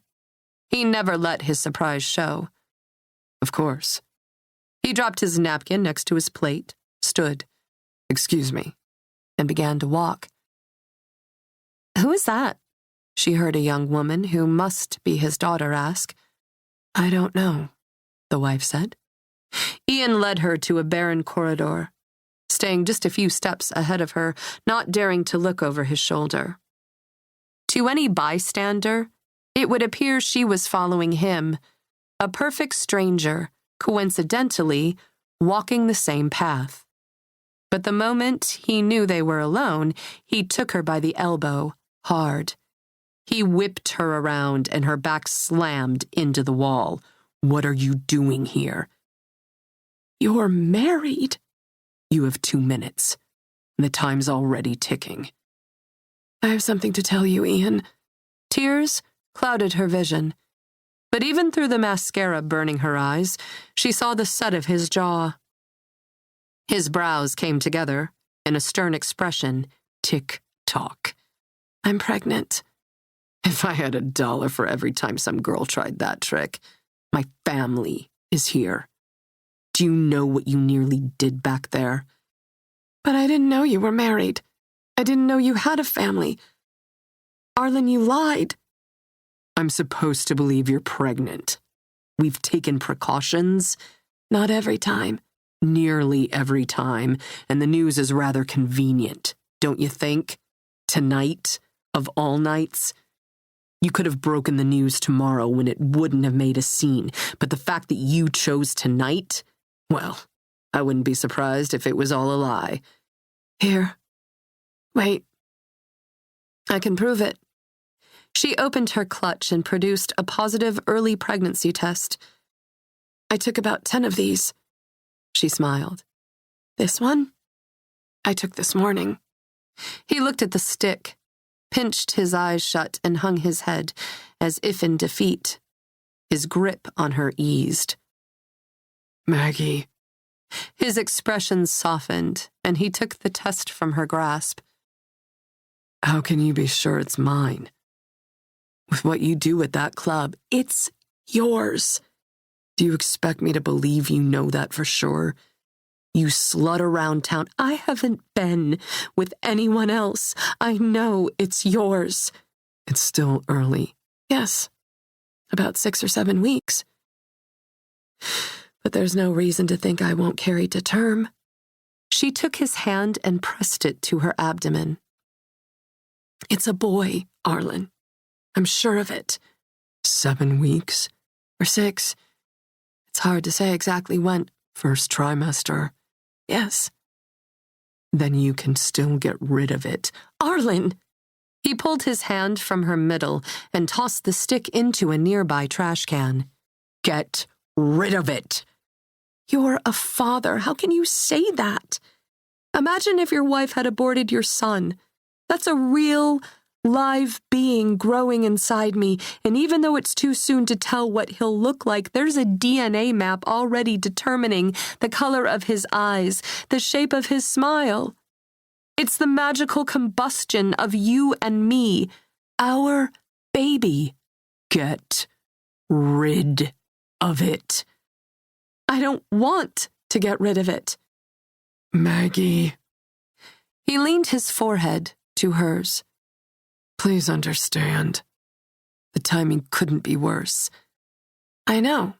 I'm about to go to grad school. That is, if you're still willing to help me finance it. This isn't convenient timing for me either, but if we're patient, no. He backed off, opened his wallet, and pulled out a credit card. I'll pay for the abortion. But then we have to cool it for a while. He pressed the card into her hand. She can ruin me in court, do you understand? Even though we live in a no-fault state, conduct makes a difference. It's not supposed to, but it does. And I loved her once. Still do, when I let myself. I'll leave her. I'm already working on managing the assets, but I can't leave her for you. Not this way. I don't want an abortion, Arlen. I want to have this baby. Go to the Grand Avenue Women's Clinic. It's not far from your place. No. I'll be watching the statement. you won't see me until I see the charge for the procedure come through. And if you don't do it, you'll never see me again." "But this is our baby." She grabbed his hand and held it tight to her abdomen again. "Life. We created it together. You love me. Please. Let's talk about this." "You're pregnant." "Yes." A throaty groan escaped him, and he began to gather the skirt of her dress in his hands. "You're already pregnant." He spun her toward the wall. "Arlen," and with one strong arm held her there. "Wait," she said. "Please wait."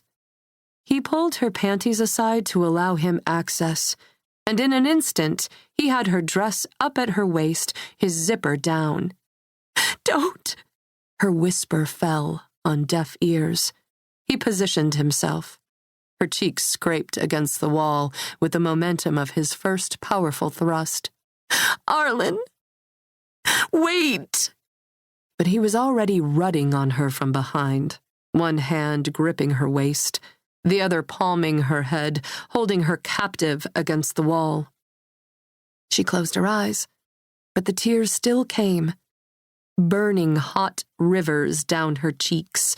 Her head ached where he held it, and with every repeated pierce into her body, he may as well have torn at the flesh between her thighs. "Stop," she managed to whisper. "This is what you want," he said through gritted teeth, "for the rest of your life." "Not like this," she tried to say, but all that came out was, "Please." It took only a few angry thrusts for him to finish. He slapped her on the ass, as if punctuating the power he held over her. She let out a whimper. He tucked his cock back into his pants. She muffled a sob and sank to the floor, her head in her hands. "You love me." She braved a last look at him. "Tell me at least that much is true. You do, don't you?" He snapped his fingers and offered his hand palm up. Just as she was about to take his hand and get to her feet, he spoke again. "Give me the ring." "What?" "The ring. Now." "I shouldn't have given it to you. You think I can't tell when a girl's trying to trap me? I'm not the ring." He forced her to her feet with a rough yank on her arm. "Give me the ring." "Okay." She began to twist at it. "Okay." She tugged and wrung at her finger until the ring came free. She pressed the ring into his hand. He leaned in close. She smelled the bourbon on his breath.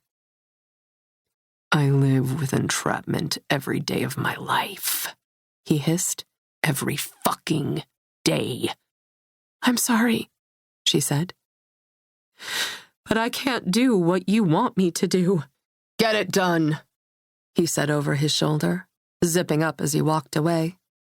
The proof of what had happened dripped down her inner thighs and pooled in the hammock of the red thong and in the folds of fabric of her formal dress. She dropped her face in her hands and sobbed until she had no more tears to cry. Chapter 40. Jessica. "Jessie, are you on shift today?" "Kirsten?" I put a hand to my ear to block out the noise of my 4-year-old niece's birthday party. "Are you okay?" Listen, I'm heading to the 14th District Police Station, and I'm wondering if you can meet me there." "Yeah, can it wait a few minutes? Ellie's about to open presents." "Of course. I'm still a ways out. Coming from Mettawa." "Sure." I wait for her to elaborate. When she doesn't, I say, "Is something going on?" "They just came for Ian." "Oh." She seems oddly calm for a woman whose husband was just brought in on suspicion of homicide. "Will you come?" "I'll be there as soon as I can." I hug my niece. "Happy birthday, Ellie." and kiss my brother on the cheek. On call? He asks. Not exactly. A friend of mine's heading to the station and needs support. Auntie Jessica's blowing us off for another guy on the job. Actually, it's a girl friend. You don't have women friends. Not usually, but I do now. Kirsten's already there by the time I arrive. She's casually texting, or maybe playing a game, on her phone in the lobby. As if I'm equipped with a homing beacon, she looks up at me the moment I cross the threshold. They just took him back, she says. This guy, she indicates the desk sergeant, won't let me back to see him. Not until he's processed, the Sarge says. Then you can post bail. I don't want to take him home, Kirsten says. I've been trying to keep him at the place in Lincoln Park. Lincoln Park? I ask. Jack lives in Lincoln Park. I want to talk to the detective, Kirsten says. What do you say, Sarge? I say. I'll buy you a beer next time I see you out. You know this girl, Jess? The Sarge asks. I do. All right. I'll get Decker for you. Minutes later, we're in a cold conference room waiting for Decker.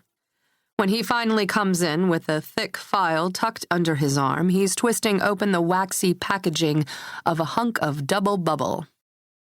Ladies, what can I do for you? I want to know what's happening. If you have enough to drop the charges against my son, I'd like to get that band off his ankle and put him back on track as soon as possible. Here's the deal with father-son DNA. It's a little trickier to determine who's the father of the girl's baby. Sons sometimes come up as a false positive. But you have Ian's DNA too. With Margot's, you should be able to tell beyond a shadow of a doubt who fathered that child. I'm told it's trickier, that's all. But we fingerprinted your husband, so hopefully we'll hit on a match to prove he was in Margot's apartment shortly before she died. It would be helpful if your son could come up with a reliable alibi.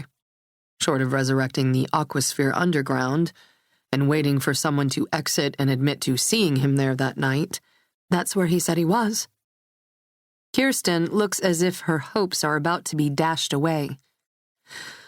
Like father, like son. Don't say anything more.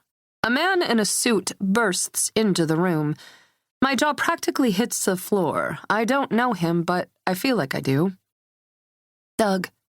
Kirsten stands. I'm just trying to figure out... Kirsty, you retained me to represent your son, and Ian just retained me in this matter, and as your family's counsel, I'm here to tell you not to answer any of the detective's questions. I'm not, she says. He's answering mine. Excuse me, I say. You're the cousin? The lawyer? Doug Fordham turns to me, as if he just now realized I was in the room. Doug, Jessica. Jessica, Doug. Kirsten says by way of introduction. Doug is Ian's cousin and lawyer. Jessica's a friend of mine. Nice to meet you, Doug says. Then he turns to Kirsten. Why is a friend of yours in on this discussion? None of this is privileged, you understand. She can testify to what she hears. Wouldn't that be hearsay? Kirsten asks. I'm still staring at the lawyer who says to me, Will you excuse us, please? And then to Decker. You too.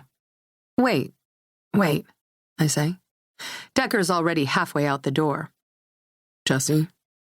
But I swallow hard over a dry lump in my throat. We'll talk in a minute, Kirsten says. I follow Decker out of the conference room. My fingertips are tingling, but the rest of me feels numb. Deck? He turns to me. Whoa, you all right? He looks like Jack. What? The lawyer. You're saying the lawyer is Jack Wyatt? The Jack Wyatt I can't find? No, I'm saying the resemblance is uncanny. Do you have Ian Holloway's mugshot printed? Why? I want to see a picture of him. You can see him, if you want. I've got him in interrogation 3. I head toward the interrogation hallway. Jessie. I pick up my pace. Where's number 3? Ollie just came out of it. I beeline toward the door, with Decker quick at my heels. I burst into the room. And there, in cuffs, seated at an industrial folding table, is the man I know as Jack Wyatt. Suddenly, it all makes sense. The odd schedule. The windows open on his laptop during our last breakfast. The necklace matching the ring he gave Margot. I touch it now. All part of a set. And Patrick showing up to talk to me. Maybe because Kirsten kept insisting Ian was hiding something, Patrick followed clues his father left behind, and those clues led him to my apartment. The color drains from Ian Holloway's face. Jessica, what are you doing here? I just came to say hello. Ian. Chapter 41. Kirsten. You don't believe he did this, do you? My husband's cousin paces in a 10-by-10 conference room at the CPD 14th District building. I don't know if he did it or not, Doug. What do you mean you don't know? He's your husband, Kirsty. You've been together since you were kids. If you don't believe his story, how is anyone else going to get on board? Do you hear what I'm getting at? You want me to get on board. I understand that, but I can't lie. They asked if I could account for my husband's whereabouts on the night this poor girl died. I can't. He wasn't home. He was supposed to be working through some case file at the office that night, and he came home later than usual. That's what his text messages will prove, and that's what I've gone on record as knowing. So if you want to get him out of this, you can vouch for him. I was still on my honeymoon that night, Kirsty. That's right. You were. I can't vouch for his whereabouts. He shoves his hands through his hair. From now on, just say you can't recall. You don't remember. It's not our job to make their case. He takes another lap around the conference table. I want you to know we're going to beat this. The evidence is strongly circumstantial. So his block letters match the suicide note. So it looks like the name on the note was forged. They'll probably find his prints all over her apartment. Of course they will. He had an affair with her, we'll admit that. But they can't prove he attempted to sign her name on the suicide note, let alone that he killed her. Christ. They don't even have a solid motive. He'll be home with you before you know it. Why did you lie for him? I ask. What? About this girl. You were willing to jeopardize your marriage to protect him.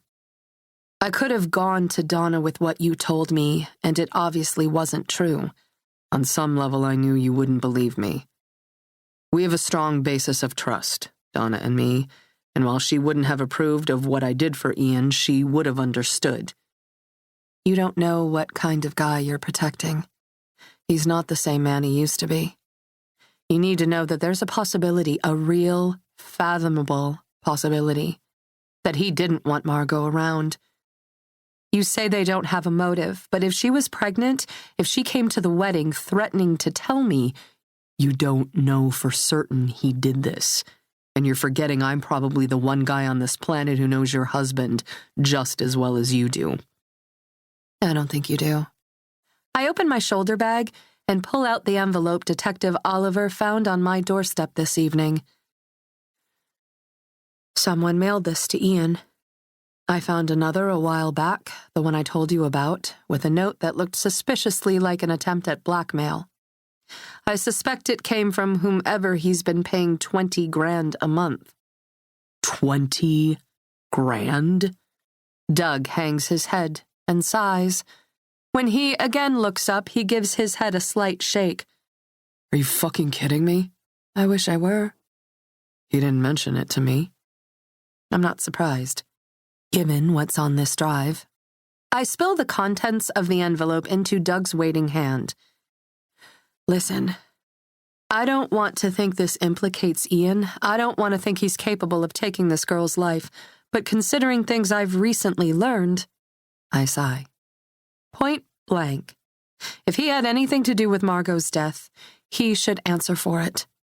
He unfolds the note first and reads, Mr. Holloway, due to the passing of MCS, consider your initial debt paid in full. As promised, see enclosed. Thank you for your contributions to a noble cause. The note is like the previous one, typewritten and unsigned. Doug frowns. Let's have a look, shall we? He pulls a laptop from his briefcase, boots it up, and plugs in the flash drive. I should warn him about what he's going to see. I really should. He crosses his arms over his chest as the files load.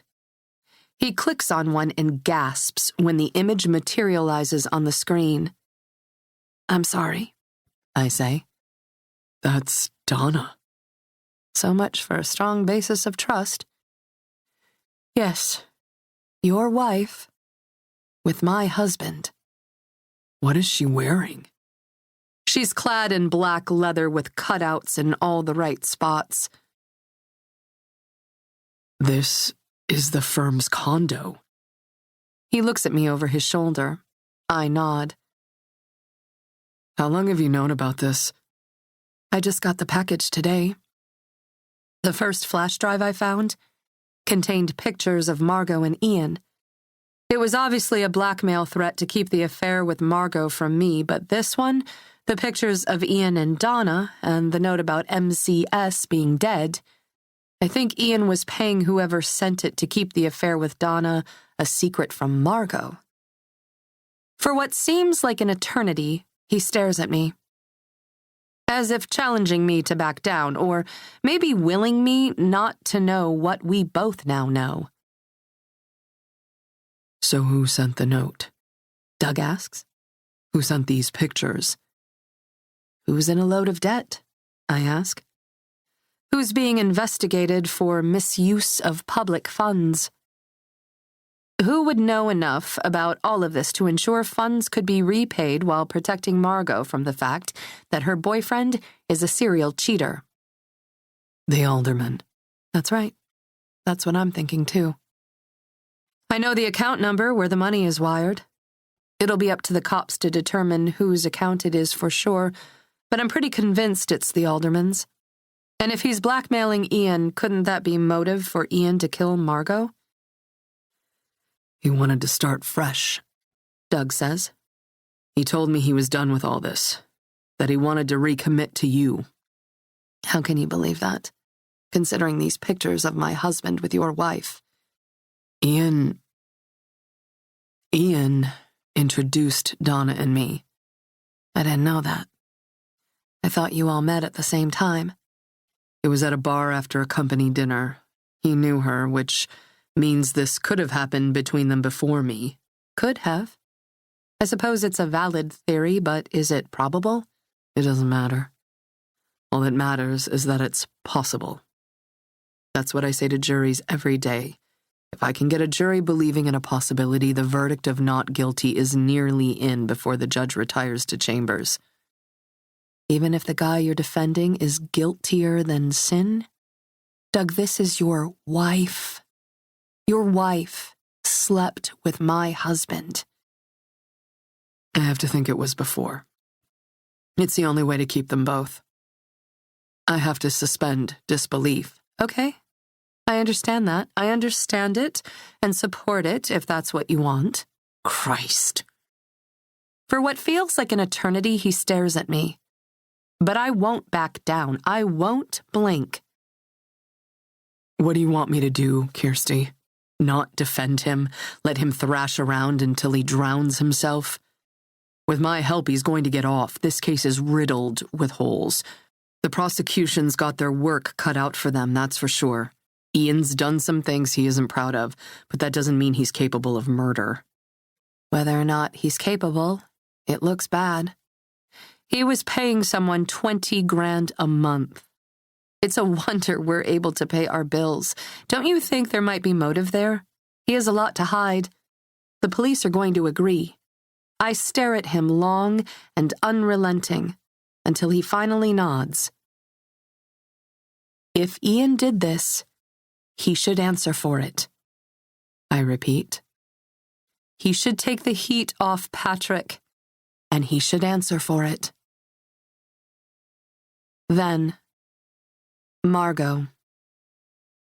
Margot, in a stunning red dress, exited out into the gardens at the refectory. She was one of only 2 wedding guests on this side of the park, as everyone else was likely on the dance floor. You were right. Margot lowered her body to a long, golden-toned bench. About everything. His intentions, his image, his dark side. You were right about everything. He only wants what serves his ego. I wish I were wrong about him. The concerned third party took a seat next to Margot. The lights from the lampposts filtered down through the canopy of vines and raced through the golden strands of Margot's hair. She rubbed her right cheek, which was starting to ripen with color. Did he hit you? Margot wrung her hands in her lap, twisting a scrap of red satin and lace. Panties. She met her companion in a knowing glance. Much worse than a fist to the face occurred between her and Arlen tonight. Tell me what happened tonight, Margot. You know what happened. It's everything you said would happen. You should report this. Margot shook her head. You know who I am, what I do for a living. Do you honestly think they'll care? The world is changing. Everyone deserves a right to say no. Or I can just get on with it. She opened her grasp and revealed a credit card with end-all be-all's given name on it, resting alongside the panties. He gave me enough to kill our baby. No more, no less. And if I report it, the press will know about the abortion, too. I don't know if I can do it. You don't have to. You do what you want to do and what you think is best. I can't believe I'm in this mess. Although she kept a tight grip on the visa, she abandoned the underwear in her lap when she wiped away a tear. You should be on your way home, the third party said. His family is here. He might deserve the exposure, but his family doesn't. Not here. Not tonight. The panties slipped to the garden path when she stood. Her shoulders trembled with her sob, and before she knew it, she was resting her head on the stranger's shoulder, crying. Maybe stranger was no longer appropriate. Maybe they were friends. Hit him the right way, the third party suggested. You have his credit card, his real name. Whatever you decide to do about the baby is your business. But report what he did to you, to your body, tonight.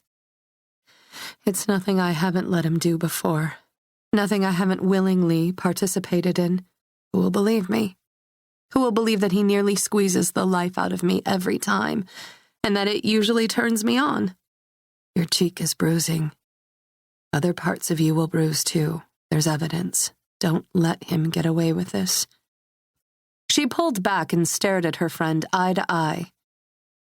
Why do you care? I told you. Everyone deserves kindness and caring. Do you have cab fare? She nodded and smeared a tear and streak of mascara like the tail of a comet across her cheek. Go then. Go directly to the police station.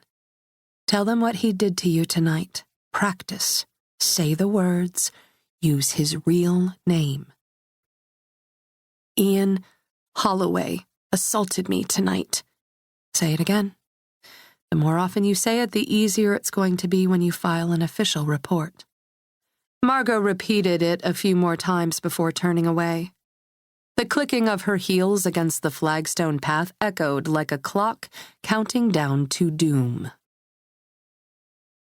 The third party crouched to the ground and retrieved the panties and returned to the reception hall. Ian's jacket hung on the back of his chair, and if Ian was on the dance floor, doing the hokey-pokey, he was far too drunk to dig through his pockets for keys. He'd taken Uber back to the hotel like everyone else. And it was a warm night. He likely wouldn't be putting the jacket on again for the duration of the party. No one was looking. No one would notice someone shoving a pair of panties into the inside pocket of the jacket.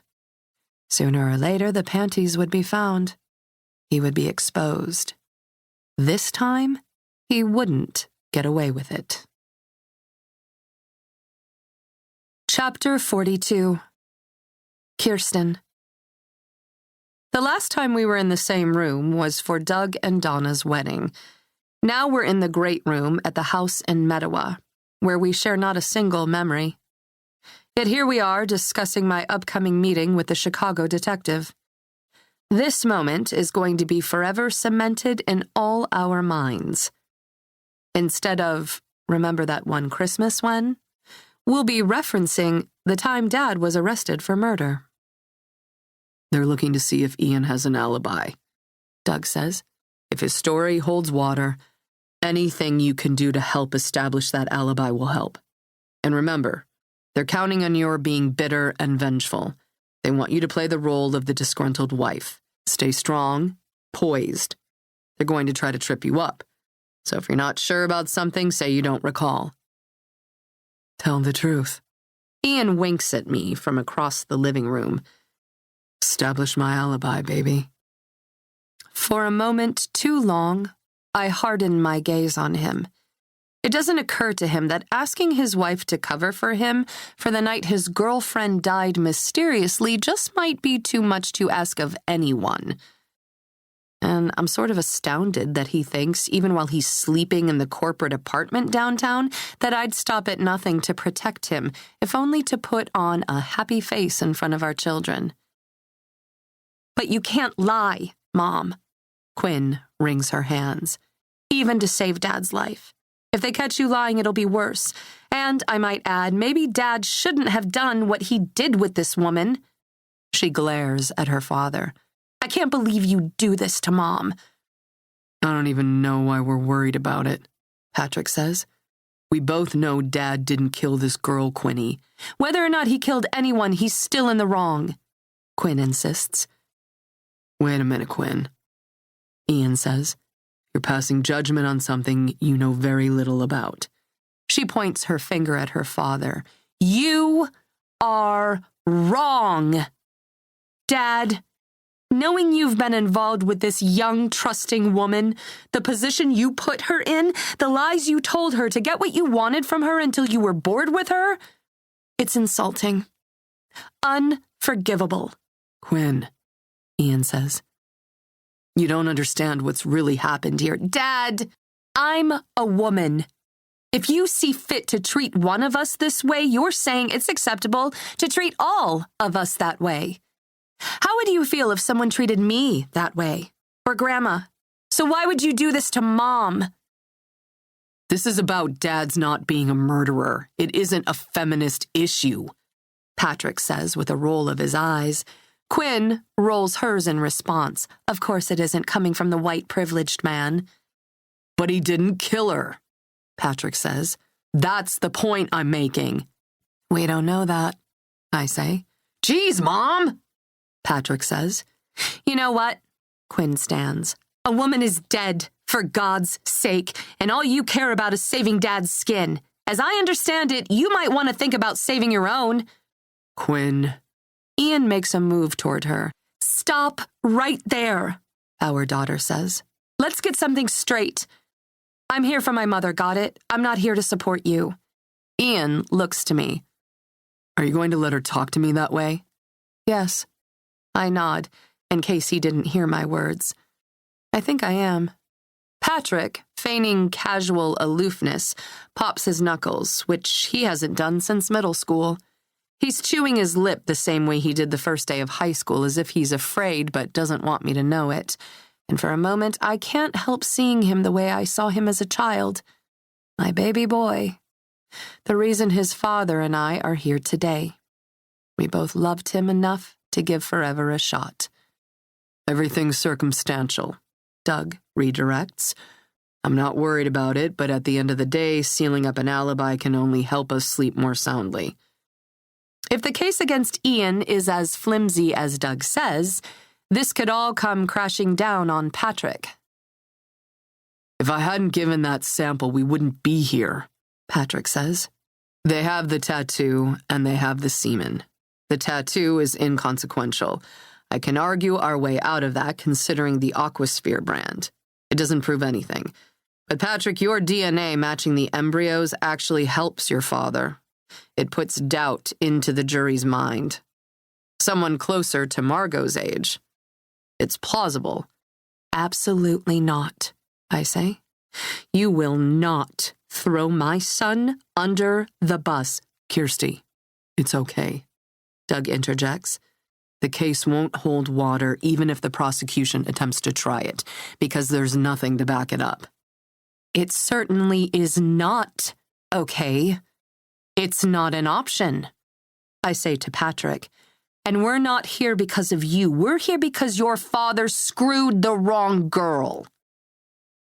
They'll believe it was you, Ian says to our son. They'll believe I was having an affair with her, Patrick says. We're the same age. It makes sense. Patrick, no, I say. Maybe that gets your dad out of hot water, but it puts you back into it. I haven't seen the pictures, he continues, as if I never said a word. But from what I understand, they're obscure. Can they pass for me? Like, fake ID pass? For a minute, I thought it was you in the pictures, Ian jokes. I shoot him a glare. Mom, this is about saving Dad from a bogus murder charge. We'll deal with the girl later. Right now, we have to stick with what's important. We have to get him out of this mess. The tattoo matches, Patrick says. The build matches, right? Yes, it does. I've been keeping myself in shape, Ian says. It's important. Dad and I wear the same size suit, Patrick says, which is why I probably borrowed his jacket that night. You didn't borrow his jacket that night, I scream. You didn't, not once, take his coat from the back of that chair. I get to my feet amid the silence ringing in my ears. I look around the room at my family, all staring at me, agape, and my husband's cousin / best friend / law partner / lawyer. It's not happening, I tell Doug. Find another way. You leave Patrick out of this. No one says a word in response. Finally, Quinn pipes in. Are you going to tell them, Patrick, or should I? What? I spin toward my daughter. I went out with her, Patrick says. I met her at the club. I took her out. Twice. Oh my God, I say. But I didn't sleep with her. It was just coffee. Then one night she called me when this asshole left her destitute in a bad neighborhood, and we had dinner. You had dinner with this girl? Ian asks. Nothing happened, Patrick says with a shrug. I thought she could use a friend. Then I guess we can play the Arlen Judson card, Doug says. Yeah, that's the guy she was dating, Patrick interjects. She told me all about him. The police are looking for Arlen Judson, Doug continues. We admit to Ian's affair. We tell the jury all about it before the prosecution has a chance, but center on the theory that Judson was irate when he learned of it. Boom. Motive. I sigh and roll my eyes. Glad you've got it all figured out. I walk to the kitchen, retrieve my Louis and my keys. Wait, Doug says. I should accompany you. I'll be there to coach you through the questions. I'll be fine on my own. I shoot another dagger of a stare in my husband's direction. I'm just going to stick to the truth. Ian keeps a stupid smile plastered to his face, but I see his Adam's apple bob in his throat. I hold his gaze. That's right, I say without making a sound. How confident are you in my loyalty? I head to the station. Then, Margot. I'm looking for Baby Doll. You found her. Margot turned toward the man, waiting outside the dressing room at the Aquasphere Underground. Patrick. He wore a navy blue suit, tasseled loafers, and a striped tie. Maybe you want to take a break? He asked. You want to know what I want? I want a decent guy for once. I want to be treated with dignity and respect. How about another dinner sometime? This, she indicated from top to toe, this is all an act. This isn't who I am. Underneath, I'm just a jeans and cute top kind of girl. I binge watch Friends. I deal with the life that landed in my lap.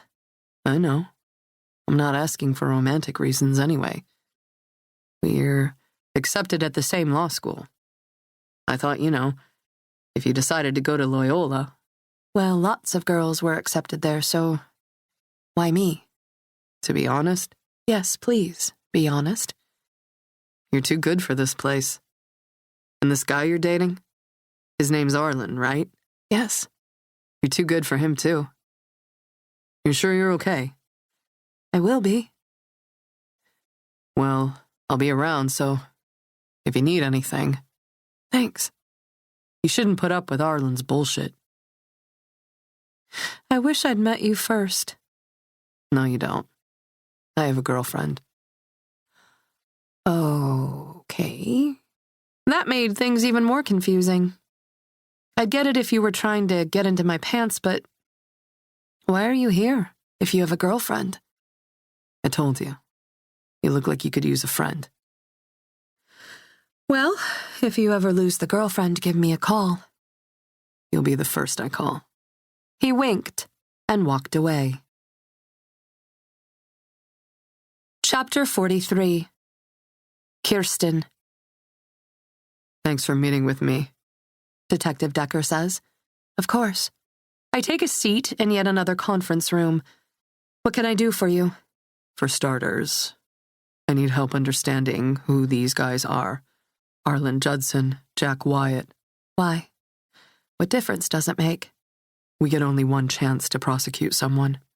One shot before we weaken any subsequent chances to serve justice on Margot's behalf.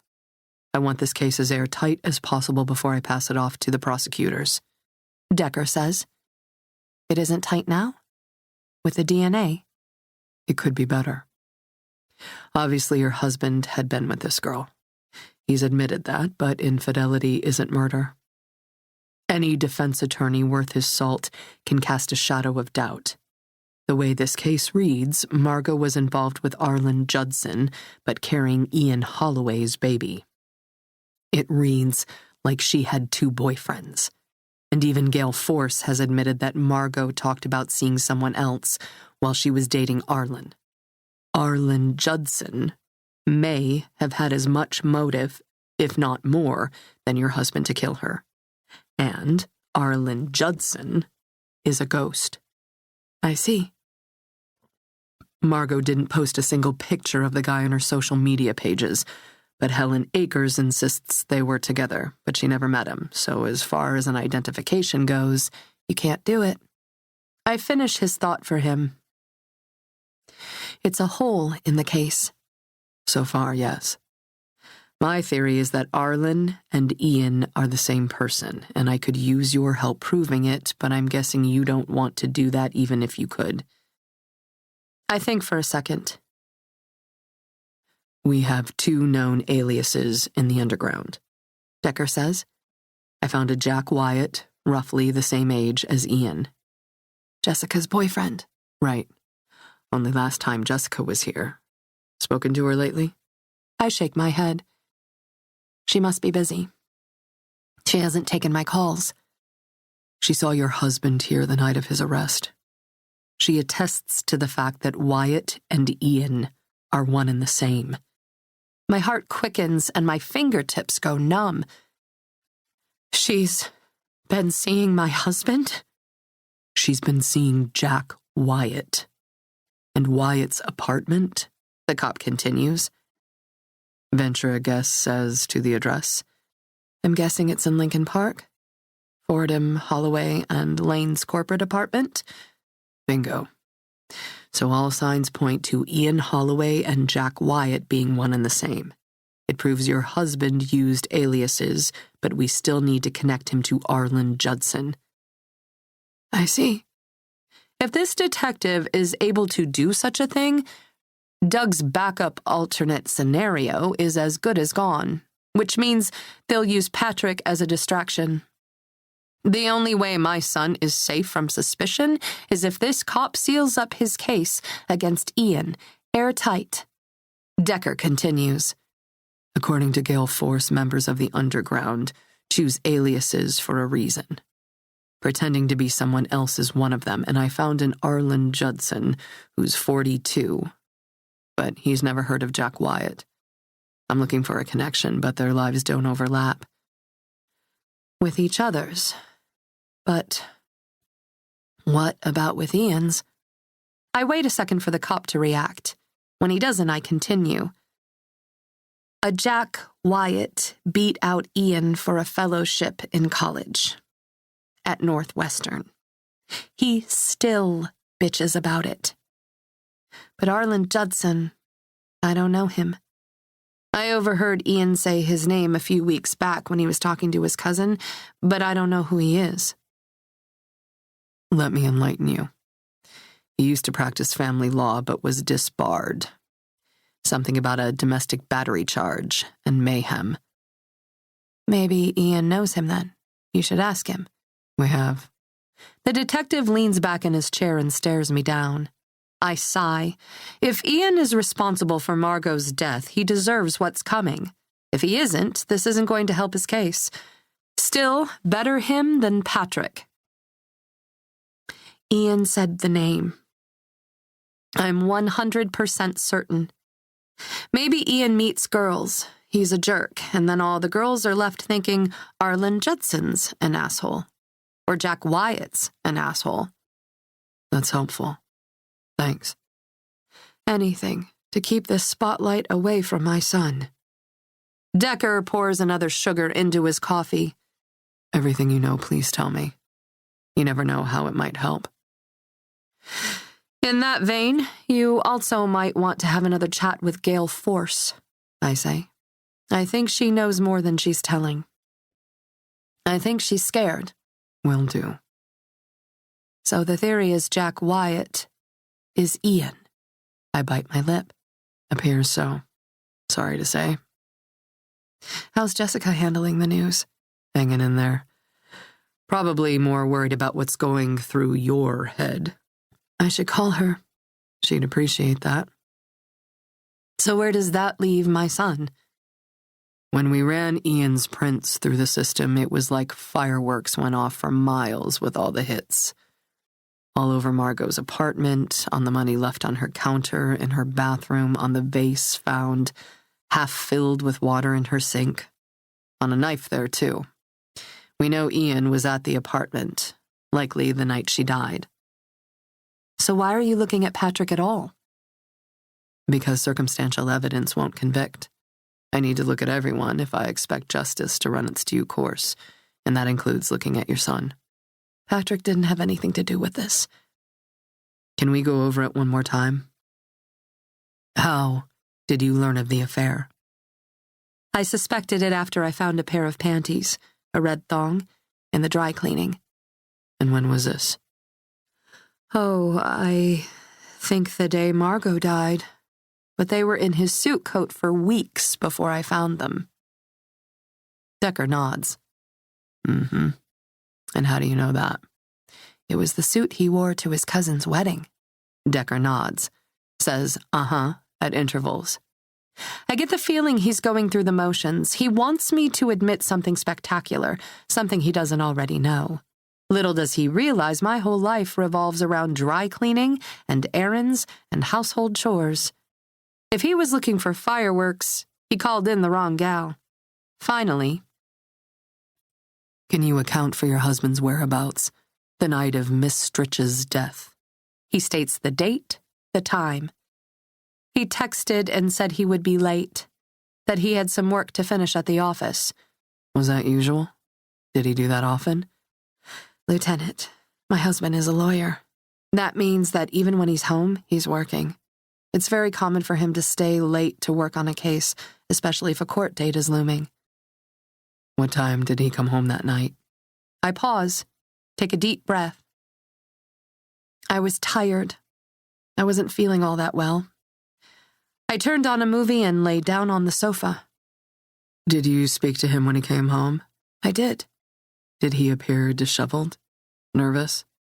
Anything out of the ordinary? I shake my head. He came home with a bottle of red wine that night, and roses. That's out of the ordinary? We've been married for 22 years.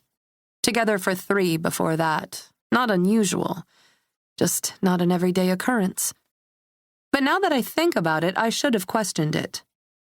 When we got together, we were very young and very broke. Ian's idea of sending flowers was leading one of our kids into the kitchen with a fistful of dandelions. I buy flowers. Ian doesn't. About the wine and roses. His lawyer provided us with proof of credit card activity to support what you're saying. He bought the wine around 7, then the roses at 7:15. Did he come home shortly thereafter? I think for a moment. If I concur, I establish Ian's alibi. But I honestly don't think he came home that early. And if he harmed Margot, I can't cover for him. I don't think so, I finally say. But I can't be sure. I took a pill. Mrs. Holloway, your husband's DNA matches that of tissue extracted from Margot's uterus. Does that sound like a man who's worthy of your protection? I'm not protecting him. I really don't know. One more time. Was your husband with Margot Stritch the night of her death? Possibly. Did he ever mention the name Maggie? No. Did your son? My son? We have enough of a match to continue looking at him too. And Ian's told us the thong belonged to whomever Patrick disappeared with that night. He said that? Actually went on record and said that? The night we arrested him. It's happening. Doug and Ian have already put the pieces in place. They're already pushing my son into moving traffic. But that didn't happen. Your son didn't disappear for a time the night of the wedding. He went out for a cigar. Alone? Yes. But he didn't take the jacket. You're sure? Positive. You know what your husband's lawyer's going to say, right? That you're unreliable. That you're angry about the affair and you want to save your son's skin, so you're not remembering things clearly. That's a crock. The detective shrugs. You have anything definitive that puts your husband at that apartment the night she died? Here's what I know. His father came home with wine and roses the night Margot died. I review it in my mind. I lay down on the sofa with a fire going. Ian came home with wine and roses. I heard him come in, but I was only half awake and groggy from the anti-anxiety meds. He woke me with a kiss and a glass of wine. He'd changed from his daily attire to a pair of track pants and a t-shirt. Realization dawns. I've been missing something all along. It's the dry cleaning. There's proof in the dry cleaning. Let's get back to the underwear, the detective suggests. I rise from my chair and pace. I'm sick of talking about the thong. Every time he mentions it, it's like he wants to remind me what went on behind my back. Tell me you're not hinging this case on the underwear. I'm positive it was hers, but I'm also 100% sure it was in that pocket for at least 20 days. They weren't on her body the night she died. Am I overlooking something? She showed up at the wedding, all right. He took her aside. They were gone for a few minutes, and you're telling me they were going to have a baby and there were panties in the pocket. Of course, they're Margot's panties, but they don't do anything but prove the affair happened, and maybe that they had sex right there at the wedding. But that doesn't help you determine what happened the night she died. I stop walking. He'd been after me for weeks to get that suit to the cleaners. He claims he didn't know how the underwear got into the pocket, and honestly, why would he hound me to drop the suit off if he knew there was evidence of an affair in the pocket? Maybe he forgot the underwear was there. Or maybe he really didn't know. Pieces of the puzzle fall effortlessly into place in my mind now. He wanted me to take in the dry cleaning, but it really wasn't about the Brooks Brothers suit. He knew that if I were going to the cleaners, I would bring everything that had to go. The urgency, I realized, was about the shirt he'd worn the day Margot died. He'd spilled some wine on the collar. Spilled wine. That's what he said. But he'd changed before he opened the bottle. And even if he didn't, even if he somehow changed after opening it, how would he splash wine on his collar? And the girl at the cleaner said someone had tried to lift the stain at home. When had he ever attempted to get a stain out on his own before? If it were wine, as he said, he wouldn't have tried to hide it. Decker challenges me with a stare. Finally, I break the silence. Lieutenant, I'm here for you to see if I can establish an alibi for my husband, is that right? He gives me a nod. I can't help you any more than I have already. I'm sorry, but I just don't remember what time he came home. I remember that I heard him come in. I remember he'd changed before joining me in front of the fire because there was a stain on his shirt. But I don't know what time it was. It was weeks ago.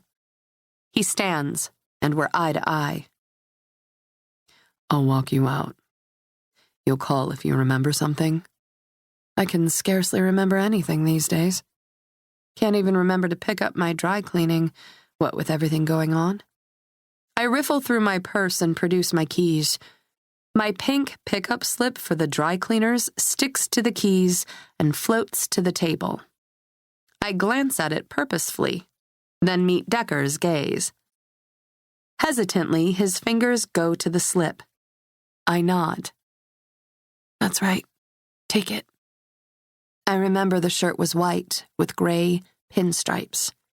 The stain was on the collar, on the left. If I think of anything else, I'll call you. Thank you. We exit the room and walk side by side.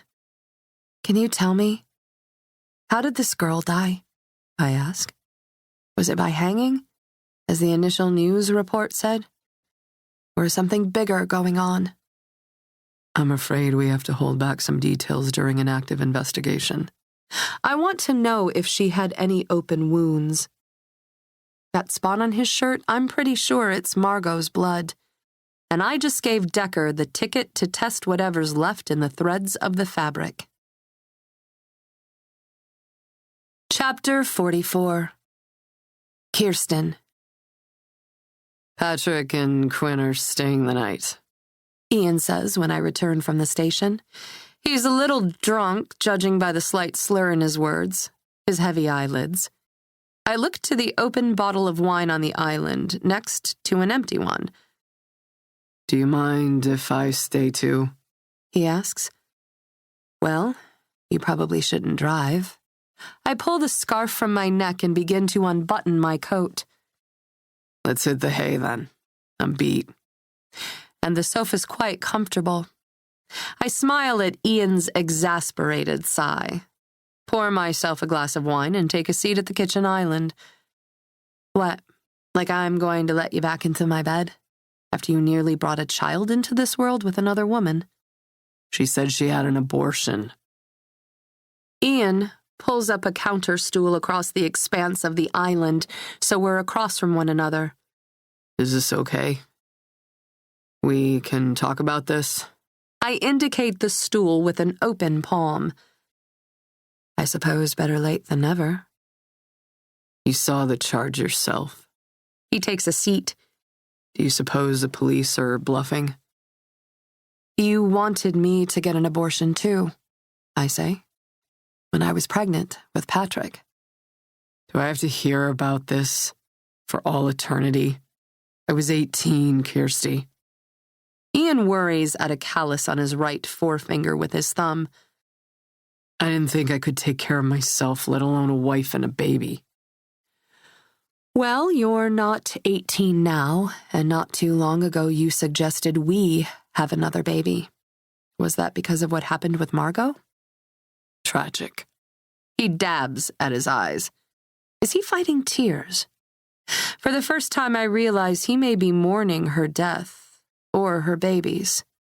She was part of his life, after all. Or maybe it's a show of remorse for what he's done to our family by crossing the line with this girl. Were you trying to replace what was lost? There's no comparison. You're my wife.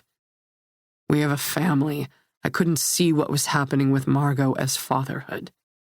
I just didn't see her baby as mine, and honestly, I figured she was sleeping around. I didn't know the kid was mine. It's always someone else's. I roll my eyes. It would have been different with us. Kirsten, it always was. Margot's pregnancy was terminated, just like you wanted, one way or another. It just didn't happen at the clinic. She had an appointment. She was going to do it. I thought she had. She paid for it, as you've already discovered, with my credit card. And I told her. He hiccups as if he's holding back tears. I told her if she did it, we could continue to see each other. But I didn't mean it. I just wanted to say something she'd believe, something that would persuade her to do it. And then that night, the night she died, I was going to tell her I'd changed my mind, that I didn't think it was a good idea to stay involved. I went there early before she was usually home. I was writing a note to tell her it was over. Did you arrive at that conclusion because you'd begun to see Jessica Blythe on the side? It must have been terribly difficult to juggle all three of us. All right. He gnaws on his lower lip and stares at the countertop. How do you know, Jessica? We met by chance. Care to explain how all that started, too? That's beside the point. I wanted to end it with Margot because it was the right thing to do. Yet, you took her to bed one last time. It just happened. Don't you think I wish I could take it back? And the whole time, she kept begging me to squeeze. Just a little tighter. Just a little longer. It's almost as if... It's like she wanted me to leave marks on her neck. I think she planned it. I think it was the ultimate revenge. I left marks. She staged her suicide to make it look like I killed her. I blink tears away. That poor girl. Poor girl. She's trying to ruin me from the grave. It's silent. I consider the possibility of what he's saying. Do I believe more in the vindictive nature of a woman scorned and at the end of her rope? Or do I believe my husband, who is obviously capable of emotional torment, could kill? Ian, do you regret it? The life you've had with me? If you were done staying faithful to me, if you were ready to move on and have affairs with other women, relationships even, I wouldn't have liked it. But it would have been better, more dignified, if you would have left me. Honey, don't you know? I did it because I couldn't leave you. I don't know life without you. You've taken care of me for so long. You should have left me. Never. I take a sip of wine. 20 grand a month, I say. This secret you've been keeping has cost us 20 grand a month. Do you know what I could have done with that kind of money? I could have gone back to school. Or there are these workshops in Door County for artists. Well, I did try to foster your love of art, Ian says. I stocked you up on canvas and brushes, and for the last time, I took a painting class in high school, Ian. I wasn't good at it. I didn't like it, and it wasn't my chosen medium. Painting is not my passion. Well, whatever. I didn't have a choice but to pay the demand. He was going to expose me. The alderman? I assume so. Someone followed me to our place in Evanston once, but It didn't happen again, so I thought it was a coincidence. Until the letter showed up asking for money, and it wasn't just you who would have been hurt, so... You're talking about Patrick. Mm-hmm.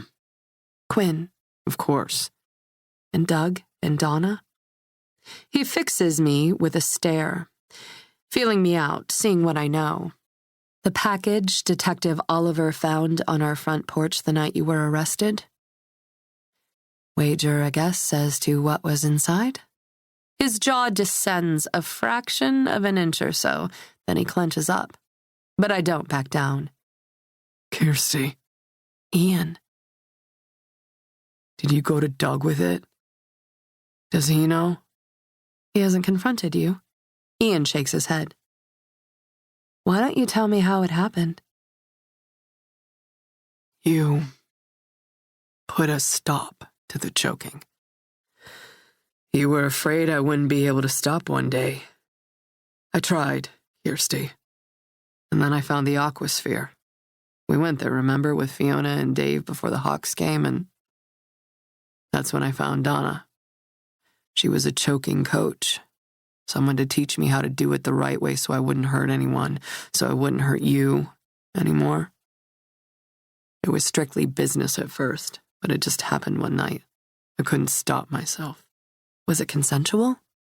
Or do we have to worry about Donna filing charges against you, too? Please. He waves the idea away. She wouldn't dare. She can't afford the exposure. I close my eyes and inhale a deep, cleansing breath. He didn't exactly answer my question. And the blackmail? Margot said the alderman had followed her, that he had a twisted obsession with her. He took pictures, must have hired someone to follow me home, and found out I was married. It was months after I started seeing her that he sent a flash drive to our place in Evanston with demands. It was right around the time you had your episode. I couldn't come clean with you then. What choice did I have but to pay? And then later, Ian sighs. He caught me during a session with Donna, and I guess he saw the opportunity to squeeze even more out of me. He threatened to go to Margot. I figured if she knew about Donna, Margot would come find you out of spite and maybe even contact Doug. He and Donna had just started seeing each other, so I paid those demands too. This doesn't look good, I tell him. You have motive. I didn't kill her. Well, you did plenty. And we have to talk about protecting assets here. If you're put away, I need a sense of security. Quinn has to finish school. I'll have to pay the bills, and as you've aptly indicated more than once since this whole thing began, I'm not all that marketable in the workforce. Maybe you should have thought of that before you offered up my DNA. Maybe you should have thought of it before you're screwing around, put our son under that cop's suspicion. You know, Ian fiddles with the band of his watch. I want a fresh start. We have to forgive each other if we're going to get past this. I think we should divorce. Divorce? He bursts out of his chair. I think it's the only surefire way to protect our assets, to ensure our children get the leg up they deserve. Kirsty. He rounds the island and drops to his knees in front of me, his hands grasping mine. I came home with flowers and wine to surprise you that night. You did. I remember. That's right, I did. And the timestamps on the credit card statements will prove I did it before Margot died. It'll be my alibi. They'll determine she died after I was already home. We can put all this behind us and start again, start fresh. Wait. Let me get this straight. You stopped for wine and roses before you went to Margot's place?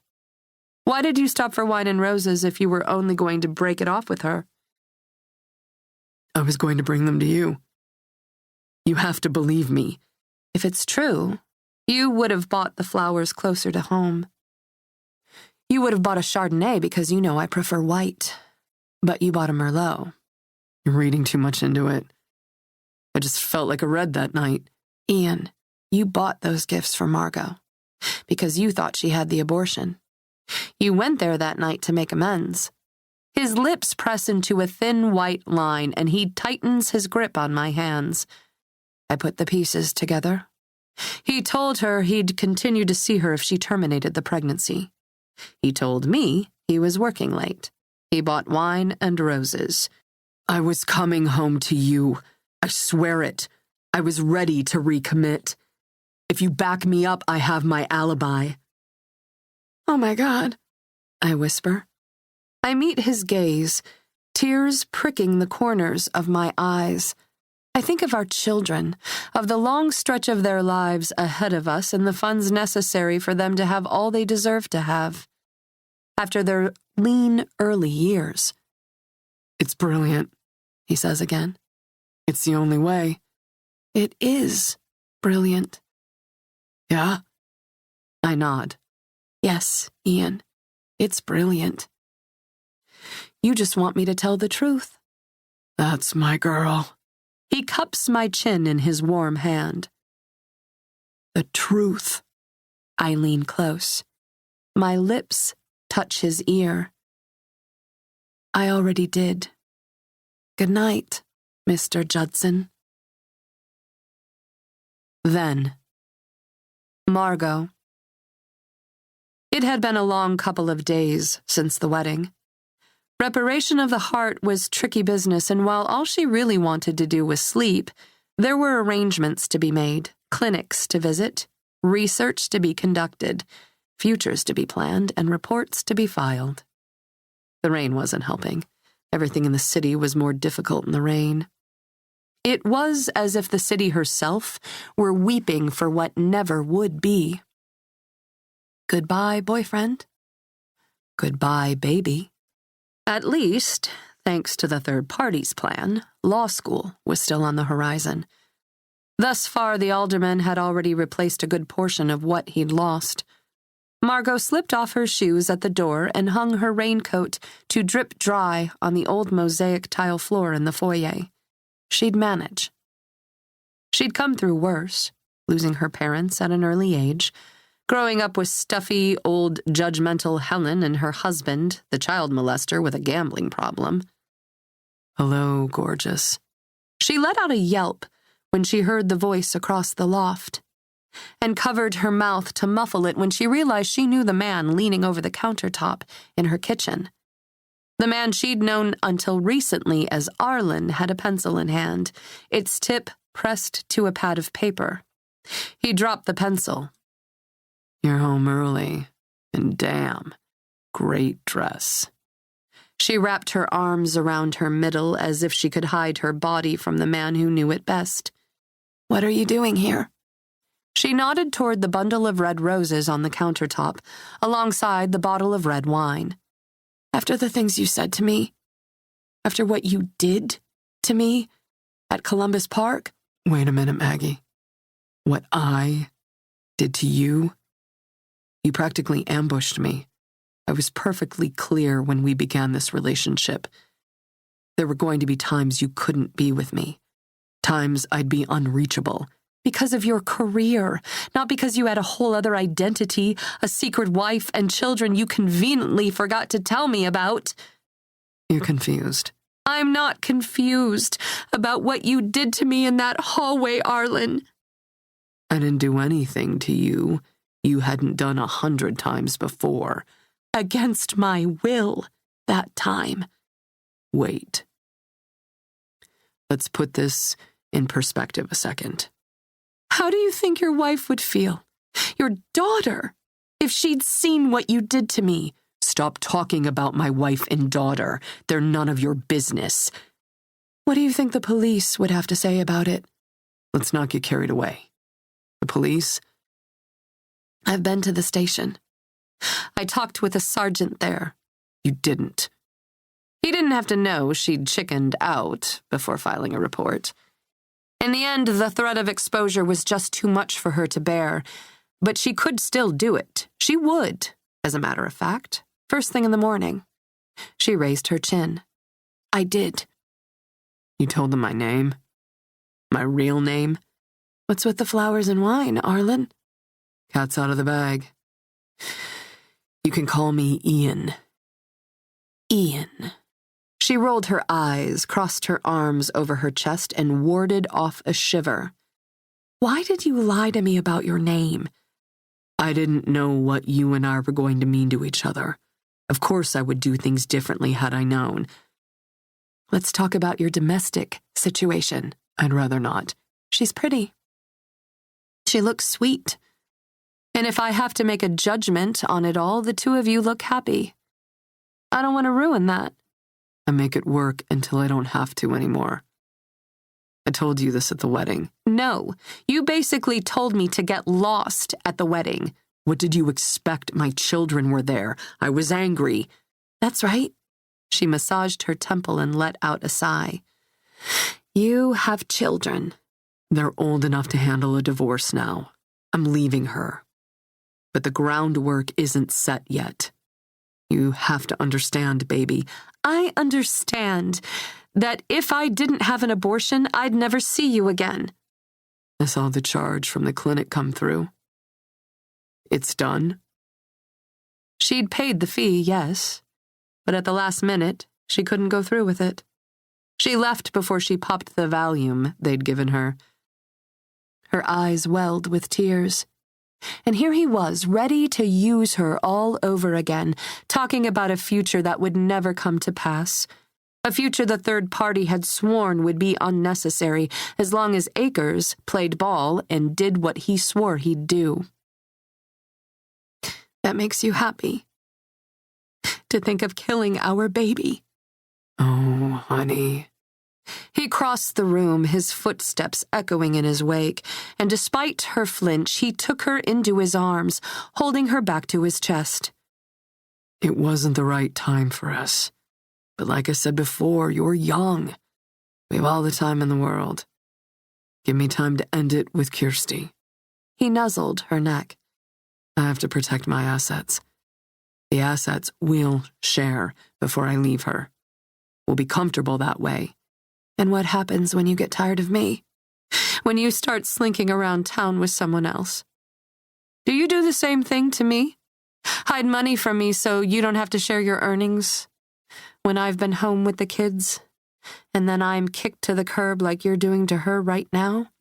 Don't you get it? I never chose Kirsty. I was roped in the same way you tried to rope me in the other night. She's never worked a day in her life. Hell, I'd be lucky to get away with a 60-40 split the way this state's run. I've worked hard to get where I am. And she hasn't? Not this hard. She doesn't know what we have. She won't know what half is. So she doesn't know what she's due. If you give me time, I'll be able to move some assets around so her lawyer won't find it. She caressed the fourth finger on his left hand. He never wore a wedding band. If he had, she might not have found herself in this situation. Do you love me? That's entirely beside the point. He kissed the space between her neck and her shoulder. You can't even say it. I shouldn't have to. She read between the lines. If he didn't say it now, she couldn't hold it to him later. Just like Richard, he'd groomed her to be what he wanted her to be. At first waxing the love on thick, and then slowly letting it thin out until it was so watered down with anger and resentment and control. And over the past few months, the third party had helped her realize that Ian Holloway, Arlen Judson, had never loved her. He'd never loved anyone the way he loved himself. I should put those roses in water. She freed herself from his arms and took a few steps in the opposite direction, breathing room, toward the kitchen, where he'd dropped the roses in a bundle on the countertop. You just have to be patient, Ian said. I'll make it worth your while. You know, I used to think you were the best thing that ever happened to me, but now I think you might be the worst. You're evil. You say I'm special, that you love me. How many of us do you love? Just me? It's always been me. Except when there was Donna. And except for that little trek you took to Lincoln Park when you met the firefighter. You followed me? I had to know how you did it. You were lying, and I fell for it. And I never want to fall for it again, and I sure as hell don't want to be your wife someday if all you're going to do is leave me later destitute for someone else down the line the way you're planning to leave your wife now. My wife. He sighed heavily. You know my name. You know my firm. It wouldn't be too difficult to track her down for a conversation. It sure wouldn't be. So, what's it going to take, Margot? Law school tuition? A prettier ring? What's it going to take to keep you quiet, to keep Kirsten and my kids out of the equation? You think I want money? Akers is already bleeding me dry. She raised a brow. Bleeding you dry? That's right. He knew a long time ago what you just learned at the wedding, and he's been demanding payment for his silence ever since. So if you want cash, talk to the alderman. She already had spoken to the alderman at the third party's behest. She already had Ian's money. But suddenly, it wasn't enough. I don't want money. She smiled. Baby, I want to ruin you. Chapter 45. Jessica. For at least the 11th time today, I declined Kirsten's call and returned to Decker's sofa with a bowl of popcorn. So I was browsing through some old cases online, I say. There's a cold case in town, dates back 20 years. Victim was strangled. No, Decker says. This guy's not a serial killer. He bruised my neck. He bruised his wife's. He's into choking. It's erotic. You think choking is erotic? I don't. He hands me a beer. People do. I raise a brow. I get why a guy might be into it, complete control. But complete surrender for the girl? The orgasm, supposedly, is godly. I imagine not being able to breathe. How close Ian came to doing that to me. I'm not convinced, but to each his own. Well, I can imagine with your history, with what happened to you when you were a kid. Stop. I'm just saying, maybe it explains why you prefer to have a firm grasp of control in the sack. He has a point, but that doesn't mean I want to discuss it to death. Not everything is about the past. Deck clears his throat, takes the hint, and gets back to the case. So, choking. The trouble is that it's all too easy to actually kill someone while doing it. Some people even hire a master or dominatrix to observe and teach them. Gale Force. Right. There's a whole subculture of people who are into these things. And that's why Margot is dead. Not saying that's why, but it sure didn't help her live longer. Theory 1. Margot killed herself after a sexual encounter with this guy. 2. He accidentally killed her during sex. 3. He pursued her strictly for the purpose of killing her during sex. Think about it. Well, there's a reason the Aquasphere Underground burned down, and I'd say it sure as hell wasn't an accident. Whether it had to do with Margot or not, it's just too coincidental to assume it didn't. Who do you think set the fire? I ask. Suspect number 1. Alderman Akers or someone who works for him. With all the media attention about Margot working there and the press about the Holloway boys' arrest because of the tattoo being consistent with the Aquasphere logo, it's just too risky to leave it standing. But it was an anonymous cash business. With video cameras everywhere. Which brings me to the second and final person of interest on my list. Ian Holloway. If the club was subpoenaed, the establishment could have turned up some pretty damaging video feed of the accused. If that is, Holloway is indeed Judson, and the deceased. I suppose so. I nibble my lip for a second. He was there the night of the fire. Decker raises a brow. Just standing there, staring at me from across the street. At the time, I thought he wanted a glimpse of me. We hadn't talked since he caught me snooping through his laptop. Mm-hmm. Or maybe he was just like all the others gathering around the place to watch it burn. And at the time, I didn't know someone had set fire to the club either. They suspected the fire was electrical. We need something to stick, Decker says. And soon I need something more than circumstantial evidence against this guy or he's going to walk. My phone buzzes with a voicemail alert. Kirsten left a message. Why don't you call her back? Decker suggests. Obviously she wants to talk to you. Are you kidding? She probably wants to ream me. I was dating her husband. You didn't know that. Come on, she's a reasonable... I don't think I can ever face her again. So you're just going to never speak to her again? Walk out in the middle of a conference and that's it? I shrug. Maybe. Jesse, that's not like you. No.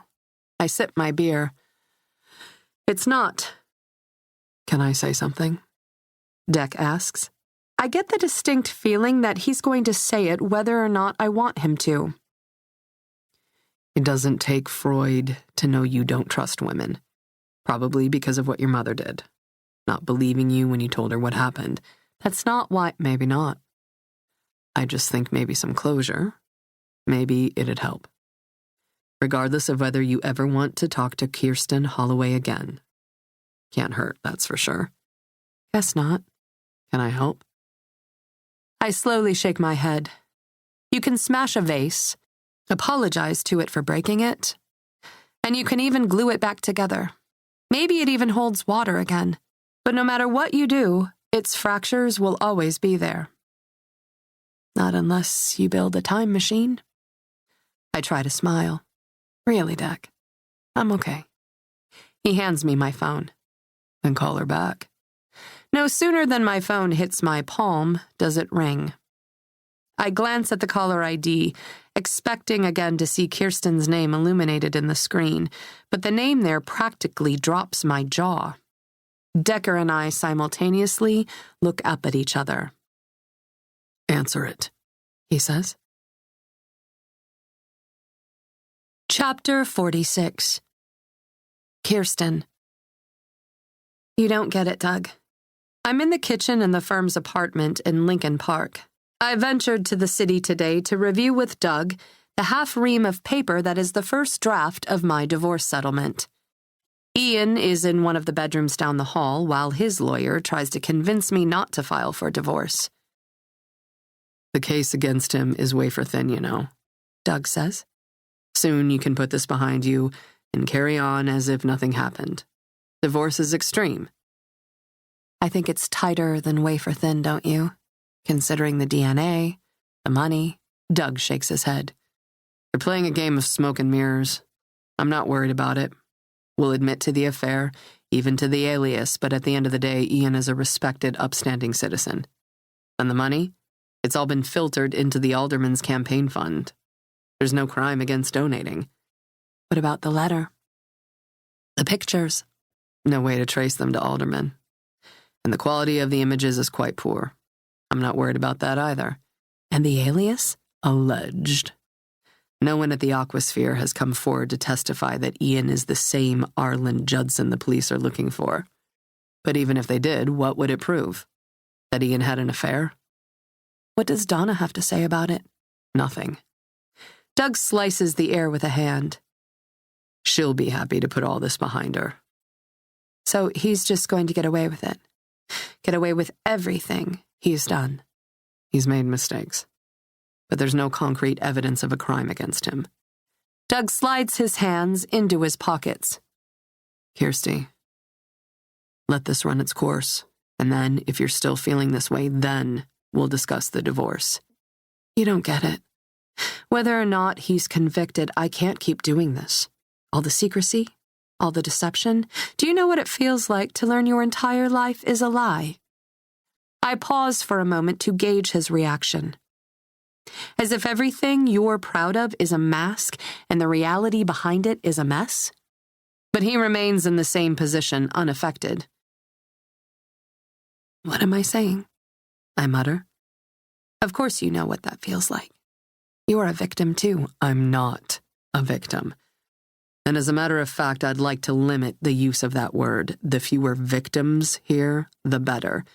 If you have a conversation with your wife, I think you'll feel differently.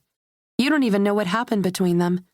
There's a reason the four of us don't get together, and I tell you, it's not because I had an emotional breakdown when Quinn moved out of the house." His brow knits. Your wife knows things. And with what she knows, the prosecution can bury him. Not if we stand by him and combat the picture the prosecution is going to be painting. I cross my arms over my chest. Doug, I have to protect the children, financially speaking. But a divorce in the midst of this won't look good. I don't think I can afford to care how it looks. It's high time my husband realizes there are consequences for his actions. How long has he been getting away with this?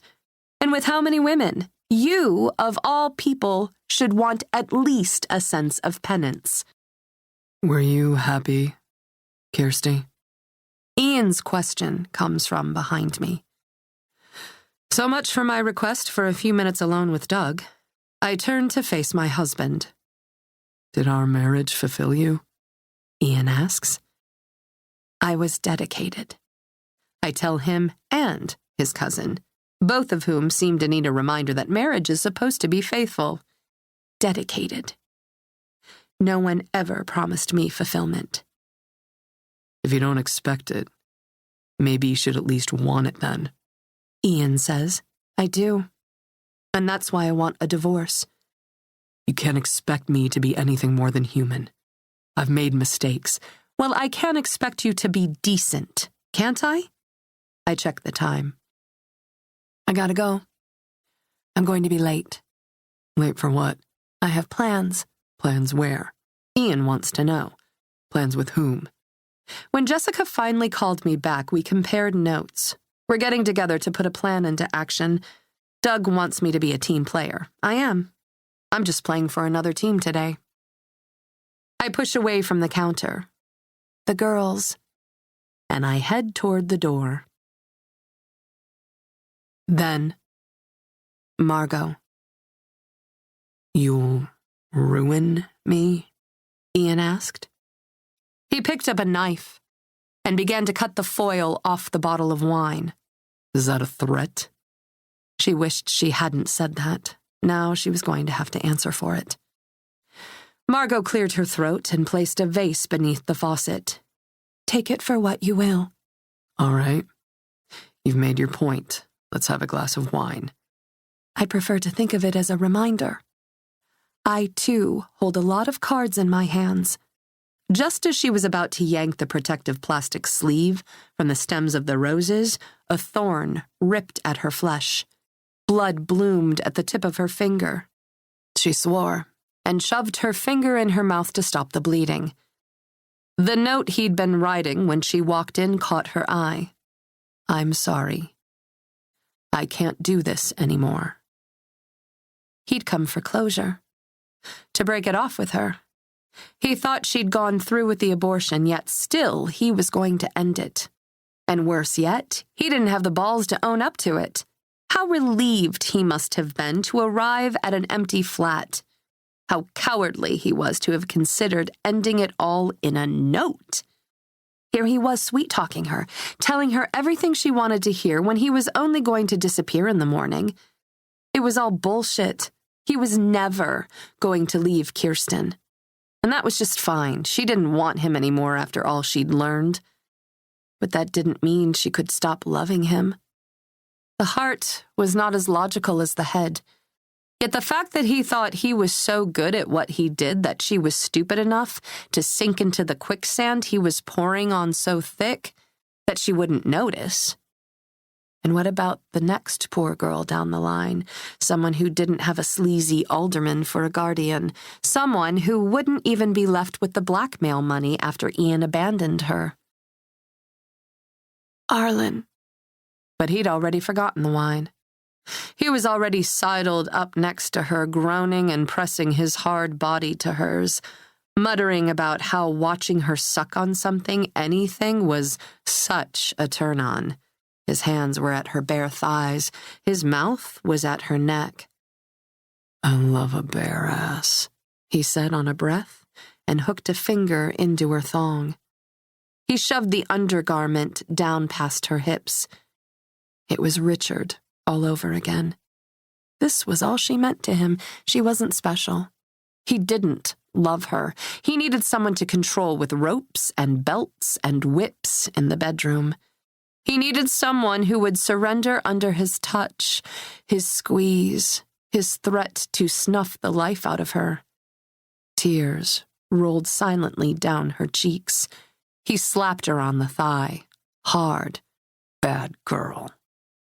She didn't have to look to know he'd left a palm-shaped welt on her body. "Not like this," she whispered. Instantly, he took a step back, perhaps to prove that he was in control, that he always was in control, of his actions, of her, of every situation, especially in the abandoned hall of his cousin's wedding reception. She spun around and faced him and closed her hands around his neck. "You want to treat me like a whore?" She tightened her grip. "Pay me!" "You want to play rough?" Ian pried Margot's hands from his neck. "How rough?" She grabbed him by the collar of his shirt and pulled him close. "As rough as you go. I want to feel how much you hate me." "Yeah?" He gave her a little shove. She stumbled but caught herself against the countertop. "I want to feel the way you think of me." "You want to feel like nothing?" "I am what you make me." "If you're a fucking whore, I've certainly made you that. Pay me first." He was slightly out of breath. His hair was rumpled, and she'd left a spot of blood on the collar of his shirt. She smiled to herself at the sight of it, proof that he was here, that he was with her. That's good. He reached for her again, but she only slithered farther away. "Fine." He pulled his wallet from his pocket and fished out a few hundreds, which he tossed next to the roses. "You want to play that game?" "I may as well get something out of it. And if you want the works tonight, I'm going to need everything in your wallet." Small price to pay. He dropped the remaining contents of his wallet on the bills already stacked there. "And I can afford it." Chapter 47. Jessica. "Jessie?" I look up from my laptop at Ducker. It's too late to hide what I've been researching. My mother. He grins. "Who would have thought Jessica Blythe would actually take my advice? Make a big deal out of it and I'll punch you." I wouldn't dare. No one in our family has seen my mother in nearly 14 years. And I haven't talked to her since she told me I must have wanted what Dan Graplin did to me all those years ago. And despite what Decker thinks, I don't need to talk to her ever again. But I want to know if she's still alive or dead. I want to know that she's no longer with that monster. "You'll be here when I get back?" I mean, I'm going to meet Kirsten out, but it'll be only for a few hours. "You let me know how it goes." "Yeah." For a second, I concentrate on the facts of Margot's case and all the pieces of the puzzle. "Doug?" "What are the odds Holloway's going down for this?" "Not great, to be honest. We've got good theories, bits and pieces of things that make sense, but he's got a good lawyer.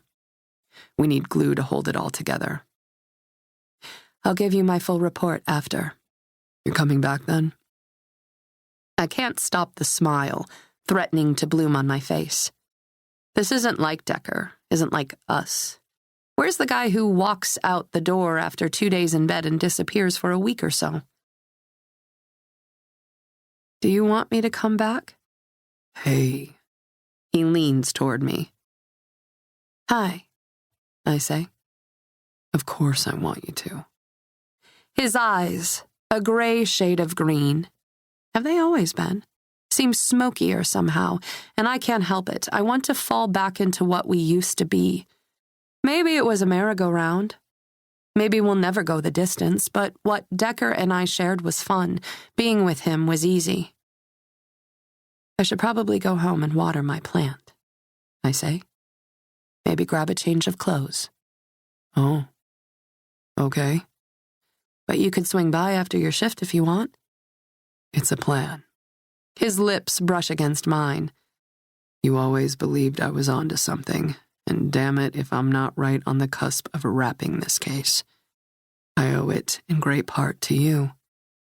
Just remember us little people when you're neck deep in a promotion. New title, new responsibilities, new minions, new life. You, my friend, are unforgettable. Okay, I roll my eyes. What do you want? What happened to you when you were younger? Yeah, we don't have to talk about it if you don't want to. I'd rather not. I shrug. I'm okay. I couldn't sleep last night, and not that I don't have plenty to keep me busy with the Stritch case. But after our conversation... He places a file in my hands. I open it and see my worst nightmare staring at me. My heart starts banging in my chest. Dan Graplin's been in and out of prison for the past 10 years, Decker says. He's on the registry for sex offenders. Oh. Guilt bottoms out in my gut. I wasn't the only one.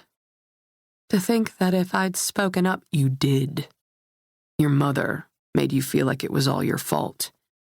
I could have said something to my brothers. To my father. Maybe Graplin wouldn't have had the chance to offend again if I'd made more of an effort. Considering your mother's reaction, it's no wonder you kept your mouth shut. Still, I should have been stronger. You were a kid.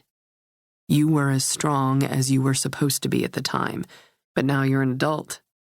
What are you going to do about this now? What can I do? It was so long ago.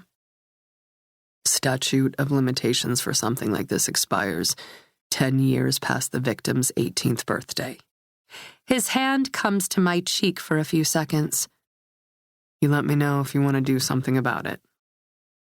Silently, I nod. You think about it. You let me know. Yes, I say. Do something. Then, Margot.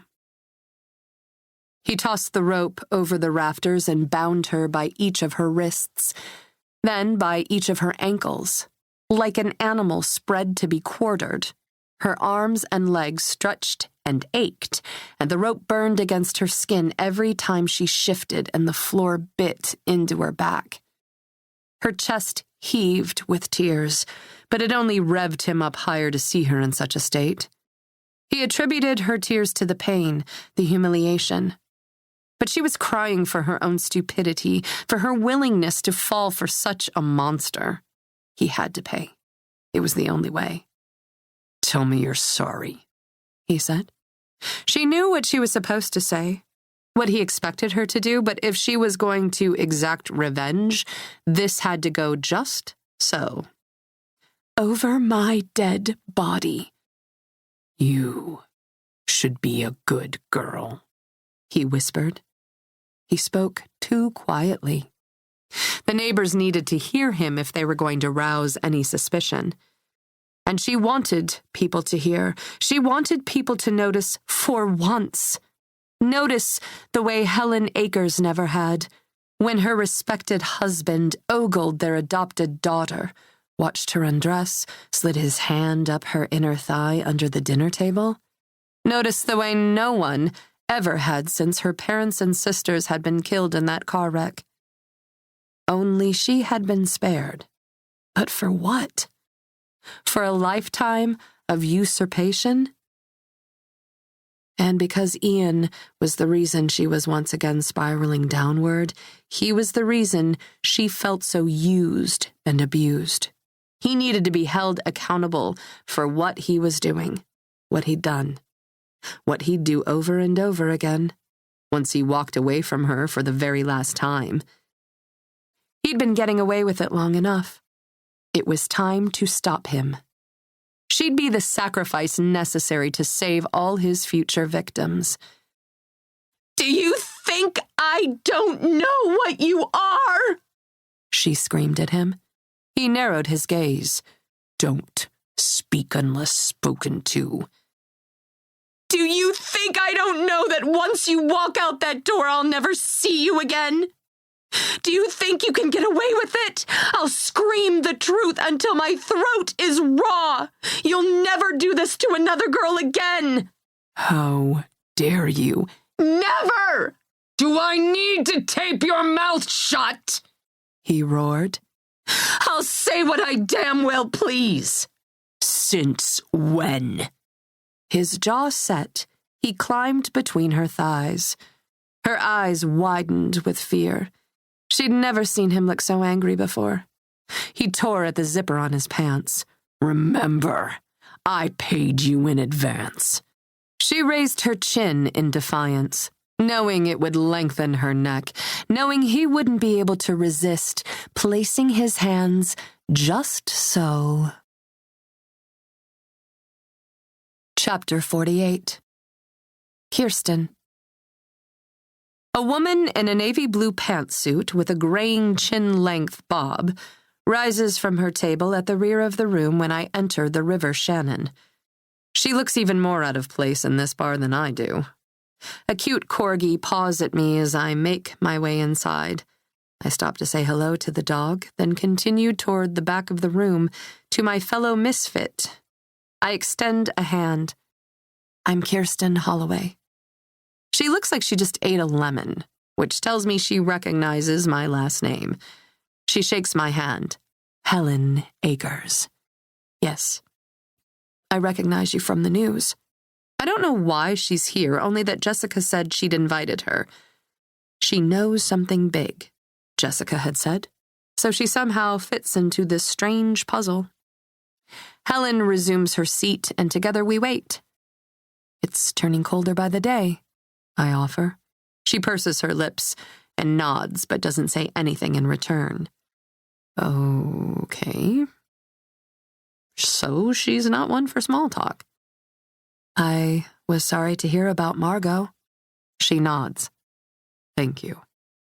I suppose her icy demeanor is no surprise, considering my husband and my son are the focus of her daughter's murder investigation. Together we sit, silent, save her occasional sniff or clearing of her throat. I'm absolutely relieved when I see Donna walk in the door and thrilled when, 30 seconds later, Jessica appears. I close my eyes in a silent prayer of thanks. We're all here. It means we share a common interest and are open to the possibility of working together. I get right down to business. I know we're an unlikely band of soldiers, and at first glance, we don't have all that much in common. But I think we can work together for the better good. Why do we women still find ourselves in Margot's position, being victimized, objectified? Jessica and Helen share a look. Donna sighs and begins to shake her head in what I can only describe as predetermined defeat. But I don't give her a chance to resign just yet. They. And by they, I mean the men in charge know what they're doing. They're pitting us against each other, distracting us from the real issue at hand. Donna, you're keeping a secret about something that happened between you and my husband. At the time, I didn't know he was your husband, and Doug wasn't even my husband at the time. I'm not talking about the affair itself. I'm talking about how it happened. It wasn't an affair, but... Donna's head hangs low for a split second before she raises her chin. It doesn't matter. It wasn't your decision, was it? I ask. He'd been dabbling and choking. For years. He'd scare the hell out of me every time he did it. I put a stop to it, showed him proof that sometimes it goes too far, and I drew a line. I told him there were people who could tutor him.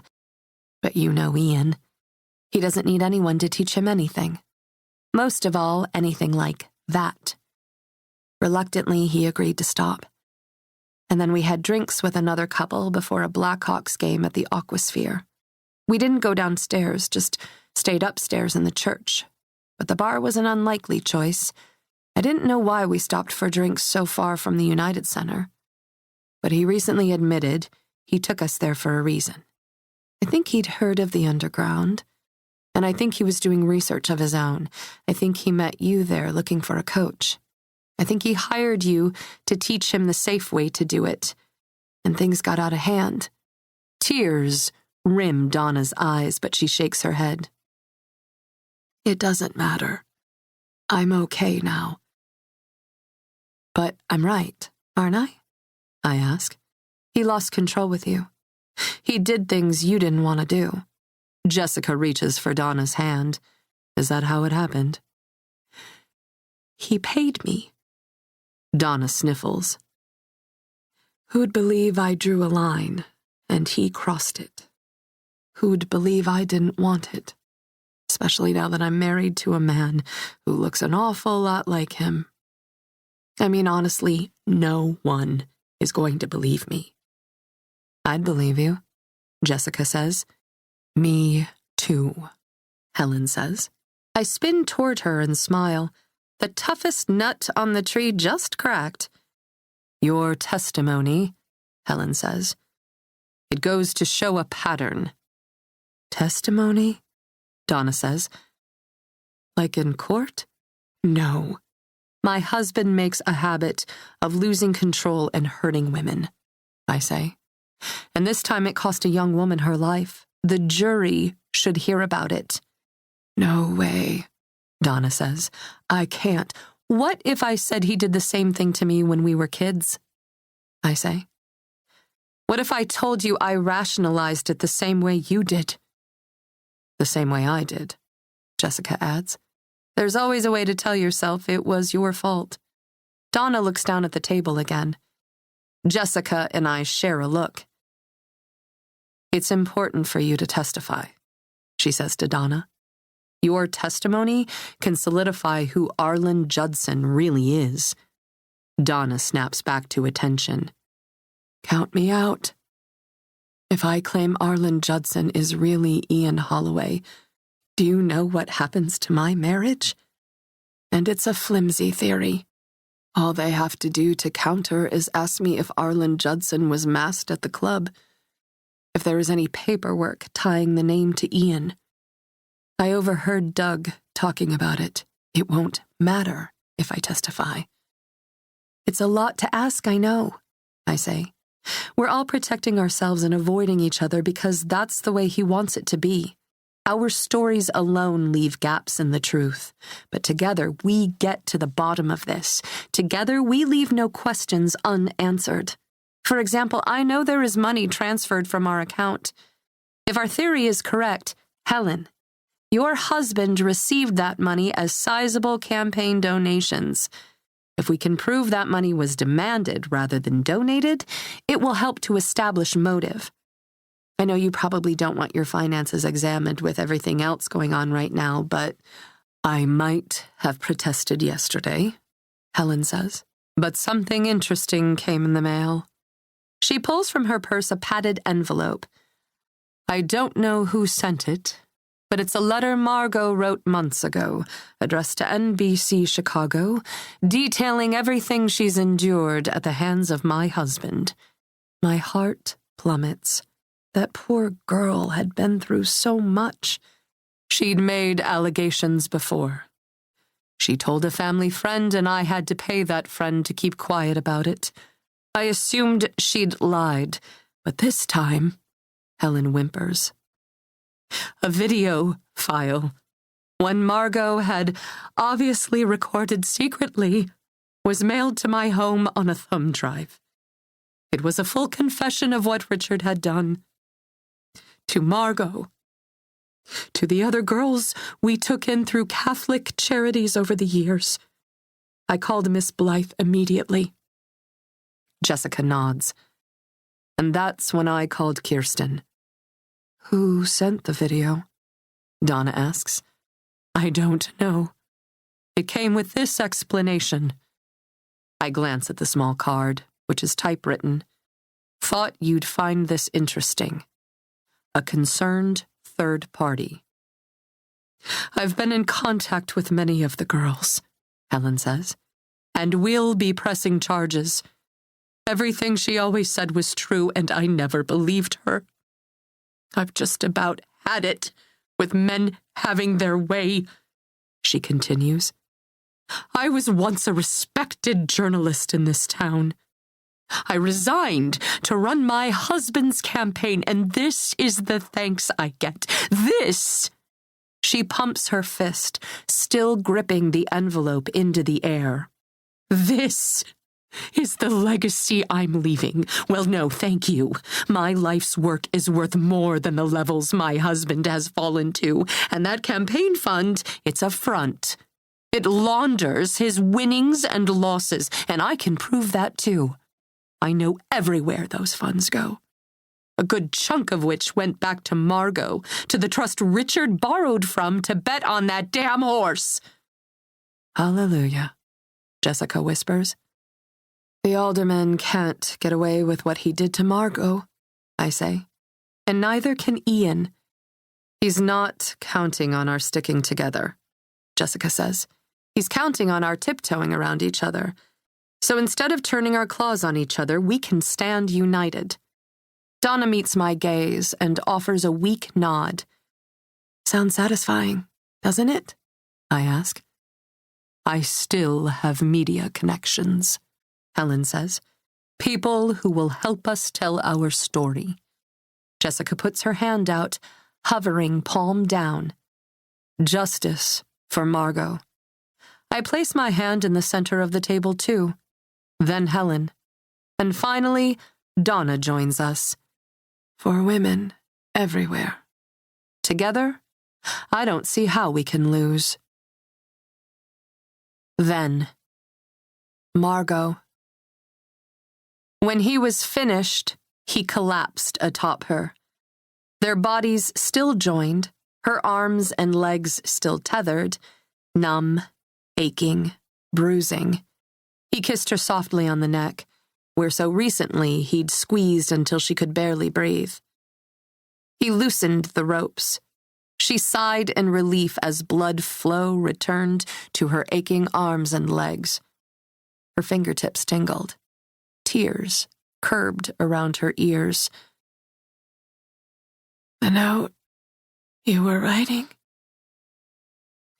It's over, isn't it? We're done? He nodded. We have to be. I shouldn't have let it come this far. He stood and retrieved his pants from where he'd flung them.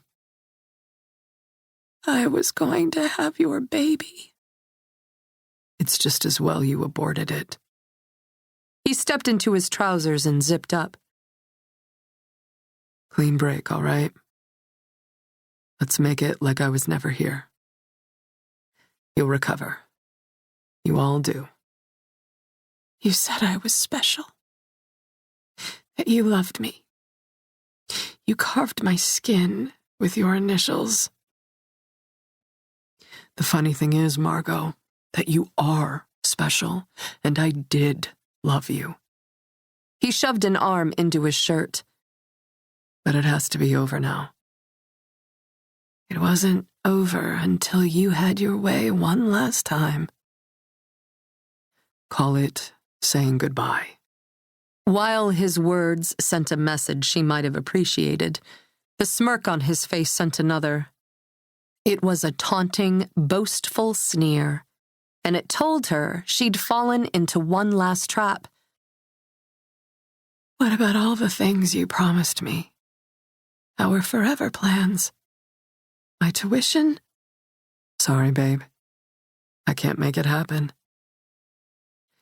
You think you're so smart, she said. So sly.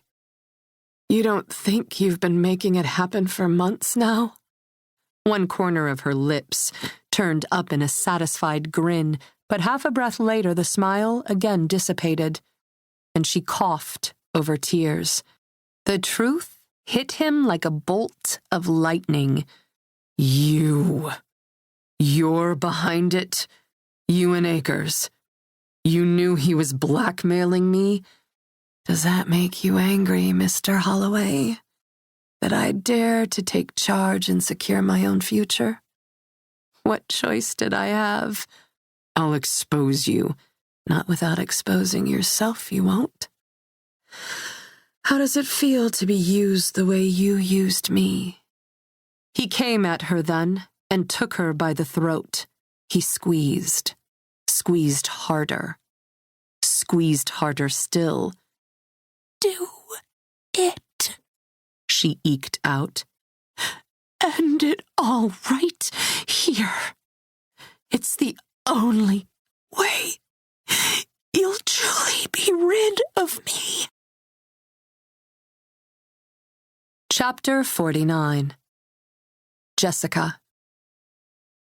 I'm in the middle of a chick flick and greasy Chinese when my doorbell rings. I glance at the clock. Too early to be Decker. I'm not expecting anyone, but considering what happened the last time I ignored an unannounced visitor, I go to my intercom. Yeah? Miss Blythe? Do you have a minute? It's Patrick Holloway.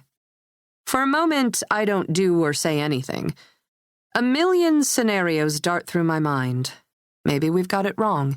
Maybe Patrick's DNA was a close match for a good reason. Maybe it wasn't Ian at all. If you don't want me to come up, he says, we can meet at the river or something. I just thought you deserved an explanation. I'll be right down. I throw on a pair of leggings and toss one of Decker's flannels over my tank top. I cover my hair with a backwards socks hat and shove my feet into Uggs. When I open the door at the street level, Patrick is seated on the front stoop. He's built like his father, with a muscled frame. When he looks over his shoulder, however, and smiles, I see shades of his mother. He stands and extends a hand. Thanks for seeing me. I don't doubt he'll do well in a courtroom someday. His easy demeanor and casual good looks will serve him well in front of a jury. Come on, I say. Let's get a drink. We begin to walk toward my favorite neighborhood bar. His hands are deep in the pockets of his coat. Finally, he breaks the silence. You've been a great source of support for my mom. Your mother is stronger than you think she is. Yeah, I suppose that's true. For a few measures, he doesn't say anything. Then suddenly, I'll bet you're wondering why I came to see you that day. I've wondered. He nodded. About 6 months ago, my mother had what the doctors called an episode. She became hysterical for seemingly no reason. Mom said it was because my sister had just moved out, and she had trouble dealing with an empty house. My sister didn't buy it. She was convinced something else had set Mom off, that our father was too flirty with a neighborhood woman at a party, and Quinn thought our father may have taken things too far. I couldn't see it, but then I borrowed his car one day and found a log of addresses in his GPS. He'd been to the Aquasphere. A lot. He'd been all over Bucktown, to an apartment near Levitt and Webster. Margot's place. And your address was in his GPS, too. When I followed up on Margot, she said she was involved with a guy named Arlen Judson. I thought that was the end of it. And I thought for sure you'd deny knowing my father, too. Yeah, but I would have recognized the last name. I already knew your mother at that point. I guess you did. We enter the bar, which is slow tonight. Patrick buys me a beer. Are you going to testify against my father? If they call me, yes. He nods and takes a sip of his beer. It's my turn to ask a question. Do you think your father killed her? Little by little, until she couldn't take it anymore. One way or another, he's responsible. Take my father out of the equation and Margot Stritch is still alive. I have to agree. The day I was arrested, I told Doug about meeting Margot. I told him about why I went to your place too, but I couldn't say it in front of my mom. I feel like such an asshole. There I was, thinking she was too frail to hear it all, and she's the one who forced the truth to come out. She's quite a lady. You should tell her you appreciate her. He downs the rest of his drink. You okay to head back on your own, or? Yeah, I'll be all right. Thanks for being there for my mother. I think she's there for me as much as I am for her. One more thing. I noticed you wear a ruby necklace. He pulls a small box from his pocket. I think this was probably supposed to be yours. I open the box. Margot's ruby ring stares up at me. I saw your necklace the day I was arrested, and I found this in the glove box of my dad's car. He probably bought it for you, and after all you've been through, I think you should have it. Patrick. I look up from the ring. This was Margot's. The police have been looking for it. Then, Margot. She went limp, and instantly he released his hold on her neck. Margot. She didn't answer. Margot. Fuck! He screamed under his breath. What the fuck did I do? He pressed 2 fingers to her wrist. Thank God. A pulse. Quickly, he finished dressing, grabbed the roses and the wine, and left, like he'd never been there. Chapter 50. Kirsten. Doug says I should take the plea. Ian says. Manslaughter. Maybe you should, I say. And open myself up to a wrongful death suit. Ian says. Hell no. I hate to tell you this, but you're probably looking at one of those anyway. I'll take my chances. Entirely up to you. Not really, he says. This involves you, too. I want a divorce, I remind him. What? This again? Ian turns toward me. If we divorce now, they can call you as a witness. Let them call me. I don't know anything anyway. If we don't divorce now, I explain, a civil suit can take away everything we own, and we have children and expenses, and I'm entitled to my half. You can lose your half, or spend it all on other women or legal fees if you want. I'm done. Kirsty. Ian looks dumbfounded, as if he didn't know this was coming. Let's walk through the evidence against you, shall we? I pour myself a glass of Chardonnay. We have the embryo, yours. We have the handwriting on the suicide note, also yours. We have fingerprints on the cash on the counter, ditto. Blood on your shirt, which you tried to conceal. Is that Margot's too? Your prints on a knife in her kitchen, a cut on her cheek with a blade similar to the one in said knife. Underwear in your pocket, Margot's.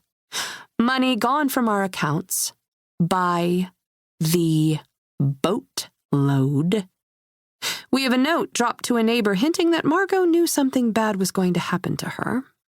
Another neighbor witnessing an argument between you two.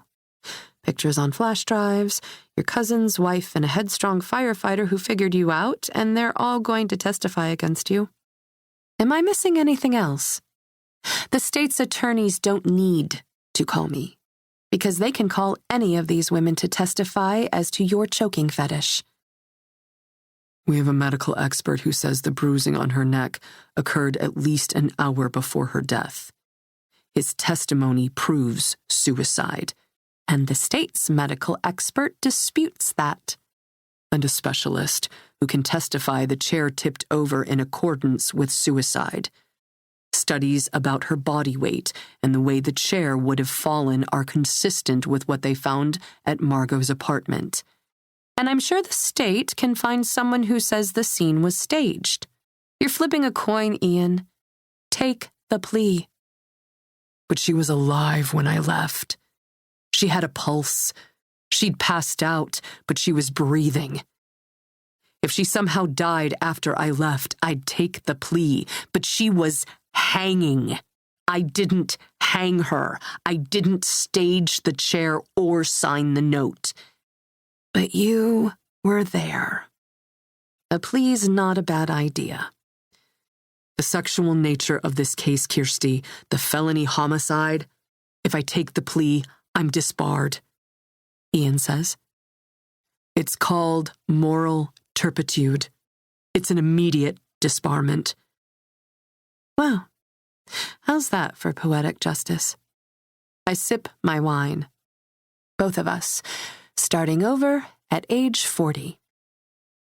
We're not getting divorced, Ian says. I already have the papers drawn up. I pull them from the drawer where I stashed them earlier. Doug gave me the name of a good lawyer, so... But we can beat a civil case. The evidence is highly circumstantial. Yeah. But where are you going to find a jury to acquit?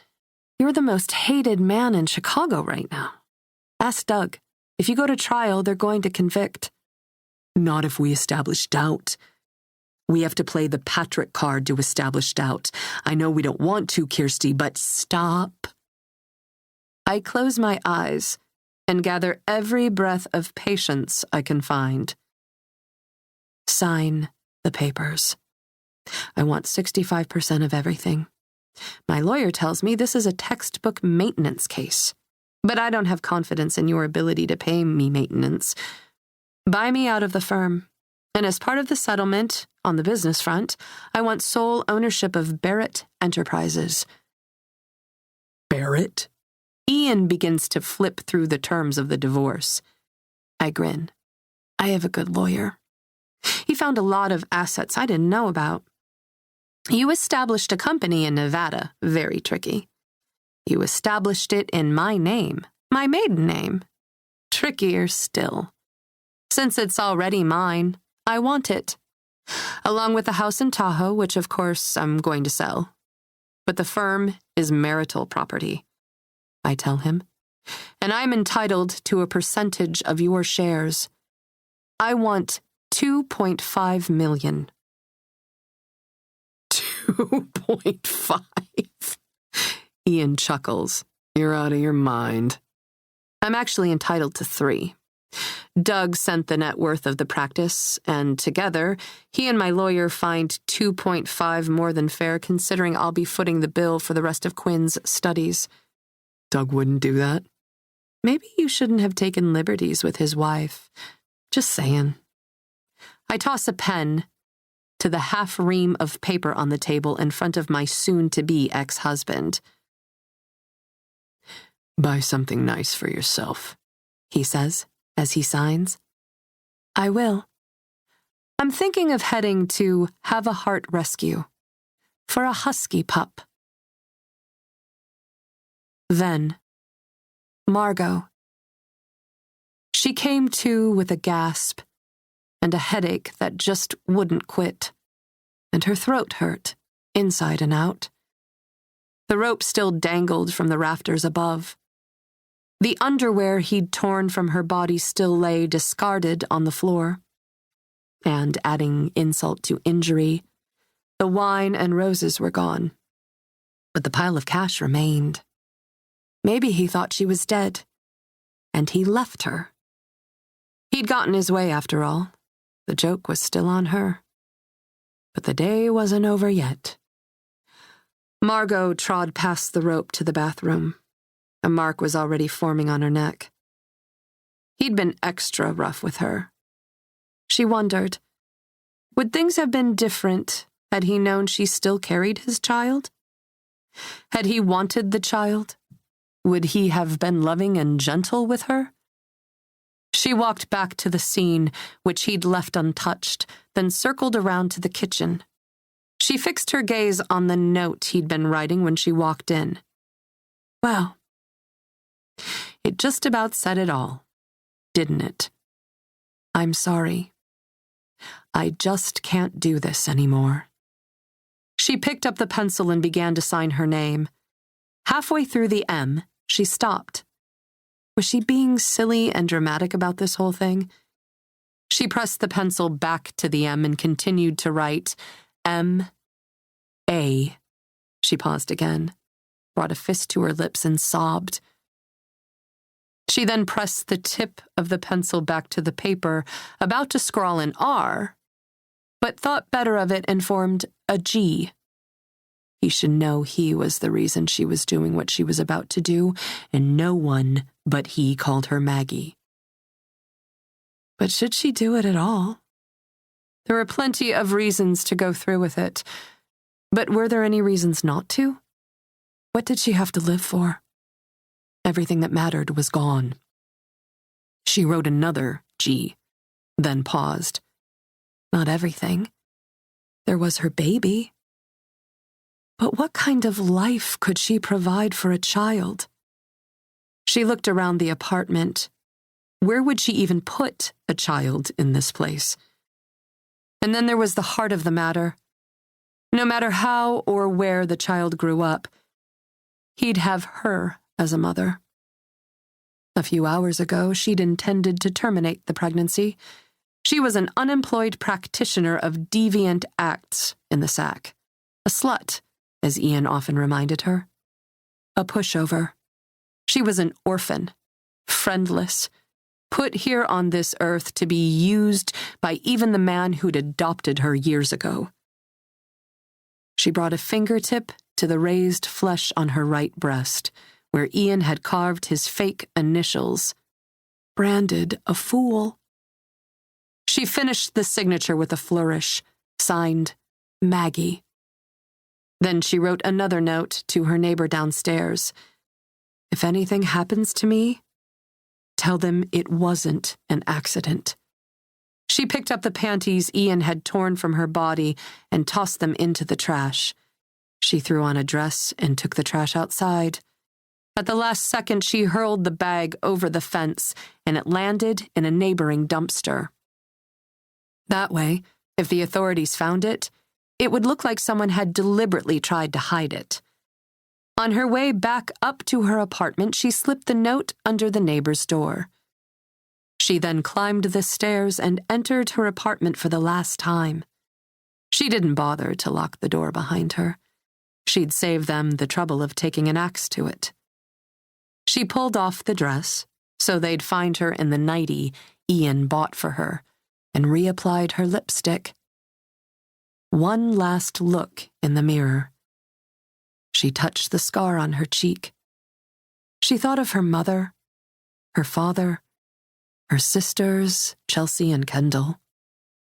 "I'm coming home," she whispered, a moment before slashing at the scar with the knife Ian had used to cut the foil from a bottle of wine he'd never opened. The end of the rope that used to bind her limbs became a loop, and she placed it around her neck. They'd suspect him, considering the evidence, his handwriting on the suicide note, the name she'd signed on it. And there were witnesses, people who saw them together at Aquasphere, and the concerned third party. The neighbor downstairs who could testify to hearing her screams. Her friend, the recently married Donna Fordham. There was the crust of his ejaculate on her inner thighs, his baby in her uterus, marks on her neck that surely could be matched to his fingers, his thumbs, and his fingerprints on the knife she'd just used to slash at her cheek. He'd go down for this. The police were smart. They'd find him. The moment she stepped off the chair, she caught sight of a red brassiere flung to the corner of the room in the midst of his passion. But it was too late to pick it up. The world went black. Chapter 51. Kirsten. Helen's article, Justice for Margot, went to print this morning on the front page of the Trib. The very morning arguments closed in the state of Illinois versus Ian Holloway. The alderman is being arraigned down the hall, but Helen isn't present in his courtroom. The charges against him range from arson — one of his cronies will testify to torching the Aquasphere to conceal the alderman's history there — to child molestation to extortion. Once Helen and I started working together, We confirmed that the 20 grand per month had been deposited into the alderman's campaign fund. From there, it was transferred into various accounts, one of which was established in Margot's name. It seems he was reimbursing Margot's tuition fund all along. Helen and Richard Akers offered to return the money to me, but I opted for another, more philanthropic recourse. The money will go to the Margot Stritch Memorial Scholarship, I tell Ian. We're in a conference room at the courthouse, awaiting the jury's decision, and although our divorce was uncontested and final last week, I'm here anyway. I'm not here for him. Rather, I'm here to ensure justice is served. Furthermore, this could very well be the last time we speak without Big Brother listening in on the line. I might need the money Akers extorted for an appeal, Ian says. I shrug. Oh well, I think it's put to better use this way. You have 35% of our marital estate, should you need an appeal. Did you take a pill this morning? Why? I pull my feet up under me and lean back in the chair I'm occupying and flip through my Pinterest boards on my phone. Why? Because Quinn tells you she's leaving for school early and you have a psychotic episode. I could be put away for good, long time, and you're about to take a nap. What gives? First of all, my episode, it wasn't about Quinn going to college. I lost my mind because I'd learned a few things I didn't care to know. See, one morning the previous week, a package arrived at the house. Enclosed was a flash drive. Oh, Christ. You're not actually hinging this belief on the alderman's accusation. Do you want to talk? Or do you want me to explain? You can't have it both ways. Ian throws his hands in the air. I continue. I didn't plug in the drive. I wasn't ready to face it. I didn't see what was on it until I rediscovered it in your Hustler after Margot died. But I started following you and learned you had a girlfriend. One night, I followed you into a bad neighborhood. You called her a whore, and you fucked her up against a wall. Very violently. Ian looks pale. You're mistaken. He fiddles with the band on his watch. It couldn't have been me. It brought back memories of Oak Street Beach. What you did to me there, and I couldn't sleep that night. I didn't know what to do, and then, at the farmer's market, it all crashed down on me. There I was, pretending everything was fine, and Fiona was babbling about everything coming to an end, and I lost it. My life was a lie. You don't know what you saw. And then you suggested a move to the country, to the secret garden. Very aptly named home, don't you think, considering the multitude of secrets you were keeping? But the move, I've recently figured out, wasn't really to give me space or a fresh start. It was because your cousin decided to marry a girl you'd been involved with. And they were living down the street in Evanston. You needed to distance me from her because you assumed she'd tell me everything. And you know what? She did anyway. It just took Margot's death to get her talking. You can't believe everything. It wasn't until I started hearing the name of your arch rival from the past, Jack Wyatt, that I realized this thing was bigger than you and some young girl you'd met and hooked unaware. It wasn't about the number of women you'd flirted with over the years and even screwed when you thought I wasn't looking. Yes, I suspected it was happening all along. I'm sorry. He hangs his head. But it's all in the past. But if you want to know the last straw, it was when I saw her face on the news. Margot was dead. And even if you didn't kill her, it was your fault. I started thinking about all the other women you'd ruined, all the women who were fragments of what they used to be, because of you. I knew then and there you deserved to pay. But I had to be patient about it. Had to play my cards close to my chest. You had to keep thinking I was clueless if I was going to hem you in so tightly you wouldn't be able to wiggle out of it. Kirsty, I love you. You're still stuck in a world where you have to prove your strength because you're not quite good enough for first place. Stuck in a world where you take a girl when she's not ready instead of taking your time because what if she's never ready? Stuck in a world where you're just a scared kid staring at a positive pregnancy test. You're exaggerating things. He flips his watch around his wrist again. And then, when I call you on it, you tell me I'm imagining things. You tell me I need a sedative. You lie through your teeth, and you want to know how I know that? Every time you tell a lie, you play with the band of your watch. He snaps his hand away. Doug peeks in. Verdict. Do you feel better now? I ask. Knowing I know everything? Knowing you're not nearly as mysterious as you seem to think you are? Kirsty. He reaches for me, but I don't fold. You can't believe I'd actually kill someone. Could you? It doesn't matter if you did it or not. You deserve whatever punishment they give you. I walk back into the courtroom and slip into a row in the back. We form a chain, grasping hands. Donna, me, Jessica, and standing in for Margot, Helen. All rise. We stand as a united front. Quinn and Patrick didn't come, and it's just as well. Not a single jury member looks at my ex-husband as they file in. But we, the four of us, those he'd hurt and stolen dignity from, stare him down when he looks at us over his shoulder. His one fatal flaw. He never dreamed we'd band together. He thought what he could offer us was more than what we'd offer each other. The verdict? Guilty. The women on either side of me squeeze my hands. I squeeze back.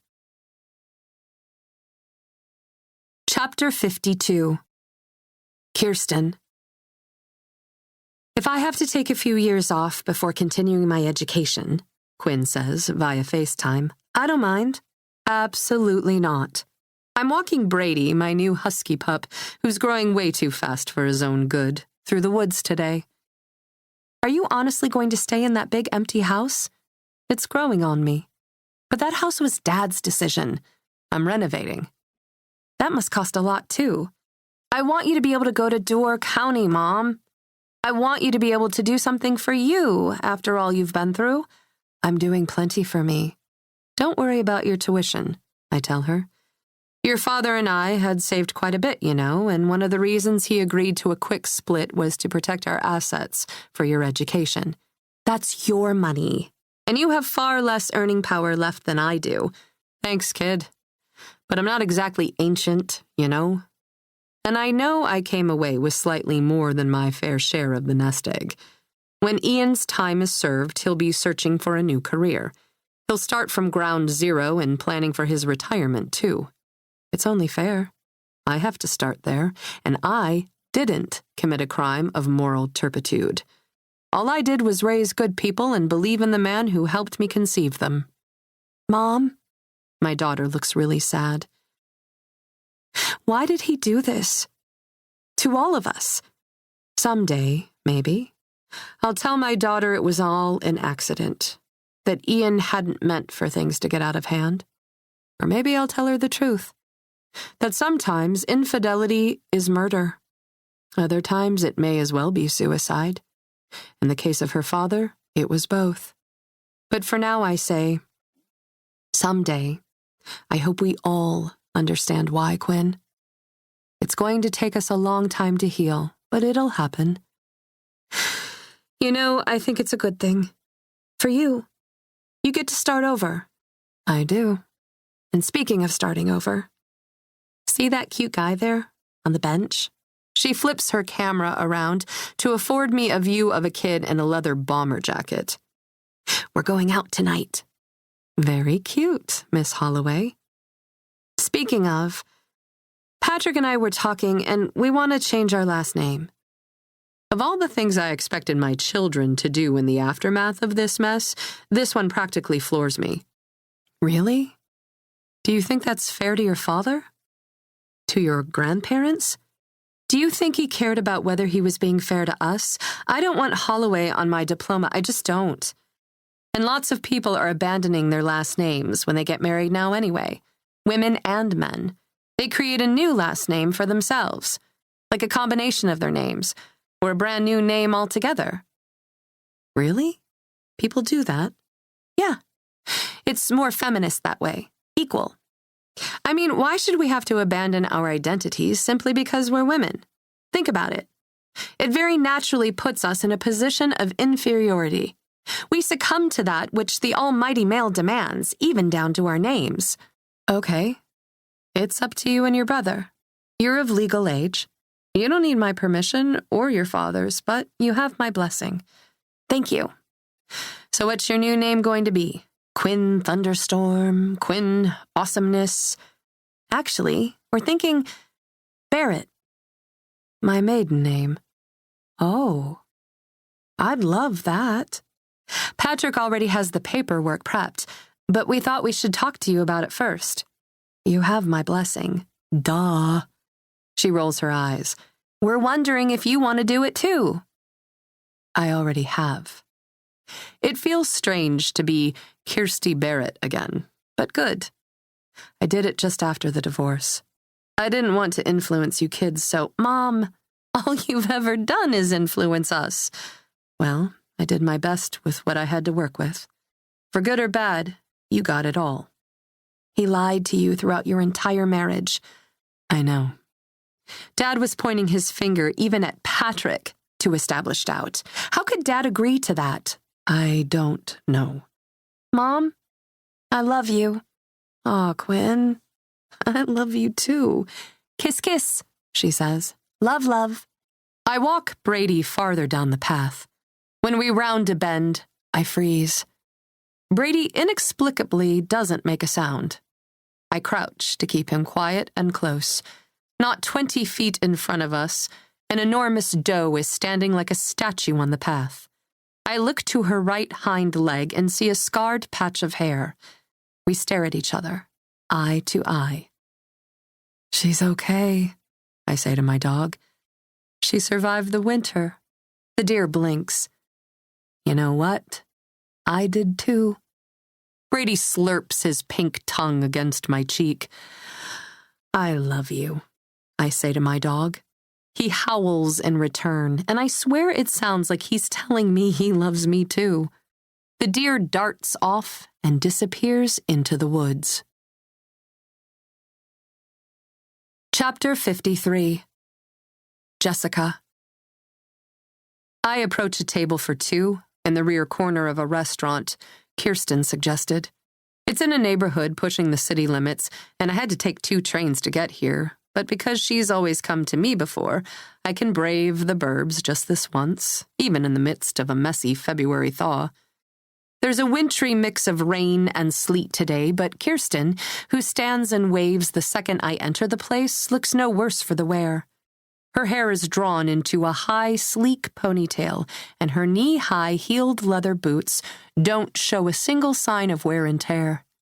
In jeans and a fitted sweater, she looks as comfortable as I've ever seen her, despite the fact that over the past few months her life has been torn to pieces and picked through like a yard sale. And after more than 20 years, her marriage has come to an end.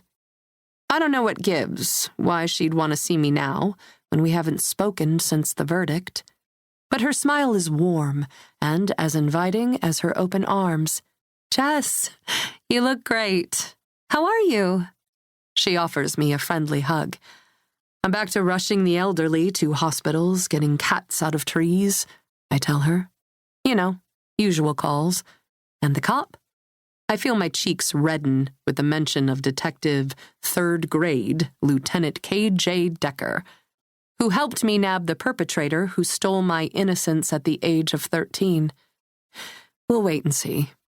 I'm actually applying to the force, so there's a chance we could work together. He's good to you? He challenges me. She sits, so I sit. I like a nice balance of power, she tells me. What you do, Jessica, it's important. Prestigious. Thank you. I never had a career. I know. I have my kids, though. That's important, too, what you've done. It means something to raise good people. I wish everyone thought so. She tilts her head to one side and smiles, her gaze drifting off into the distance. As crazy as it sounds, I'm not sorry my marriage ended this way. How are Quinn and Patrick holding up? It's strange to say, but I think we're all okay. We're all pursuing phase 2. Her smile is brighter and more relaxed than I've ever seen it. That's what Quinn calls it. Good. I don't know what else to say. I wonder why I'm here. As pleasant as I find Kirsten Holloway, we have very little in common.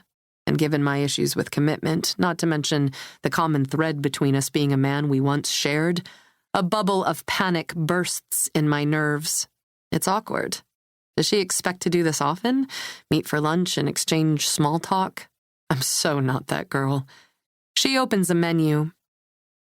Let's have martinis. Are you on call tonight? Can you celebrate a little? I can have a drink. What are we celebrating? Freedom? The end of an era? She shrugs. Phase 2. So, what are you doing with phase 2 of your life? I ask. Dating anyone? God, no. She closes her menu. Honey, I've been someone's wife or girlfriend.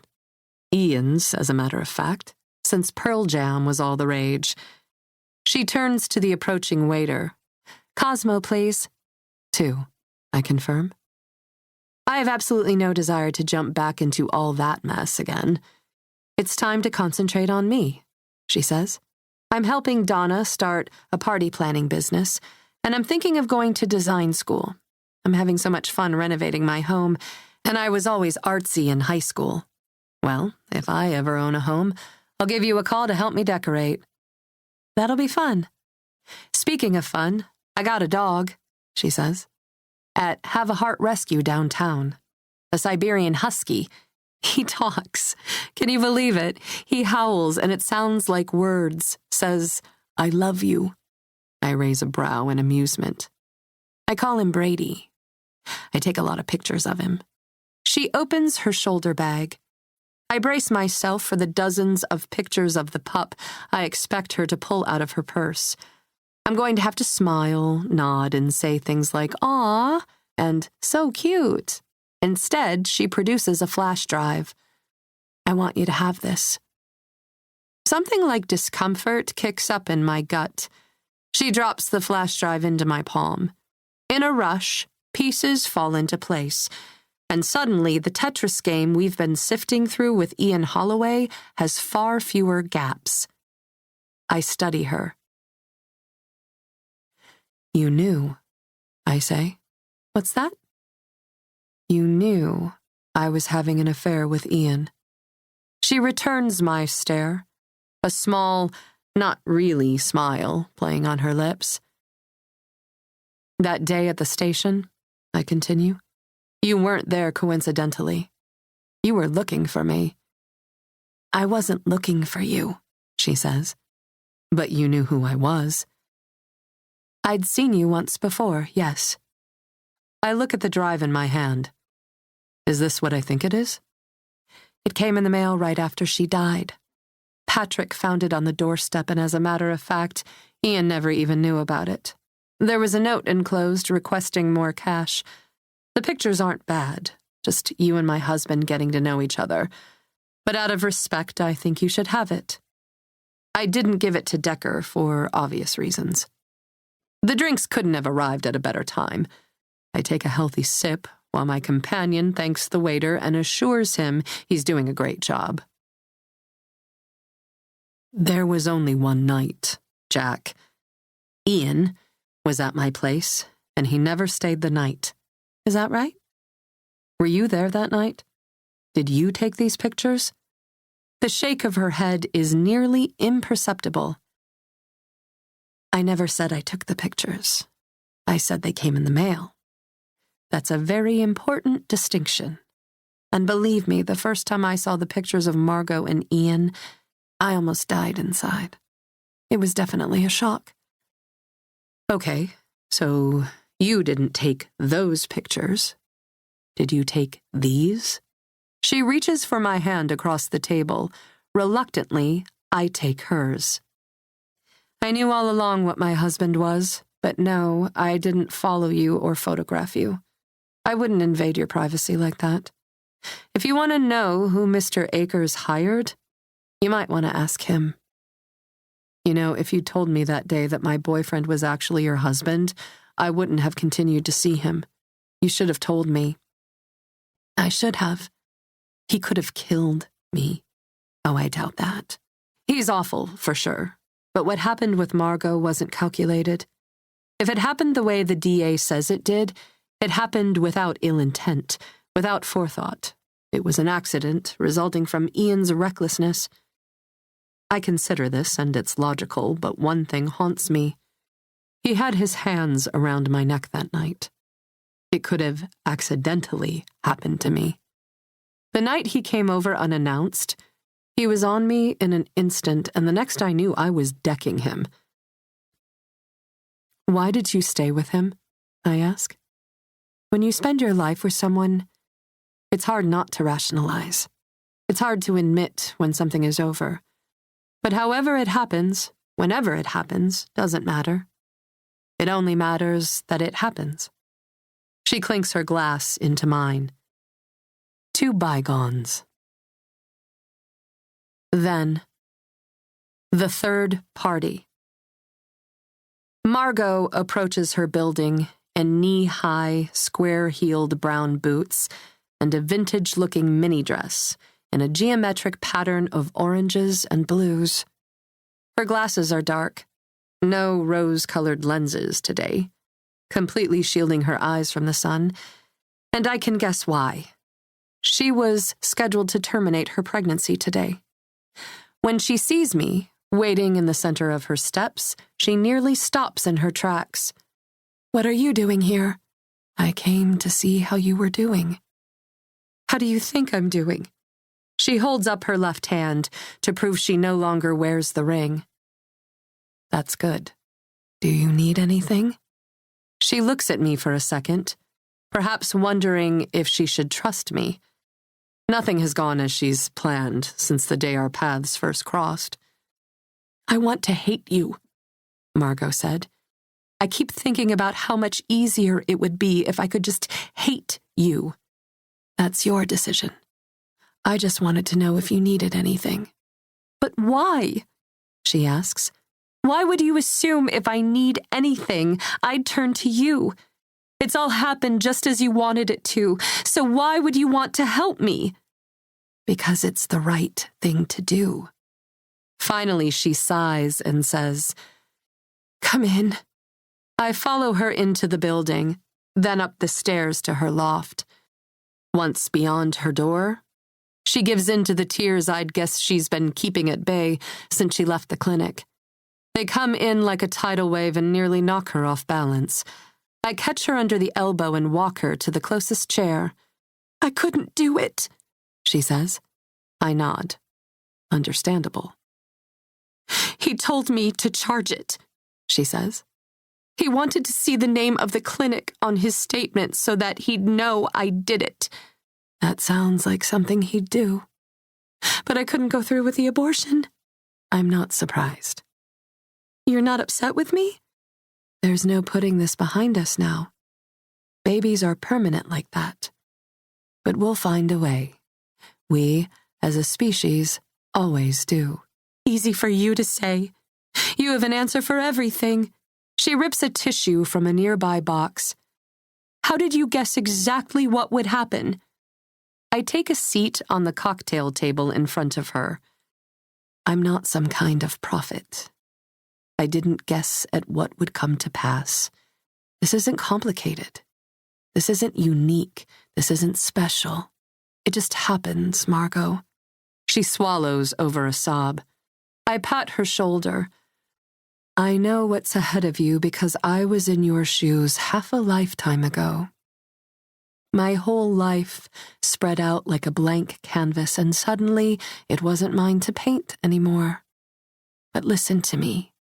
Margot buries her face in her hands. Listen. I need you to do what he won't.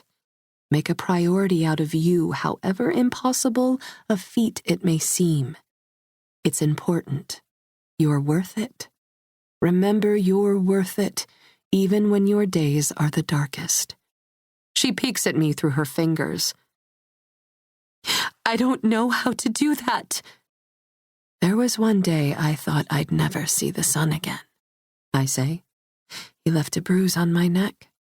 You know how it happens when he's particularly revved up, and he was wild, and I can't believe I'm going to say this, but I felt like he might actually snap my windpipe, and I was excited with the prospect of being his first. The first body he'd taken. The first life he'd snuff out. I felt needed in that moment. Wanted, special, powerful. But the moment it was over and he was back out the door, I was empty again. I felt used, and I hated him for it. May God forgive me, but I considered tying a knot around my own neck and hanging. I wondered if the police would see the marks he'd left on my neck and suspect him of murder. A murder staged to look like suicide. Can you imagine anything so satisfying as watching him go down for something as irrevocable as murder? And knowing he'd finally pay the ultimate price? Taking his freedom away the way he stole yours the moment you created life together? A blissful thought, isn't it? She's not crying anymore, but she's staring in wide-eyed horror at me. I don't know why the thought entered my head back then, I say. And I don't know why I didn't do it. I didn't have anyone to turn to, no one to help me. But somehow, I carried on. And the truth of the matter is, Margot, that even if you feel all alone, even if you are thinking your family is gone and the Akerses have wronged you and can't be trusted, at those times, I want you to remember that you do have someone. You have me. And if ever you're feeling the way I felt that night, I want you to call me. I'll come. No matter what time, no matter the place, I'll be there for you. He's already on to the next girl. Let it be done. Margot, more tears welling in her eyes, nods. Why do you consider taking your own life? Why not take his? There were times I did consider it. There had to be a way. Somehow you'd get away with it. No. They always suspect the significant other, you know? I whisper. Yes, Kirsty, she says. They do. He'll come with wine and roses, I say. He thinks he can make this right and have you whenever he wants you. You can't let him have his way. Of all the ways he imagined it, she says, it won't be the way he wants. Lightning flashes in the sky. Margot leans to me and kisses my cheek. Try to get some sleep tonight. You'll be all right. He'll never get away with this again, Margot whispers. I promise you. Epilogue. Kirsten. I order another round of Cosmos. So you knew about the blackmail? Jessica asks. I did, I admit. I found a demand before we left Evanston. He'd been seeing Margot a month or two by then, and I'd already suspected a few other affairs. I had a breakdown and Ian suggested we move. A fresh start. And it was, in a sense. I started paying attention after that. I took it upon myself to meet Margot. We started comparing notes. And you knew your husband was sleeping with her all along? I did. But the funny thing about Margot, she was flawed, beautiful, and complex, but wonderful. It wasn't supposed to go this way. She'd decided to keep her baby, and I assured her we'd find a way to make it work. She wasn't supposed to give up. She wasn't supposed to end it like that. We were going to find a way. It was your idea, Jessica says. The money and the account for Margot. The way the alderman was repaying what he lost. We had to find a way, I explain, and catch a tear on my fingertip. She was brilliant, so smart, so deserving, especially after all she'd been through. She deserved to go to law school, to realize her dreams. I'd be damned if Ian stole her future the way he stole mine. She wasn't supposed to give up. You were friends. I don't really know how to classify it, I say, just as I said the first time Jessica and I talked about it. She'll always be a part of my life, Jessica says. A milestone, even though she never knew who I was. She would have liked you, I think. We finish our Cosmos. I pay the bill. Let's do this again, she suggests, as we exit. I'd like that. She hugs me and takes a step toward the east, braving the wind whipping in off the lake. She knows what I did. She knows I couldn't have done it without her. She knows Ian Holloway deserved everything he got. We share a secret. We share a smile. I walk on.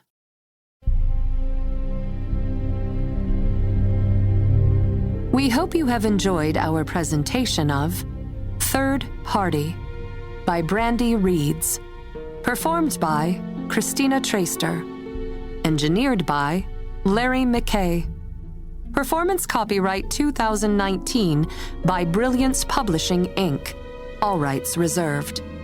For further information concerning this program or other Brilliance audio titles, please call the following toll-free number, 1-800-222-3225, or visit our website at www.brillianceaudio.com. No part of this recording may be played for an audience or reproduced in any form. It may not be streamed, downloaded, broadcast, or copied without written permission. Address all inquiries to Brilliance Audio, P.O. Box 887, Grand Haven, Michigan, 49417.